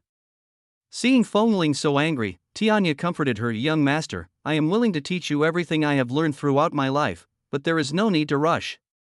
A gentleman's revenge is never too late, but the wind chimes are still, so he paid $200 for Bai Lingyun's contact information, ran outside and hid him. Bai Lingyun was lying in his room at this time, his whole body was wrapped like a mummy, and it was obvious that he had suffered cruel torture, but he is still alive after all. He is still a member of the Bai family, he was just dismissed from his post and now has no power at all. I heard my claw machine ringing, turned over with difficulty, saw that it was an unfamiliar number, and clicked the answer button. Fengling started to curse and swear at him. Bai Lingyun was so angry that he wanted to sit up from the bed. His wound opened again and he wailed. Fengling cursed for a full minute, then immediately hung up the phone and went home. When I got home, I said nothing and started training immediately. Tianya was happy because Fengling trained very seriously and worked harder than ever before. In the evening, a group of people came to the $200 store. Ruoff family? Arbedo frowned and looked at the spiritual masters in front of him. What are you doing here? He said with a stern look on his face. Those spiritual masters said calmly, Is the wind chime here? $200. Fengling was finally exposed, but he still said in a deep voice, Who is Fengling? I don't know him. After saying that, the spiritual masters didn't care and continued, Our master has something to tell you. After that, he took out his claw phone and made a call. Master, Fengling is not here. Yes, $200. Okay. After the man finished speaking, he handed the claw machine to Arbedo. 200 Knives hesitated. The patriarch of the Ruoff family, why are you looking for me? I don't think I've ever met him. After hesitating for a moment, he still took the claw machine. After answering the phone, Arbedo didn't say anything. It is the head of the Ruoff family who has been saying this. Arbedo had been listening quietly, and the expression on his face changed from confusion at first to surprise, and finally to shock. Then he put on an interested smile on his face and finally said just okay. After hanging up the phone, the remaining people from the Ruoff family said nothing. He left a file bag and left in a hurry. No one knows what the head of the Ruoff family talked about with Arbedo. That night, a few people from the Ruoff family also came to the Chu family. A file was also submitted, after those people explained their purpose. Chu Sheng has been included in the first national recruitment experiment list by the three major families. Chu Sheng was so happy that he went crazy. Old Chu was so excited that he burst into tears. Chu Sheng's mother immediately ran to the kitchen. A table full of good wine and food was prepared for the father and son. Tonight, Chu Feng was happy and drank wine for the first time in his life. He really can't drink, just had one drink and started talking nonsense. Ha ha ha. I want to become the greatest spiritual weapon master in the world. Just wait, Mom. When I come back from school, I'll take you to live in a big villa. No, I'll just buy you a building to live in. Ha ha. When I have money, I will find many wives. Father? Mother? His father slapped him on the head, even his mother scolded him and told him to stop messing around. Overall, tonight was an exciting and happy night for the Chu family. Even after going to bed, Lao Chu couldn't help but mutter in the room, "Oh, that's great. I never thought my son would be able to enter the three great families." Mother Chu nudged him speechlessly. "It's time to go to sleep. I've been nagging you all night. Are you annoying me? Well, good. Hee hee, I'm happy. Annoying."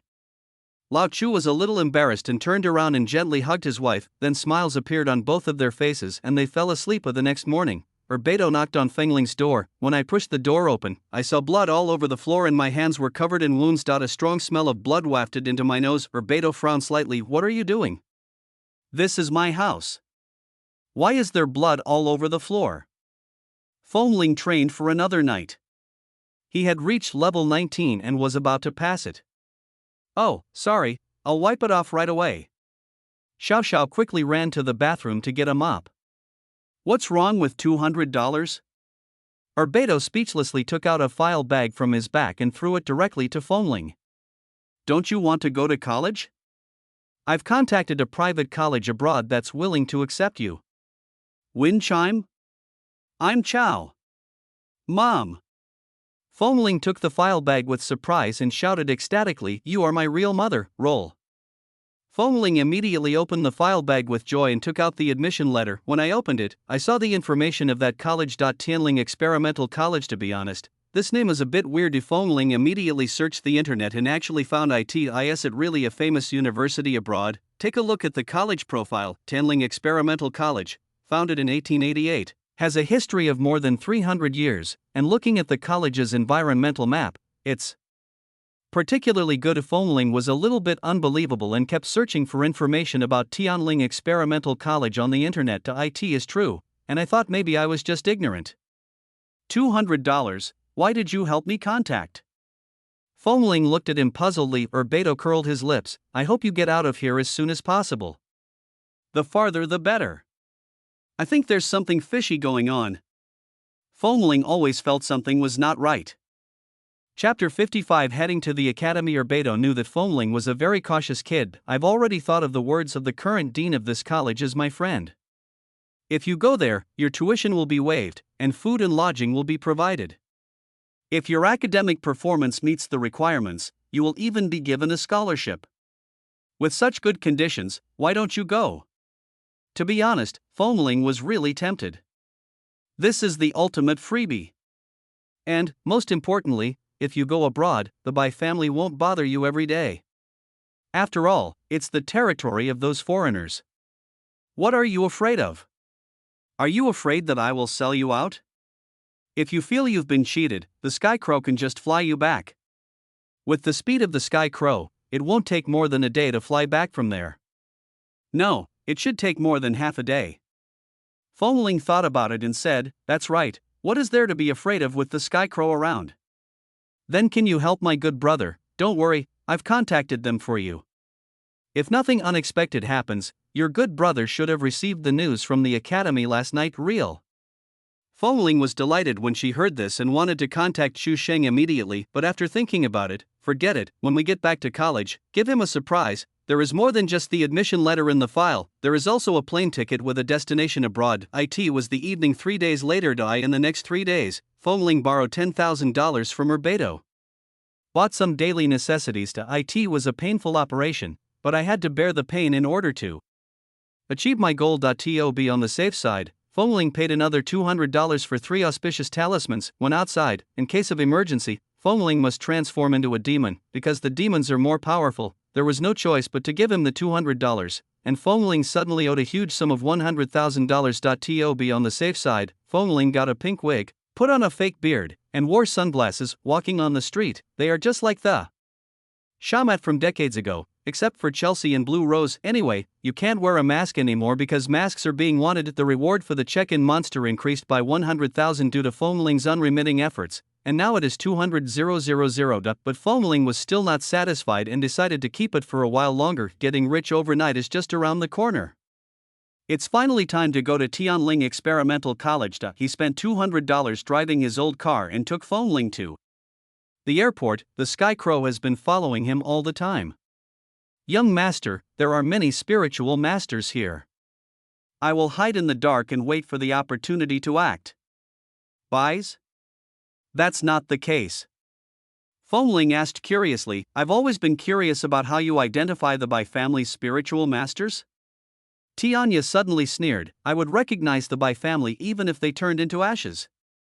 Windchime, in fact, each of the three great families practices different spiritual techniques, and the aura they emit is slightly different. After you have more contact with Windchimes in the future, you will be able to recognize them directly. Then Foamling carried a suitcase filled with her daily necessities, passed security check, and came to the waiting hall of the flight is scheduled for 11 p.m., 2 hours before takeoff. But he arrived early and waited here. The people on this flight looked very young, around 17 or 18 years old. There were two people, still radiating the aura of a spiritual master. I couldn't help but think, are all families so wealthy nowadays? Send your children abroad casually. After a while, Foamling saw a familiar figure walking towards her from a distance. It's Chu Shang. This guy Chu Shang, with his teeth bared, looked around, and came over here skipping. Foamling suddenly thought, oh wait, aren't all these people going to that college? Didn't the plane ticket cost $200? Is it issued by the college? Did the college charter a plane? You are really rich, Chow. Sky Crow, if anything happens to me after we fly up into the sky, can you save me? Don't worry, young master. I can catch up with you even if you take the spaceship. I feel relieved when you say that. Foamling did not go to look for Chu Shang now. He wanted to meet Chu Sheng after confirming that it was safe. After Chu Sheng arrived, he didn't talk to anyone and just found a place to sit, but I was soon attracted by the wind chimes. Thought, I'm shocked. This guy, with his pink hair and beard, is pretty cool. It's quite interesting. I'll make friends with him when I return to college. Speaking of friends, he thought of his good brother Foamling. I took out my mobile phone and took a look at the messages I had sent to Foamling in the past few days. Crazy. My family is sending me to study abroad. It may be hard to see him in the future. Do you want to come out and have fun with him for a day? Foamling never came back. Chu Sheng still doesn't know that Foamling is a spiritual master. His father didn't tell anyone after he returned because the people in the Rua family wouldn't let him. I edited a text message, scolded him a few times, and finally said, "Gone, brother. See you at the end of the year. If you don't reply to my message, you're such a fool." Then I took another look at the latest news. The last battle between the Sky Crow and the White Dragon was described by experts in the modern world as the ultra-new weapon experiment was more powerful than expected, causing fragile items in the capital to explode. As for the Black Moon, it was finally said to be a missile explosion experiment. Chu Sheng found it boring and put away the phone. When the boarding time came, Chu Sheng boarded the plane first. Foamling waited until the last moment, and after confirming that there were no problems, she also slowly boarded the plane. I found my seat according to the boarding pass, but discovered that Chu Shang was sitting next to me. What a coincidence. Chu Shang was delighted when he saw this pink-haired weirdo sitting next to him. You by the window? Foamling just nodded, and Chu Shang retracted his legs and quickly made room for him. After sitting down, Chu Shang tried to strike up a conversation. Brother, when did you awaken? Foamling didn't say anything. Chu Shang was not annoyed and took out a box of snacks from his bag. Are you hungry, brother? Would you like some midnight snack? Foamling shook his head, seeing that he was unwilling to pay attention to him. Chu Sheng stopped talking. He took out the claw machine himself. Foamling glanced at him from under his sunglasses. He was sending himself a message. Silly cup, I'm on the plane. Foamling, you are the stupid one. Among the three great families at this time, the Waka family, the big names in the spiritual world gathered at the Tianchi peak of Rua family. The dozens of big guys present were all celestial spiritual masters above the 8th level, and the heavenly spiritual master is not the most powerful one. Among them are 3 9th level spiritual masters. They are the 3 patriarchs of the Yu family, the Rua family, the Lei family, and the Bai family. If you listen to the Ko Lei family, Lei Jingbai family, by Qiling, they were all waiting for the plane to take off. Chapter 56, Just a little rustic. The three heads of the three royal families represent the strongest fighting force of Chinese spiritual masters. Back then, it was the three of them who joined forces to defeat Fengxing, the 9 demon kings, who was possessed by 9 peerless demon leaders. Even if we count all the demon kings that have appeared in history, Fengling's father Fengxing is also the strongest among them. But even so, we still lost. There are not only 3 major families, but about 12 families in total participating in this recruitment experiment. All the family heads were present in person to observe this important experiment, which concerned the future of the spiritual world and even the future of the world. But actually, no matter what, it is impossible for the 3 heads of the 3 major families to arrive at the same time. If the home is the venue, the head of the home must come forward to preside over it. The Bai family came here purely for Fengling. I came to the Lei family purely to fit in. Of course, he was also afraid that the Ruobai family would come here and pick out all the good seedlings, leaving him with a pile of garbage in the end. That's a bit of a loss. It's more painful to see others making money than to lose money yourself. 3 Masters of the spiritual world sat in the main seats. The Rua family sits in the middle, the Lei family sits on the left, and the Bai family sits on the right. This is enough to prove the status of the 3 major spiritual masters today. La Rua, where is your baby? Why can't I see him? Lei Jing asked with a smile. I'm talking about Rua Qingyan. Rua Tinghan beside him said softly, my daughter has been in seclusion recently, striving for the 6th level, so I will be absent from this meeting. I hope Brother Lei will forgive me. Lei Jing raised his eyebrows. Old man, you were lying with your eyes open. Didn't you have an argument with the Bai family some time ago? Are you going into seclusion today? Although I thought so in my heart, I still pretended to be confused and said, I see. Then it seems that we should congratulate the Rua family in advance for breaking the record of the spiritual master world again? Reaching the 6th level at the age of 17 is unprecedented and a rare genius. Rua Tinghan just smiled and said, my daughter just celebrated her birthday a while ago. She is now 18 years old. Oh, what a coincidence. My son Lei Jingyan is 19 this year and is about to reach the 6th level. By then, we can let the 2 younger generations exchange experiences. Lei Jing was calculating so well that the beads bounced into Bai Qiling's nostrils. Suddenly, he snorted coldly, thinking, you are quite thoughtful. If your family only has this one satis of the 9 netherworlds, do you want her to marry into your family? Go ahead and dream your big dream. Rua Tinghan just smiled and didn't respond. At this time, 2 people from the Rua family descended from the sky, landed on Tianchi Peak, and entered the banquet room. Master, the first batch of newcomers have all boarded the plane. Rua Tinghan nodded. Come in. Yes, sir. After the 2 came in, a huge screen was moved out from the side. After the power is turned on, the screen lights up. The picture was divided into hundreds of parts, which was dazzling. For a moment, recording footage from all flights. Fengling and Chu Shang were also among them. At the same time, a screen lit up on the table in front of everyone. They can watch the whole thing on a big screen. You can also select a certain person's perspective on your desktop, fix it, and observe only one person. You can even call up information about a specific person. When the screen lit up, Bai Qiling's eyes focused and he quickly looked for Fengling among everyone, but after searching around, I couldn't find it. Finally, his gaze stopped on the pink-haired guy's head. Could it be you? Lei Jing also noticed the wind chimes and couldn't help but laugh. This pink fur looks interesting. My Lei family wants it. Is that okay? Bai Qiling's eyebrows jumped. Did he find out too? Bai Qiling knew that the Rua family must have known about the existence of the wind chime. It's just that it's still unclear whether the Rua family knows Fengling's identity. Rua Tinghan smiled and said, it wouldn't hurt to take another look. He glanced at the 2 people in front of the screen and signaled that they could start. After the 2 understood each other, they slowly spoke, dear family heads, please allow me to introduce the basic situation of this year's experimental recruitment. The total number of people participating in the spiritual power test this time is 9.3 million. Spiritual power fluctuations detected, a total of 500,000 people. The audience was shocked when they heard the data. After so many years, has the proportion of spiritual power in ordinary people become so high? However, the number of people who have reached the spiritual power standard, passed the test, and are judged to be awakened, or have already awakened, is no more than 50,000. Among them, 50 have awakened. Gu Jingrong, male, 18 years old, first level. Fu Fuchang, male, 17 years old, first level. Lin Hua, male, 18 years old, First level. As he read out the names, close-ups of those people appeared on each person's desk. Everyone is a sunny, youthful, and energetic girl. These people are the fresh blood of the spiritual master world. At least after a quick look, the major families were still very satisfied. Although it is a bit late to start practicing at this age, but there is a real shortage of people in the spiritual world right now. Wind bell, male, 18, level 2. When he mentioned the wind chime, a gleam of light flashed in by Qiling's eyes. It turns out it's you. Ruo Tinghan always had a smile on her face before, they were all young boys, but when it came to Fengling, the style suddenly changed. Some of the people watching couldn't help laughing, while others frowned. This kid is 18 years old? His beard is longer than mine.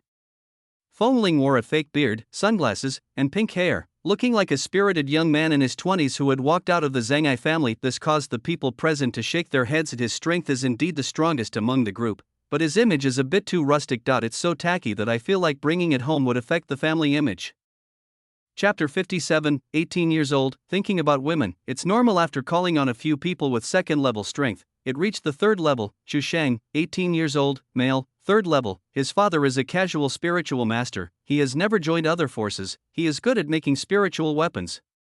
He is self-taught. He has used the weapons he made to destroy the second level monster. When it comes to Chu Sheng, the introduction becomes particularly long. A spiritual weapon master? TSK, TSK, TSK, the young people nowadays are really scary. They can even teach themselves how to make spiritual tools? What a gift!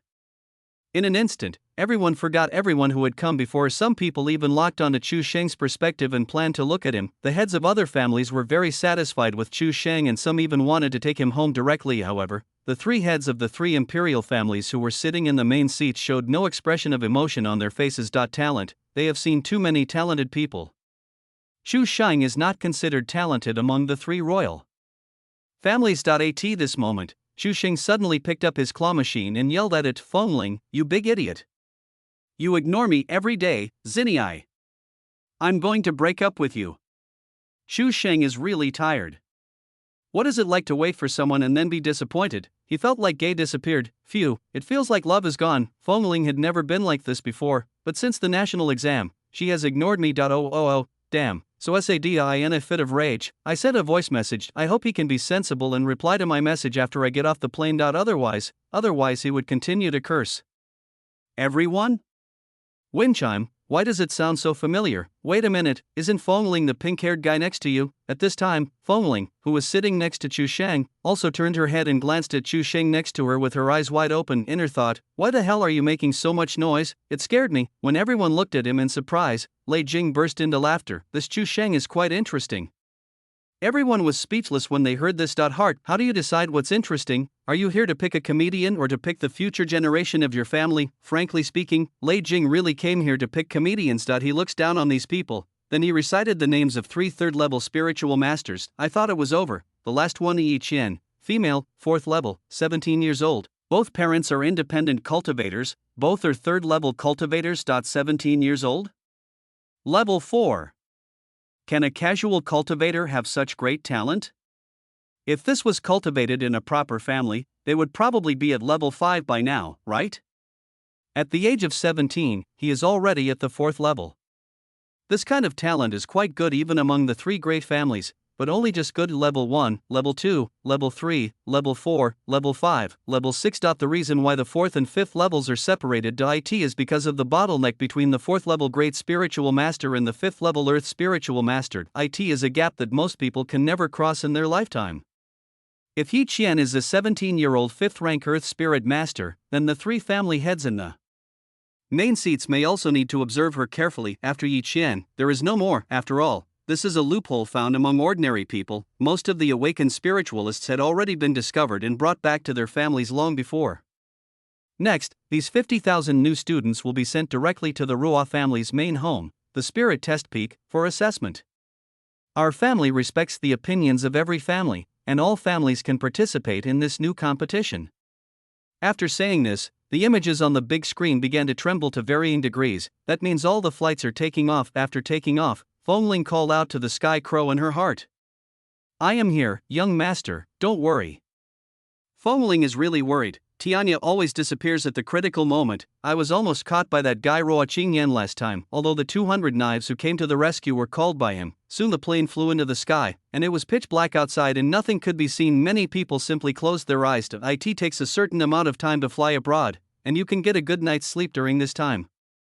There was nothing interesting to see right now, and the people at Ruo's house all started chatting while discussing the new students this year. Everyone's main focus was still on the 50 people who had already awakened. Fengling looked out the window, trying to see if the crow was outside, but it was too dark and she could not see anything. So he closed his eyes. It's not sleeping, but continuing to simulate the battle in my mind. In the days after being abused by Ruo Qingyan, Fengling would do this kind of training whenever he had time.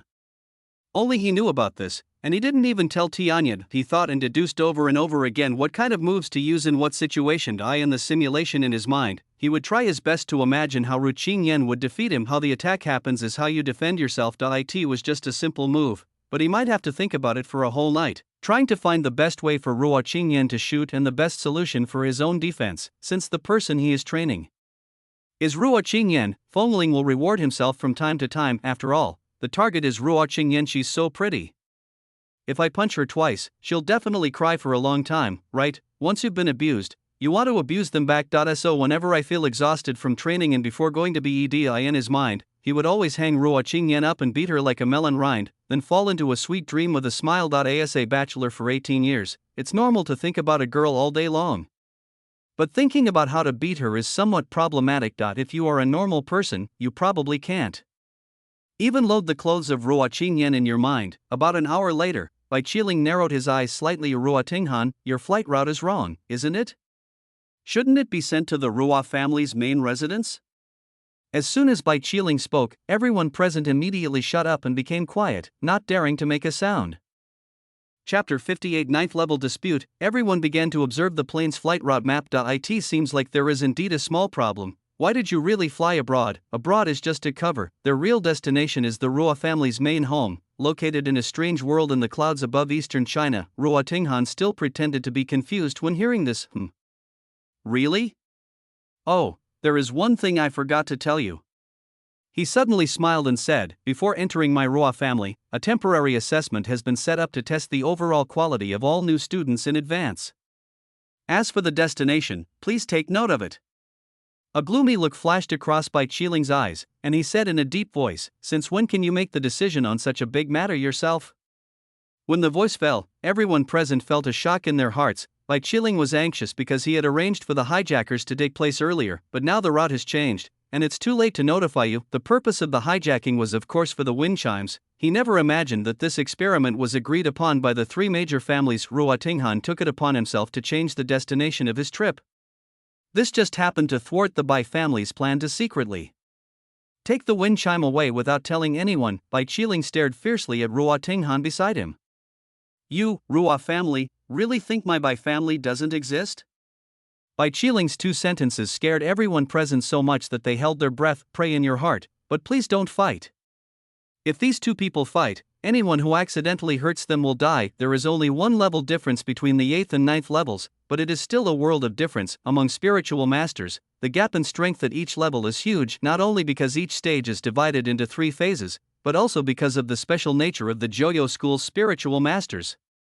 Most Chinese spiritual masters are from the Joyo school. The characteristic of the Joyo school's spiritual masters is that they can devour demons and obtain the demon skills after the demons awakened. That's the scariest thing. However, the limitation is that only one demon skill can exist in a person's body. The newly devoured demonic skills will replace the old ones. Therefore, after a spiritual master is upgraded, he will devour new high-level monsters and acquire new skills. The highest level that a 9th rank heavenly master can devour is naturally a 9th rank demon king. Who knows which demon king these two 9th rank spiritual masters devoured? What magical skills did you obtain? The combination of the abilities of a 9th level spiritual master and a 9th level demon clan is not as simple as 1 + 1 = 2. Facing Bai Qiling's question, Ruo Tinghan smiled and said, Master Bai, don't be too hasty. It belongs to your Bai family, and it will be yours in the end. There is still half a sentence left to say. It's not yours, and you can't take it away even if you try. Besides, the demon tribe has been active recently, and I also heard rumors that the news about the National Spiritual Power Test has leaked out. So I'm worried that there might be spies from the demon tribe among the new students. It would be too hasty to let him enter my home so easily. Why don't you come with me and take a look? What do you think? After saying that, Ruo Tinghan also stood up and gave a fist bump to the people below. This matter is of great importance. In order to prevent the news from leaking out again, I made this decision on my own. I hope the family heads will forgive me. When the people below saw Ruo Tinghan being so serious, they were so scared that they quickly stood up from their seats. He responded with the same fist-holding gesture. Master Ruo, your words are too kind. Master Ruo, your words are too kind.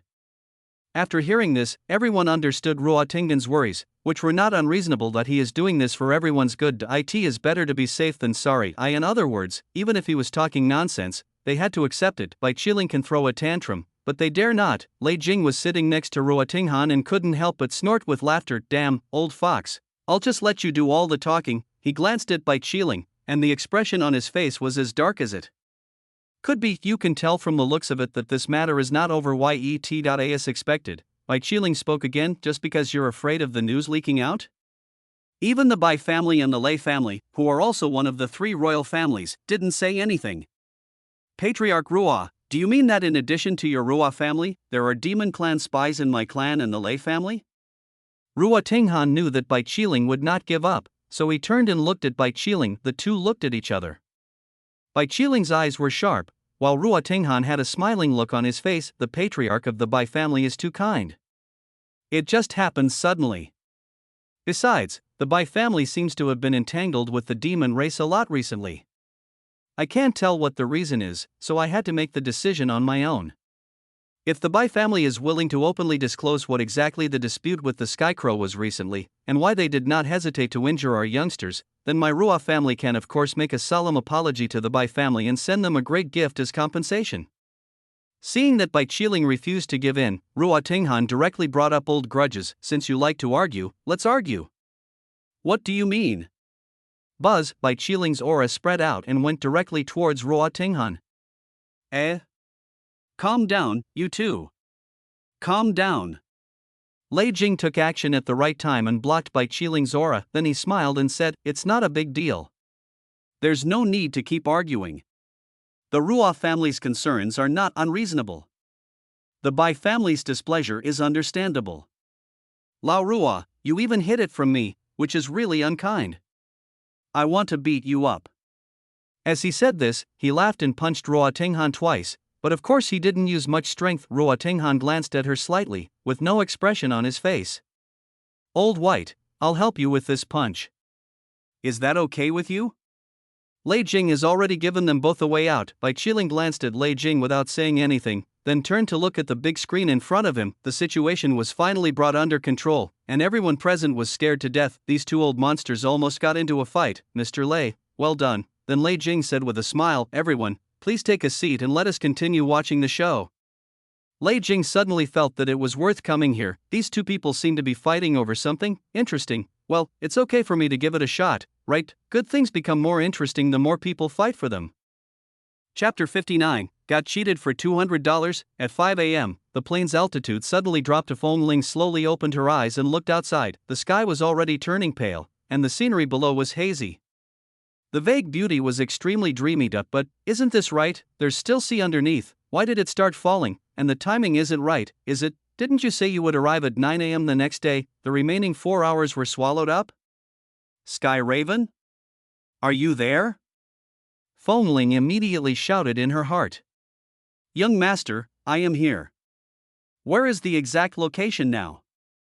"The border of China's territorial waters.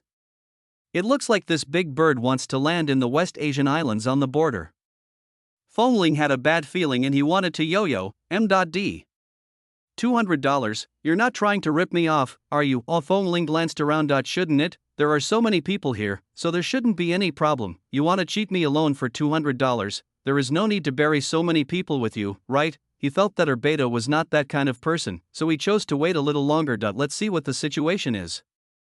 Anyway, we have the crow here, so we have nothing to fear. After the plane landed, Feng Ling landed with everyone else. The crows have been circling the island for a week. Young master, there is a small town on this island, but it is about 30 kilometers away from you. So far, no spiritual master or academy has been found. Fengling nodded, took out her claw machine, and sent a message directly to Beidou, $200. What the hell are you doing? I wondered whether I should leave now. After looking around, he decided to wait and see. Chu Sheng was still here. If Fengling wants to leave, she must take Chu Sheng with her. Now everyone at the airport is confused. Where is this place? No, aren't we going to the Tianling Experimental College? Why did we get thrown here? The sea breeze on the island is so strong that it almost drives people crazy. At this time, the Sky Crow was still hovering in the sky, observing the situation around it. Young master, there are a few big birds in the distance, flying towards us. Fengling said speechlessly. Who taught you that big bird is called an airplane? Forehead. Tianya thought back to more than 10 years ago. Master, what do you want to do with the plane? Fengxing, what kind of airplane is this? This is called a big bird. He. While observing from the air, Tianya discovered a golden light in the distance shooting towards him. Tianya frowned. This aura is 200 knives. He stood there without moving, waiting for Beidou to come in front of him, and said coldly, $200. What do you mean? The fat man stepped on the golden light and laughed. I have something to tell you. But before he could finish his words, Tianya had already drawn his blade and said in a deep voice, in the Feng family, how are traitors dealt with? I think you should know, right? Beidou smiled and spread his hands forward. Wait a minute, I'm not from your Feng family. The black blade in Tianya's hand moved forward and said coldly, draw out your ghost sword. Beidou shook his head. Sky Raven, don't you think you're being too protective of him now? You know it clearly, right? The freedom he wants is simply impossible to achieve, right? You may be able to protect him now, but what about in the future? A new era is coming soon. How long can you protect him? You only told him about the basics of spiritual masters and demons. Why didn't you tell him about the rest? Beidou looked at Tianya. Tianya had no expression on his face, and the knife in his hand did not move. He did not answer. So he continued, or are you deliberately hindering his growth in order to avoid encountering and facing those things? You know clearly what his bloodline means, right? As he spoke, Beidou remembered something. A hint of melancholy flashed across his eyes, and his face became a little gloomy. He angrily said to the crow, that is the bloodline that can overthrow the world. By doing this, you are killing the last hope of this world. You are the accomplice of those beasts. If Fengxing knew this, he would definitely regret why he didn't kill you with one blow. He became more and more excited as he spoke, and his voice echoed in the air for a long time. When Fengxing was mentioned, the knife in Tianya's hand trembled slightly. The indifferent expression on his face gradually changed. It was no longer as cold as before, but looked somewhat painful. Of course he knew what Fengxing's purpose was in giving birth to Fengling. He also understood that he was going against the wishes of his dead master, but whether it is Fengxing or Fengling, they are both masters of the Feng family today. The owner is Fengling. He took a deep breath and said, after I die, I will explain all this to the head of the family. You don't need to say more. Beidou was stunned when he heard this.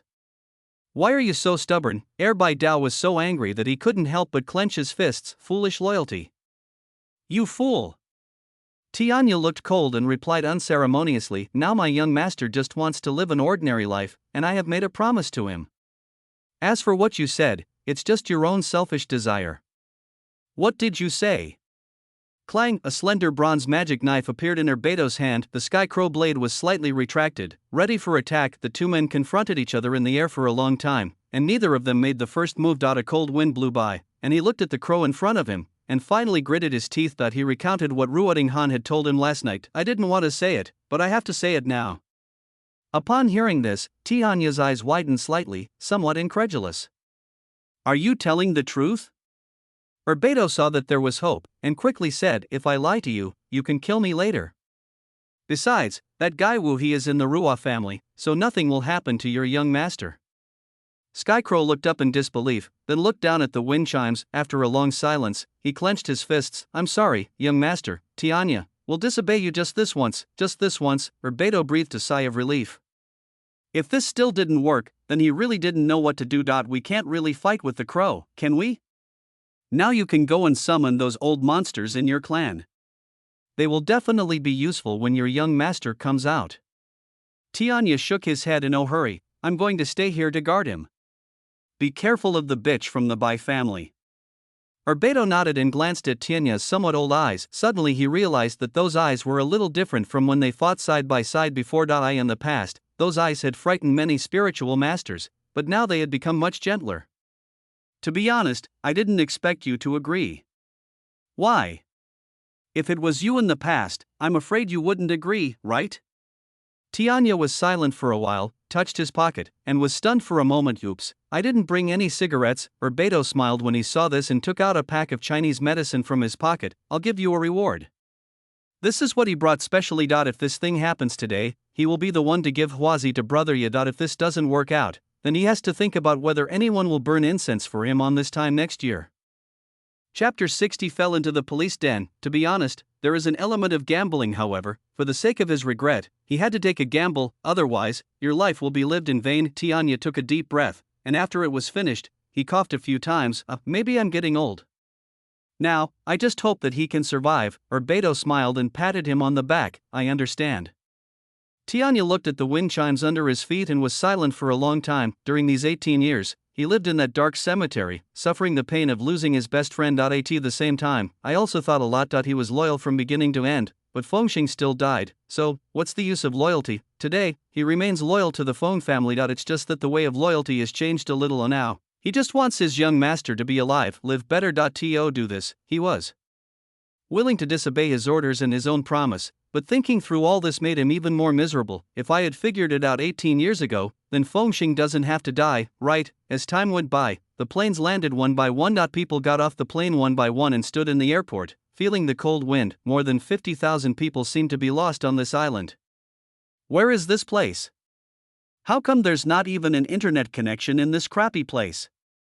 They gathered together spontaneously and discussed. This time, a person came from a distance. Hey! Someone's coming. Thank God, they should be here to pick us up. He was a middle-aged man wearing strange clothes, sunglasses, and a scruffy beard. Seeing this, Xu Sheng couldn't help but complain. Wearing sunglasses at night, aren't you afraid of falling down when walking? Stupid. Suddenly I remembered that there was someone wearing sunglasses next to me. Yes, it was Fengling. She turned around and found him looking at her, and immediately shut up. In comparison, the person next to me is even more fucking weird. When the man came closer, Fengling saw Rua's clothes. It's someone from the Rua family. Blanche, a den of thieves. Oh no, I think I am a thief and I have entered the police station. Sky Crow. Run! He immediately called out to the crow in his heart, but the raven did not respond. Suddenly, a golden light flashed from the body of the spiritual master of the Rua family in the distance. Swoosh, it was more than 100 meters away and arrived in front of everyone in 1 second. All the ordinary people present were frightened and trembled. Ghost. More than 50,000 people, who had gathered together, now scattered like birds. This of course included Fengling, who ran while screaming for help. Xu Sheng next to him was confused. Brother, aren't you a spiritual master? Why did you get scared away? And, why are you dragging me away? Of course he did it on purpose. He just wanted to stay away from the spiritual master of the Rua family. Stop. Like a mountain god, the shocking voice spread throughout the empty airport. At the same time, all the spiritual power in his body poured out. The terrifying pressure instantly covered the entire place, causing everyone to lose the ability to move. The legs of those ordinary people who were fleeing went limp and they fell directly to the ground, rolling several times before they stopped. The 50 people still standing now are all those who have awakened into spiritual masters. Fengling could only stop and was secretly frightened. That suffocating feeling of oppression is comparable to $200. This, a 7th level royal spiritual master? Xu Sheng spoke in surprise. Fengling wondered how he knew it. I don't even know, so how do you know it? When he turned around, he saw that the watch he usually wore no longer showed the time, but 7 stars, another spiritual weapon. Did this guy make it himself or buy it? $200 seems to have said that spiritual weapons are not cheap. I was thinking about it. Feel like a fart. The watch on Xu Sheng's wrist started smoking. Oh my god. My cousin. Damn it. How could this happen? It can only test up to level 8. Xu Sheng quickly took the watch apart in annoyance and checked it in his hand. He didn't even care about his burned wrists. Fengling was speechless. Now it seems that this guy did it himself. The ordinary people present at this time, no matter whether they were lying down, sitting, standing or kneeling, they all looked at the spiritual master in horror, their eyes filled with fear. Is this a human or a ghost, or God? The speed of teleportation just now was beyond their understanding. Seeing that everyone had quieted down, the spiritualist spoke slowly in a low, quiet voice, but it can be transmitted to the ears of everyone present through the spiritual power. Congratulations on becoming the first batch of candidate spiritual masters enrolled on an experimental basis. Some people may not know what a spiritual master is. Simply put, they are people who catch monsters. After saying that, he stretched out his hand and clapped it twice. Swish, two more spiritual masters suddenly appeared from nowhere. It happened so fast that no one present could see it clearly. The two spiritual masters had tied up a monster that was at least 5 meters tall in their hands. One of the giant monster's eyes was half the size of the wind chime. Looks like a human, a deformed human. The body is huge, but the arms are only as short as a human. Compared with its huge body, it looks like there are 2 toothpicks stuck in its body. The huge head is covered with strange-shaped bumps. There were green runes with strange curves on his face, faintly emitting black energy. The fangs in his mouth were restrained by spiritual arts, and his whole body was also covered with spiritual magic restrictions. This is the largest demon clan Foamling has ever seen. Level 5 Mad Spirit, mutated blood-eyed Buddha. Chu Sheng couldn't help but exclaim. Ghost! Help! Some people suddenly screamed when they saw this thing. Mom! Help me! These are the people who, although not awakened, have enough spiritual power to see monsters in their future lives. They will actually be able to see some of it, but I had never seen a monster this big before, and I was so scared that I peed my pants on the spot. In fact, there are still some people who can see it, but some people are calm and don't shout out, while some people are just timid. However, most of the people present were ordinary people who could not see the monster and did not have enough spiritual power. At this moment, one of the spiritualists who was pulling the mutated blood eye stretched out his hand to form a seal, and his eyes suddenly changed. An angry voice once again resounded through the empty airport. Yin Yang eyes open. The golden energy centered on him and swept across everyone present in the blink of an eye. The pain in their eyes made them scream out again. Foamling adjusted her sunglasses out of pain. Yin Yang eyes, a third-level spiritual technique, can help ordinary people see monsters. Foamling knows this spiritual technique, but I can see it. Do you still have to give it to me? Chu Sheng also covered his eyes and cursed at this time. After 3 seconds, someone opened his eyes and howled for help. Some people were so frightened when they saw the appearance of the mutated blood-eyed Buddha that they burst into tears. Some even peed all over the floor. The 7th-rank royal spiritual master in front ignored them and continued, "This is a monster. What you need to learn is," as he spoke, golden light flashed in his hands. At this time, everyone could see the golden light shining in his hand. If Foamling raised her head in surprise, he felt the chilling energy coming from the sky. How can we eradicate this thing that brings disaster to the world? After saying that, his figure flashed and he raised his hand, said in a deep voice, "Thunderous." Chapter 61, Learn how to catch monsters from your sister. The moment the words fell, a golden light flashed in the sky. Several purple golden thunders that seemed to be able to destroy the world fell from the sky. It feels like each of them is as thick as a building. Boom! Of those several bolts of lightning, only one fell on the monster, but the monster was instantly annihilated and exploded into blood mist, and green, smelly rain fell from the sky. The rest of the thunder all fell to the ground. Several huge charred pits were blown out. Another one fell on the plain, splitting the human technology directly in half. At the same time, the scattered lightning attacked the people in the field like a snake. This was simply not something they could react to, but the next second, a faint golden light appeared in front of everyone's eyes, and the splashing thunder hit it and was quickly absorbed. The whole place was silent.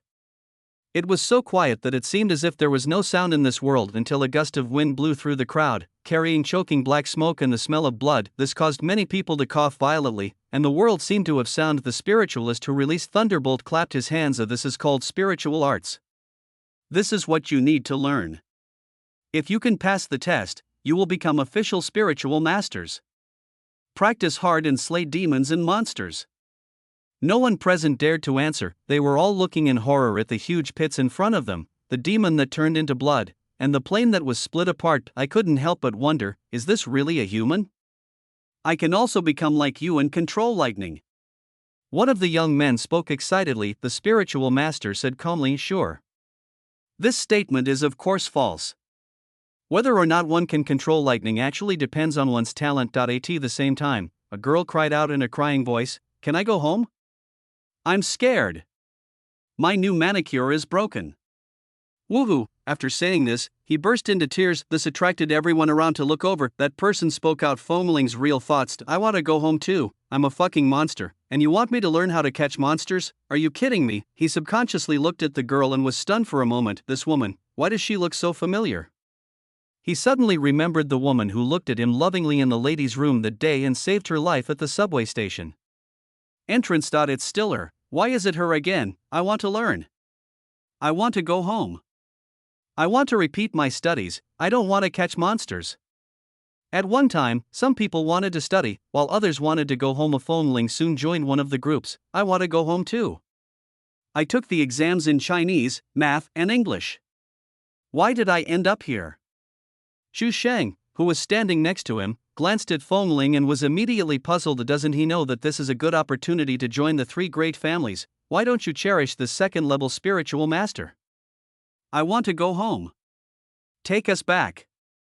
At this time, the spiritualist in front clapped his hands again and made a gesture to the person next to him. The two men immediately began to clean up the mess. Then he turned his head and swept his firm and powerful eyes over everyone present. Everyone present felt a jolt in their hearts. The test will last for a week. Those who fail will be sent back. At that time, the college you were supposed to be admitted to will notify you. It will not affect your future. Even though the scene was so noisy, everyone could hear his words clearly. A Fengling was delighted when she heard that. Does that mean I will be kicked out if I mess around? Then several spiritual masters descended from the sky, like gods descending to earth, and stood in front of the crowd. Let's start dividing the classes now. Yang He, Luo Yunsheng, Xia Shaoling, the dozen or so spiritual masters began to shout names at the same time. The sound echoed in everyone's mind, but everyone could clearly tell which spiritual master was calling their name. It was an amazing feeling, as if my brain had turned into a multi-core processor. Chu Sheng. The 7th level Imperial Spiritual Master shouted loudly. Chu Sheng quickly ran over with his small bag on his back. Then the 7th rank Royal Spiritual Master pointed at the wind chime. And you, come here. Fengling was stunned for a moment, then walked towards the spiritual master with a sad face, walking very slowly because he was waiting for Tianya. Sky Crow. Where are the people? Don't you want me anymore? Damn it. I am your young master. Help.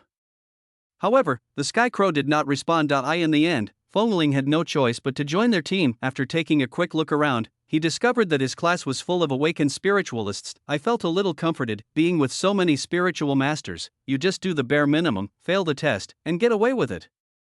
Everyone follow me. The spiritualist in front of them said something calmly, then walked away in the direction of leaving the airport. Fengling and others immediately followed casually. At first it was slow, but gradually everyone started running. The person in front was still walking, but his walking speed was faster than the students behind him running. Whoever fails to keep up and falls behind will be struck by a bolt of lightning. As they ran, the people in the team began to feel a little overwhelmed. They have already run 10 kilometers. It's okay for spiritual masters above the 2nd level, but for those spiritual masters at the 1st level, this is already their limit.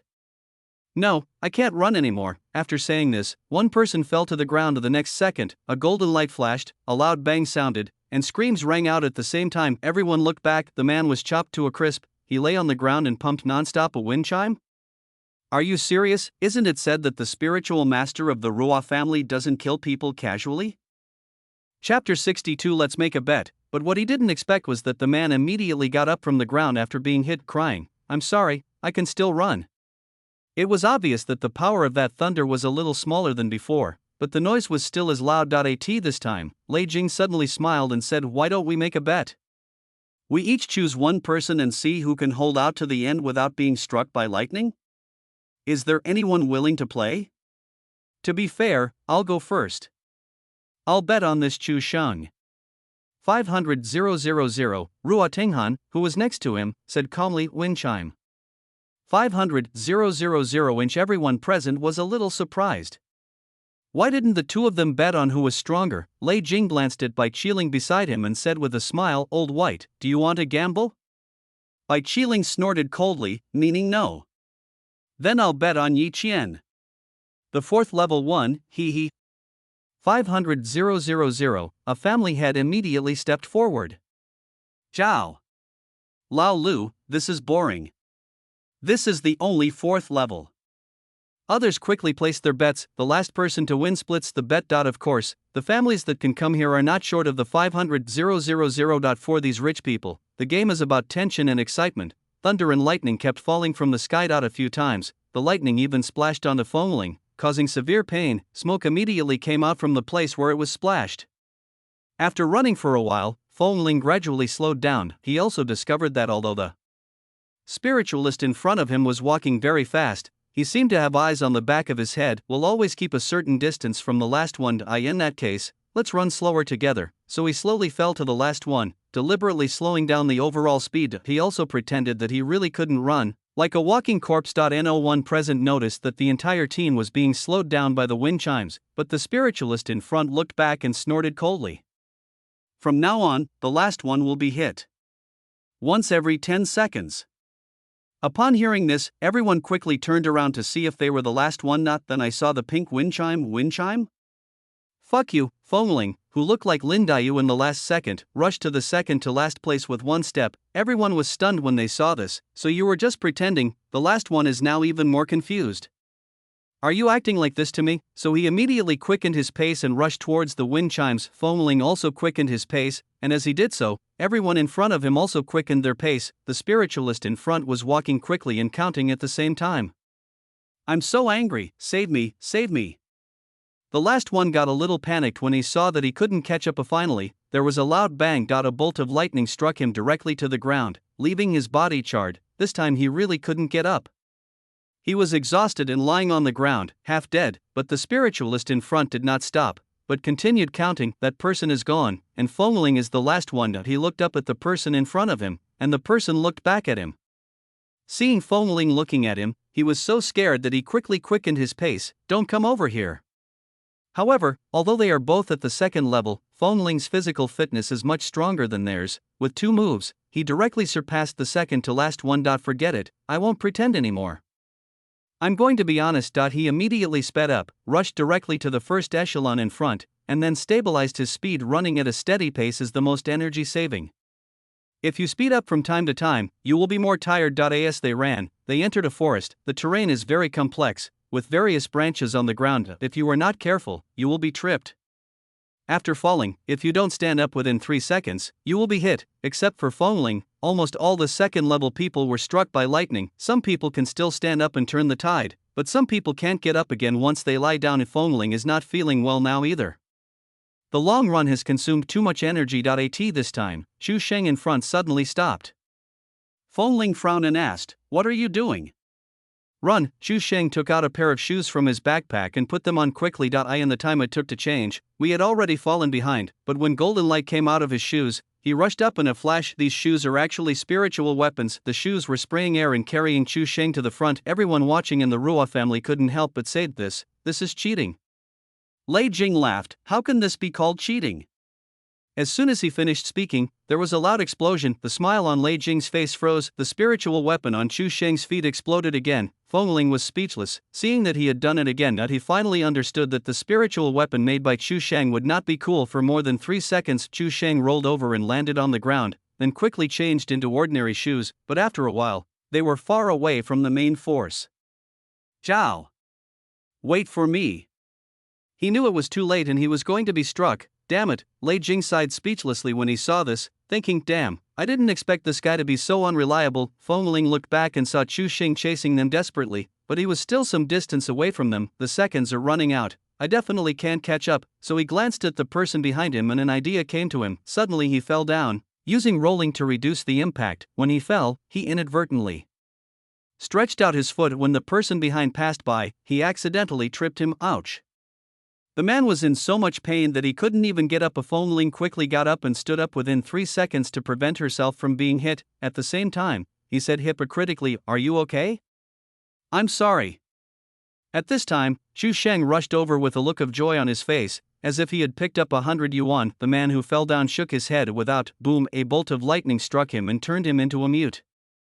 He opened his mouth, unable to speak, and could only produce smoke. Fengling saw that Chu Sheng was safe and quickly said, "I'm so sorry, brother." He ran forward quickly, looking back at the poor guy from time to time. "I feel a little guilty, you good brother. I owe you a favor. No, wait a minute, what the hell does it have to do with me? You are taking the blame for Chu Sheng. So Chu Sheng owes you a favor. That's right. It's none of my business. He still has some conscience, but not much. This? Did this guy do this on purpose? As bystanders, those family heads saw it clearly. Lei Jing laughed loudly twice. Well done.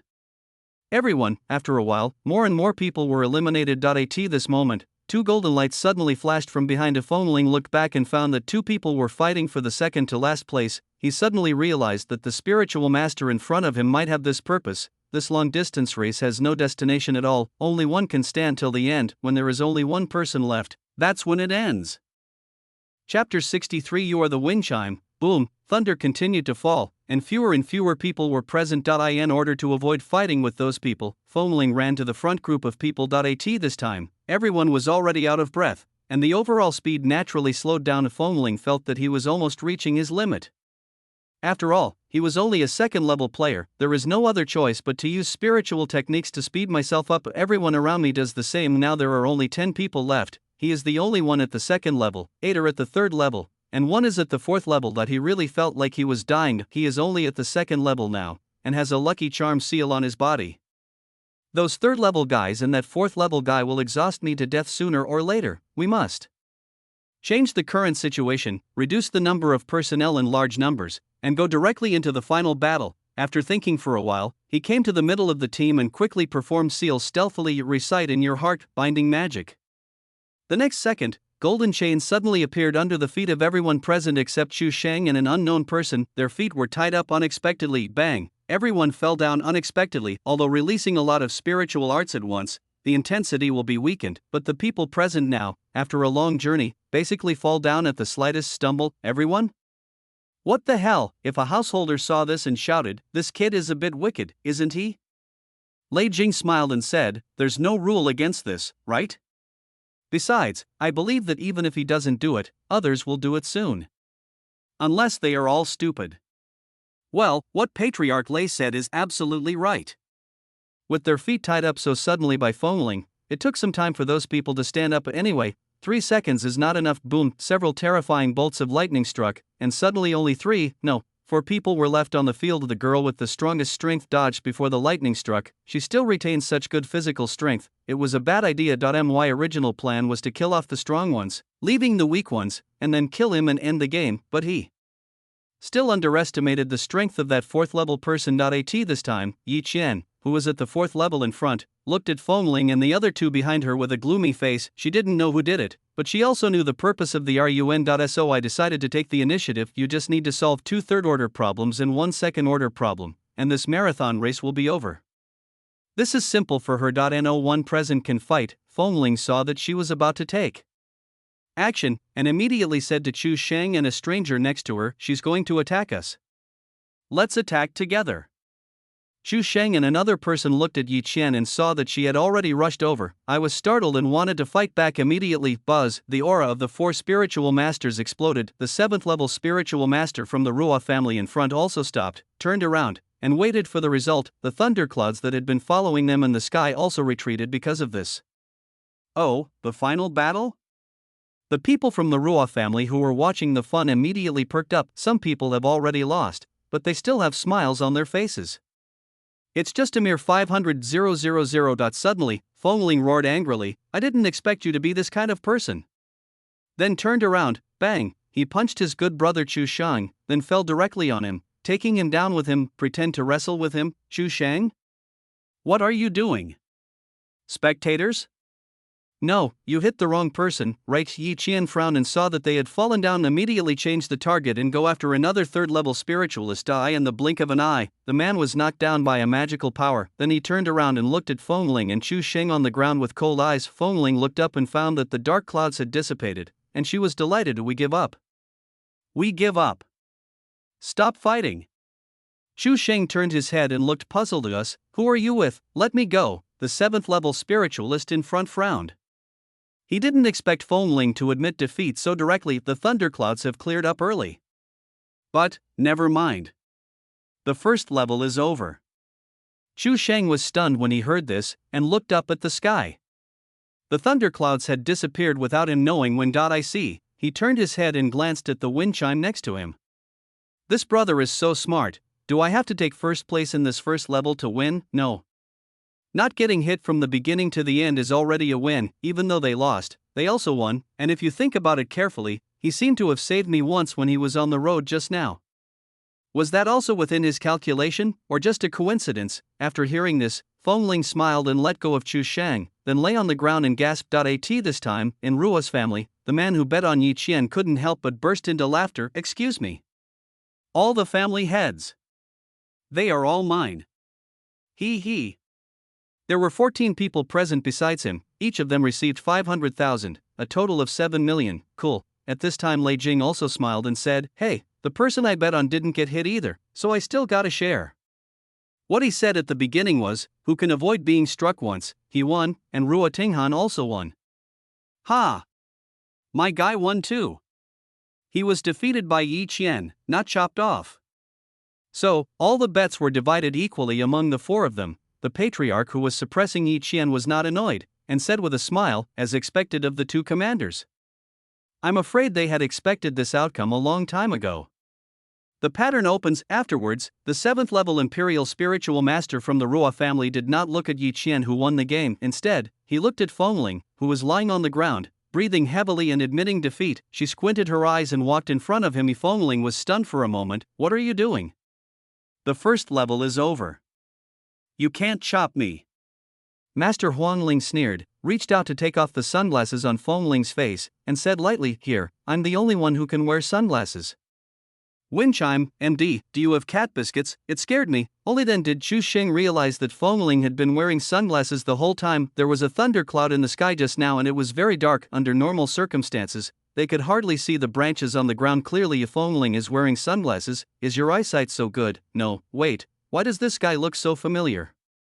How come these harmless eyes look so much like? Your name is Feng Ling, right? I'll remember you. Suddenly the Royal Spiritual Master said. Wind chimes. I'm Chao. You are a wind chime. He was originally sitting on the ground. When he heard these two words, he widened his eyes and used his hands and feet to crawl to the side of Feng Ling, looking at him in disbelief. Ha! You are Feng Ling? I Chao. You really are Feng Ling. Ha ha ha. He suddenly laughed like a fool. What a surprise. What are the disadvantages of joining the big three? That means I can't be in the same college as Feng Ling, but he is the best and the one who was most reluctant to part with his brothers. He had dreamed countless times that Feng Ling was also a spiritual master, and that they could work together to slay demons and become spiritual masters famous throughout the world. Unexpectedly, this wish came true. Although he is not yet world famous, he believes it. Whether it is a wind chime or yourself, you can definitely do it. Chapter 64, he is not good at anything and is the best at cheating me. Feng Ling's head hurt from being shaken by him, and she said helplessly, brother, can you please keep your voice down? It's as noisy as the dog downstairs in my house. You fucking bastard. Chu Sheng punched him twice and cursed with a smile, you're actually a spiritual master, and you kept this secret from me for so long.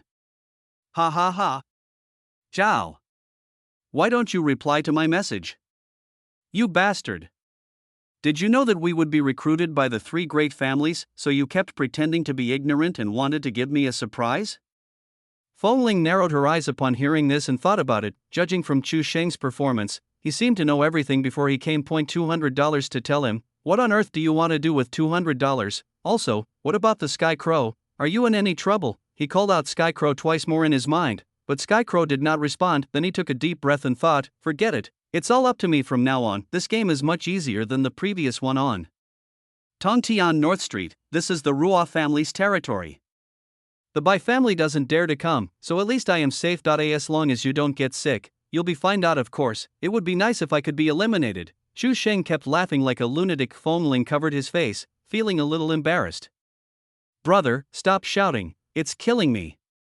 After a while, those who had been struck by lightning earlier also caught up. When everyone was resting on the spot, Master Huang Ling walked up to them and clapped his hands. He clapped his hands, and everyone present trembled with fear. I thought he was going to chop someone again. Yin Kongmen, the 7th level royal spiritual master of the Ruo family, will be your instructor for the next week. You are all awakened independent spiritual masters. I will tell you straight. Those who haven't awakened are now undergoing spiritual energy infusion.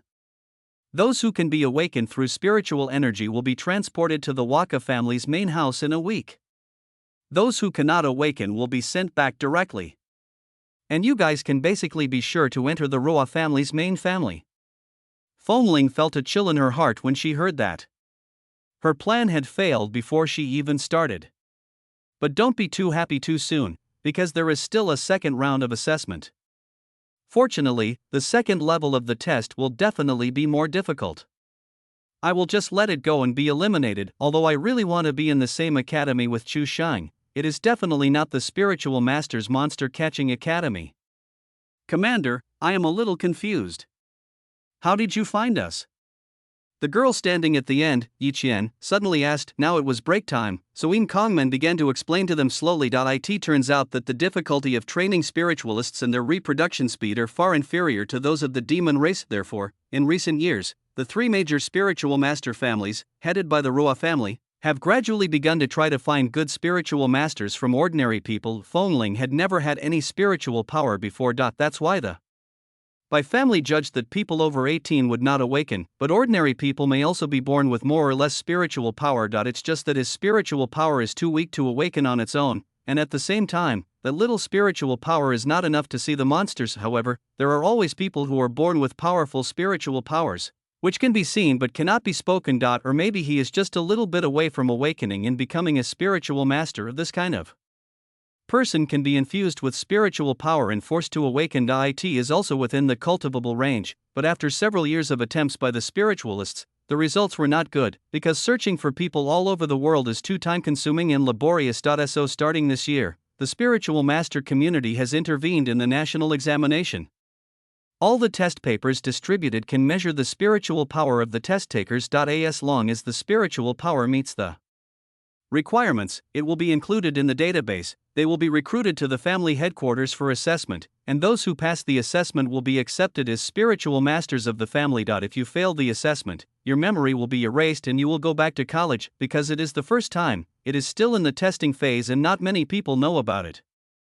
Fongling wanted to cry after hearing this. No wonder the paper flashed with golden light at that time. Just say it feels weird, and it just started this year. Really, it's bad luck for real name. But if I had happened a year earlier, this wouldn't have happened. Collapse. Originally we were going to go directly to the main branch of the Ruo family, but the head of the family suspected that there were spies from the demon tribe mixed in with the new students this time. So, this week, he glanced at the people present. It is also used to find demon clan spies. When his eyes accidentally swept over Fongling, there was no expression on Fongling's face, but his heart skipped a beat. I wasn't exposed. A spy from the demon clan? Chu Sheng immediately took out a machine from his backpack. This is a demon detector I made myself. It can detect it even if there are auspicious symbols on it. I originally planned to use this to enter the Ruo family, but now, it seems that it is not necessary. Wind chime? All the heads of the Ruo family were shocked when they heard this. Can the lucky charms be used to predict the outcome? Is this true? How is this possible? He did it himself? Oh my god. Yin Kongmen was also shocked. He knew very well what this meant. The auspicious talisman is a type of talisman that currently spiritualists are unable to resolve. As long as the demons get close, it is impossible to detect the demonic aura on them. The most hateful thing is that this kind of talisman is sold at a cheap price point, 30,000 yuan. As long as you don't tear it up, it will be valid forever. It is equivalent to the demon race's passport to the world. This resulted in many demons blending in with the crowd. If what Chu Sheng said is true, then the value of this machine is immeasurable. Chu Sheng smiled and said, just flip the switch and a ray will shoot out. If the person being illuminated is a spiritualist, he will make a chirping sound. If he is an ordinary person, he will make a quacking sound. If he is a demon, the machine will make a beeping sound. Everyone, can you make the reminder tone any weirder? As he spoke, Chu Sheng grinned at Fongling. Fongling's heart suddenly panicked. What the hell do you want? Chu Sheng chuckled, holding the machine and pointing it at the wind chimes. A ray of light fell on Fongling's body. Everyone looked at the two of them, and Yin Kongmen in front of them also narrowed his eyes slightly. He knew very well that if this machine was real, it meant that the era of auspicious symbols was over. the demon race in the future will never be able to hide in this world again. When the ray fell on Fengling, Xu Sheng smiled and was about to speak. The machine in my hand immediately made a sound. Shiba hiba hiba, everyone? How do you curse people? Wind chime. Blanche, brute, I'll fuck you, sir, you are not good at anything and you are the number one at screwing me over. Chapter 65, Shigo, dinner depends on you. Fengling is really panicking now. He never thought that Xu Sheng's machine could actually detect that he was a bidirectional demon spirit. He swallowed and quickly glanced at the people around him, exposed. What to do? How to explain? I was already sweating coldly on my back. At this time, Xu Sheng frowned and took back the machine, wondering, strange. It was working fine before, why is it so strange when it comes to you? Then he suddenly smiled. Are you a combination of a spiritualist and a demon? Ha ha ha, wind chime? Boom, I felt my heart being hit hard. Could you please shut up? Why can't it be closed? Xu Sheng kept fiddling with it, and suddenly, as is customary, it exploded with a boom. Zhao. Why did it explode again? MD. You can see that he himself is speechless. Yin Kongman was speechless. It's impossible for the two energies of spirit master and demon to exist in one person at the same time, right? Xu Sheng scratched his head. I know, I'm just kidding, we are good brothers. But my machine has always been very accurate. It's strange, why did it suddenly stop working today? Oh, I see. It must be damp. It's too humid here. He fiddled with it as he spoke. Windchime heart, not funny at all. Fortunately, the inherent perception of this world is that spiritualists and demons cannot coexist. Fengling was the first one, otherwise, she would have been badly tricked by Xu Sheng, the heads of the Ruo family side. Upon seeing this, hey, I was wondering, how could a child like him solve a problem that the spiritual world has not solved for many years? This guy has dropped 3 pieces of equipment so far, and none of them are reliable. It's quite funny. Ha ha ha. But this child does have talent. I think he can be nurtured. Everyone else was laughing at Xu Sheng, but the 3 heads of the 3 royal families on the stage didn't say a word. Ruo Tinghan had a smile on his face the whole time. Lei Jing looked very interested, but Bai Qiling had a gloomy face. You bastard, if you point your stuff at me again, I'll strangle you to death. Fengling kicked Xu Sheng hard.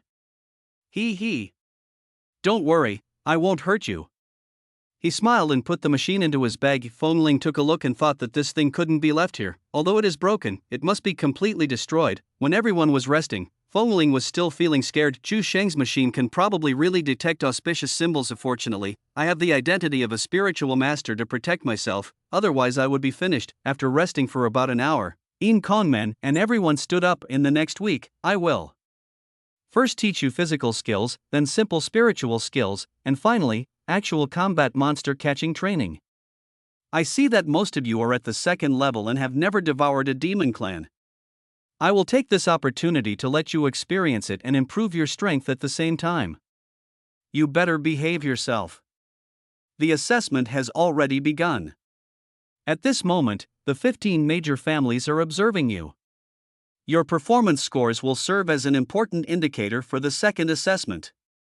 Among the crowd, some were surprised, some were whispering, and some were worried, feeling like I'm not performing well enough. Some people are also looking forward to devouring the demon clan. Fengling was delighted. Hooray! Let's go! Do 30,000 push-ups first. Do them until the evening. Whoever finishes first will have dinner first. The dinner is limited, and the use of spiritual arts is not allowed. Everyone? 30,000, do you want to kill us? 1 per second, it takes more than 8 hours. At this time, Lei Jing clapped his hands with a smile and said, it's betting time. Let's bet on who can have dinner first. We can bet on the same people this time. Last time we 3 went first, but this time the order will be reversed. Master Chen, please. Patriarch Chen was the last one to place a bet in the last round, and he immediately said Di Qian. 500,000. The crowd quickly picked out the strongest ones among these people. In this round, no one is optimistic about Fengling. However, there were 3 people who bet on Xu Sheng. Lei Jing laughed and said, Old White, do you want to play? Bai Qiling glanced at him and to be honest, he felt a little itchy, but since he had refused before, it was not easy for him to join. I thought to myself, if you invite me again, I will join. If you listen to Hans in different words, it's still wind chime, 500,000. Lei Jing raised his eyebrows. Then I'll give you 500,000, Fengling. When everyone turned around to look, Fengling was already eating. He and Chu Sheng each had a bag of cookies and ate them while laughing, all the family heads of this. Lei Jing smiled and said, this doesn't count. This counts as lunch. Yin Kongmen also noticed the two foodies and walked over with a grim face. Fengling smiled and said, Master, do you want to eat? Yin Kongmen directly snatched the biscuits from their hands, as well as Chu Sheng's backpack. Hey, there's a spiritual weapon I made in there, be careful not to break it. Everyone, because of these two, turned in their backpacks. Hey, Fengling, hurry up and do it, or we won't have any food to eat. Chu Sheng sighed and started doing push-ups. Fengling still sat there. It doesn't matter whether you eat dinner or not, the key point is to disappoint the heads of the Rua family, but after thinking about it, it seems a bit too deliberate to put it this way. So he followed suit, did 100 of them, and then fell to the ground. I'm so tired. I can't do it anymore. How can I do 30,000 of them? Then he got up and asked Chu Sheng breathlessly, how many have you made? Chu Sheng said as he did so, 300. Fengling frowned, can you do this, little dog? Hurry up, our dinner depends on you. Chu Sheng, you fucking. Then Fengling smiled and looked at the Yin Kongmen in front of him. Master, can I give what I have done to others? Yin Kongmen said calmly, whatever. Then can I ask other people for food when the time comes? If others give it to you voluntarily, I certainly can't control it. Upon hearing this, Fengling bared her teeth and slapped Chu Sheng, who was doing push-ups next to her. Just push him to the ground. Did you hear that, little dog? I'm giving you my 100 too, no need to thank me. Chu Sheng ate a mouthful of dirt. You, take your hands away. Chapter 66. That lecture, Fengling chuckled and began to wander around the venue, observing everyone carefully as he passed by. He acted as if he was the instructor, which annoyed the people around him. Some of them even looked up and glared at him, with a look on their faces that said, get away from me. Fengling pretended not to see it and looked nonchalant, lightly said, is there anyone willing to share a bite with me during dinner? I eat very little. No one wants to pay attention to him. Want to get something for nothing? You're dreaming. Seeing that no one agreed, he smiled and said, I'll ask again later. Finally, he casually walked to Yin Kongmen's side, slowly sat down, and looked at the people in front of him. Yin Kongmen looked down at him. Are you sure you don't want to do it? He shrugged. I really can't do it. I'm too tired. 30,000. Can I just lie down for a while, brother? It would be a miracle if Yin Kongmen believed him. The person who can follow from the beginning to the end can only do 100 push-ups. However, if Fengling arranged it this way, Yin Kongmen would not provide him with food for the next 2 days. Let him regret it then. Just said lightly, I hope you can still be so tough next time. Well, okay, I'm going to start gathering my strength. What this means is, shut up, Yin Kongmen. He looked down at Fengling. This guy, is your skin itchy? I feel like I deserve a beating. Suddenly I felt a little regretful. Why didn't I shock him just now? What a pity. I'll find another chance next time. Among those doing push-ups, a few looked up at him in surprise, thinking, you are just a mere 2nd level spiritual master. Why do you dare to talk to a 7th level royal spiritual master on such an equal footing? At this time, someone in the family also laughed. Master Lei, Master Ru, let me tell you, this wind chime is of little use. Lei Jing sighed and shook his head. Well, let's just consider it 500,000 as a lesson learned. Although he said this, there was a smile in his eyes and his gaze never left the wind chimes. That he really likes the boy's annoying spirit and he must let him come to the Lei family, give him a good beating. Time flies, and it's night in the blink of an eye. 30,000 push-ups, and no one has completed them yet. I can't do it anymore. I can't do it anymore. Several 2nd level spiritualists have even given up, which means all their previous efforts were in vain. All they have in their hearts now is regret. Why didn't they do the same as Fengling and set it up from the very beginning? Now I feel like a big fool. Don't stop. Come on. Just hold on and grit your teeth and it will pass. Fengling shouted at them, but as a person who had done 100 things, his words immediately drew the people's contempt. It felt like it was mocking them for overestimating their own capabilities. In response to those unfriendly looks, Fengling simply smiled and then turned to look at the 3rd level spiritual masters in the field. The strength of the 3rd level spiritual master is indeed a little stronger. At the beginning, He can even do 2 in 1 second, but now, after 7 or 8 hours, you can see that their hands are shaking and it takes them several seconds to make one. Even the fastest person might need 3 hours to finish. At this time, 2 people came over carrying a large bucket. From a distance, everyone could smell the fragrant aroma of roasted chicken. It's a big bucket of roast chicken. Boil, smells so good, someone couldn't help but say that everyone present was tired and hungry, and drooling while doing push-ups. This is dinner for everyone. Fong Ling curled her lips and said, "Isn't this too shabby? One for each person?" Een Kongmin sneered, "It has nothing to do with you anyway."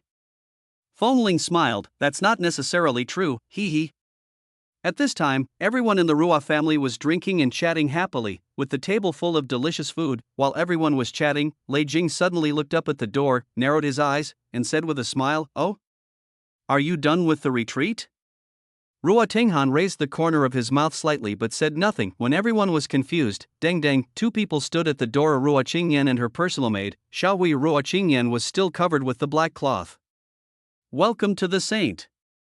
All the family heads present immediately stood up and saluted Ruo Qingyan at the same time. This face is not given to Ruo Qingyan, but to Ruo Tinghan. Even if Ruo Qingyan is a saint, as long as the old man Ruo Tinghan is alive, the Ru family will still be his. The 3 people at the main seat did not move. Lei Jing just smiled and said, "TSK, the young are really formidable." He actually became a 6th level Earth Spirit Master at the age of 18. Everyone was stunned when they heard this and turned to look at Ruo Qingyan, because Ruo Qingyan had been restraining her aura and her identity was special. They did not dare to test her at first. Unexpectedly, I reached the 6th level. This terrifying speed of cultivation can be said to be the first in history. This was also specially arranged by Ruo Tinghan, specifically to allow Ruo Qingyan to advance before the conference began, then let her show up at this conference. "Congratulations, Saint, for your advancement to the 6th level." Everyone present immediately burst into loud congratulations. At the same time, I was so envious and wondered why there was no such genius in my family. As expected of you, Lady Saint. A genius who truly deserves the title. There was constant flattery in the field, but there was no expression on Ruo Qingyan's face. She just followed her father's wishes and came here to show her face. If there was nothing else, she would leave. Just as he was about to find an excuse to leave, Lei Jing smiled and said, "Lady Saint, why don't you come and take a look? This year's juniors are quite interesting." Ruo Qingyan knew who was talking without taking off the blindfold. After all, he is the head of the Yusan family and has a good relationship with the Ruo family. Ruo Qingyan cannot but give him face. I sighed in my heart and thought about sitting for a while and then leaving. So he bowed to Lei Jing. "Uncle Lei, you can just call me Qingyan." "Lady Saint, I am not worthy of this." Then he took Xiao Wei to the main seat, and someone immediately came and brought a chair. Ruo Qingyan sat obediently next to Lei Jing, while Xiao Wei stood beside him fearfully. "Oh my god, there are so many teachers." She was humble and polite throughout. Lei Jing also had a smile on his face, thinking, "What a good girl." I kept thinking in my mind how to make this good girl my daughter-in-law. "Qingyan, has your eye disease improved recently?" Even Lei Jing only knew that Ruo Qingyan had an eye disease, and didn't know that she just had obsessive-compulsive disorder. Ruo Qingyan said softly, "The symptoms have eased slightly recently. I bought a bunch of symmetrical masks and had all my personal guards wear them, which of course relieved the pain. Uncle Lei will find you a famous doctor later." "Thank you for your trouble, uncle." After that, Ruo Qingyan didn't say anything, nor did she take off her eyelids to look at the big screen. She just came to give face at this moment. A familiar voice suddenly came from the screen. "Is there anyone willing to give me some? I'm so hungry." Ruo Qingyan, who had been keeping her head down, suddenly raised her head and frowned slightly at the sound. It's that lecher. She couldn't forget the wind chimes even in her dreams, and she couldn't forget the wind chimes pulling the zipper of her clothes wildly. Pull it up, then pull it down, pull it up, then pull it down. Repeated humiliation. Chapter 67, Crazy Hatred. So she slowly took off her blindfold under everyone's surprised gaze. Beautiful eyes appeared, with a hint of anger in them, but when he saw Fong Ling's pink hair, there was some confusion in his eyes. That head of pink hair and the fake beard were really amazing, but when her gaze shifted to his harmless eyes, her pupils trembled slightly, and her mouth opened slightly. These eyes. The memories of ancient times suddenly flooded into her mind, and even Ruo Qingyan, who was always well behaved, was stunned. It's him, is it him? Lei Jing next to him naturally noticed the scene. He narrowed his eyes slightly and turned to look at the wind chimes on the screen. This wind chime seems to be getting more and more complicated. This time Fong Ling stood up. He asked a question just now. But still no one answered him. Some people even cursed him in their hearts. How dare you say you are hungry? He just smiled and came to a person who was trying to do push-ups. He was a third-rank spiritualist. At this moment, the ground beneath him had been soaked with sweat and turned into soft soil, but now, after doing one, he has to rest for more than 10 seconds, panting, before moving on to the next one. Not only him, but all those who have persisted have basically reached the last moment. At this time, Fengling squatted down with a smile. Brother, I see you're almost done. Can I discuss something with you? The man had just finished one and was taking a break. He raised his head and looked at Fengling with an unfriendly look. Fengling smiled and said, "Can you give me a bite of your roast chicken? I'll just have a drumstick." People around? How dare you say that, Warol? The man cursed without any hesitation. Fengling didn't care at all and continued with a smile. You should have 355 left, right? I calculated that it takes you 10 seconds to make one, so 355 will take 3,550 seconds. And your speed is getting slower and slower, so it will take at least an hour. So, how about I make the remaining 355 for you? Then you can give me a share. How about it? Everyone was stunned when they heard this and turned to look at Yin Kongmen. Don't you care about this? However, Yin Kongmen had no expression on his face, and it seemed that he had no intention of caring about Fengling. The third-level spiritual master cursed. Get lost. You want to take advantage of me? Dream on. Fengling shrugged, unwilling to let it go, and walked directly towards Chu Sheng. You still have 521 left, right? I did it for you. Chu Sheng fell to the ground upon hearing this. I'm so tired. At the same time, he glanced at Yin Kongmen, wanting to confirm what he meant. So, it used to take a lot of effort to make 100 wind chimes, but now I can make several in 1 second and finish them in just a few minutes. Hey, let's eat. I'll just have one bite. Then the two of them came to the big barrel, and Fengling immediately frowned and said, "That's all? This isn't enough to share, is it? It's only enough for half of the people at most?" Then he glanced at the people who were still doing push-ups. You guys better work harder. Chu Sheng's hands were shaking, and he lost his grip and dropped it accidentally. Fengling was quick-witted and grabbed one of the chicken legs and took a big bite. My first bite. You bastard. Chu was so angry that he punched him twice. Fengling dodged with his teeth bared and took another bite. I just ate a leg, don't be so stingy. Dear patriarchs of Ruo family, they lost again. Ha ha ha. Lei Jing couldn't help but burst out laughing. He was so happy to get millions. At the same time, he glanced at Ruo Qingyan. From the beginning, Ruo Qingyan's eyes had never left Fengling. Thought, is there any story between this girl and Fengling? Then Fengling, who had finished eating the chicken drumstick, began to brainwash everyone present. Is there anyone willing to give me another bite? I only eat a small bite. Please have pity on the child. I'm so hungry. To be honest, everyone present was so angry that their teeth were itching, but, despite being physically exhausted and mentally polluted by the wind chimes, some people still couldn't resist the temptation. Help me. Hey, okay. There are 422 left, right? After helping him, Fengling just took a bite, then he smiled and said, how about it, a small sip? I didn't lie to you, did I? At this time, the man was not angry at all.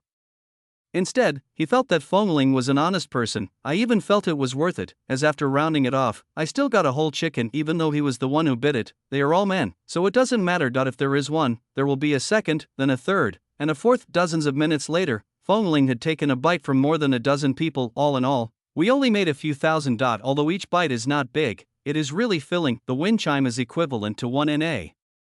Half eaten by one person. Even when others were not full, he was full. Hiccup, he burped and walked towards Yinkingmen with a smile. Thank you for the treat. The people around him were filled with envy, jealousy, and hatred. Now they are a little unhappy.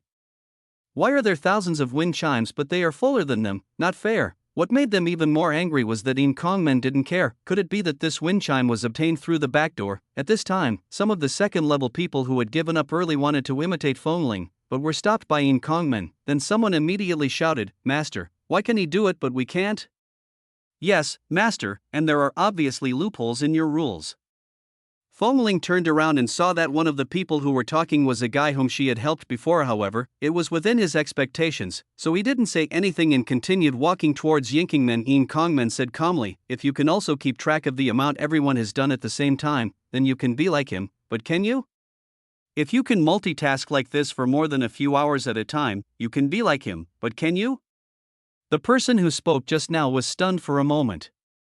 At this time, the people around him also realized this and were a little surprised. Indeed, from just now on, Fengling could always accurately tell the exact amount that all of them had done. It turns out that he has been observing the people around him since the very beginning. How difficult is it for one person to keep an eye on so many people at the same time? The human brain is not a computer that can work in multiple threads simultaneously. In a sense, the wind chime did nothing, but it did something that most people couldn't do. That's much more difficult than doing 30,000 push-ups. Although those people were surprised, they still felt a little unhappy. I couldn't find any reason to refute, which made me even more upset. Frankly speaking, facing Yin Kongman's praise, Fengling felt a little speechless. I just want to be lazy. I'm just showing it off to everyone. Why do you have to expose me? Just when Fengling was about to lie down and close her eyes for a while. Can you help me? Brother Fengling, a female voice with a somewhat weak tone suddenly sounded. Fengling was stunned for a moment, turned around and saw a pure and beautiful girl who was sweating profusely and supporting herself. Looking up at Fengling eagerly, sweat has soaked her clothes. If such a beautiful girl, who is sweating profusely, asks you for something, can you refuse? Fengling can, because he is full, but he thought about it and decided to attract another wave of hatred. Only by raising the hatred to the maximum can it be easier for him to eliminate me later. So he pretended to show a lewd smile. Since you are a beautiful woman, I will help you. To be honest, with the beard he has, he looks a little bit creepy. Then he did it quickly in front of her. Suddenly, the beard on his mouth fell to the ground because of sweat. My beard. My beard. Everyone, to be honest, no one likes Sister Lee. Why does she have to make herself like this? Fengling wanted to pick up the beard, but forget it, my name has been exposed anyway, there is no need to disguise myself anymore. So he simply paused, sat up, and took off the wig on his head. Everyone? Shua. Is the hair fake too? He scratched his head absent-mindedly. After wearing it for a day, his head felt a little itchy. Then she brushed her long hair back and shook it gently, letting some sweat fall off.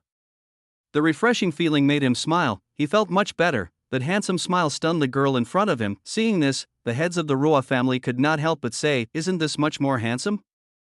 "That's right, why do you have to make yourself look like that?" Lei Jing subconsciously glanced at Ruo Qingyan beside him. He didn't expect that Ruo Qingyan was looking at the screen in front of her with a look of shock on her face. It was the first time he saw Ruo Qingyan with such an expression. "It's really him," she murmured suddenly. Theoretically, no one's face in this world is perfectly symmetrical, but his is.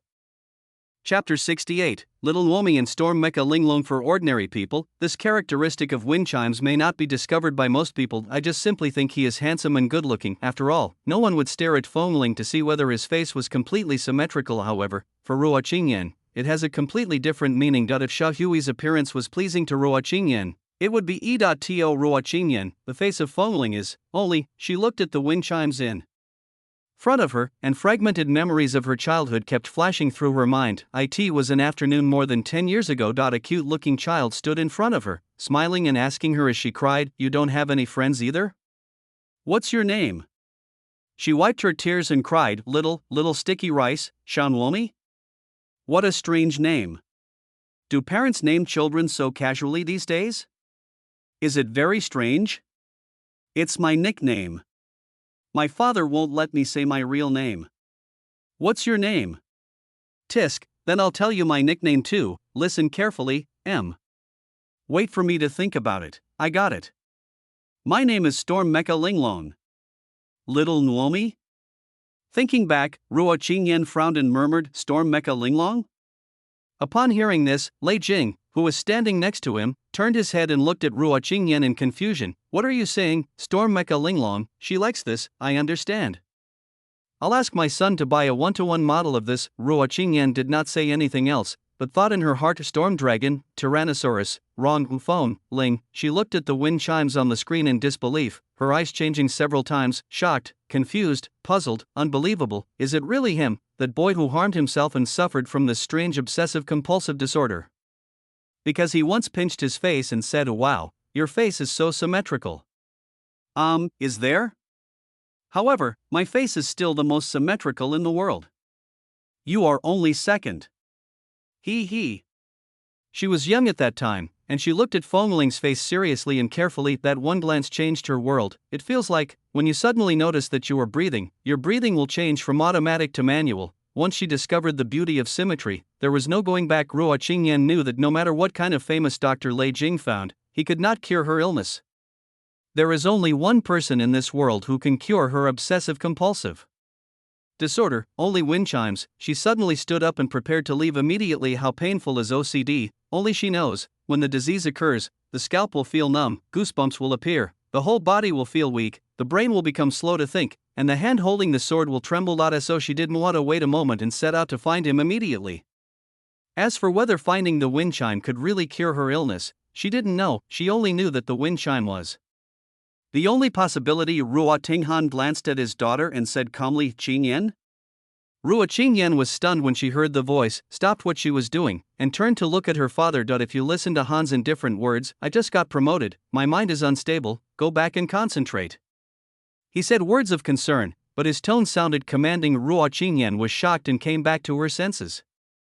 After her father's reminder, she realized it. Ever since I saw those eyes, my thoughts have become confused, but she still wanted to find Fengling. This time, the smile on Ruo Tinghan's face had disappeared, and he continued, glass mirror heart technique, practice 100,000 times. Lei Jing raised his eyebrows when he heard this. Wow, 100,000 times, is this old guy so cruel to his own daughter? Ruo Qingyan was also stunned when she heard this. She pursed her lips as she looked at her father, and finally said softly, yes, father. Then he said to Lei Jing and Bai Qiling, Uncle Lei, Uncle Bai, I'll take my leave now. Lei Jing and Bai Qiling just nodded. Then he whispered to everyone present, all the family heads, be well. All the family heads present stood up immediately. Farewell to the saint. Under the gazes of everyone, Ruo Qingyan left. Lei Jing couldn't help laughing. She's only 18 years old and at level 6. With such talent, do you really need to oppress her like this? Ruo Tinghan's face was full of smiles again, not even close. After Ruo Qingyan left Tianshi Peak, she went straight back to her own Holy Maiden Peak. Welcome to the saint. There were more than 100 guards on the Holy Maiden Peak, and each of them was extremely powerful. They immediately knelt down when they saw Ruo Qingyan. Ruo Qingyan floated by like a feather. Without any stopping, she took Xiaowei back to her boudoir and immediately sat down cross-legged with her eyes closed. Xiaowei stood by, but she felt something was wrong. After returning from Tianshi Peak, the saint's brows have been furrowed and her fists have been clenched. Besides, isn't she practicing glass mirror mind technique? What is she doing? She seemed angry. In fact, Ruo Qingyan was not angry, she just couldn't get her thoughts off her mind. Her mind is now full of blue bras, zippers, storm mecha linglong, wind chimes, lecture, symmetry, and obsessive-compulsive disorder. If I just see him one more time and make him take back what he said, will my obsessive-compulsive disorder be cured? Or, if I just look at him a few more times, my obsessive-compulsive disorder will be cured? Or, if he dies, I will be the most symmetrical person in the world? Will that cure my OCD? No, what am I thinking? Ruo Qingyan was stunned for a moment, realizing her wild thoughts, but soon fell into them again, frowning again. Help, the guy who knows my nickname is still alive. I want purple clay. Bah, I'm going to kill him, make him lose his memory. Thinking of her childhood nickname of idiot, Ruo Qingyan wanted to kill herself by banging her head against a wall. She was confused, totally disoriented, and completely at a loss. Suddenly, she raised her head, and her usually calm eyes switched from the mode of not caring to the mode of caring. Xiaohui, go find me a screen like the one in the hall. Xiaohui replied, Lady Saint, do you want to watch the experimental recruitment meeting? She nodded slightly. Xiaohui obeys your command. After Xiaohui left, Ruo Qingyan gritted her teeth and murmured word by word a wind, Ling. Chapter 69. The active woman. At this time, Fengling had already done all the push-ups for the girl. Thank you, my name is Shiran. Shiran also had her mouth open and was panting at this time, having not yet recovered from the tens of thousands of push-ups she had just done. He took out a handkerchief from his pocket and handed it to Fengling. Here, wipe the sweat off your face. Because of the previous strenuous exercise, her face is now a little red. She has an outstanding appearance and many boys have noticed her since she came here. However, the offensive has not yet been launched. The people around were shocked to see such a beautiful girl walking so close to Feng Ling. Many people began to feel strange emotions again. Suddenly I felt even more unhappy. Feng Ling was quite successful in attracting this wave of hatred. But if a sweaty girl gives you a handkerchief soaked in her sweat, will you use it? Anyway, Feng Ling didn't know how to do it. He just shook his head, put his hand on his forehead, and said casually, "No, I'm not sweating at all." People around a humph, "You're smart, hate one." Then Shiran took out a roasted chicken and handed it to Feng Ling. Her face was still flushed, and she whispered softly, "Here you go, take the first bite." The boys around immediately looked over again, envy and jealousy written all over their faces. This guy actually wants to eat chicken with her. However, Feng Ling just yawned and said lightly, "No, I'm full." Then he walked straight towards Chu Sheng without looking back. Hate one. Originally, the hatred was full, but because of his 2 waves of straight man operations. As a result, this wave of hatred was not very successful. Seeing Feng Ling coming back, Chu Sheng smiled and raised his eyebrows. "Tsk, the beautiful girl invites you to eat chicken, why don't you eat it?" Feng Ling just smiled and lay down and burped, "I'm too full. I can't eat anymore." Then he closed his eyes and prepared to sleep. "Everyone, hate +1." Chu Sheng glanced at it and said with a smile, "I'm here to see you again." Feng Ling slowly opened her eyes and glanced at Shiran, who was coming towards her with a roast chicken. There was no ripple on his face. "Can I sit here?" Shiran asked softly. Chu Sheng was delighted when he heard this. Of course. Shiran did not sit down, but looked at the wind chime lying on the ground. Chu Sheng saw this and quickly pushed him. "Madman, I'm asking you, whatever." Wind chime said. "Thanks." She sat next to the wind chime, eating quietly, taking small bites. There is nothing wrong with this picture. It feels like the 3 of them are just good friends. After a while, Shiran only ate half of it and said to Feng Ling, "I can't eat anymore. Do you want to eat?" Feng Ling frowned slightly, opened her eyes again, and looked at the girl in front of her with confusion. What does it mean to have doubts? No woman had ever approached him before. The women he came into contact with the most were Chen Ting and Lin Yue. So he has always had some resistance to women. Being so proactive as Shiran would inevitably make him think too much. "You're not trying to poison me, are you?" Seeing him frown, Shiran quickly said, "Oh, if you dislike it, then just ignore what I said." So RRY, the guys next door were crying with greed because they weren't full. Seeing her like this, Feng Ling realized that maybe he was overthinking. Then he resumed his smile. "I really can't eat anymore. How about you give it to Chu Sheng? This is my good brother. If he eats, it's the same as me eating." Chu Sheng beside him raised his eyebrows when he heard this. Wind chime, "From now on you are my big brother." Shiran looked at Chu Sheng and said with a smile, "Do you want to eat, Chu Sheng? Eat." I agreed to her request without hesitation. One reason is that I'm really hungry, and the other reason is that this was given to me by the beautiful girl. He only had eyes for the roast chicken and the beautiful woman, but he didn't notice most of the hatred that Feng Ling had been attracting for a long time was transferred to himself. After resting for a while, it was already 12 o'clock midnight. At this time, another person finished and came to the big barrel containing the roast chicken with full anticipation, but I found that there was nothing inside. "Master, this is gone." Im Kongman, who had been concentrating with his eyes closed, raised his eyes slightly and said in a deep voice, "You don't have to do anything you haven't finished yet. Dinner is gone." Everyone? However, there were still more than 10 people present who had not had their meals. Almost all of them are first-level people, and they are currently the weakest. Although they were weak, there was anger and disobedience in everyone's eyes, but no one dared to disobey him. After everyone stood up, Im Kongman said calmly, "Everyone, attack me together, no matter what means you use. Anyone who can attack me before dawn can have breakfast tomorrow." Everyone present immediately fell silent upon hearing this and looked at each other. What a joke! Asking them to attack a 7th-level royal spiritual master. This is too difficult. If you're home, come on, everyone, place your bets. Bet on who can attack Yinkingman first. Wind chime. 500,000.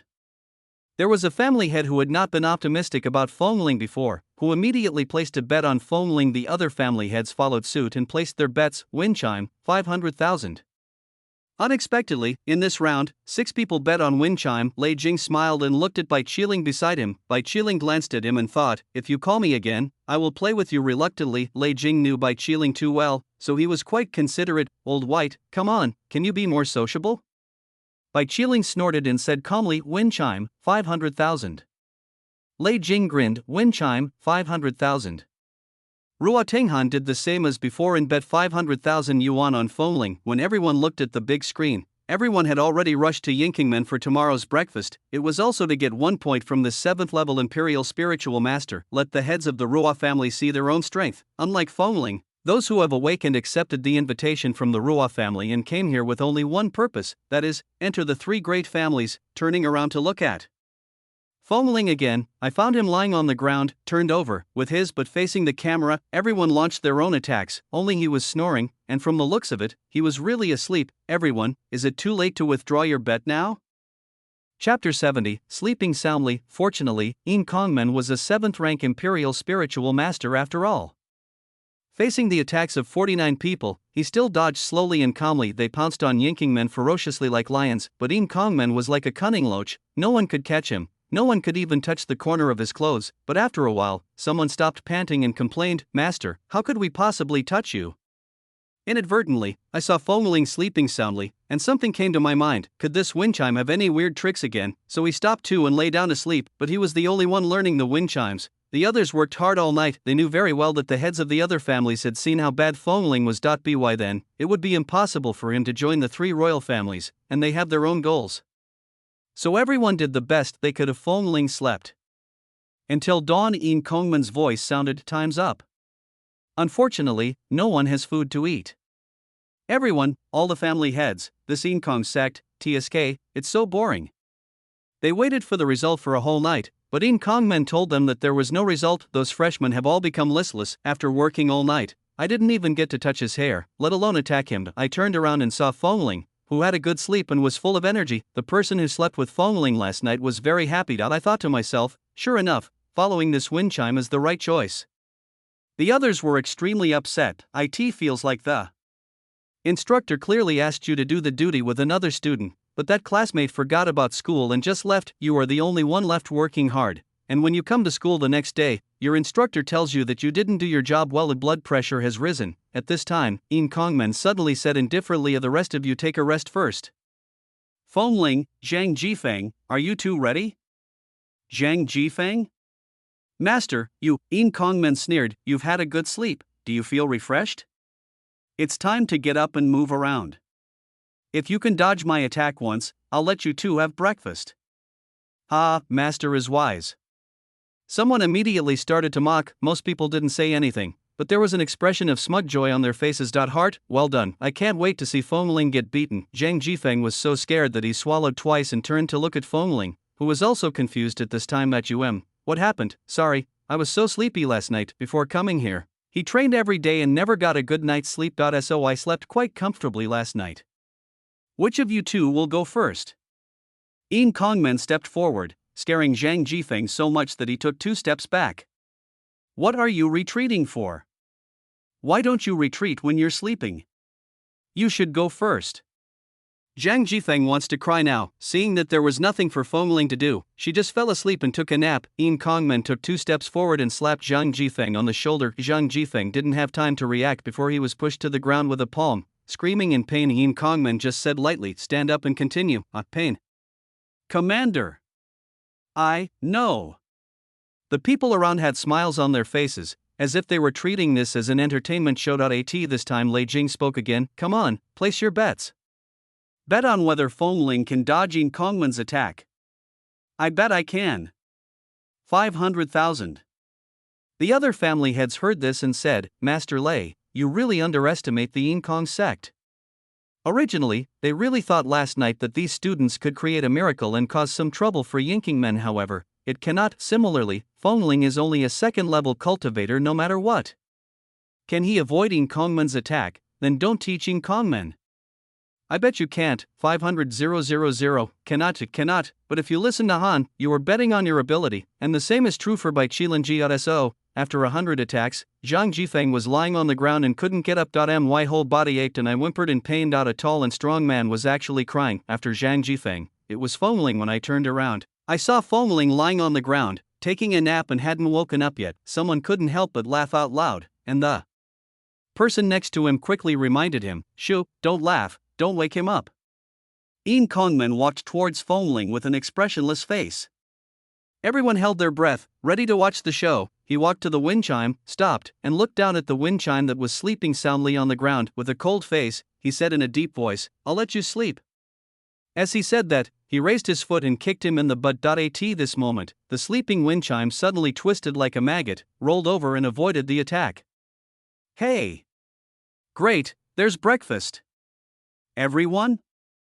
Are you pretending? Ink Void Gate, he is pretending to sleep, the heads of the Rua family. This liar. He cheated me out of 500,000 yuan." Lei Jing laughed loudly while collecting the money, and got several million again, although this amount of money is nothing to other family owners, but it's just very frustrating. "Yin Kongmen, what do you do for a living? This kick can even miss." Lu Fengling had already stood up with his teeth bared. "Ha! Thank you, master." Yin Kongmen's face looked a little ugly at this time, but it was nothing that Fengling dodged it. He actually hoped that Fengling could dodge him with her strength, but it's really shameful to be deceived by him. At this time, Fengling glanced around and pretended to be surprised. Where's breakfast? It can't be. No way, Commander. You didn't prepare it at all? Yin Kongmen's face darkened. It was just as Fengling said, he was not prepared at all what to eat for breakfast at such a young age. "I said that last night just to understand everyone's current physical strength, but," he also noticed this. Yin Kongmen frowned and looked at the wind chime in front of him, and said lightly, "That one doesn't count. You still have 100 attacks left to dodge." The people around were delighted when they heard this. "Very good." He was beaten so hard that he screamed. "You're playing dirty, aren't you?" Fengling looked at him unhappily. Yin Kongmen just smiled and said, "Yeah, I'm just playing dirty." "Why, seeing that this old guy has lost all his dignity, there is really nothing we can do." "Wait a moment, Commander." A familiar voice was heard, and Fengling knew without even looking that it was Chu Sheng. Yin Kongmen also turned his head to look, and saw Chu Sheng's eyes firmly said, "Commander, I am willing to share his responsibility 50 times. Fengling felt warm in his heart, but he didn't intend to let Chu Sheng share his burden, and was about to speak when another nice female voice came. I am willing to help him too." Wind chime? The one who spoke was Shiran. Chapter 71. He is too familiar with these. As soon as Shiran spoke, everyone's attention immediately shifted from Chu Sheng to her. Seeing her determined expression, they all showed some surprise. "Why does Shiran want to help Fengling share the burden?" When she saw Fengling looking over, she whispered, "You helped me yesterday, so I'll help you today." Everyone was shocked when these words were spoken. "Couldn't you tell that this girl is quite affectionate and loyal?" "I don't think it's necessary, Sister Shiran. He just deserves it." Someone said it, and many others shared the same opinion. If for no other reason, I just want to see Fengling get beaten, otherwise I will feel unbalanced. Chu Sheng also quickly said, "It's okay, Shiran, you just watch from the side. I'll help Fengling with some of the burden. We're both grown men, we can take a beating, don't get yourself disfigured." While everyone was sighing at Shiran's affection and righteousness, Fengling was thinking in her heart, "This woman has been acting strange since yesterday. It feels very deliberate. Is it my illusion? Could it be that the Bai family sent someone to get close to me? Although it's just groundless speculation, it's right to be cautious, find a chance to test it out, ignore it for now." He doesn't trust anyone except Tianya, Xiao Xiao, Chu Sheng, and Air Bai Dao. Just as he was about to speak, Yin Kongmen said calmly, "No." These two words immediately dispelled Chu Sheng and Shiran's thoughts. Many people smiled again, thinking, "It seems that Fengling has also angered Master Yin Kongmen. I'll let you show off, but you'll suffer the consequences." Chu Sheng was still unwilling to give up. "Why not? It worked just fine yesterday." "Forget it, Chu Sheng, it's okay." He smiled, then looked at Yin Kongmen and said with a smile, "Master, have you prepared breakfast?" Everyone couldn't help but laugh when they heard this. "You still want breakfast, Commander?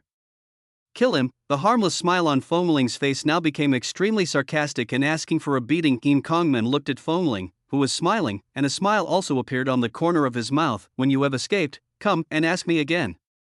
Swoosh! Everyone only felt a flash before their eyes, and Yin Kongmen had already arrived in front of Fengling before I could react. There was a bang. Fengling flew out like a kite with a broken string. It rolled several times in the air and fell heavily to the ground. Fengling, who was so arrogant just now, is now lying on the ground. One person even couldn't help but shout out, "Good." Chu Sheng's face darkened, and he glared at the person who said, "Yes, hello, where's your mom?" That person was also a third-rank spiritual master. When he saw Chu Sheng scolding him, he He turned around and looked at him angrily, but when he saw Chu Sheng staring at him, veins on his forehead bulged. That angry look made him suddenly panicked. He actually shut his mouth and didn't dare to retort. Seeing him shut up, Chu Sheng glared at him fiercely again, his face full of expression. If you keep talking, I'll beat the shit out of you. Then he turned and looked at Feng Ling, wanting to see how he was doing. At this time, Feng Ling had stood up from the ground with a grin on his face, a painful expression on his face. Are you okay, Feng Ling? Chu Sheng asked immediately. Feng Ling pretended to be in pain and said, "It's okay, actually, it's really okay. To be honest, they are far inferior to those people in the Bai family in the past. Can this be called pain? Moreover, since awakening as a half-demon, his defense seemed to have greatly improved, and the pain was reduced again. To be honest, that slap just now felt like a tickle. It can also be seen how hard the slap that Tianya gave was. Of course, this cannot be blamed on Tian. Yeah, as he has never put up any auspicious talismans, so it's just that seeing how hard his master tries every time to steal, he doesn't hold back when he strikes." Feng Ling pretended to be in pain just to make Yin Kongmen misjudge his defensive capabilities, but Feng Ling felt warm in her heart because Chu Sheng spoke up for her just now. Frankly speaking, he wasn't that angry and didn't take it to heart at all. However, if it was Chu Sheng lying on the ground and someone dared to say that, Feng Ling would also remember this grudge. "You can laugh at me, but you can't laugh at my brother." While he was thinking about this, Yin Kongmen came to Feng Ling again. Caught off guard, a punch hit Feng Ling in the stomach. He coughed violently and knelt on the ground, holding his stomach with a frown. And damn, no moral ethics. Sneak attack, slight pain in the stomach. Immediately afterwards, another kick hit Feng Ling directly on the ribs.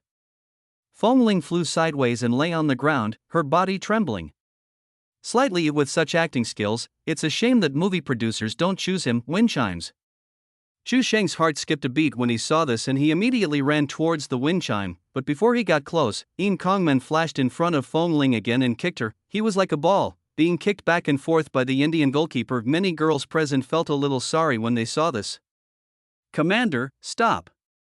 You're obviously hitting harder than before," Chu Sheng shouted, but Yin Kongmen didn't listen at all. After more than a dozen attacks, Feng Ling couldn't bear it anymore. "After being hit more than 10 times in a row, even if I was as tough as I could, it still hurt a little bit." But Yin Kongmen was not serious. His speed might seem fast to others, but in Feng Ling's eyes, it was too slow. The speed of the Skycrow is much faster than this. "In that case, I will accept the breakfast without hesitation." So, when Yin Kongmen came to him again through his stature, his first dozen attacks, Feng Ling had already quickly rehearsed in her mind what moves he would use next. He is so familiar with them. Long-term meditation training works at this moment. All this is thanks to Ruo Qingyan. So, the wind chimes that were humming in pain the last second, he suddenly raised his head. His face looked a little ferocious because he used all his strength, and he burst out with all his strength and punched Yin Kongmen in the face. His speed now has improved qualitatively compared to the beginning. He had advanced to the last level of the minigame his father left behind. This punch was beyond everyone's expectations, including Yin Kongmen.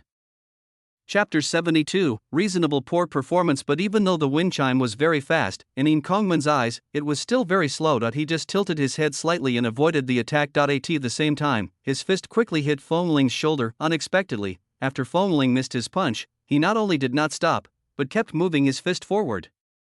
Yin Kongmen didn't expect that he had shifted his entire center of gravity. He wasn't trying to fight back. This momentary misjudgment caused the wind chime to move sideways along with the fist. Yin Kongmen's punch brushed past Feng Ling's shoulder and touched it, but did not hit her. Bang! Feng Ling lost her balance and crashed into Yin Kongmen's arms, and the two hugged each other. Yin Kongmen was stunned for a moment, looking down at the wind chime in his arms. "Cheated again? I was careless again, this guy." It can be seen from Feng Ling's fierce punch just now that his previous attacks basically did not cause any harm to him, considering that Feng Ling is a second level 1. Yin Kongmen thought of letting him feel the pain for 2 or 3 days so that he would remember it. "I originally wanted him to stop doing those conspiracies and train well, but I didn't expect I was cheated again." The two of them moved so quickly just now that few people present could see clearly.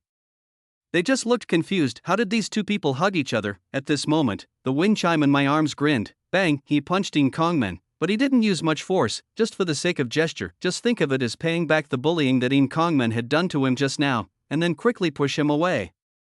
"I dodged it, but I still hit it, Commander." Everyone avoided when Chu Sheng jumped up with joy when he heard this beautiful wind chimes. He immediately ran over and looked at Feng Ling in surprise. Frankly speaking, He thought Fengling was finished for the day. The person who slept with Fengling really felt like crying but had no tears at this moment. Commander, are you sure? Did you let it go? Zhao, he dodged it? Was he lucky? He must be lucky. If the commander gets serious, can he escape? Those people just watched the fun and didn't mind the trouble, and even felt it was a pity. However, Yi Qian, who was at the 4th level, looked at the wind chime in deep thought, as if she had discovered something strange. Yin Kongmen narrowed his eyes slightly at this time, thinking of this guy: reaction ability, speed, practical experience, all pretty good. Is he playing dumb? Why? While thinking, Fengling smiled and said, Commander, where's my breakfast? Yin Kongmen came back to his senses after hearing this and said calmly, I'll owe you that first, ha. In the end, Fengling didn't get to have that breakfast and was beaten by Yin Kongmen for nothing. For 2 people, it can barely be considered a draw, but Lei Jing, Ruodinghan, and Bai Qiling have already won. Brother Fengling, you are so awesome. Shiran also ran over and took the initiative to stand together with Fengling Chusheng. The 3 of them have now basically been identified as a small group. Afterwards, Yin Kongmen still did not give everyone any time to rest and continue training. They are required to form groups of 2 and perform physical combat. Can I be in a group with you, Wind Chime? Shiran looked at the wind chime with some anticipation. Fengling originally wanted to start the show with Chu Sheng, but seeing Chu Sheng next to her crying with envy, she smiled and said you should go with Chu Sheng. I can't do that. You won't learn anything from me. I thought Chu Sheng would be happy to accept it, but I didn't expect him to say don't be so modest. I can't avoid the master's attack. In response, Fengling just said awkwardly, good luck. In the end, Shiran and Chu Sheng were a group of Fengling was searching in the field, trying to find a brother with a weakness to use for a while. Just as I was looking for it, a cold female voice sounded, Fengling, we'll work in pairs. Fengling turned around and looked, Yi Qian, the only 4th level here. Frankly speaking, she is also very beautiful, but the face with the words keep away written on it really doesn't arouse any interest. No one dares to provoke him. On the contrary, a soft and cute girl like Shiran is the white moonlight in everyone's heart. I refuse. Sorry, I'm just here to show off. Fengling has no shortage of rivals, and many people present regard him as their rival. Wind Chime. I'm in a team with you. I'll do it. I'll do it, I'll do it. Those people all wanted to show off in front of Shiran, causing him to become a popular commodity all of a sudden. I don't know whether to be happy or sad. I didn't expect I would be so popular. He made a self-deprecating remark, and a trace of contempt flashed across those people's faces. Finally, Fengling picked the weakest one and started fighting. He never took the initiative to attack, but his opponent Yu Xian never touched him once. That feeling brought him back to the feeling he had when facing Yin Kongmen last night. Why can't I even touch him? Isn't he just a 2nd level? Although he is only at the 2nd level, his master is Tianya, so Ruo Qingyan can be considered half A. Master speed, reaction ability, and dynamic vision are acquired through the training of the Sky Crow. The practical experience was acquired through the virtual Ruo Qingyan in my mind. This means that no matter how hard he hides, a true master can still see at a glance what he is hiding. Yin Kongmen and Yi Qian were always observing the wind chimes. I have a rough idea of Fengling's true strength in my mind. But neither of them understood why Fengling wanted to hide. Could it be that he wants to make a splash during the 2nd assessment? If you think in this way, you will understand. Therefore, Yi Qian already regarded Fengling as her only strong rival. This person should not be underestimated, whether in terms of conspiracy or real strength. He is a hidden person. In the next 2 days, Yin Kongmen taught everyone a lot of physical skills. The weakness of spiritual masters compared to the demon race is their physical skills. The basic strength is far from that of the monster race. Although it can be supplemented by spiritual arts, one must also train diligently. No matter what field you are in, you must build a solid foundation. Fengling has always been serious about learning. It's just that once others learn it, they will show off immediately. After all, they are young and tend to be proud. But Fengling was silent and learned secretly. When Chu Sheng asked him, he just said calmly, I learned a little bit. After 2 days of physical training, the next step is to learn spiritual skills. Fengling was still very serious, but the spiritual power kept flying around uncontrollably. From time to time, he would look at Chu Sheng next to him, then say with a smile, I'm sorry. Fuck you, can't you just control yourself? I can't control myself. I just started learning, and I'm not very experienced yet.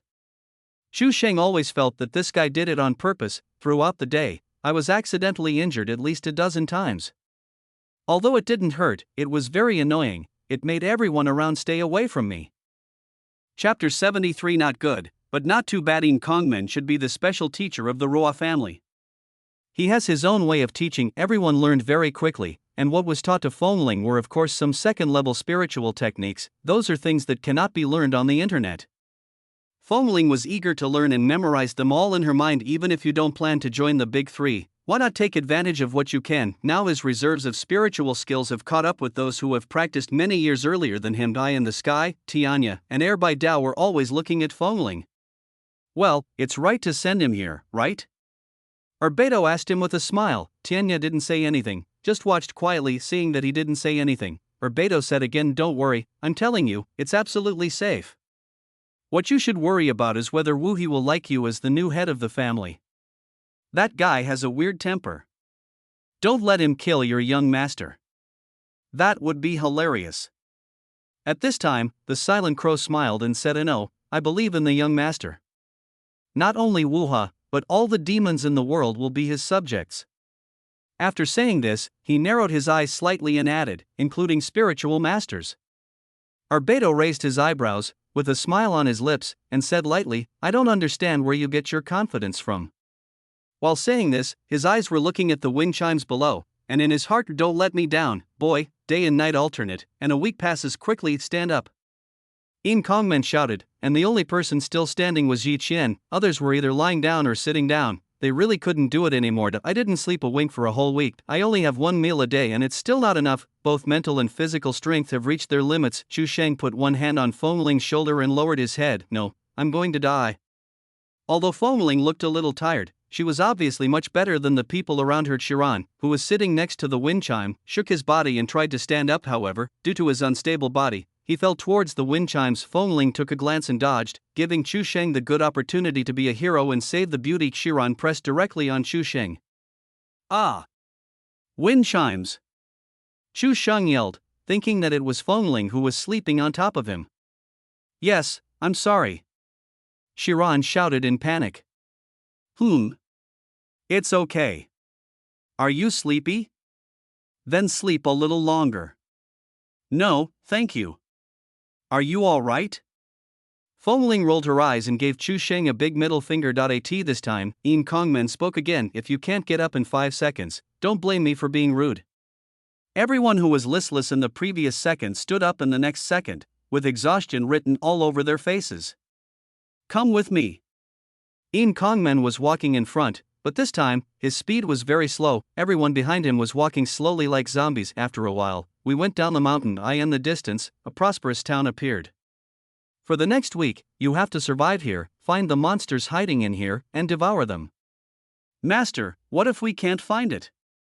Fongling asked. He hoped that In Kongmen would say that if he couldn't devour it, he would just eliminate it directly, but In Kongmen just glanced at him and said in a deep voice, if you can't find it, I'll beat you up all the way back to Roa's house. Fongling laughed and said, you have a grudge against me, right? Speed points, the last one, and those who can't be found, will be penalized. At In Kongmen's command, some people immediately ran towards the town. No matter what, find a place to have a good rest first, have another good meal, wait, have another meal, I don't have any money on me. Both the mobile phone and the money were confiscated by In Kongmen. Does this mean we have to go out to beg on the streets? Fongling walked slowly towards the small town with Chu Sheng and she ran beside her. On the archway at the entrance of the town, there were a few large characters written. Number 39 Demon Inspection Town. The plaque was a bit old, and the gold-plated letters had been worn out by wind and rain. That name made Fongling hesitate. Could it be a small town where the demon race could be tested? He was a little reluctant to go in, but he knew that in this world, except Chu Sheng's machine, no one and no object could detect the auspicious symbol. Besides, if he didn't go in, it would arouse suspicion, so he had no choice but to follow him in. Oh, I'm so hungry. Chu Sheng's stomach was rumbling all the way. The town is very prosperous and everyone has a smile on their face. After entering, walking a little further inside, you will find a market where you can find everything you need to eat. Where in use, Chu Sheng was drooling at the buns sold at the roadside stall, but he had no money. Fongling, do you have any good ideas? Fongling didn't answer. Fongling? He turned his head and saw that Fongling had disappeared. Chiron was looking ahead with a confused look on his face. He immediately turned his head to look. I found that Fongling had run to the front at some point, with 3 children standing in front of him. Each of the 3 children had a bag of buns in their hands and one in their mouths. Fengling smiled and said, "Children, come with me, I will show you a big treasure." "Really? Uncle? What big treasure?" "Hee, you'll know when you come. I will definitely not let you down." The heads of the Rua family who were watching the game. "You don't mean to?" When Fengling brought those children into the alley and snatched all the buns from their hands without any regard for them, some people couldn't stand it anymore. This? Doesn't the Inkong sect care about this? The whole audience was speechless. Why do you take in such a person? Just eliminate them. Even Rua Qingyan, who was in her boudoir at this moment, frowned. This guy is so wicked. He doesn't even let children go? Xiaohui was outspoken and couldn't help but speak. Rua Qingyan didn't say anything, but her brows were still furrowed when he handed 3 bags of buns to Chu Sheng and Qiran was obviously a little hesitant. "Fengling, it's not good for us to be like this." He smiled indifferently. "And not good, but not too bad either. A bag of buns costs 5 yuan, so I have done 15 yuan of evil. When I become rich, I can donate 20 yuan to him and earn 5 yuan of merit, right? If you mind, you can just pay a little more when the time comes. Give it to me and I'll donate it for you." "Heart, I donate a ghost. I'd rather use that money to buy my uncle a pack of huazi." "Oh, okay." Qiran was really hungry, so he nodded and took the bun from Fengling's hand. Chu Sheng ate without any burden in his heart. After eating, the 3 of them changed their place and went to another small alley to rest for a while. Qiran leaned against the wall, hugged her knees, buried her head, and closed her eyes quietly. Fengling and Chu Sheng were leaning against each other, lying on their backs with their legs spread out, because they were so sleepy. The 3 of them slept until night. Thump. Thump thump, the heavy footsteps woke up Fengling, and several people holding sticks came to them. The cry of a child woke up the 3 members of Fengling. "Woo woo, Daddy, that's him. He didn't show me the big treasure. And he even stole my buns." Chapter 74 Strange development. The 3 of them looked up. They saw 3 ferocious-looking, muscular men, more than 1.9 meters tall, who had already blocked them against the wall. Who could have thought that the father of those 3 little brats would grow up to be like this? He doesn't look like a good person at all. "You are the ones who bullied my son?" The man standing in the middle, holding a stick as thick as his arm, stared at the wind chimes ferociously. Fengling smiled awkwardly and said, Uncle, I think this is a misunderstanding." "Misunderstand?" The man snorted coldly, glanced at the 2 people next to him, and said in a deep voice, "Hit me." As he spoke, he raised the stick in his hand. Each of them took one and hit Chu Sheng and Fengling. Maybe because she ran as a girl, he didn't do anything to her. Wind chimes.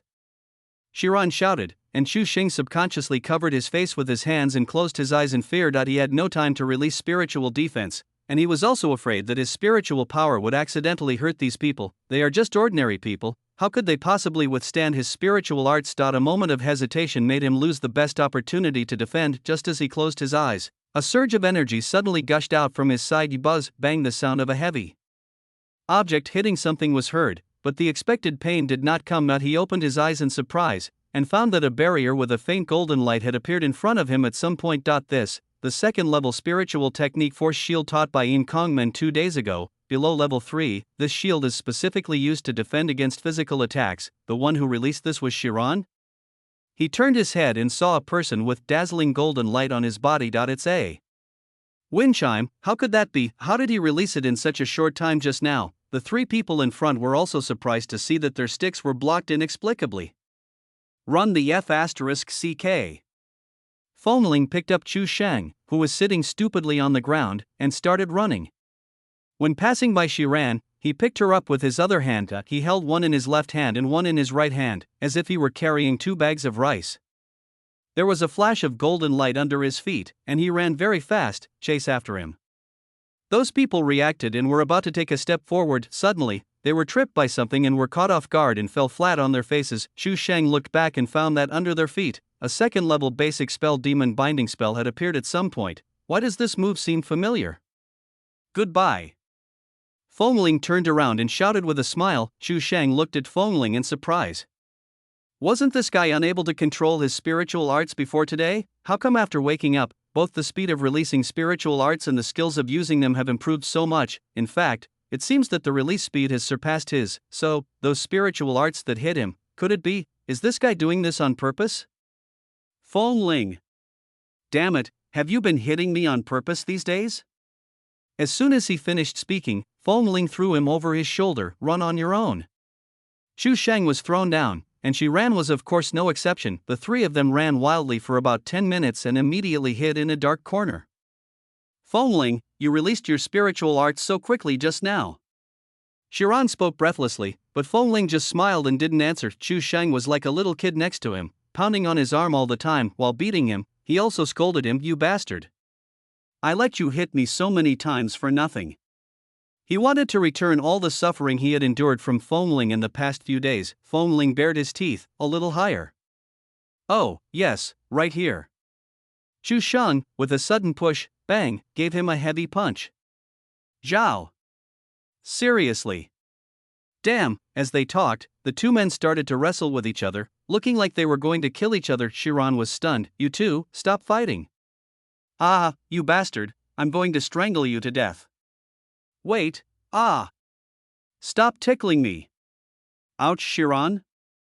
They both seemed to be laughing. She immediately understood that these two people were just playing, somewhat speechless inside. How old are you two? He didn't say anything else, just smiled at the two of them, and seemed quite happy. I wish I could be like that. She couldn't help but think. A shrill wail suddenly resounded throughout the town. It reaches everyone's ears and causes pain in their eardrums. Shiran raised his head and looked outside, his face full of shock. Chu Sheng and Feng Ling also stopped fighting immediately. The two of them looked at each other in a strange posture. You riding me and I riding you. The smiles on their faces disappeared, and they said in unison, what's that sound?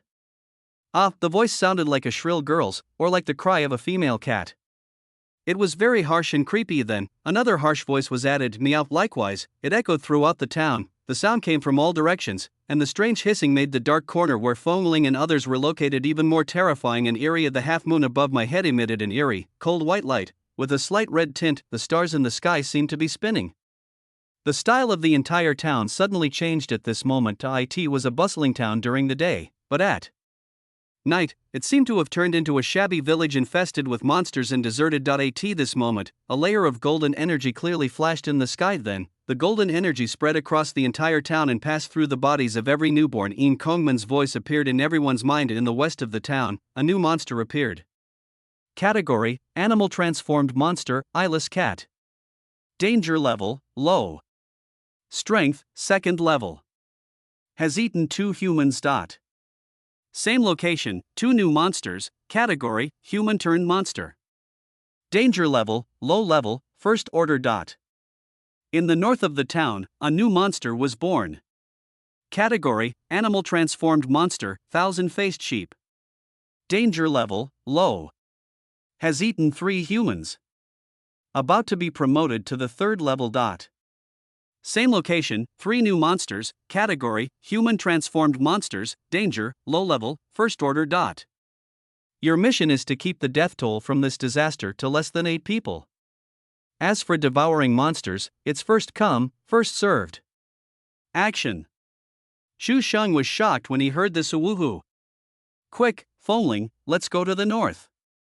Chu Sheng immediately got up from the ground, and Shiran was also ready, only the wind chimes felt strange. Chapter 75, Critical Strike is God's Reward to the Brave. A new monster. In the blink of an eye, 5 people died. There are 5 more monsters that are humans transformed into monsters. Did the 5 dead people all turn into monsters? Yinkingman, why don't you care? He has been watching over the town, right?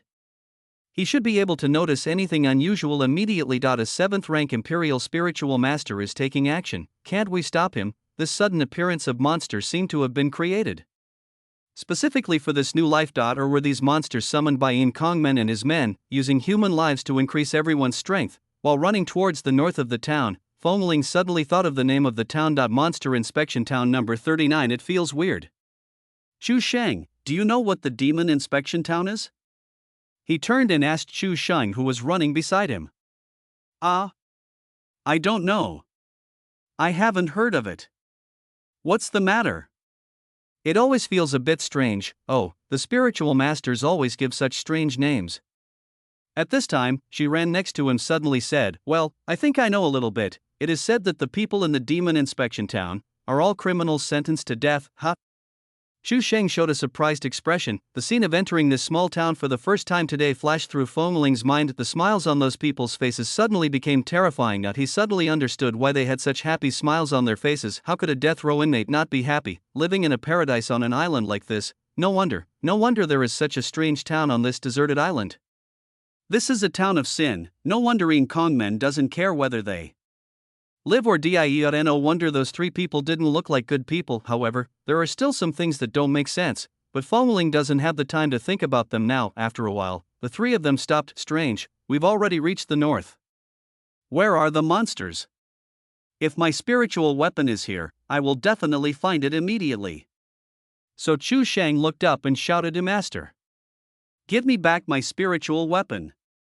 At this time, Feng Ling thought of something. North, Thousand Faces sheep, three people, could it be that alley? Chu Sheng, follow me.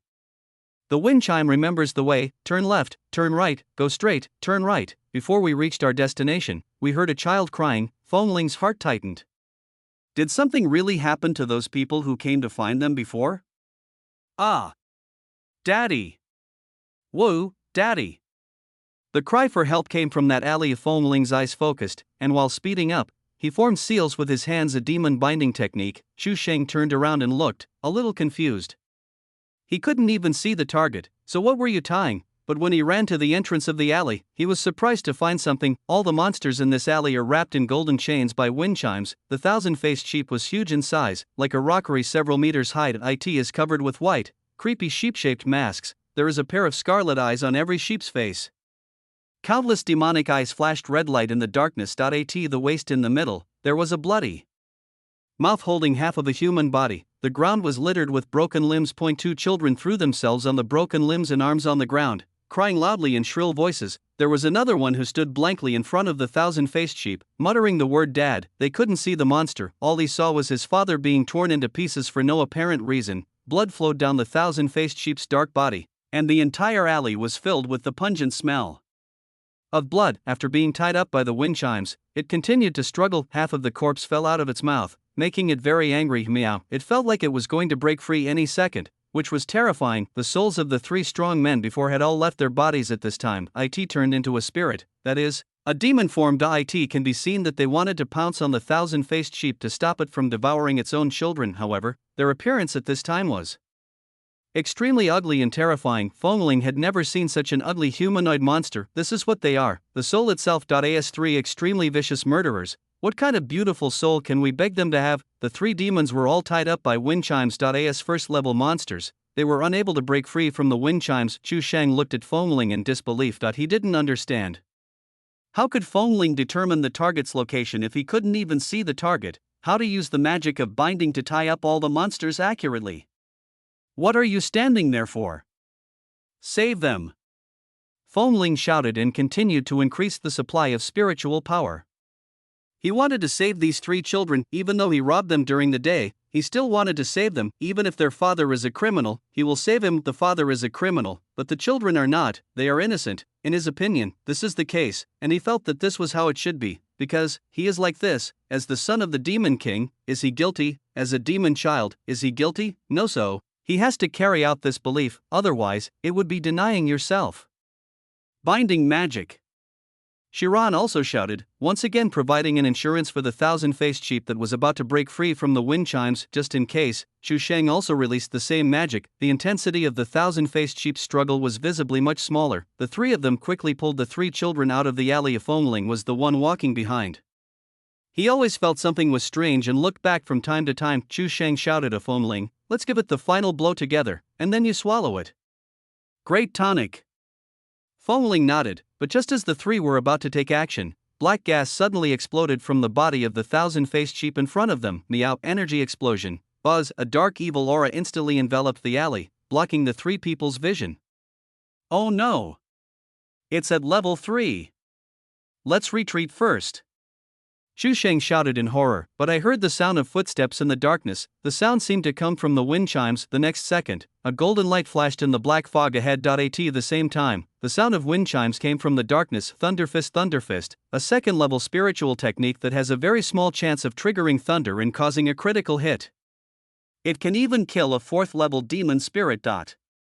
but the probability is extremely low, 1 in 1,000. However, a critical hit is God's reward to the brave. When his fist, flashing with lightning, landed on one of the faces of the thousand-faced sheep, boom, a bolt of lightning came down from the sky, piercing through the fog, dispersing the confusion, and illuminating the dark corner. Boom, there was a loud bang, followed by thunder, sizzle, sizzle. When the evil spirit gradually dissipated, Fengling stood in front, and the ground under his feet was charred and smoking. Her hair fluttered in the wind, and in her hand she held a ball of scarlet flame, that is, a demon spirit. He stood there, looking back at Chu Sheng with a smile on his face. At this moment, Chu Sheng felt that the wind chime in front of him was a little strange. He and Shiran both looked at him in surprise. A critical hit, solved. Fengling turned around and smiled. Don't you know that the moment he advances to a higher level is when he is at his weakest? Even if it wasn't a critical hit, that punch could easily kill the thousand-faces sheep at the moment of promotion. Besides, the thousand-faced sheep had just transformed into a monster tonight. Of course, Fengling learned all of these from the internet. Forehead, Chu Sheng scratched his head awkwardly. Of course I know. Why don't you think about it? What if his promotion is over when you run to him? Fengling smiled and said, then I am not a critical hit? Chu Sheng shook his head. No, it's still too dangerous. Fengling smiled and said nothing more. So there is such a saying, critical hits are God's reward to the brave. Chapter 76. The Wrong Town. Do you want to eat?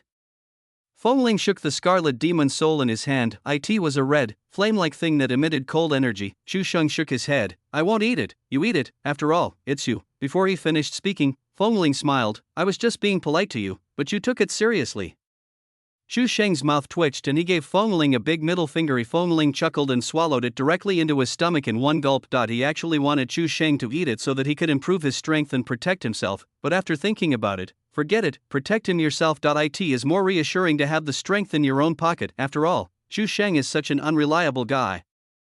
The demon soul felt so cold when I held it in my hand. Fengling thought it was like eating a popsicle, but he didn't expect that the thing would go down his esophagus and burn all the way. It felt like I had drunk boiling water and I was speechless for a moment. At the same time, there is the taste of hot winia cordata in the mouth. It's so disgusting. Chu Sheng stared and said, "Am I joie, you are such a warrior.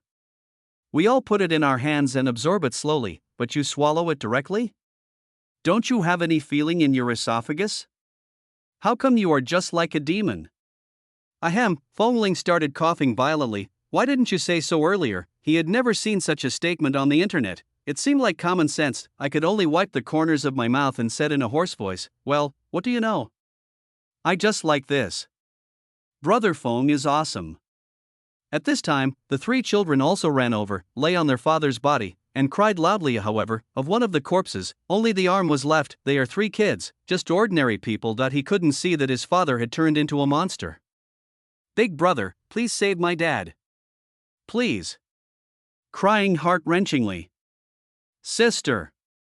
Please, save my dad. One of them directly grabbed Shiran's thighs and kept wiping his tears and snot on her legs. Shiran looked at a loss. But your father has already. At this time, Fengling came over and hit the back of the child's neck. Bang! Then he slapped the three crying children twice, knocking them to the ground unconscious. Shiran, Chu Sheng, what are you doing? Seeing their puzzled expressions, Fengling just smiled and said, it's a bit noisy. Chu Sheng was speechless. Fengling smiled and pointed, what about these three? The three heinous criminals were still tied up. The three people who were very fierce before became timid after they turned into monsters. Seeing Fengling looking at me, my soul trembled. They saw his critical hit just now. If you get hit by lightning, you will go to heaven directly. Brother, God. Don't kill us. Please, we still have children. We still have wives. Don't kill us.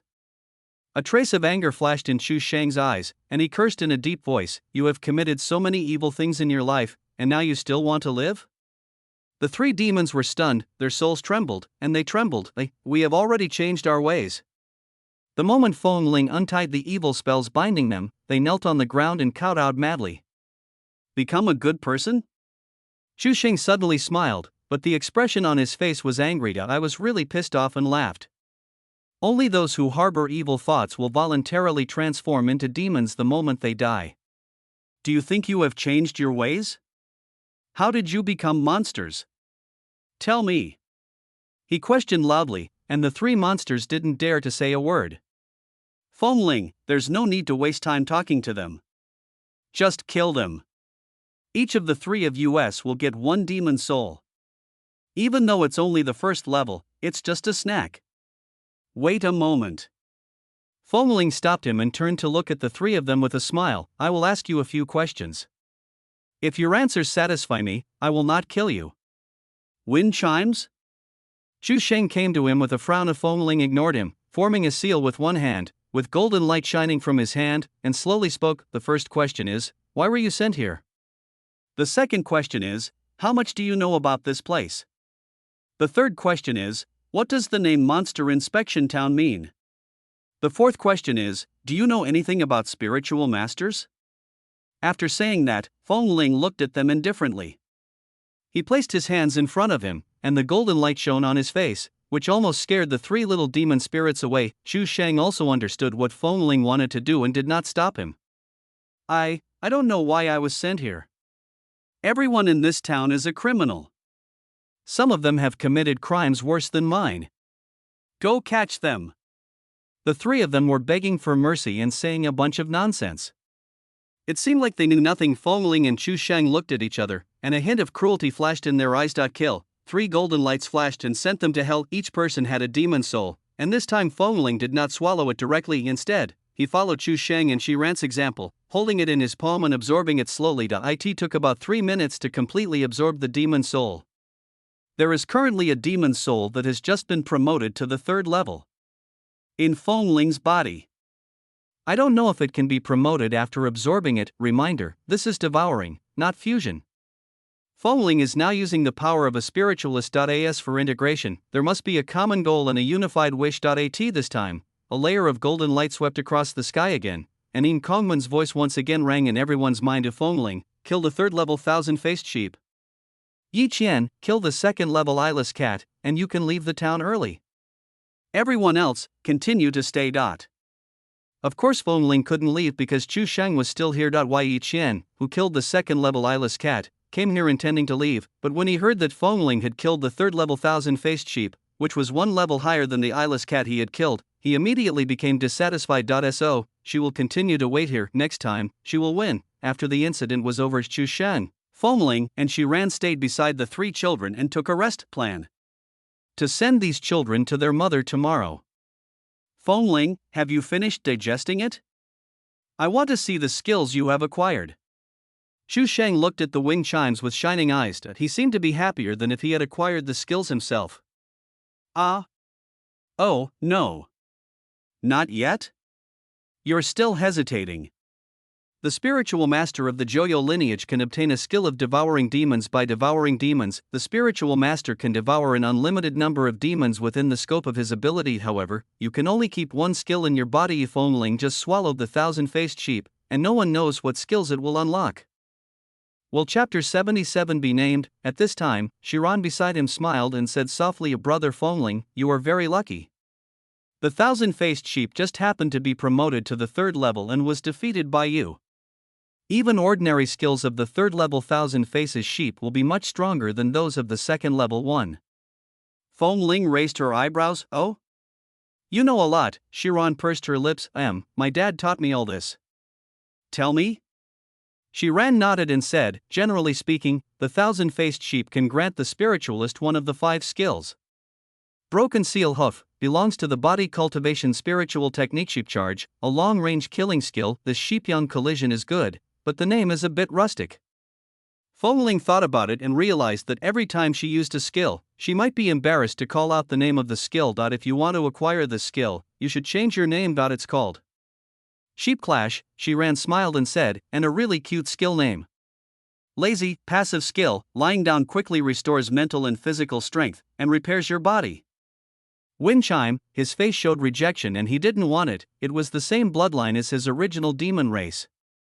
His arm was broken by Ruo Qingyan before, but it healed in just half a day. If you tear off the auspicious talisman and stop suppressing the demonic power, it may only take a few minutes. Can that broken lazy repair itself faster than the demon race's bloodline? What else? I feel like these skills aren't that great. Shiran said without hesitation, and Lam Run, and summoning skills. Little Lam Run, as the name suggests, This skill can greatly increase speed. The summoning skill is to use the spiritual power in the body to transform into a thousand-faced sheep and let it fight for you. It consumes a lot of energy, but the strength of the thousand-faced sheep will also increase with the strength of its master. After Chiron finished speaking, Foamling was completely speechless and sat there in autism. They all feel like rubbish skills. After all, it's just an ordinary third-tier monster. Finally, I couldn't help but complain, who among the spiritual masters is responsible for naming? How about I apply for the position tomorrow? The names that elementary school students come up with are better than this. If you're home, Lao Wang, he said he wants to go to your house to work. Do you want to? The patriarch surnamed Wang curled his lips, don't want. Seeing Foamling shut himself up, Chu Sheng smiled and said, it's okay, Foamling. This is just an ordinary skill. Everyone may obtain different skills. Maybe you can obtain more advanced skills, or even hidden skills. Besides, even if you are not satisfied with the skill, you can just go back and devour another monster to wash away the skill. Foamling nodded upon hearing this and said calmly, there won't be any more tonight. Moo! The cry of a cow pierced the night sky. Then there was another shrill scream, and I didn't know what animal made the sound. Ian Kongman's voice sounded in everyone's mind again. A pig monster and a bull monster appeared in the town. Immediately afterwards, a sheep with 1,000 faces appeared. Then there are the 6-winged earth phoenix, that is, the chicken, and the gray-feathered demonic bird, the duck. All kinds of strange monsters popped out one after another. It's like everyone goes out to dance at night. There were all kinds of wailing sounds in the night sky, and the whole town was filled with the creepy roars of various monsters. Being in the small town, I felt like I was surrounded by monsters. I in the dark corner far away. You always feel like something is watching you. The sudden appearance of so many monsters made Chu Sheng a little panicked. Master Ian, give me back my spiritual weapon, he shouted experimentally, and the next second, Ian Kongman actually appeared in front of him. He picked up Chu Sheng's backpack and threw it directly to him. When he came out, he glanced at Foamling, and Foamling was also looking at him. The two men looked at each other for more than 2 seconds. Finally, Ian Kongman looked at him deeply, and his figure flashed and disappeared into the darkness. Chu Sheng, who had obtained his own small arsenal, stood up with a confident look on his face, holding a spiritual weapon of his own invention in each hand. He changed his cowardly look and said with a smile, Chiron, don't be afraid, I'm here to protect you. I'll kill anyone who comes my way. After obtaining the spiritual weapon, he was like a god descending to earth. The Foamling laughed and couldn't help but sneered to come on, that broken thing of yours can't even last 3 seconds. I don't know where you get your confidence from. It's just like the gun under you. It can only last 3 seconds at most. 3 seconds, man. Chu Sheng? Bullshit. That was an accident. Then he quickly looked at Chiron beside him. Hey, Chiron, don't listen to his nonsense. I have more than 3 seconds. Chiron just pursed her lips, smiled secretly, and nodded slightly, because they were looking at 3 sleeping children. So there is no plan to attack again tonight. Monsters continued to be born throughout the night. The terrifying sound kept surrounding me. Foamling and others have been hiding in the dark, keeping a vigilant eye on their surroundings. In the middle of the night, the wind grew stronger and stronger, and the air was filled with an evil aura. Chiron took off his coat and covered the 3 children with it, revealing a pure white short t-shirt. Foamling looked at the pure white short t-shirt and suddenly a picture flashed in her mind. Yes, it was a zipper. TSK, God, that Ruo Qingyan guy isn't looking at me now, is he? He suddenly felt uncomfortable all over. If you're home, somehow, we suddenly felt a murderous aura emanating from Ruo Qingyan next to her. Turning around, I saw that the saint lady had clenched her fists. Saint lady? Brother Foamling, I'll be embarrassed if you look at me like that. Chiron's face turned slightly red, and she shrank back a little shyly. Foamling was stunned and scratched his head. Sorry, I got distracted. It's okay. Chu Sheng was about to say something when one of the sleeping children suddenly shouted, help! Little lamb!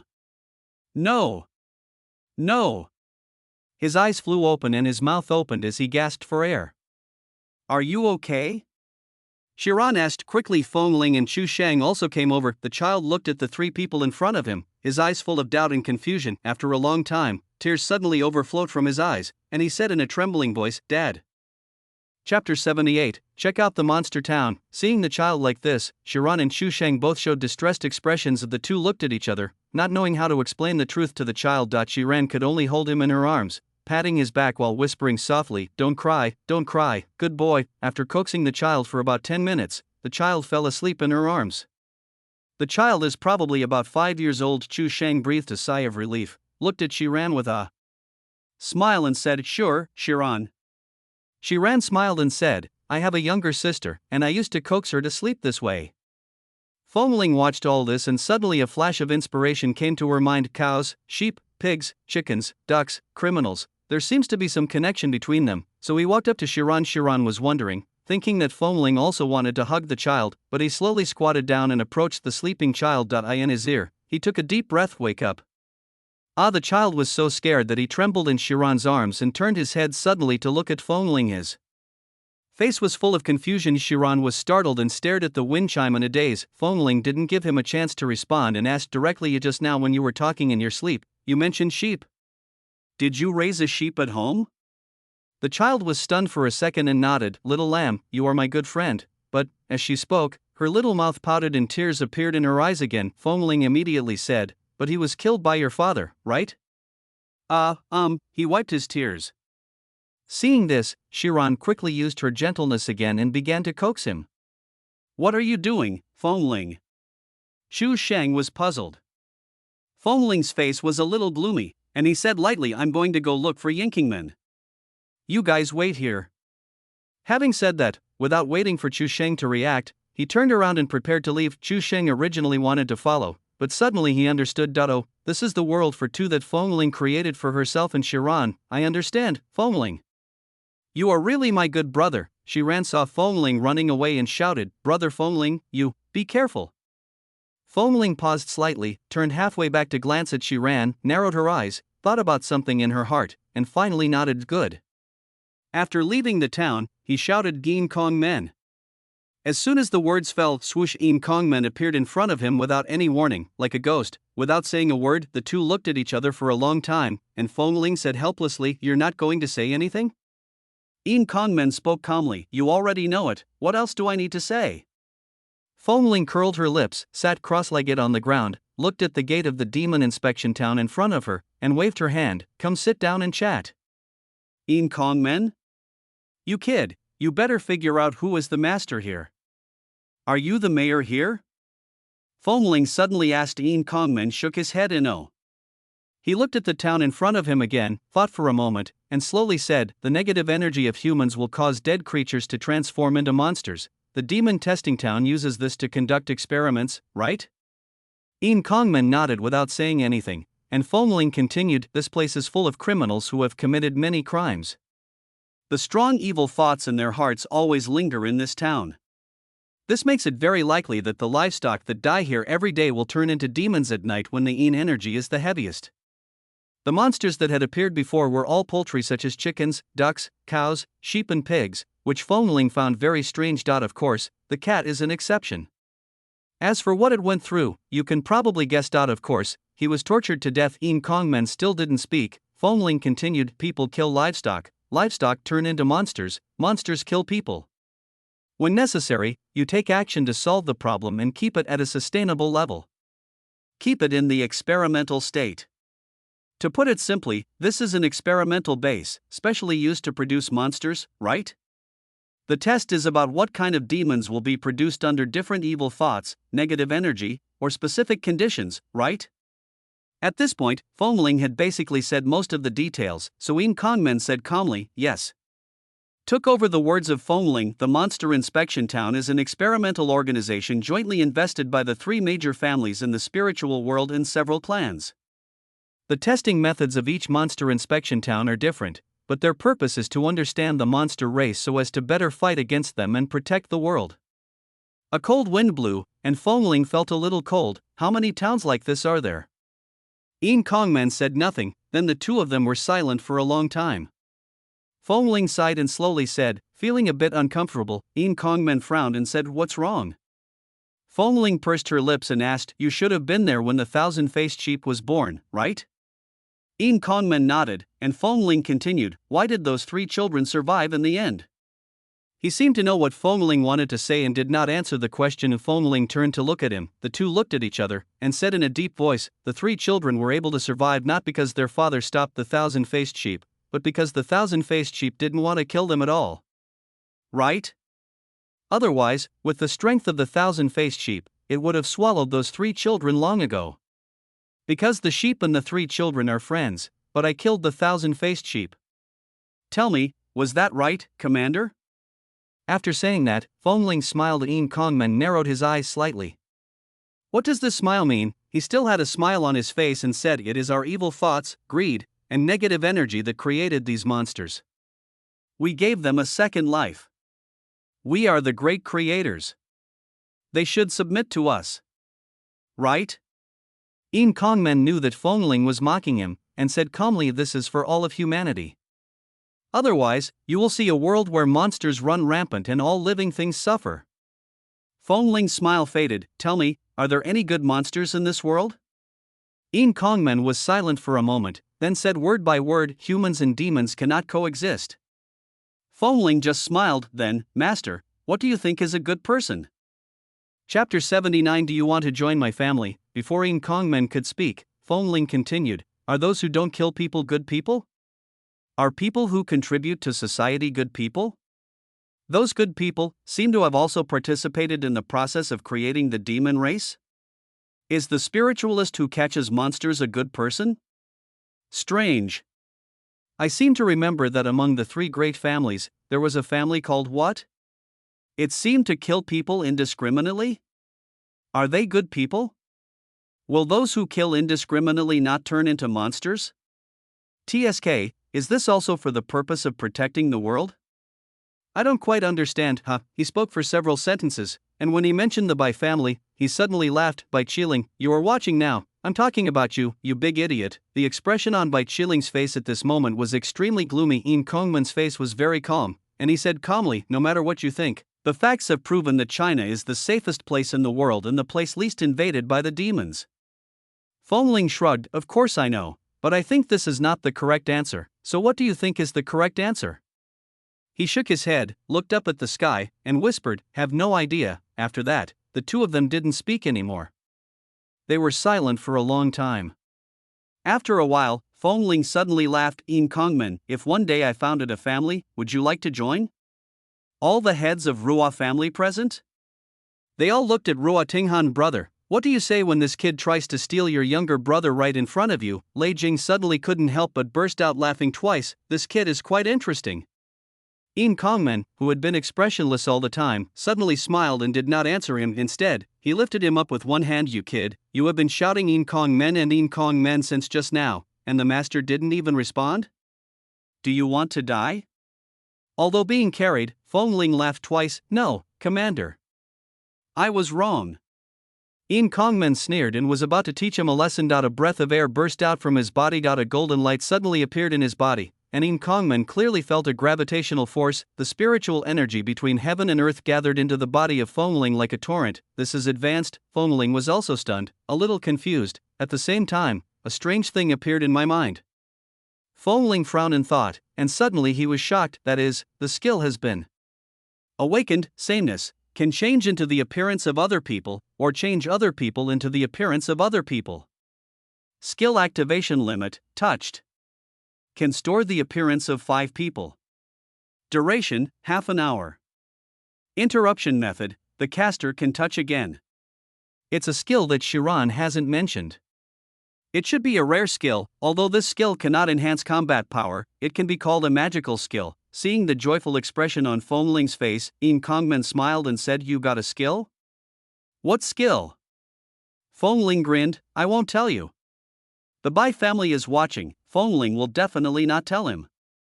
Unless you promise me to join. Before he could finish his words, Kongman threw him to the ground, mocking him, a mere level 3, you want me to be your thug? That's wishful thinking. Fongling chuckled, I'm serious, you can think about it. Kongman ignored him. Fongling dusted off his body and said calmly, I'm almost going back. Kongman, get out of here. Oh, by the way, I have another question. Is the matter of the demon inspection town kept secret? Does the spiritualist community know about it? Only the families involved know. Fongling nodded and thought for a moment, what about those kids? What crime did they commit? Een Kongmen was silent for a while, then said in a deep voice, "They are not guilty, but their father and mother are both criminals, so they need to be observed here until they are 12 years old. If there are no problems, they will be released back into society. Don't worry, until then, we will always protect them and prevent them from being killed." When Feng Ling heard this, her eyes changed, some memories flashed through her mind, she clenched her fists, and then slowly loosened them. "Is it illegal to kill a criminal? What do you want to do?" He looked at the demon inspection town in front of him and said slowly, "I want to try what I think is the correct answer." "No, that's the experimental target." "TSK, what a pity." After saying that, Feng Ling put her hands in her pockets and walked casually towards the demon examining town.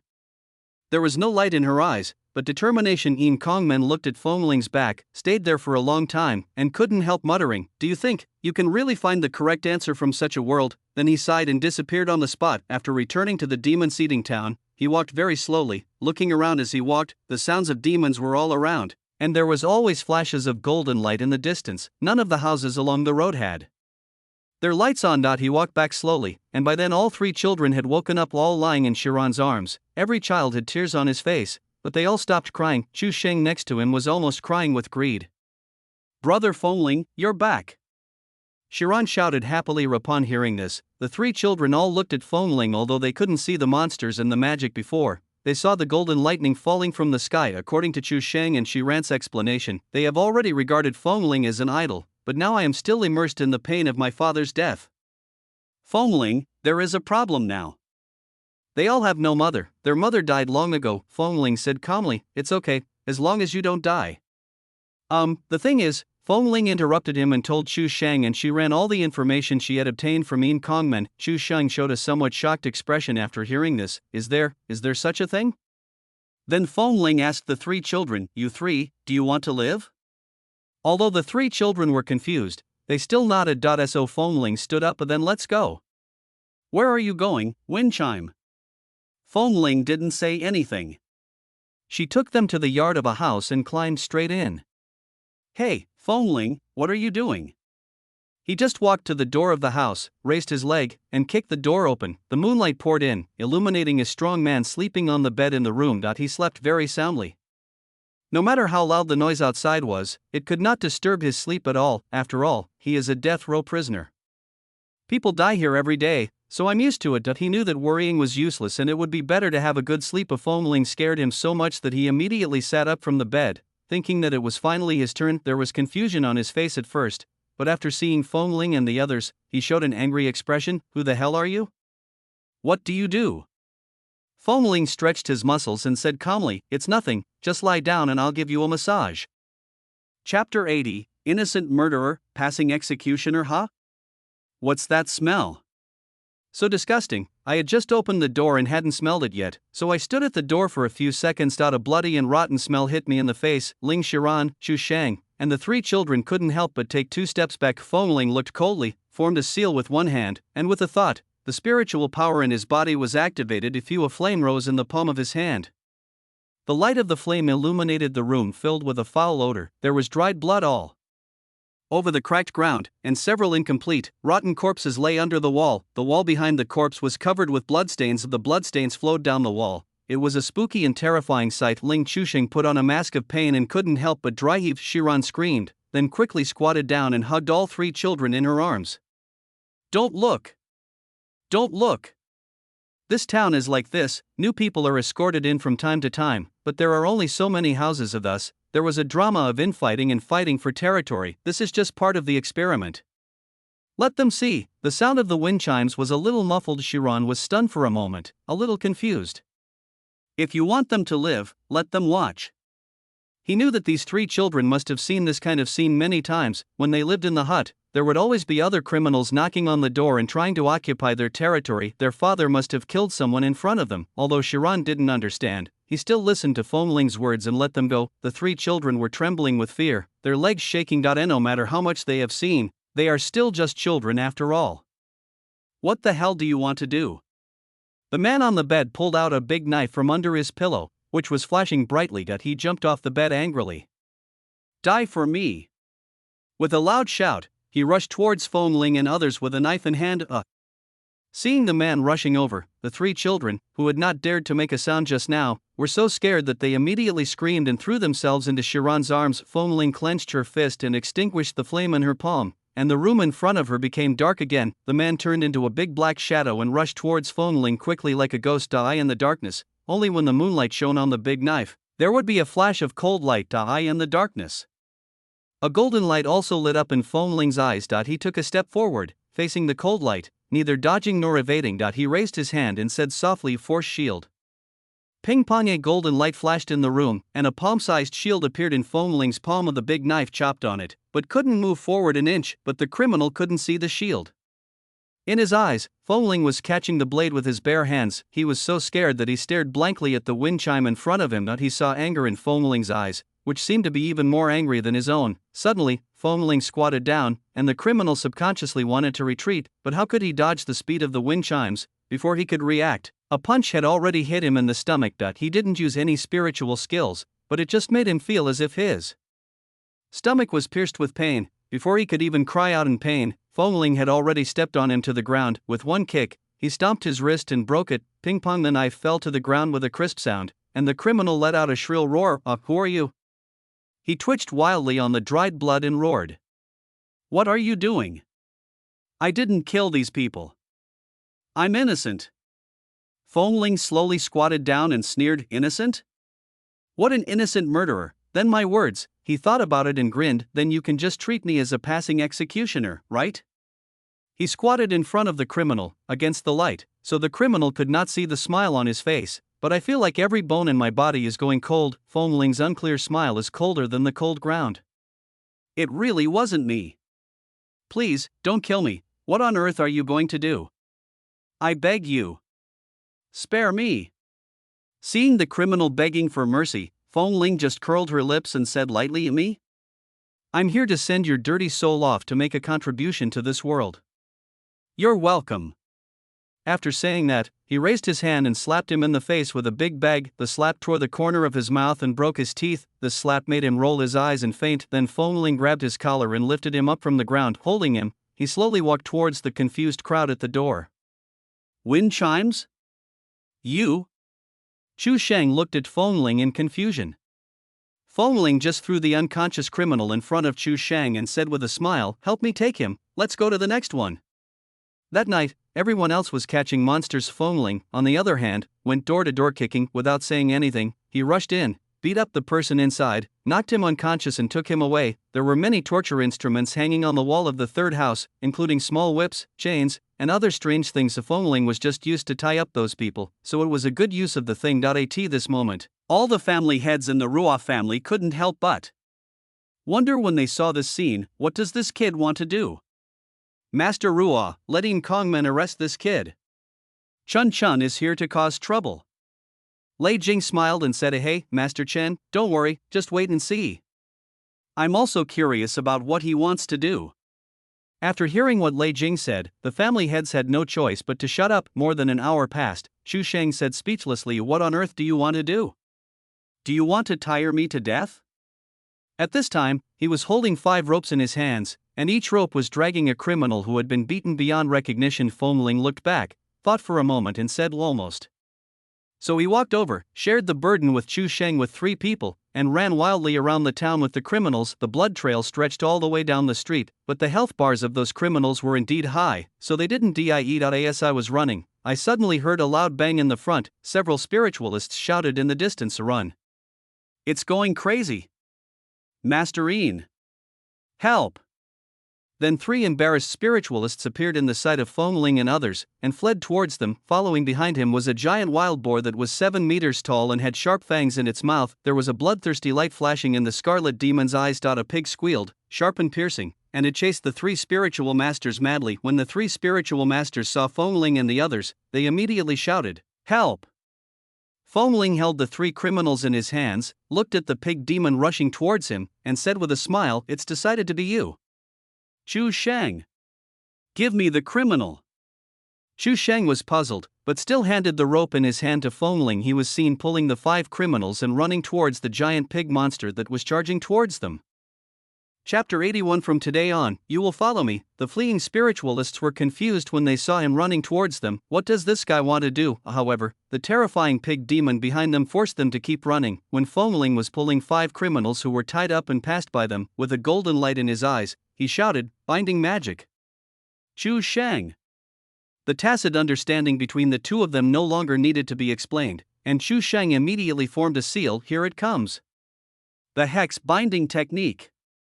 At this time, the wind chime has reached the 3rd level, and the effectiveness of the demon binding spell is much stronger than before. 2 3rd level spiritualists released the demon binding technique at the same time. Even a 7-meter tall pig demon can be tied up easily. Suddenly, a golden chain appeared under the pig demon's huge hooves. The pig was tripped and fell to the ground, with chains visibly covering its entire body. It could only roll towards the wind chime uncontrollably due to inertia. Like a huge truck, it crashed towards the wind chime's in front of it. The wind chime looked a little small, like a mantis trying to stop a chariot. He just smiled, raised his hand, held it in front of him, and shouted with concentration, "Force shield."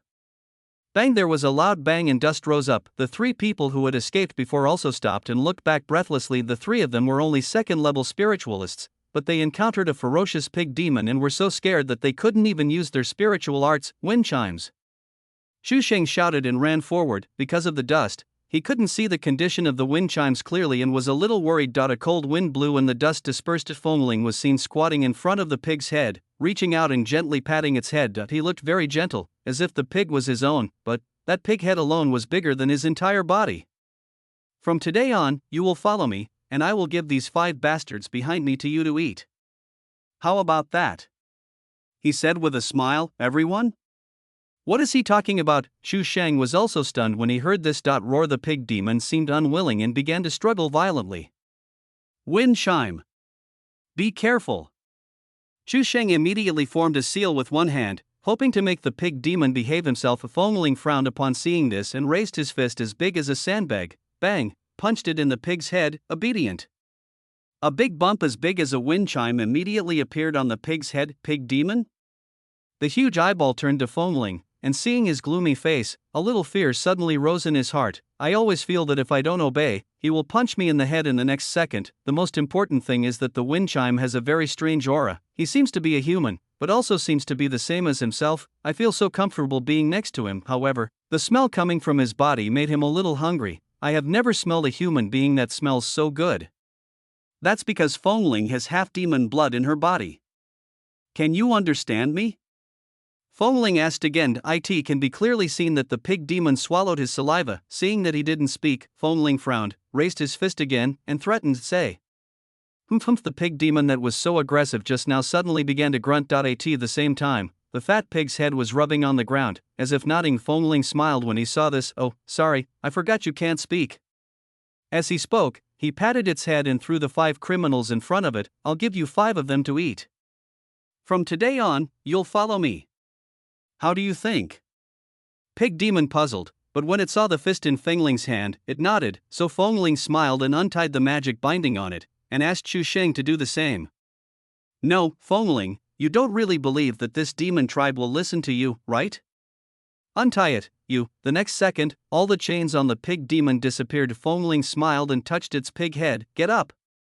Then the ground shook, and the pig demon, which was more than 7 meters tall, stood up from the ground in front of Fengling. Like a mountain, he stared at Fengling with doubtful eyes. Those demonic eyes looked terrifying and eerie no matter how you looked at them. No one present dared to even blink. I was so scared that I blinked an eye, and the next second I saw Fengling being stomped into a pulp. Chu Sheng's heart beat even faster. He held his breath, and shouted in his heart, "Wind chime! What the hell are you doing? Run!" "Damn it!" Fengling smiled and raised her hand. "Come here and give me a pat on the head. Everyone? Are you looking for death?" At this time, there was complete silence on the Tianchi Peak of the Rua family, and all the family heads were looking at the wind chimes on the screen with frowns on their brows. The pig demon looked at the wind chimes, breathing heavily from its huge nostrils. Every breath blew up Fengling's hair and made his clothes rustle. At this moment, its walnut-sized brain was spinning rapidly, thinking. Seeing that he did not respond, Fengling spoke again. "What's wrong? Haven't you figured it out yet? Do you know how many people in this town are like me who can kill you with one punch? You are a demon, and they are human. They will definitely kill you. But as long as you become my little brother, I will protect you from now on. Come over here and let me pat your head if you want. After saying that, Foamling smiled. The pig demon was silent for a long time, and suddenly hummed, then he actually lowered his head slowly in front of Foamling. The huge pig head cautiously moved in front of the wind chime. Ha ha! So obedient! He laughed twice and rubbed the pig demon's head with his hands. The pig demon hummed, rolled his eyes, and shook his head slightly, obviously enjoying the pleasure of the wind chimes. Everyone present, whether it was the three spiritual masters, Xu Shang, or Shiran, showed shocked expressions. Was he really tamed? Is it so easy to tame the monsters? This is not right. Wait, Xu Shang ran over immediately upon seeing this, but when he approached, the pig demon's eyes narrowed and it howled at him of foam. Ling frowned and said immediately, "Hey! Don't call him that. He is also my good brother. But he came here before you. He is my second brother and you are the third brother. You have to call him second brother. Do you understand? Xu Shang? Get lost, you are the second brother." Foamling laughed twice and threw the tied-up criminals in front of the pig demon. The pig demon showed a hesitant expression, in disbelief. Really, is this true? Is there such a good thing? Oh, Foamling bared his teeth and shouted, "Eat as much as you want." Afterwards, many people frowned because the scene was too bloody. Foamling was still smiling, and suddenly looked up and shouted to the sky, "I didn't kill them. It's none of my business." At this time, all the heads of the Ruo family were frowning. Ruo Tinghan, who was sitting in the main seat, still had a smile on her face. He seemed to have facial paralysis, and his expression hardly changed from beginning to end. The corners of Lei Jing's mouth were almost reaching the ceiling. His eyes were always fixed on Foamling, and those who didn't know him would think he wanted to make him ga white out as for bite shieling. Facial paralysis number 2. Chapter 82. If heaven doesn't take it, I will. While the pig demon was feasting, Foamling smiled and walked towards the three children who were trembling in fear with their eyes wide open. When he passed by the three spiritual masters, he frightened them so much that they took several steps back. There was even one person who was so scared that he sat on the ground. He just glanced at them, ignored them, and walked straight towards the three children. He squatted in front of them and asked with eye smile, "You saw everything?" The three children looked at the wind chimes and were shaking with fear. They couldn't see the monster, but they knew that the 5 criminals were inexplicably covered in blood and torn to pieces in front of Foamling, so he nodded quickly and kept leaning towards Shiran, hoping that Shiran could protect them. In response, Foamling just smiled, "Don't be afraid, this is the fate of evil people. I believe you are all good kids, so you are safe. But, I want you to remember one thing." He smiled, glanced at the three children, and said softly, "God is watching what you do, and evildoers will be punished by God." As he spoke, the smile on his face slowly disappeared, and his eyes turned cold. "If God doesn't take it, I will. Do you understand?" The three children were so scared that they nodded their heads frantically, like pounding garlic, and they looked quite cute. "They will never forget what happened tonight. I can't forget Foamling's expression. I can't forget what he said." Foamling smiled and touched their heads. "From today on, I will send a divine beast to guard you all the time. As long as you remain so well behaved, it will always protect you. Do you understand? Divine beast. Where is the divine beast?" One of the children seemed very excited when he heard about the mythical beast. Foamling smiled and said in a coaxing tone, "As for the divine beast, you can't see it, of course. But I can show you its huge body." "Yeah. I want it." Then Foamling took the three children and sat on the pig demon's back. "Wow! It's really a divine beast. So awesome. I'm flying. Woohoo!" The three children immediately forgot all their previous sorrows. Although he was still holding Foamling's arm in fear, his face was full of smiles. The world of children is so simple. However, there are also people who are born demons. Fortunately, none of them are. The pig demon was full and was also staggering. It seemed like he was playing with the 4 of them. Xu Sheng on the ground was staring blankly at the wind chimes on the pig monster's back, but he really felt that the wind chime was so strange, but so familiar. Shiran looked at the happy faces of the three children and Foamling. There was an unconcealable smile on his face. I couldn't help but whispered, "Brother Foamling, you were so gentle." Upon hearing this, Xu Sheng turned around and looked at Shiran, and saw a different look in her eyes. My heart was broken into pieces. At this moment in the sky, Erbeto felt that something was a little strange in his head. He glanced over and saw that Skycrow was stroking his head. "Pat your head? Skycrow? What the hell are you doing?" Tianya touched Air by Dao's head and imitated Fengling, saying to Air by Dao, "Be our little brother." $200? Us, okay, so you are all the big brothers and I am the little brother, roll.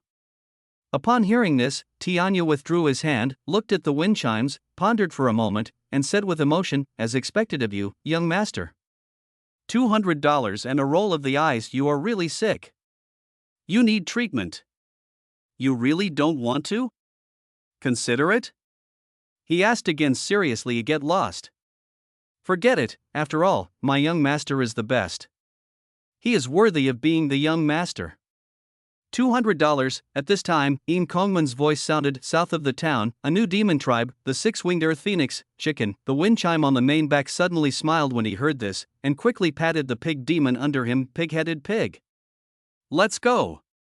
Let's go find your fourth brother." Roar. The pig-headed pig let out a long howl towards the sky, and ran along with sparks and lightning along with the wind chimes. "Chu Sheng, pig-headed pig, with your naming skills, do you have the nerve to criticize others? You'd better not apply for the job." "No, wait a minute. Hey! Fengling! Wait for me a moment, Chow." All night long, Fengling was running around with his brothers, looking for new brothers. Of course, not all monsters can listen to Fengling's words. However, there is no need for Fengling to take action now, but if anyone disobeys, a group of younger brothers behind him will rush up and beat them up. If he becomes obedient after being beaten, keep him. Those who are still disobedient will be killed directly, and the energy will be given to Chu Sheng and Shiran to absorb. It is worth mentioning that Chu Sheng and Shiran already have the skills of the demon clan. There are two purposes for absorbing demon spirits. Point 1 is to change skills, and the other is to enhance one's own strength. The two methods have different ways of absorption. At dawn, boom, boom, boom, it can be clearly felt that the town is shaking violently. That was the noise made by Fengling and his gang of little brothers. Just one night passed, and 6 monsters followed Fengling with 3 children, Chu Sheng and Shiran, sitting on the back of the pig-headed pig. 5 monsters followed behind him, one in front and one behind, slowly and orderly. Even the smallest ones are more than 2 meters tall. Walking on the road, all the spiritualists showed puzzled expressions. "What is this guy doing? Why are there so many monsters behind him? Brother Fengling, how come you are so powerful? Teach me, Brother Fengling." After one night, the 3 children had completely regarded Fengling as their idol. Chu Sheng is now slowly accepting this setting. This guy Fengling seems to be inexplicably popular among monsters. He didn't know, it was simply because of Fengling's blood. So he reminded quietly of Fengling, "You'd better be careful. The demons are prone to go back on their words. The demons can be tamed, but there are no guarantees. Unlike the beast taming world, there is no contract. I might eat you alive someday." Fengling just smiled and patted the pig head under him. "Don't worry, they won't, right?" Ouch! Woo! Snortbirds spread their wings and beasts roar. The scene was so spectacular that the spiritualists on the roadside were stunned. "So, I didn't see any monsters in the second half of last night, but it turns out that all of them have become his minions." Fengling laughed loudly. "Come on, I'll take you to a breakfast. Of course, the ones who eat it are the criminals." In the next few days, during the day, Fengling asked his younger brothers to wait outside the town while he dealt with the criminals. At night, you can see it. A group of monsters were walking in the town as if no one was around. It was as if this small town was their territory. Those new spiritualists could only stand on the side of the road, watching tremblingly, and no one dared to take action. Do you dare to move? Anyway, I don't dare, because after a few days, the monsters behind Fengling line up in an entire street. It's not him you're offending. It's all the demons in the demon detecting town. Also, because of the wind chimes, the freshman trials in the entire Yenyao town had to be stopped. He is like a bandit. As soon as a new demon appears, he will rush over with his brothers, either turn it into a new subordinate, or kill it and absorb it yourself. There is no place for others at all, and many people complained about Fengling and called for Yin Kongmen, but there was no movement from Yinkingmen. What made them angry was not that they couldn't obtain the demon soul and increase their strength. After all, demon souls are everywhere. If you join the 3 imperial families, you can have as many as you want. What made them angry was that Fengling stole all the limelight. As a result, they are unable to express themselves in front of the heads of the major families. Yin Kongmen didn't know why, but he seemed to have disappeared in the past 2 days. The heads of the Rua family are very unhappy now. Can this freshman trial continue? But the heads of the 3 major families didn't say anything, and they didn't dare to say anything. That night, Fengling took his little brothers for a walk as usual, waiting for the new little brother to be born. Chu Sheng suddenly noticed a person in the distance ahead, and quickly pulled the wind chime. "Fengling, the person in front, is very powerful." The man was wearing a black robe. Even from a distance, Xu Sheng could feel the strong sense of oppression from him. Fengling looked up, suddenly smiled, and patted gently. Pig, stop it. The pig-headed pig took the order and immediately stopped with a group of monsters. Then Fengling shouted loudly to the front, Mr. Mayor, are you finally willing to come out? Chapter 83. Let's hold your legs first. The mayor? The surrounding spiritual masters who were watching the show all looked forward. At the same time, I felt happy. Great, someone finally came out to take care of this guy. We must never let him continue to act like this and run rampant without any rule. In the dark night, the man stood in the middle of the road with an expressionless face. He looked up at the wind chime on the pig's back without saying anything. Fengling smiled and jumped off the pig-headed pig, turned around and shouted at the monster behind him, sit. Bang! The pig-headed pig in front suddenly squatted and sat directly on the ground like a dog. Then, the monsters lined up in the long street behind sat down one after another like dominoes. This terrifying level of discipline made the spiritual masters who were watching nearby gasp in amazement. I don't understand how the wind chimes do this. Isn't he just a level 3? Why can so many monsters be tamed? In fact, in recent days, many people want to imitate him in order to fight against Feng Ling, but it is impossible to do so, because those monsters simply don't obey. Or they pretend to be obedient and then suddenly attack. Or, while he was still trying, Fengling rushed out and snatched it away. This monster catching trial seemed to have turned into a small development game for Fengling. After seeing that all the monsters behind him had sat down, Fengling turned and walked towards the mayor.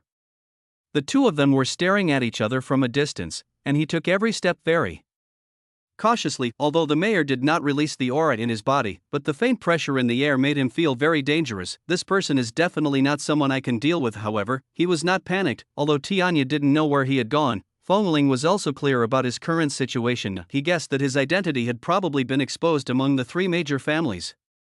But it's not particularly bad news. The good news is that they all think they are spiritual masters. Then there is still fun. The identity of a spiritual master is a talisman. You can pretend to join the other 2 families besides the Bai family and use them as a backer. The best is the Lei family. Why don't you want to join the Rua family? Because that violent girl Rua Qingyan is here. So Fengling was rejecting it in her heart, always feeling that something bad would happen if she got close to her. In short, since it's a big help that's been offered to you, just hold on to it first and then think about the rest. Bring this mayor out to see what attitude the 3 royal families have towards me. Just confirming my guess, just based on what Yin Kongmen said. Fengling was not too sure. This matter has no direct relationship with Yinkingmen. Only those who have direct interests in this town can provide better proof. The closer he got to the mayor, the slower he walked, and he gradually saw the mayor's appearance clearly. He is not very tall, maybe only about 1.7 meters tall. There was a dead feeling, standing there, as if there was a tombstone in the middle of the road. His skin is not white, but you can see the obvious dark circles around his eyes. When you reach a certain range, swish swish, 6 spiritual masters appeared out of nowhere, landed around Fengling and surrounded him. Xu Sheng's heart tightened when he saw this,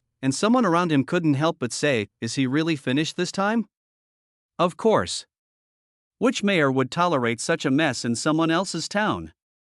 He has killed a lot of townspeople in the past few days. He will definitely spend the rest of his life in jail. Some people laughed with glee. Fengling glanced at the 6 spiritual masters. The strength of those people did not give such a strong sense of oppression, but just as he turned his head, when he looked back, the lifeless mayor had appeared in front of him at some point. Fengling was so scared that her heart skipped a beat. Wind chimes. Xu Sheng was so scared that he screamed and immediately jumped off the pig's back. Boom, the earth shook violently. Roar! The monsters behind him who saw all this stood up and roared later, like dominoes. They stood up one after another. So many monsters roared at the same time, with such great momentum that the sound waves even brought up a strong wind. The windows of the roadside houses were shaking and rattling. The spiritual masters who were watching the show nearby were terrified and retreated to the wall, fearing that the monsters would go crazy and trample them to death. It's okay, don't panic. Fengling didn't look back, but stretched out her hand and shouted. As soon as he finished speaking, the monsters stopped roaring, but they still stared at the mayor and Fengling with eager eyes. The spiritual masters around who were watching the show were all glad that they had not provoked Fengling before. At the same time, I also hope that the mayor can give him a good punishment. Hello, mayor. Fengling saluted him calmly. The mayor raised his sunken eyes and looked at the monsters behind. Fengling whispered, "What are you doing?" The voice was low and cold. Fengling was about to speak, but he continued, "Communicating with demons, killing people, capital crime." The sound was not loud, but everyone present heard it. That cold voice seemed to have sentenced Foamling to death. Foamling was silent for 2 seconds, then suddenly laughed. Can you tell the devil? Mayor, I am trying to subdue the devil. After saying that, Foamling raised her hand and shouted again, sit. Boom, boom, boom. Those ferocious and huge monsters, as if they had rehearsed it in advance, were very respectful to Foamling. Foamling smiled. As for murder, Mayor, if you kill someone, that's called that, but if I do that, is that called murder? Everyone? So what is that? These words confused everyone present, and they didn't quite understand what Foamling was saying. Currently, only Foamling and the other two know the truth about Yenyao Town. I'm just making a new one for you. Mayor, are you interested in listening? He looked at the man in front of him with a smile. Chapter 84 New Experiment. The mayor frowned and stared at the wind chime. After 2 seconds, he said calmly, come with me. Foamling smiled and saluted. Okay. It can be seen that the mayor does not want this experiment to be exposed. Im Kongmen did not lie to Foamling. Only a few people knew about the experiment. So he turned around to look at Chu Shang, and waved at the confused Chu Shang with a smile. Then he glanced at Shiran next to him and said with a smile, just wait for me here. When Shiran saw that he was talking to her, she immediately shouted, got it, brother Foamling. Foamling also smiled. He turned around, and his expression became a little gloomy. Then, how did Shiran know? Could it be that he is from the 3 imperial families? The mayor brought the wind chime to a forest outside the town and stopped there. Several spiritual masters behind him immediately stepped forward and formed seals at the same time. There was a bright golden light in his hand, and then several golden lights hit a big tree in front. I saw the big tree suddenly twisted. Then, the surrounding space began to distort, making people dizzy. The next second, the trees disappeared, and in their place, there was a large villa. A sleight of hand. Foamling was secretly surprised. This was a good thing. As soon as the door of the villa opened, Foamling saw many people inside. The environment is very noisy, surrounded by all kinds of sounds. I feel very busy and out of place on this deserted island. In the northern part of the town, the sheep that died the day before yesterday, the soul negative energy charge value, 95%, about to turn into a monster, due to the low efficiency of receiving negative energy. Predicted type, thousand-faced sheep 30%, swift sheep spirit 60%. Predicted innate skills,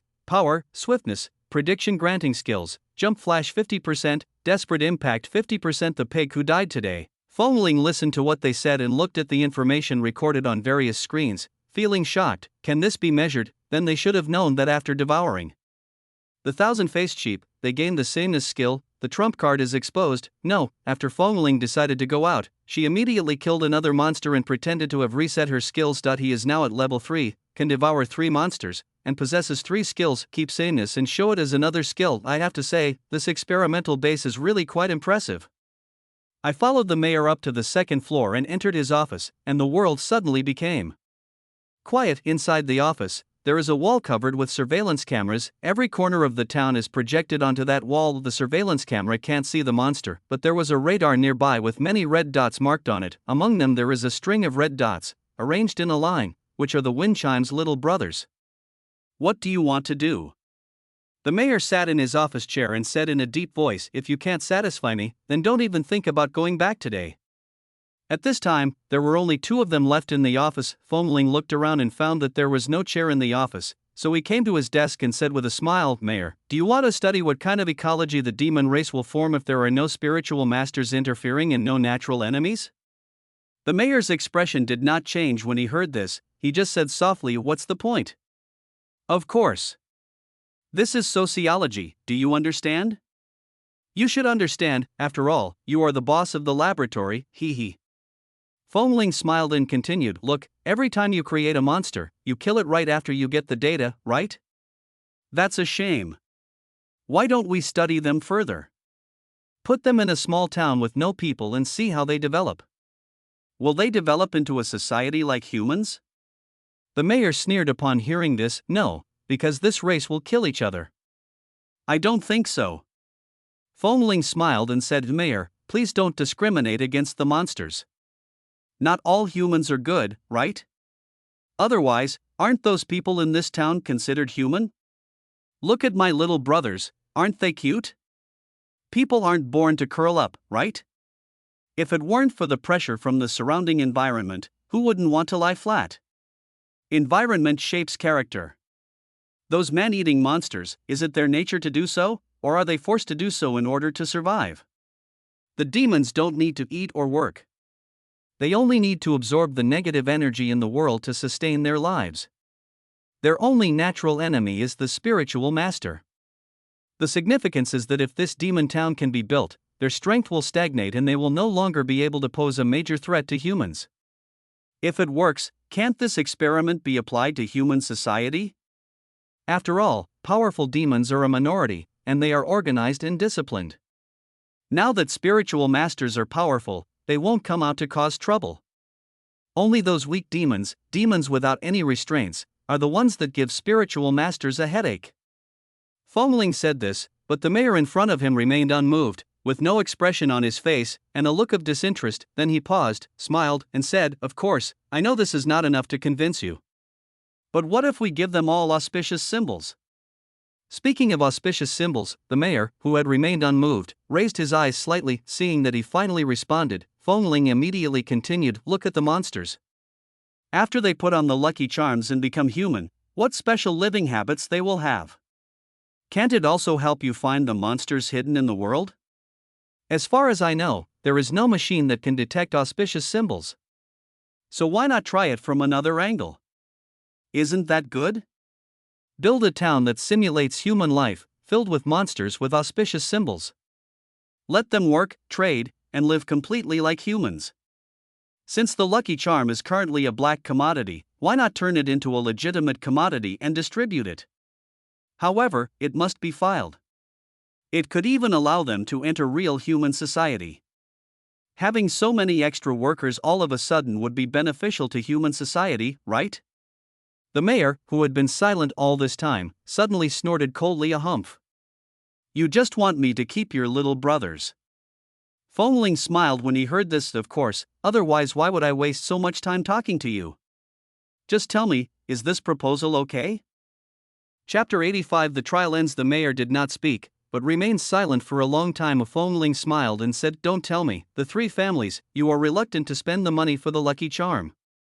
One is only 30,000 yuan, right?" After a while, the mayor slowly said, "Okay, you can go now." Fengling was stunned when he heard this. "So, you agree?" "No. Wind chime, mayor, I suddenly thought of a new experiment." "Why don't you listen to me again? If you don't want to listen, get out." "Wind chime? Blanche, I wasted so much time talking, damn it." Afterwards, Fengling was carried out of the laboratory. It's not without gain. At least Fengling had a rough idea of the attitudes of the other two families towards her, except the Bai family. As for his younger brothers, there was nothing he could do. He had done his best. After Fengling left, Yin Kongmen slowly walked into the office. "How?" The mayor glanced at Yin Kongmen and said calmly, "I'll send his followers to Monster Inspection Town number 78 later." In fact, for what Fengling said, the spiritual master already had a corresponding experimental base, but the mayor didn't tell him. Yin Kongmen smiled when he heard this. "You were actually persuaded by him?" The mayor said calmly, "I just think he's too noisy. Besides, he's someone the higher-ups want to keep. Otherwise, I wouldn't bother listening to his nonsense. He talks too much." Yin Kongmen smiled and looked at the wind chimes on the screen. After returning, Xu Sheng and Shiran kept asking him what happened. He didn't say anything, just cursed a few words, but what was unexpected was that at night, a spiritualist suddenly found the wind chime, gave him dozens of lucky charms. "That's all money." The mayor agreed? He asked the spiritual master who came to deliver the auspicious talisman with surprise. The spiritual master said nothing and just left. In fact, the mayor was gambling with this lucky charm, betting that the wind chime would come back. He wanted Fengling to believe that these monsters would really stay here. If he comes back one day, I will just keep him in my laboratory and let him work for me. It just so happens that I am about to retire and I am in need of a successor. Hee, pighead, this might be a bit too strong, just bear with it." Ouch! A pig slaughtering cry was heard, and the huge pig demon in front of him suddenly exploded into a black gas and dissipated. The next second, the scattered black air was pulled back by something and gathered into a small body in front of him. After all the surrounding black air was absorbed by that tiny body, a naked little girl with a pig nose stood in front of Fengling. Xu Shang, she ran. They didn't expect that the 7-meter-tall, imposing pig-headed pig, it's actually a little sow. Aw. She has a pig nose and laughs, which looks really cute. This guy can't speak yet, but since the auspicious symbols have been pasted, why is there a pig nose? Just as I was thinking this, the pig's nose suddenly blossomed and turned into an exquisite and cute little upturned nose. Fengling was looking at her, and she was also looking at Fengling, her eyes full of joy. Hey! You too! Stop looking! Chiron quickly stood in front of Zutuzu, took off her coat with a blushing face and put it on Zutuzu. She is only a little over 1 meter tall, the same height as Xiao. Chiron's clothes are considered long windbreakers for her. After Pighead Pig put on his clothes, he immediately ran to Fengling and lowered his head. Fengling was stunned for a moment, then reached out and touched her head. Awok seeing this, the monsters behind him immediately became agitated, so Fengling distributed the auspicious symbols to Chiron and Chu Sheng, and asked them to help put the auspicious symbols on all the younger brothers. The clothes were all snatched from criminals. No matter whether they fit or not, it was good enough to wear them. As a result, there were more than 70 people around Fengling, including adults and children. They are all monsters. Fengling touched everyone's head one by one, and her hands were almost peeling. The 3 children from before can now also see the monsters with auspicious symbols on them, and have become good friends with some of the little monsters. But those monsters can't speak yet, but it won't be long before it's done. The surrounding spiritualists who were watching the scene were all puzzled when they saw this. Why? Why did he come back without any incident? Why did the mayor allow him to do this? Isn't this aiding and abetting the evil? Are you kidding me? How can we continue our trial then? In the evening, Fengling ran to the laboratory again. While looking at the screen's predicting skills, I suddenly saw a pig demon. The predicted skills that may be given are: a dead pig is not afraid of boiling water, it can increase your defense several times and also provide poison resistance. It's a rare skill, so Fengling ran away quickly and killed the pig demon with great fanfare. Absorbed its evil spirit in front of everyone. Chu Sheng, you reset your last skill? I don't even know what it is. Fengling chuckled, I won't tell you this time. Didn't expect that? Boil. In the next 2 days, Fengling became even worse. Not a single monster was left for other students, and some were so angry that they even wanted to curse on the spot. But when he saw the monsters eyeing him covetously, he could only swallow his anger in the end. Among those who were intercepted halfway, of course, was the strongest Yi Qian. She looked at the monsters behind Fengling and gnashed her teeth in anger. Lost so completely, finally, one morning, Yin Kongman's voice once again echoed. Over the town, the demons hiding in this team have been found. The trial is over. Everyone should go to the airport immediately and prepare to depart. Boil. Someone couldn't help but curse. In the end, he was unable to show his strength in front of the other family heads. It's all because of that wind chime. I turned around angrily and saw a group of monsters crying around the wind chime, crying loudly, crying loudly. I got even angrier. I will be back, really. Fengling said helplessly. Not only the monsters, but the 3 children also hugged Fengling tightly and didn't let him leave. He just wanted to stir up some trouble at first, but he didn't expect it to turn out like this. But to be honest, this is the first time many people have seen a monster and cried so hard. Some people even know that monsters can cry. Suddenly, a little girl said in a not very fluent voice with tears in her voice, Wind, Ling. Chapter 86. I'm a pig, big brother. Pig-headed pig cried out in a crying voice, causing Fengling and Chu Sheng to look at each other in surprise. I didn't expect that this little pig could learn to talk so quickly. He was the first monster to speak among all the monsters present. Don't go. Her height was only slightly taller than Fengling's legs, and she held onto his thighs and refused to let go. She cried so hard that her snot and tears were all on Fengling's pants, and this guy had as many tears as the guy in the pit, and Fengling's pants were wet. Looking at the pig-headed pig, Fengling couldn't help but think of Xiao. I thought, these two should become good friends, right? But I can't take her away now. Now we are going to the 3 major families, the Waka family, and not only Pighead, but also the 3 children that Fengling had rescued before, were crying and shouting that they wanted to go with Fengling. Fengling had no choice but to squat down to their level and said softly, if you can be good and wait for me here, I will come back to pick you up. After coaxing them for a long time, Pighead and the others reluctantly let go of the wind chime. Brother Fengling, we are waiting for you here. You must come back. We will definitely obey you. The 3 children were standing at the town gate shouting. Fengling smiled and waved, then slowly left with the team. Chu Sheng looked back and couldn't help asking, Fengling, will you really come back? Who knows? If I'm still alive by then, I'll come back. After all, I've promised them. Xu Sheng frowned when he heard this. What do you mean? What do you mean alive? Do you have a serious illness? A hidden disease? You won't live long? He looked at the wind chimes nervously, looking them up and down as Feng Ling rolled her eyes at him. I have a phobia of idiots. Please stay away from me, thank you. No, are you sick or not? Roll. A few days after Feng Ling left here, the mayor called the people from the number 78 demon detecting town and planned to take all of Feng Ling's brothers away, send them where they should go. I don't want to. Woo, you can't take me away. I want to wait here for brother Feng Ling. This time, Pighead Pig clung to the mayor tightly, and after a few days, she could actually speak fluently. The mayor was also surprised, but could he please get away from it? He lifted up the pig with one hand, and the pig struggled frantically in his hand. Bang! He was kicked in the face, leaving a big black footprint. Do you want to die? The mayor asked coldly. No. You can't kill me. My eldest brother is brother Feng Ling. Woo, the tear glands of the monsters seemed to be very developed.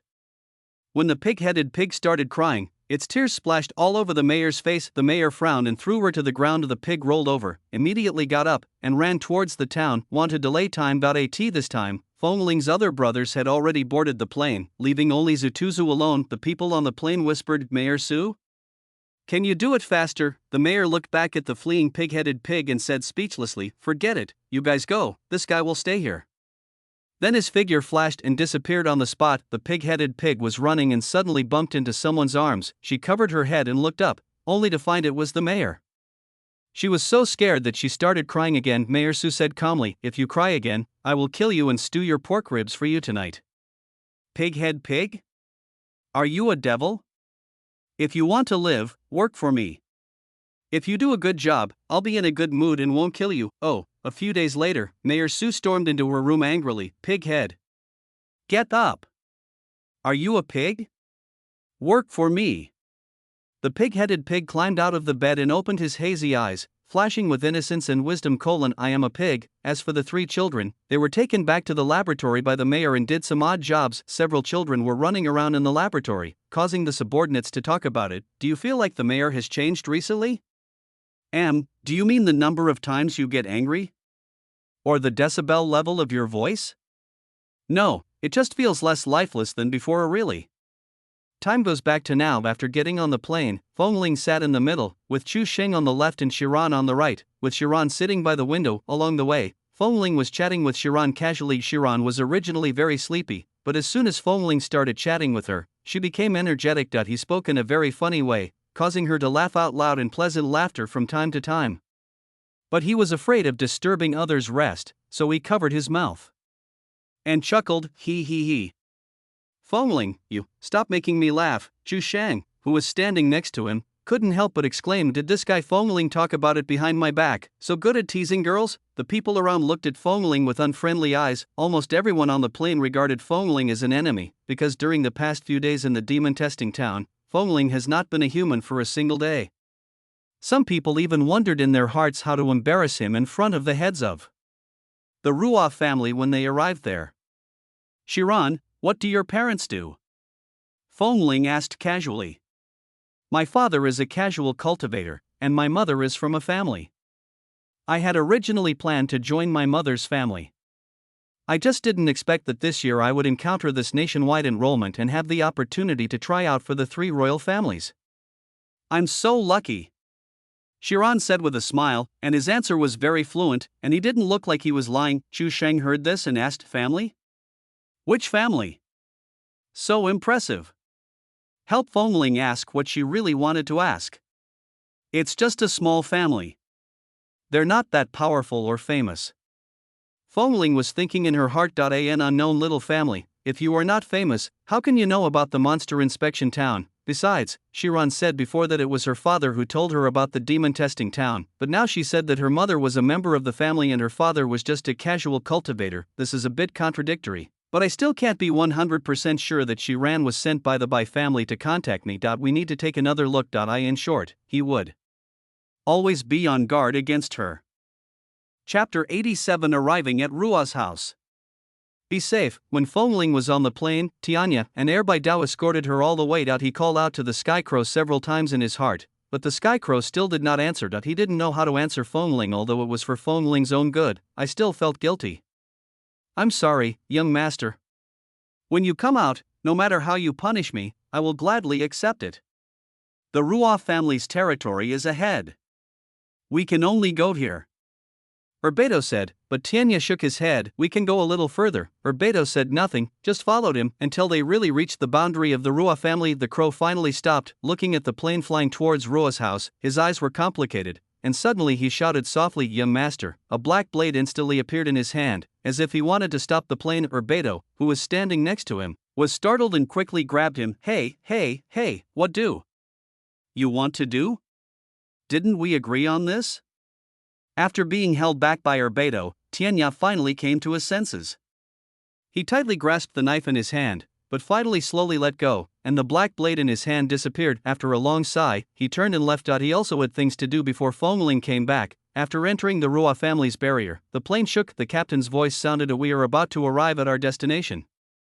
For all people at level 2 and above, your seatbelts will automatically pop open. Please be careful. Everyone subconsciously wanted to fasten their seatbelts, but after careful consideration, wait, what the hell is the seatbelt automatically popping out? At this time, Im Kongman slowly stood up, clapped his hands, and asked everyone to look at him. For those above level 2, watch out. I will only teach you once. After saying that, he slowly formed seals with his hands in front of everyone, and 2 seconds later, a golden light flashed in his hands. A strong wind suddenly blew in the enclosed space. This is the Ruoff family's wind control technique. You will need it later.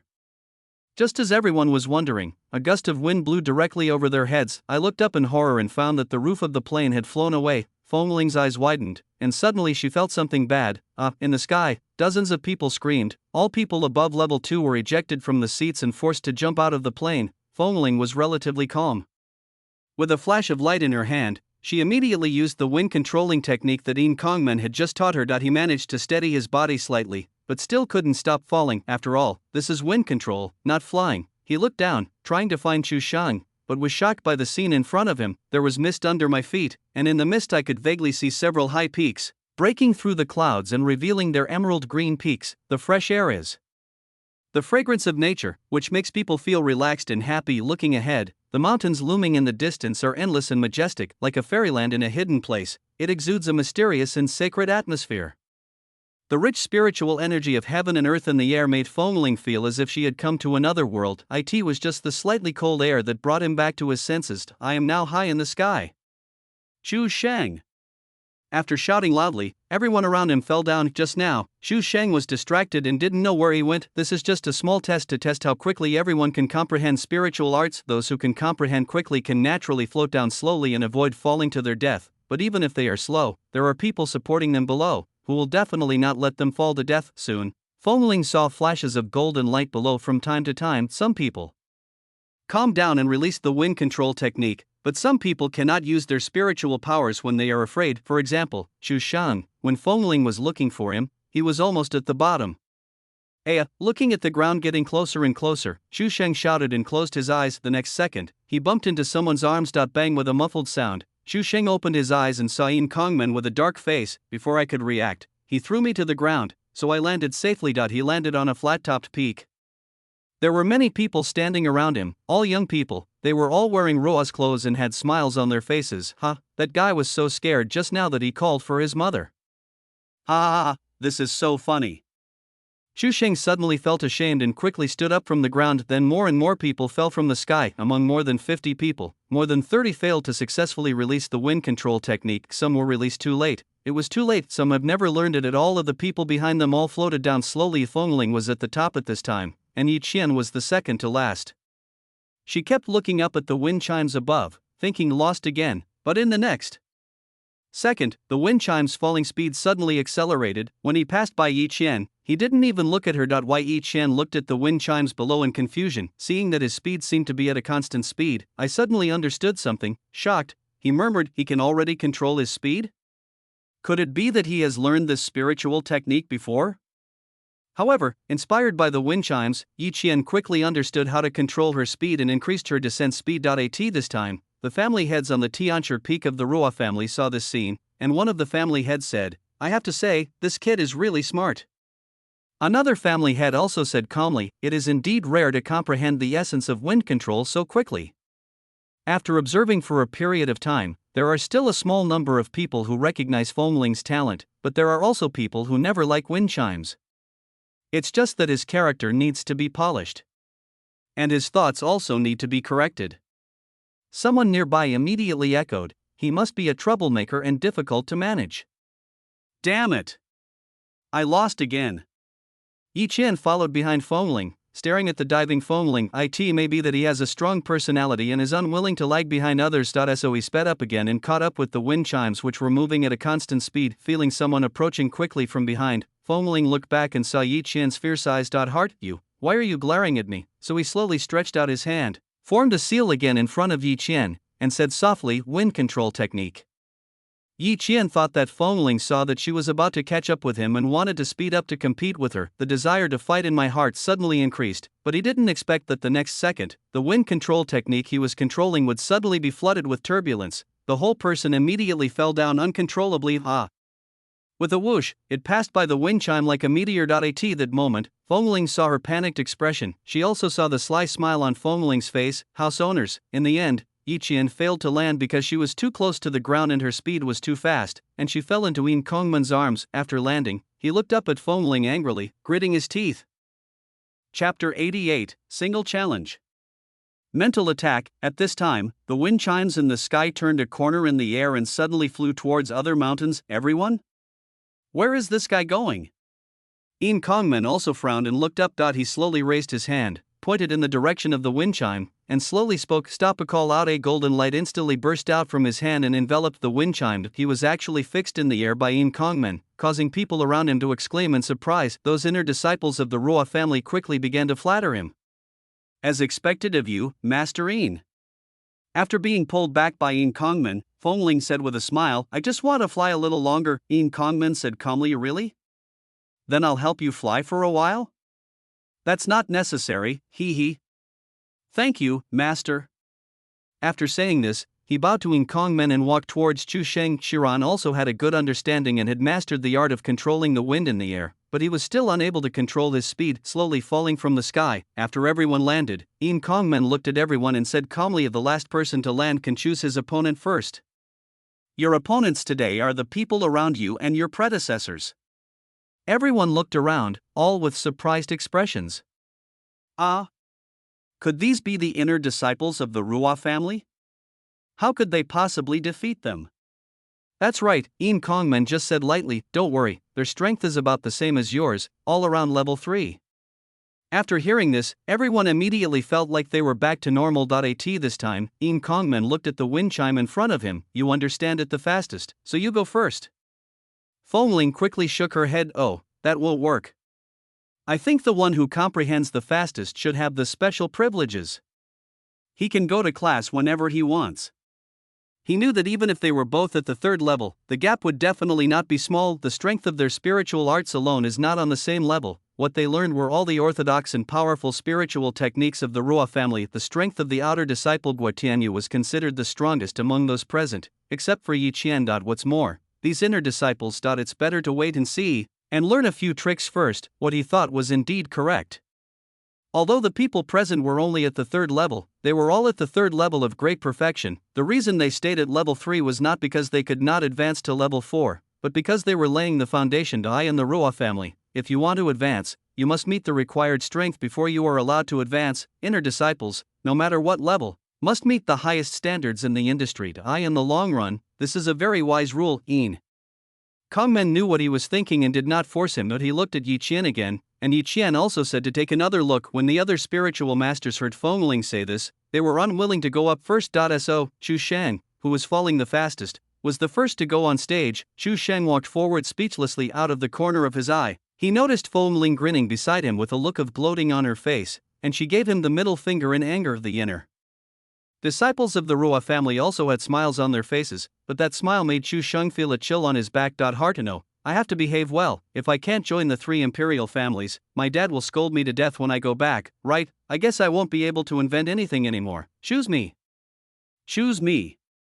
Those seniors were eager to try and couldn't help but want to give Chu Sheng a good beating. At this time, a pleasant female voice sounded, "Little brother, don't call mom for a while."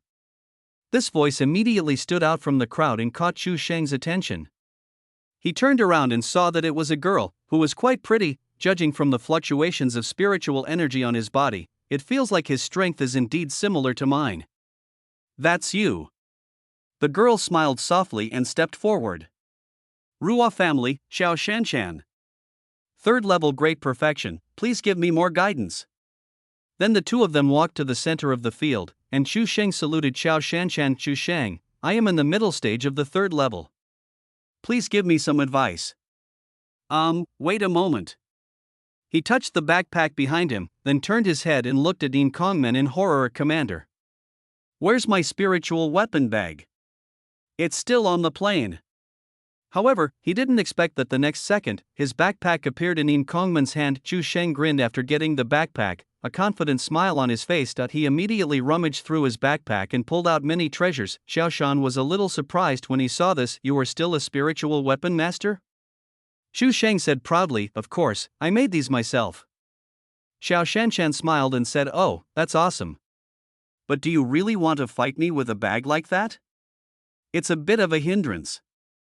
At this time, someone nearby laughed and said, a senior sister, don't be intimidated by him. This guy's spiritual weapon is used to blow himself up. Hearing this, everyone started laughing. Fengling glanced at the person who just spoke. Very good, I will remember you. Chu Sheng didn't care, he tightened his backpack and said with a smile, come on. I'm ready. In his left hand he held a strange object. He also held a strange object in his right hand. It looked like a box, and no one knew what was inside. He carried the backpack in front of him, apparently to make it easier for him to take his big treasure. It looks a bit funny. Before the war started, the family heads had already placed their bets. Most people believed that even if Chu Sheng had a spiritual weapon, he would still lose. Lei Jing and Ruo Tinghan thought Chu Sheng would win, while Bai Qiling lost the bet. Senior sister, can you let me take the first move? Chu Sheng asked with a smile. Xiao Shanshan smiled and nodded. Even if Chu Sheng had spiritual power, she didn't take it seriously. Please, so he raised the strange thing in his left hand and gently pressed the button. Just because you were so. Suddenly, music started playing in the field, and the rhythm was quite exciting. At the same time, a strange energy spread out. Everyone? Ahem, sorry, I put it in the wrong place, try again. Then, another button was pressed, spiritual pollution. Buzz, a wave of energy spread out, and at the same time, a sharp sound rang out again, you. What are you doing? Up? The harsh sound stirred in the field, carrying a strange energy. Everyone couldn't help but cover their ears, and at the same time felt a sharp pain in their heads. It seems like it really is a mental attack. Xiao Shanshan, who was closest to the scene, was forced to hold her forehead with one hand and take 2 steps back because of the harsh sound and energy. He was able to force back the 3rd order great perfection. He is indeed a Koan. Bah, this magic weapon seems to have some effect. At this moment, the shoes on Chu Sheng's feet suddenly flashed with golden light. In the blink of an eye, he rushed in front of Xiao Shanshan. He raised high the strange box in his right hand. Xiao Shan's eyes narrowed, and he thought, little brother, you look down on me too much. Just when she was about to do something, Chu Sheng shouted, cockroach attack. As he spoke, he opened the box-like object in his right hand. All I saw were big black cockroaches with patterns flapping their wings like crazy, flying towards her. Xiao Shanshan? She stared at the cockroaches coming towards the shop. She was so scared that her face turned pale and she kept screaming, help! Looking at the entire spiritual world, there are probably not many women who can face these terrifying creatures. Chapter 89, Turn your hand and clouds appear, turn your hand again and rain falls. No! I give up.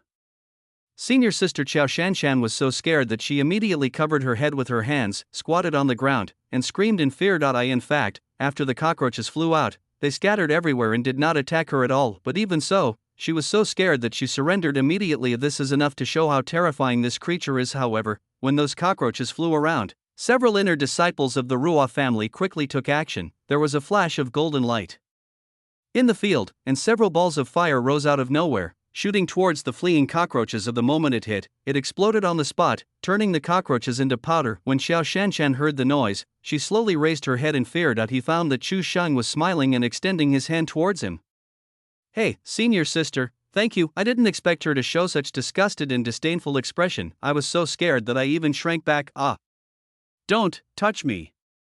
Because Chu Sheng's hand was the one that had touched the cockroach box before. Chu Sheng was stunned for a moment and withdrew his hand awkwardly. At this time, Yin Kongman's voice sounded faintly in the field. "Chu Sheng wins. Starting today, we will start special training with cockroaches. When you can calmly perform the meditation technique 10 times in a swarm of cockroaches, it will end." "Xiao Shanshan?" She slumped to the ground as if she had gone mad. My mind is full of those horrible creatures. The Ruo family disciples around all laughed unkindly upon hearing this. Yin Kongman glanced at them. I mean, everyone.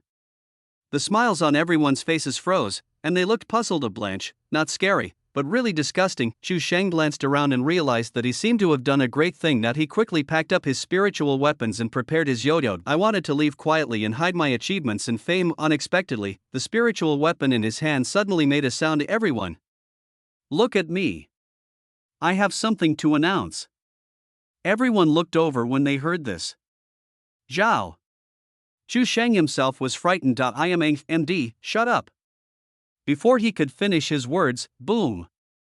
It exploded. A classic ending. When I looked around again, I found that the expressions of my seniors were all very gloomy. Because of the accident that happened to Chu Sheng just now, all the disciples of the Ruo family no longer look down on the new students who come here. Who knows what weird tricks he is, but when they got serious, the gap became apparent. Regardless of the speed at which spiritual techniques are released, or the strength of spiritual arts, or it is the mastery of the restraint relationship between spiritual arts, they are all far superior to all the freshmen present. The battle was almost one-sided. The difference can be seen from a battle of spiritual arts. They are obviously the same spiritual arts, but the opponent's spiritual arts can destroy everything. I'm in a good mood and I'll play a few more tricks with you. If someone is in a bad mood, just solve the problem with one move and don't give them any chance. 20 or so freshmen passed by. No one was able to defeat the disciples of the Ruo family. However, the first ones to come on the field were all second level, and there were even first level rookies. Chu Sheng is an exception. Soon, the second third level person present slowly walked to the middle, obviously different from those before. Also taking the initiative, he quickly released 7 or 8 spiritual arts in succession. At the same time, he attacked the opponent in front of him. His target is the 3 major families, so right from the start, he used all his strength. However, the Ruo family disciple standing in the distance only had a faint smile on his face and said softly, "Well, barely okay?" After saying that, he raised his hand and quickly formed a seal that speed seemed to leave after images. In 1 second, I didn't know how many times the gesture changed. Seeing this, Feng Ling in the distance opened his eyes wide and surprised. I was careless, going too fast and didn't see clearly. The next second, he raised his hand and said softly, "Turning your hand into clouds." Swoosh! A stream of energy spread out and rushed straight towards the spiritual arts flying over. The next second, all the spiritual arts flying in the air stopped in the air. Strangely, the disciple from the Ruo family chuckled and clenched his fist lightly, pointing at the freshman on the field. He said, "Cover your hands and it will rain." Call out. Those spiritual arts just now suddenly turned 180 degrees and flew towards the one who cast them. Wow! All the freshmen present couldn't help but exclaim in surprise. What kind of spiritual magic is this? So amazing. The man on the field had a look of disbelief on his face. "I have given up resistance, can't hide, there is nowhere to hide." He knew he couldn't defend himself. This is the spiritual arts of the Ruo family. This is outrageous. Why can you control the spiritual arts I release? The next second, Yin Kongman appeared in front of him like a ghost without any warning and swept his hand casually. Boom! All spiritual arts exploded instantly. But the energy did not reach him. Those energies, even the spiritual energy around him, could not break through. So strong. Chu Sheng couldn't help but exclaimed, "Wind chime! Did you see that move just now?" Turning around to look at Feng Ling, I found that he was lowering his head and quickly forming seals. He was still mumbling, "TSK, something doesn't seem right." "That's not right either. What are you doing, Wind chime?" "Don't bother me." "Oh, don't talk."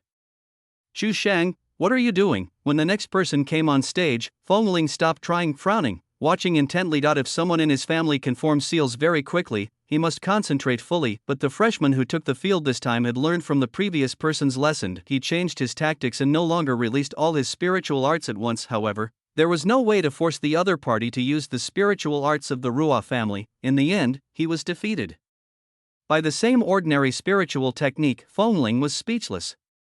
"Can't you let me watch it again?" So, when the next person came on stage, he smiled and shouted to the senior sister in the field, "Senior sister, I still want to see that really cool move from before. Flipping your hand and it becomes clouds, flipping your hand and it becomes rain. That move.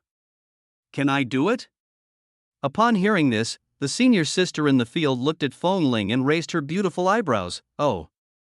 Fresh meat." Fengling's harmless and sunny smile, that pair of beautiful peach blossom eyes, is actually quite attractive. The senior sister immediately smiled and said, "Since junior brother has asked senior sister to do that, then senior sister will grant your wish." "Thank you, senior sister."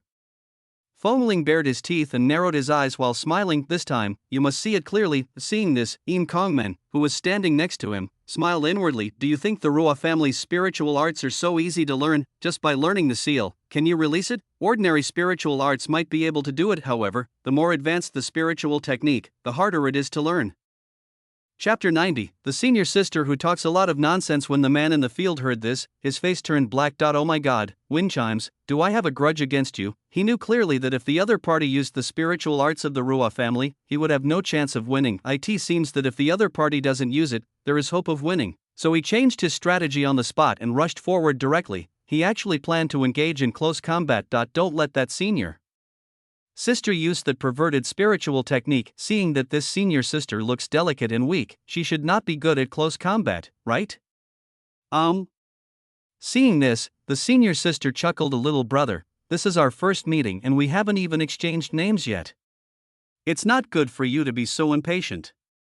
After saying that, he twisted his waist and dodged left and right. He looks nonchalant, but can easily dodge every attack from the opponent. The freshman was obviously getting anxious when he saw that his attacks failed every time, and he continued to speed up. However, it was useless, and even received a light ridicule from the senior sister. "Little brother, being quick is useless.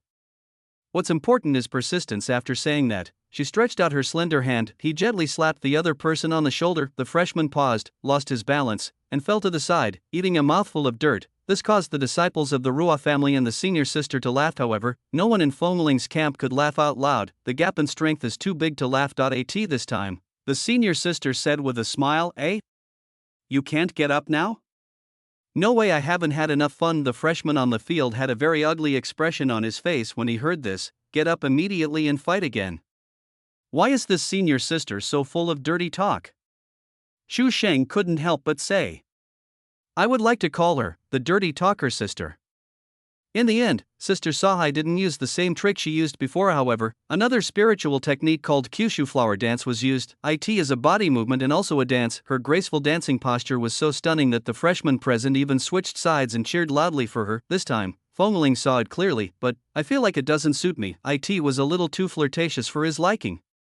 After that, basically no one could force the Ruoff family to use their advanced spiritual techniques. However, when Shiran came on stage, she was very beautiful. The senior student opposite her showed off his skills in front of her. In order to show off, Fengling learned 2 more tricks. When it was Yi Qian's turn, she turned around and glanced at Fengling before going on stage. His eyes were full of fighting spirit. Fengling smiled and squinted her eyes and said, "Come on." Yi Qian was obviously stunned, with a puzzled look in her eyes. Then he frowned slightly, nodded gently, said nothing, and walked forward. "Fengling, are you familiar with her?" Xu Sheng couldn't help but ask. "I don't know him." "Then why are you giving her fuel? You don't like her, do you?" Xu Sheng chuckled, but Fengling rolled her eyes. "Do you think everyone is like you, falling in love with every girl they meet?" Xu Sheng was not happy with this. "Don't talk nonsense. I don't fall in love with every girl I meet. All those things before were just liking, not love." Fengling ignored him and looked at Yi Qian's back, unable to help but thinking, why has this woman been so hostile towards me from the very beginning? Yi Qian is actually very beautiful. Those intersect male disciples of the Ruoff family, without knowing her character, they were all eager to try, wanting her to choose them so that they could show off their skills in front of her. In the end, she chose a boy who looked very strong. Zhou, 3rd level, great perfection. Yi Qian, middle level of the 4th stage. After the two of them greeted each other, the Ruoff family disciples around them smiled and said, "Jobu, if you lose, it will be terrible." Be careful, this beauty is at a higher level than you, although he said so, but you can tell from the smile on his face. No one takes Yi Qian's strength seriously. He is just a 4th level casual cultivator, not a worthy opponent. On the freshman's side, some people were cheering for Yi Qian, because except Xu Sheng, everyone has lost badly so far. Everyone felt ashamed. Besides, Xu Sheng didn't win by normal means. Somehow, they went from being competitors to becoming a collective. They just hoped that someone can stand up and win for them. Of course, some people also hoped that Yi Qian would be beaten badly. It's better for everyone to be miserable, that way they won't look too tacky. Why Yi Qian's strength is indeed extraordinary, obviously much higher than all the freshmen, whether in the use and understanding of spiritual arts or the amount of spiritual arts reserves, they far exceed those present. Zhou Bu on the opposite side couldn't help but admire. Are you really a casual cultivator? You are so strong. Although he was praising her, he did not look like he was in a difficult situation and seemed to be able to handle it with ease. In that case, I'll be serious. Yi Qian snorted coldly. I couldn't ask for more. After saying this, Zhou Bu's aura changed. She is clearly at the 3rd level, but her aura is even more powerful than Yi Qian, who was at the 4th level. Yi Qian couldn't bear it after just 2 consecutive high-level spiritual arts. He was beaten back step by step and retreated several steps. Just as she was about to fight back, the 3rd spiritual technique hit her. The severe pain made her lose her ability to fight instantly. Some people were happy about her defeat, while others were sad. This was a reasonable and expected defeat, but Yi Qian's face was full of reluctance. TSK, Zhou Bu, do you know how to be gentle with women? Someone next to him said. Zhou Bu looked at Yi Qian, who was sitting on the ground angrily, scratched his head, and stretched out his hand. Are you okay? Fine. Yi Qian did not go to hold his hand, but stood up by herself. He gritted his teeth and saluted the other party. Thank you for your advice. Thank you. On the way back, Yi Qian took another look at the wind chime. This time, the unwillingness in his eyes was clearly greater than his desire to fight. Fengling smiled and said, well done. I originally wanted to ease the relationship. Unexpectedly, Yi Qian's eyes changed. She snorted lightly and walked straight past. Fengling smiled on the surface, but was speechless in her heart. Could it be that he is holding a grudge against me during the wind controlling technique just now? TSK so stingy. Fengling was not afraid of this blatant hostility. On the contrary, he felt she ran was more terrifying. Fengling, it's your turn. Yin Kongmen said lightly. Chapter 91. I fell in love, I broke up. Fengling nodded. In fact, he already had a candidate in mind. That's right, it's the senior sister who was talking nonsense before. I hope she can teach him personally how to make love with him. Senior sister, please. The flirtatious senior sister came out with a chuckle. Junior brother, you can't be as rude as that guy just now. Senior sister's body can't bear it. Fengling couldn't help but shiver when he heard it, and goosebumps appeared all over his body. What a terrifying woman. Yin Kongmen beside him seemed to be unable to listen anymore and said calmly, He Xiaoxiao. He just whispered He Xiaoxiao's name again. He Xiaoxiao shrank her snow-white neck in fear and stuck out her tongue at Yin Kongmen. I'm just kidding, Commanderine. Then, he smiled and looked at the wind chime in front of him. His expression became a little more serious, and he saluted and said, He Xiaoxiao, 3rd level Great Perfection Wind Chime, Level 3, Beginning Stage. Just when Fengling was planning to shamelessly take the initiative, suddenly there was a loud bang in the sky, and a sound of breaking through the air was heard. Surrounding this misty mountain range, it continues to echo. Everybody, look up. I saw a black dot vaguely appearing in the fog, flying towards me quickly. The milky white fog behind him was cleared away, just like light appearing after clouds were cleared away. The scenery is eye-catching, although Fengling couldn't see clearly at this time. He had a bad feeling in his heart. As the black spot gets closer, Fengling frowned. Why are you here again? Yin Kongmen also narrowed his eyes, somewhat puzzled. What was unexpected was that the next second, he slowly squatted down and knelt on one knee in public. Just when everyone was shocked and confused, he shouted loudly, Welcome to the saint. As soon as these words were spoken, all the inner disciples of the Ruo family present widened their eyes in shock. Saint girl? It seems to be true. The next second, all the inner disciples present, including He Xiaoxiao in front of Fengling, all the inner disciples of the Ruo family knelt on one knee, shouted in unison, Welcome to the saint. All the freshmen in the audience were also shocked. The saint of the Ruo family. All spiritual masters in the world know that the Ruo family has a 9-nether saint. However, as a casual cultivator, there is no chance to see it at all. Even among the inner disciples of the Ruo family, few have seen it. Afterwards, all the freshmen followed the example of those people and welcomed the saint. But the difference is that the people of the Ruo family dare not look up, but the new, each one of them. stretched out their head curiously, just like a chick that had just hatched from its shell, whether boys or girls. Their eyes were full of curiosity and anticipation. Seeing this, Feng Ling quickly ran back to her team, hiding in the crowd, with head lowered, anger written all over his face. "You're not here to see me, are you?" Ruo Qingyan stepped on the golden light and fell down like a fairy. Although there is also a very beautiful Xiao Hui next to her, but you can still tell at a glance who is the saint and who is the maid. Both are beautiful women, but their temperaments are very different. She is so beautiful that I don't know what adjective to use to describe such a woman. That magnificent appearance fascinated the freshman present. Chu Shan, who was standing next to him, looked up at Ruo Qingyan and couldn't help but mutter, "Wind chimes, I feel like I'm in love." However, Feng Ling next to him didn't even raise his head during the whole process. Ruo Qingyan's speed slowed down a lot after approaching the ground, slowly falling from the sky. He took 2 steps, as if walking on the wind, and came to Yin Kongmen, and said softly, "Uncle Yin, please get up quickly." "Why are you being so polite?" The pleasant voice spread, ethereal and moving. This sound fits perfectly with the fairyland of Ruo's family. Yin Kongmen raised his head and slowly stood up. "Saint, what advice do you have?" Although Yin Kongmen was still speaking wildly, his tone was very gentle. The people present had never heard Yin Kongmen's voice so gentle. Ruo Qingyan also whispered softly, "Everyone, please stand up. No need to be polite." After everyone stood up, they stared at Ruo Qingyan in front of them. Many inner disciples saw Ruo Qingyan for the first time. Both men and women will be attracted by her divine beauty and cannot take their eyes off her. She just turned her head and looked at the team of freshmen. His eyes swept over everyone and finally stopped on Chu Shang. Then he took a step and walked slowly towards him. Every step is so graceful and beautiful. Everyone present was stunned and quickly made way for her. When she passed by, he could smell a fragrance that seemed to come from heaven. Chu Sheng stared blankly at Ruo Qingyan, who was walking towards him. After coming to his senses, he was immediately delighted. "What does it mean? Are you looking for me as soon as you come? Could it be that he has taken a fancy to me?" Ha! He suddenly laughed stupidly and foolishly. His heart, at this moment, was beating wildly. Chu Shang, have never loved any woman in these 18 years, but, at this moment, Mom, I'm in love.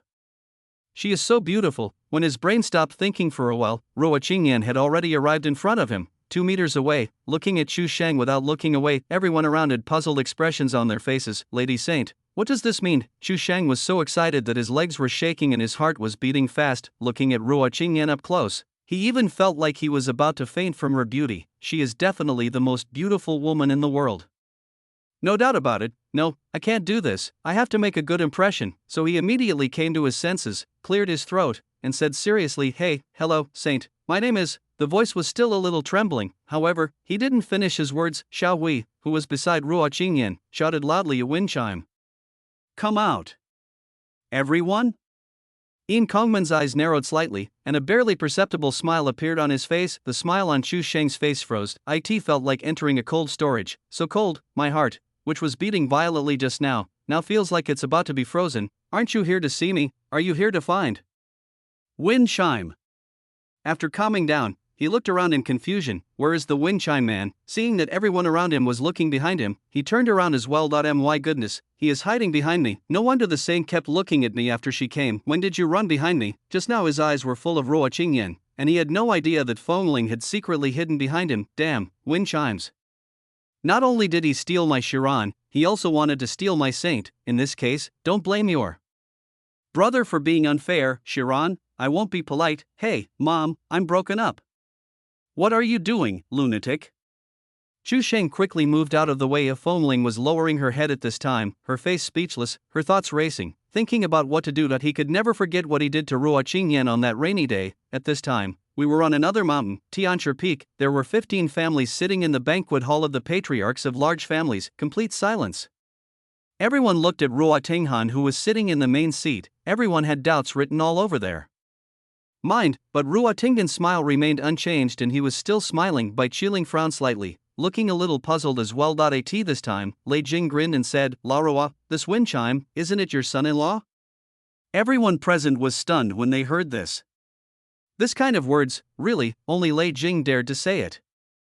Chapter 92 Reunion. The whole place was silent for more than 10 seconds. Ruo Tinghan did not answer, and his facial expression did not change. His eyes were always fixed on the big screen in front of him. Lei Jing smiled when he saw this. "Oh, it was just a joke. Why are you angry?"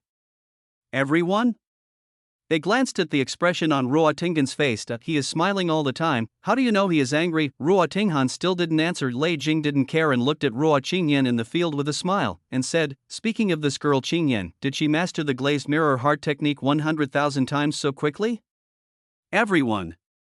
Stop talking, or he'll get really angry. He quickly glanced at Ruo Tinghan. Fortunately, there was still no expression on his face. I can't help but sigh. Apart from Lei Jing, no one dared to be so naughty in front of Ruo Tinghan. Bai Qiling frowned, his eyes fixed on Ruo Qingyan in the field. I kept pondering in my heart, could it be that if he were to listen to this old man, Ruo Tinghan, he would not hesitate to let his daughter get close to him? Why, I don't feel the need. The 9 Nether Saints and the half-spiritual master are basically on par in strength. Or does the Ruo family want to truly dominate the world? Welcome to Her Majesty the Saint.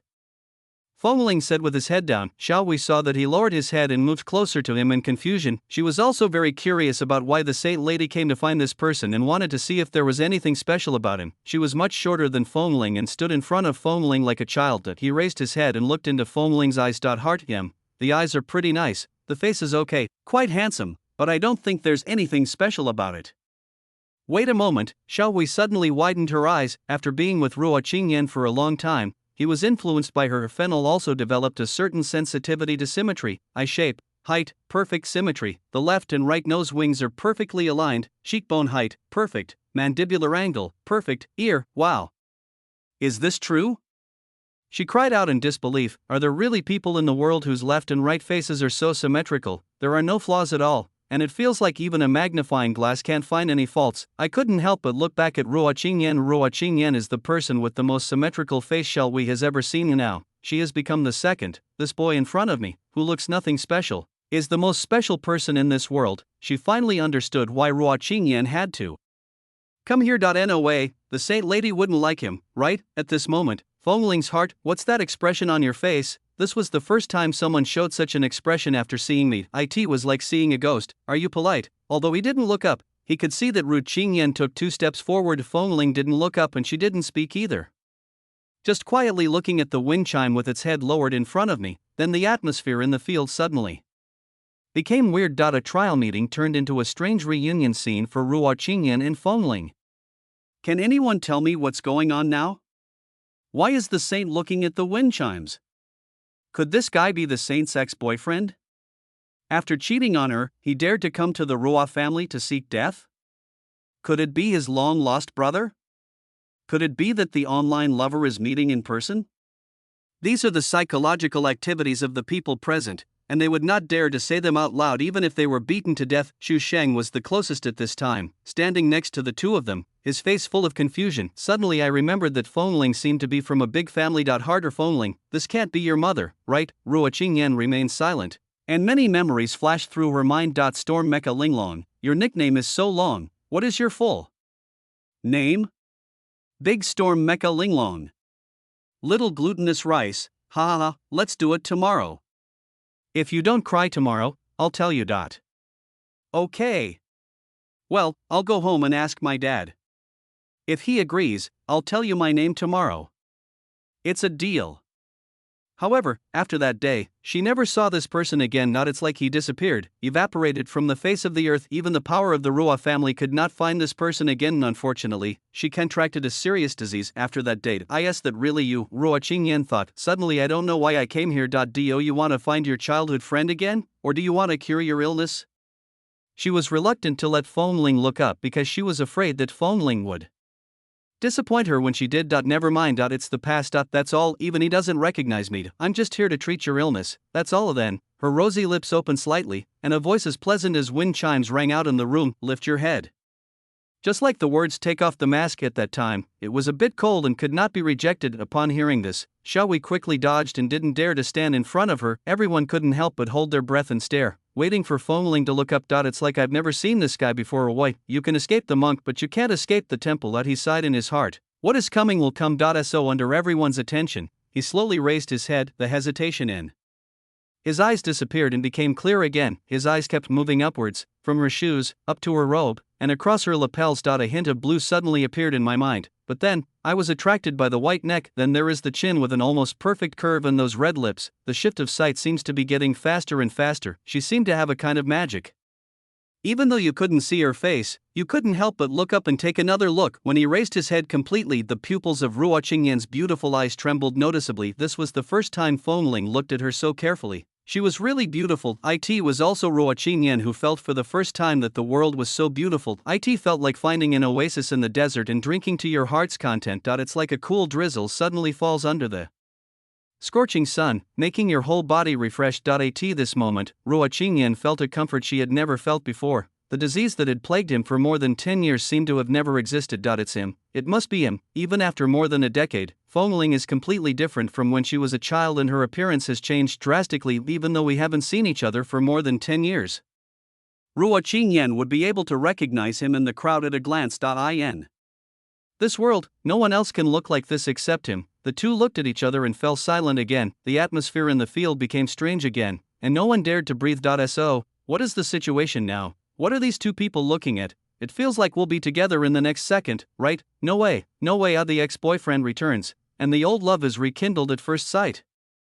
Chapter 93. I'll be your rival. Fengling suddenly came back to her senses and looked at those eyes with a puzzled expression. Why, it feels a little familiar. Something seemed to be coming to mind, but it never happened. Strange. Have you ever dreamed about this? Oh, I see. It must be because I have been using it for meditation training recently, so it feels very familiar. So that's it. It must be like this. Fengling couldn't help swallowing her saliva, thinking, what do you want to do? Are you planning to arrest me? Why aren't you speaking? Forgot the lyrics. Looking at Ruo Qingyan's eyes, Fengling's heart suddenly started beating faster for some reason. This is a feeling I have never experienced before. Scared? Or what? He didn't understand. I just felt inexplicably panicked. I quickly bowed again. Well, Saint Lady, I wonder if you have any advice for me?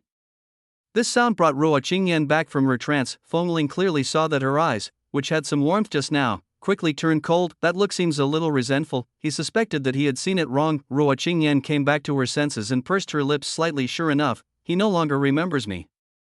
I am. She opened her lips slightly, but hesitated to speak. I was so shocked that I almost said out my nickname. He frowned slightly, immediately focused his attention, and said cautiously in a deep voice, I will be your opponent. Everyone present was shocked. Sure enough, she came to tear her ex-boyfriend apart. Oh my god, what kind of love, hate, and vengeance is there between the two of them? The faces of those present were filled with disbelief. All kinds of strange thoughts keep popping up in my mind. Fengling's heart is sure enough. He came to cause trouble. It must be because of what happened last time. He still holds a grudge. Lady Saint, I am only a level 3 warrior. How can I be your opponent? After saying that, Fengling looked at Yin Kongmen and winked at him frantically. Old Indian, quick, help me. Ruo Qingyan's eyes never left Fengling, but she whispered to Yin Kongmen, Uncle Yin, is that okay? Of course, Saint Lady. Wind chime? You are so good, Yin Kongmen, how dare you sell me out? I don't want you anymore. Upon hearing this, the people around immediately retreated dozens of meters. Make room for Fengling and Ruo Qingyan to fight. We don't know what intense scene will happen soon, so it's better to stay away from it. Xu Xing didn't dare to stay with these two people, and glanced at Fengling. Hey, lunatic, you, take care of yourself. Slip away. Fengling glanced around, gritted his teeth and said, can we not fight? He knew that even if he was at the 3rd level now, there was no chance of defeating her. Can't you wait for me to grow up? Ruo Qingyan didn't say anything, just looked at Fengling. My mind is full of wow, so symmetrical. She didn't even hear Fengling talking. Seeing that she didn't say anything, Fengling understood that it was not allowed. Why? Then I'll go first, okay? Ruo Qingyan came back to her senses and saluted Fengling. Ruo Qingyan, a 6th level Earth Spirit Master, in the initial stage. Her Majesty, when it comes to etiquette, you have a very strict grasp of it. 6th rank Earth Spirit Master. The people present exclaimed in surprise. Not only the freshmen, but even the disciples of the Ruo family were shocked. How old is she? 18 years old, level 6. What is this? This is such an unprecedented and terrifying talent. She is worthy of being a saint. Fengling was also very shocked, given his understanding of the spiritual world. In the history of spiritual masters, the youngest 6th level spiritual master seemed to be 19 years old. Starting from the 4th level, each level is extremely difficult to advance. Wind chime, the beginning of the 3rd stage. There is a difference of 3 major levels. Fengling knew that even if she tore up the lucky charm, there would be no chance of winning. Please. Ruo Qingyan said softly, tacitly agreeing to Fengling's request to take the first step. Therefore, Fengling did not hesitate and started to make seals immediately. Although I know I will lose, I don't want to lose too badly. He has always regarded Ruo Qingyan as his opponent and has been training hard for such a long time. At least it should look better than last time. The speed of forming seals is far slower than those of the Ruo family disciples, but it is also very fast, just as everyone was waiting to see a big show. Nothing happened. After the wind chime was sealed, there was no fluctuation of spiritual power. This means that the release of the spiritual technique has failed. Some of the freshmen who came with Fengling couldn't help laughing out loud. The scene became awkward in an instant. Chu Sheng was puzzled because Fengling's magic had never had any problems when he was inspecting demons in the town before. What's going on? Could it be that he was nervous after meeting his ex-girlfriend? Fengling was also stunned for a moment. Why not? That should be correct. That's what the Ruo family disciple did just now. He wanted to use the spiritual arts of the Ruo family, so I tried it again immediately, and this time, someone figured it out. Oh? He wants to use the Ruo family's spiritual technique? A disciple of the Ruo family said. Jobu, isn't this the mark of the wind and thunder flash that you used just now? Jobu was also looking at the wind chimes with some surprise at this time. When he was fighting with Yi Qian just now, he just did it quickly. You just remember the wind chime. What kind of horrible eyesight and memory is this? I couldn't help but say, you remembered it in just one go?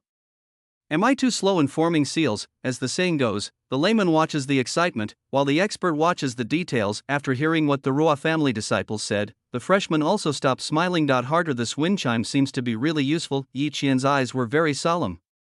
How could he remember everything Jobu said in such a fast speed? She can't do it. Fengling frowned and tried something else. Jobu's expression suddenly became strange. Is this, the mountain and river are broken? It was also the spiritual technique he had just used. Did you write this down too? A spiritualist next to Jobu said in shock. This time, a wise man suddenly spoke up. I'm afraid that he has memorized all the marks of the spiritual arts we have released before.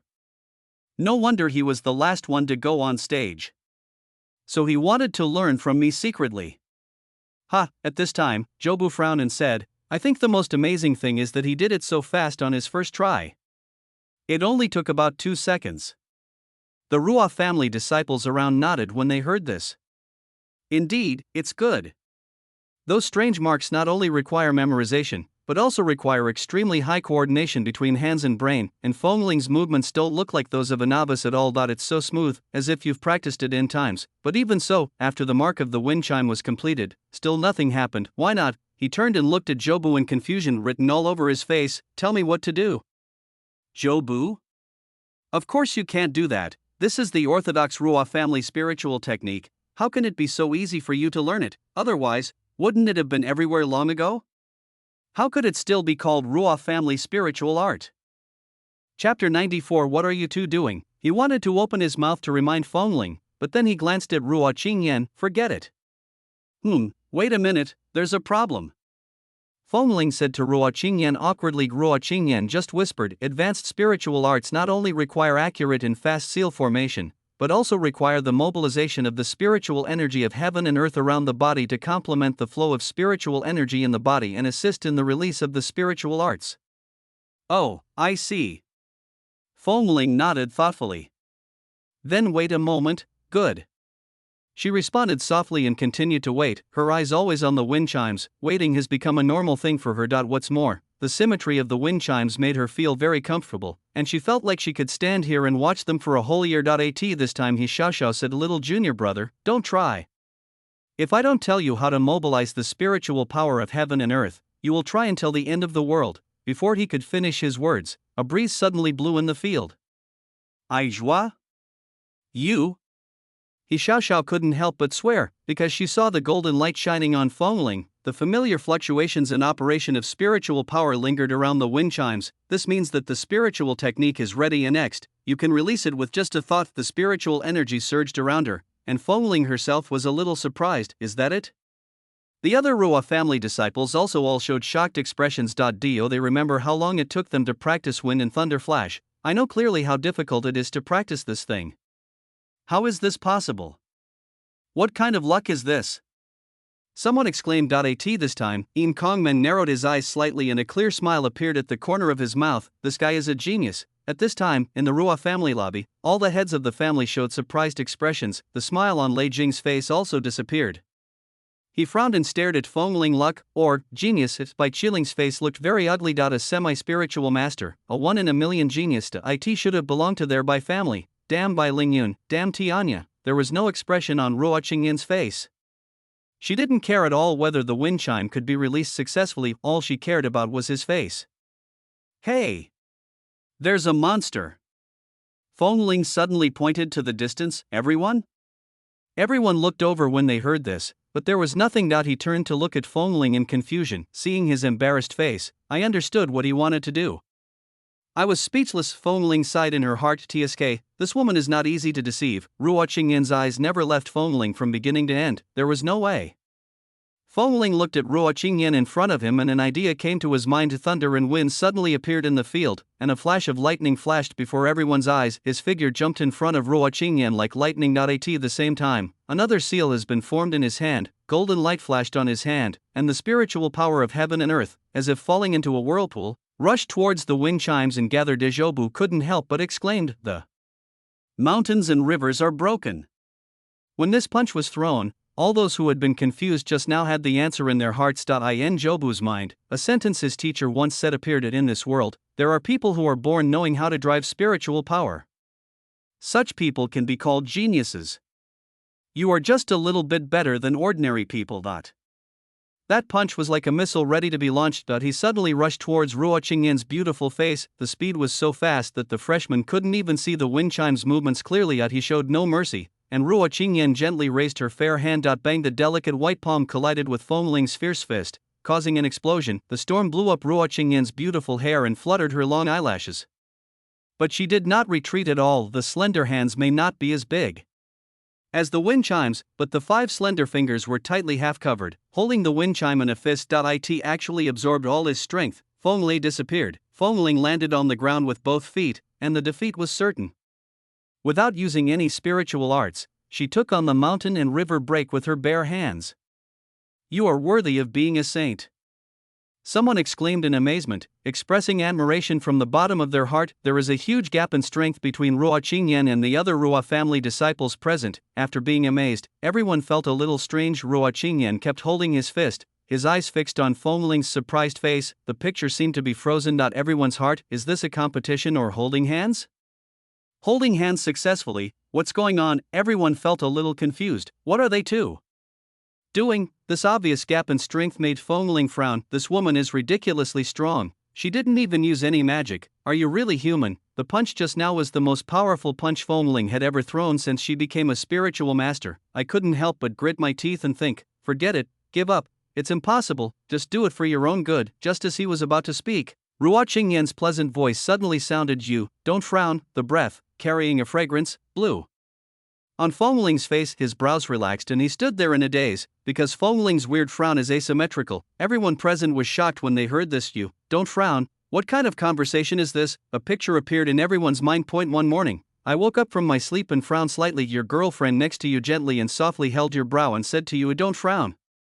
No, wake up. I don't have a girlfriend. However, there must be some unspeakable secret between the two of them. At this time, Ruo Qingyan also came to her senses and realized that her words were inappropriate. Gently released Fongling's fist. He took 2 steps back and coughed lightly. Well, come again. Fongling withdrew her hand and bowed, then bowed her head and said, I give up.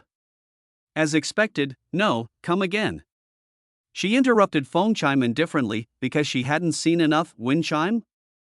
What exactly do you want to do? Don't think that I won't hit you just because you're pretty. If I can beat you, I will definitely teach you a lesson. Serious tone. Mainly, I feel very unhappy. Why should I listen to you? So he ignored her, took 2 steps back, and saluted her again. I said, I give up.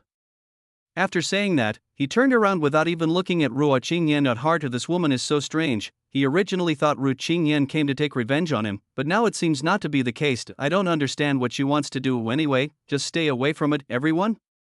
He rejected the saint. You kid, the saint lady personally gave me teachings, and you dare to refuse. Don't you want to stay in the Ruo family anymore? The freshmen were also shocked. Why did Fongling never play by the rules? After Fongling turned around, Ruo Qingyan came back to her senses. Looking at Fongling's back, his eyes were somewhat complicated.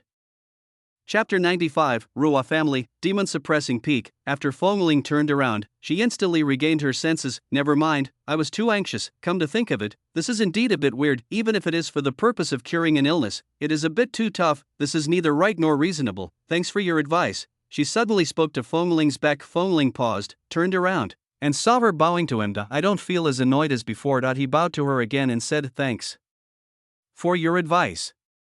The two looked up at each other again, and the picture froze again, but Fengling came to her senses first, with a strange expression on her face, and turned around slowly. Heart, what's going on? Can't we look at each other? Got it, because every time they look at each other, the atmosphere becomes weird. When I passed by Yinkingmen, I found that although this guy had a blank expression on his face, he always seemed to be smiling. I couldn't help but whispered, if you don't save me, a face full of resentment. This time Yinkongmen really chuckled, then he glanced at Ruo Qingyan in the distance and said to everyone, the test is over. Everyone follow me for the second assessment. Besides, is it not over yet? Fengling was a little annoyed, but others were very happy. Fortunately, there is still a chance to in the second assessment. You must perform well. Junior brother, remember to come and see me later. I will give you some private lessons. Senior sister He Xiao, who was always talking nonsense, smiled and waved at Fengling. Then he glanced at the same casually, with the corner of his mouth slightly raised. Fengling also smiled and nodded at her, thinking, I'm not looking for you, I want to go into the Lei family. Of course, this is just a vision. Fengling herself is not sure which leg to cling to. He was not sure about the relationship between the Lei family and the Bai family. If the Lei family and the Bai family are close, the only choice is the Ruo family. Fengling, what's going on between you and the saint? Xu Sheng couldn't help but ask in a low voice. The people around, including Shiran next to him, all turned to look at Fengling, their faces full of expression. Explain, what is your relationship with the saint? How would I know? I don't even know him. I'm really not familiar with him. After saying this, he suddenly felt like a thorn in his back. He was so scared that he looked back and saw Ruo Qingyan looking at him. It turned out that she had been far behind, following quietly. What are you doing? Is the saint so free? Fengling couldn't help but think, it seems like I always meet her, it's weird. Then he quickly turned around and whispered, don't ask. Oh. I see. Xu Sheng chuckled. Fengling was too lazy to listen to his nonsense and just walked forward. Although Fengling had said it was no big deal, no one believed her. It doesn't matter. That's why that look was almost emitting sparks. When Fengling went to the front, Shiran couldn't help but look back at Ruo Qingyan. There was no expression on her face, but her eyes were always on Fengling. Does she like wind chimes? Shiran couldn't help but think of the next venue as another mountain within the Ruo family's territory. When climbing the mountain, Fengling saw from afar a huge object shaped like a pagoda standing on the top of the mountain, reaching into the sky. Blood red steel. There are 3 big characters written on it, and even halfway up the mountain, you can clearly see them. Monster Monument TSK. Is this the famous demon-suppressing monument of the Ruo family? Wow, I can actually see it in my lifetime. Master Yin, can you please return my phone to me? I want to take a photo. I have seen this wind chime on the internet before. It is said that countless vicious monsters are suppressed and kept in captivity there. When the disciples of Gongrua family are upgraded, they will directly devour new monsters. I have to say, this is a big family. It is a blessing to be able to enter such a family. If you can become an inner disciple, your day of success will be just around the corner. The barrier is ahead. Yinkongmen gave a reminder and said nothing else. Everyone perked up immediately after hearing this. After going up about 50 meters, Fengling clearly felt that he had passed through a layer of barrier. Swoosh, the world suddenly changed the moment it passed through the barrier. The bluish-white sky, the fog, the white clouds, everything, all dissipated and disappeared into thin air. Instead, there is a bloody sky, black fog, and a distorted world. The formerly green mountains are now barren under my feet is the bright red, cracked earth. It's more like a mountain formed by coagulated blood. Each of those dark cracks was only as wide as a fist, yet as deep as an abyss. And if you look down, you will be attracted by the darkness. I always feel like there are countless pairs of eyes staring at you. Vomit. Someone suddenly started to retch. How could those first-level people possibly withstand such a strong demonic aura? Pure physical discomfort. The rest of the people weren't much better, almost all. The freshmen present stopped walking, their legs shaking uncontrollably. Fengling felt her scalp tingling and her eyelids twitching. It is hard to imagine how many ferocious monsters are imprisoned in the monster-suppressing monument. He looked up and gazed at the huge monument that stood tall and straight. The black evil energy surrounding the demon-suppressing monument is like a dragon, layer by layer, climbing up and around. It also rushed straight into the sky and merged into a huge black vortex. In the sky just above the demon-suppressing monument, the black vortex, like the eye of a storm, slowly swirled and rotated. It seems to be able to pull at people's souls. Just one look at it makes you feel that your soul is about to be drawn into it. It hurts, ha ha ha. Suddenly, a strange sound appeared on the mountain, surrounding everyone. There are shrill screams, hoarse growls, and soft moans. The sounds all came from the stone tablet. It's clearly coming from the front, but it gives you the feeling that something is standing behind you, gently lying in your ear, whispering like a devil. Help! Some people were so scared that they screamed and jumped away, really thinking that there was something behind them. Suddenly, the huge monument seemed to twist like a water snake, twisting its body strangely. How can it? Someone trembled and uttered a sound, and the next second, the huge stone tablet suddenly exploded, the rubble exploded all over the sky, and the black air in it burst out. The screams of those demons became even more miserable. Exploded. Foamling stared and saw endless black air rising into the sky, like a volcanic eruption, sweeping across the heaven and earth. In just a few seconds, the entire red sky was swallowed up, and in the black air, scarlet eyes fell like meteors, like heavy rain, covering the sky and the earth. The scene was like the end of the world. Some people opened their mouths and stared with their eyes wide open, and even forgot to run away. Some people even collapsed to the ground, trembling with fear. It feels like being in hell on earth. However, this is the hell of demons. This is the Ruah family, the demon-suppressing peak.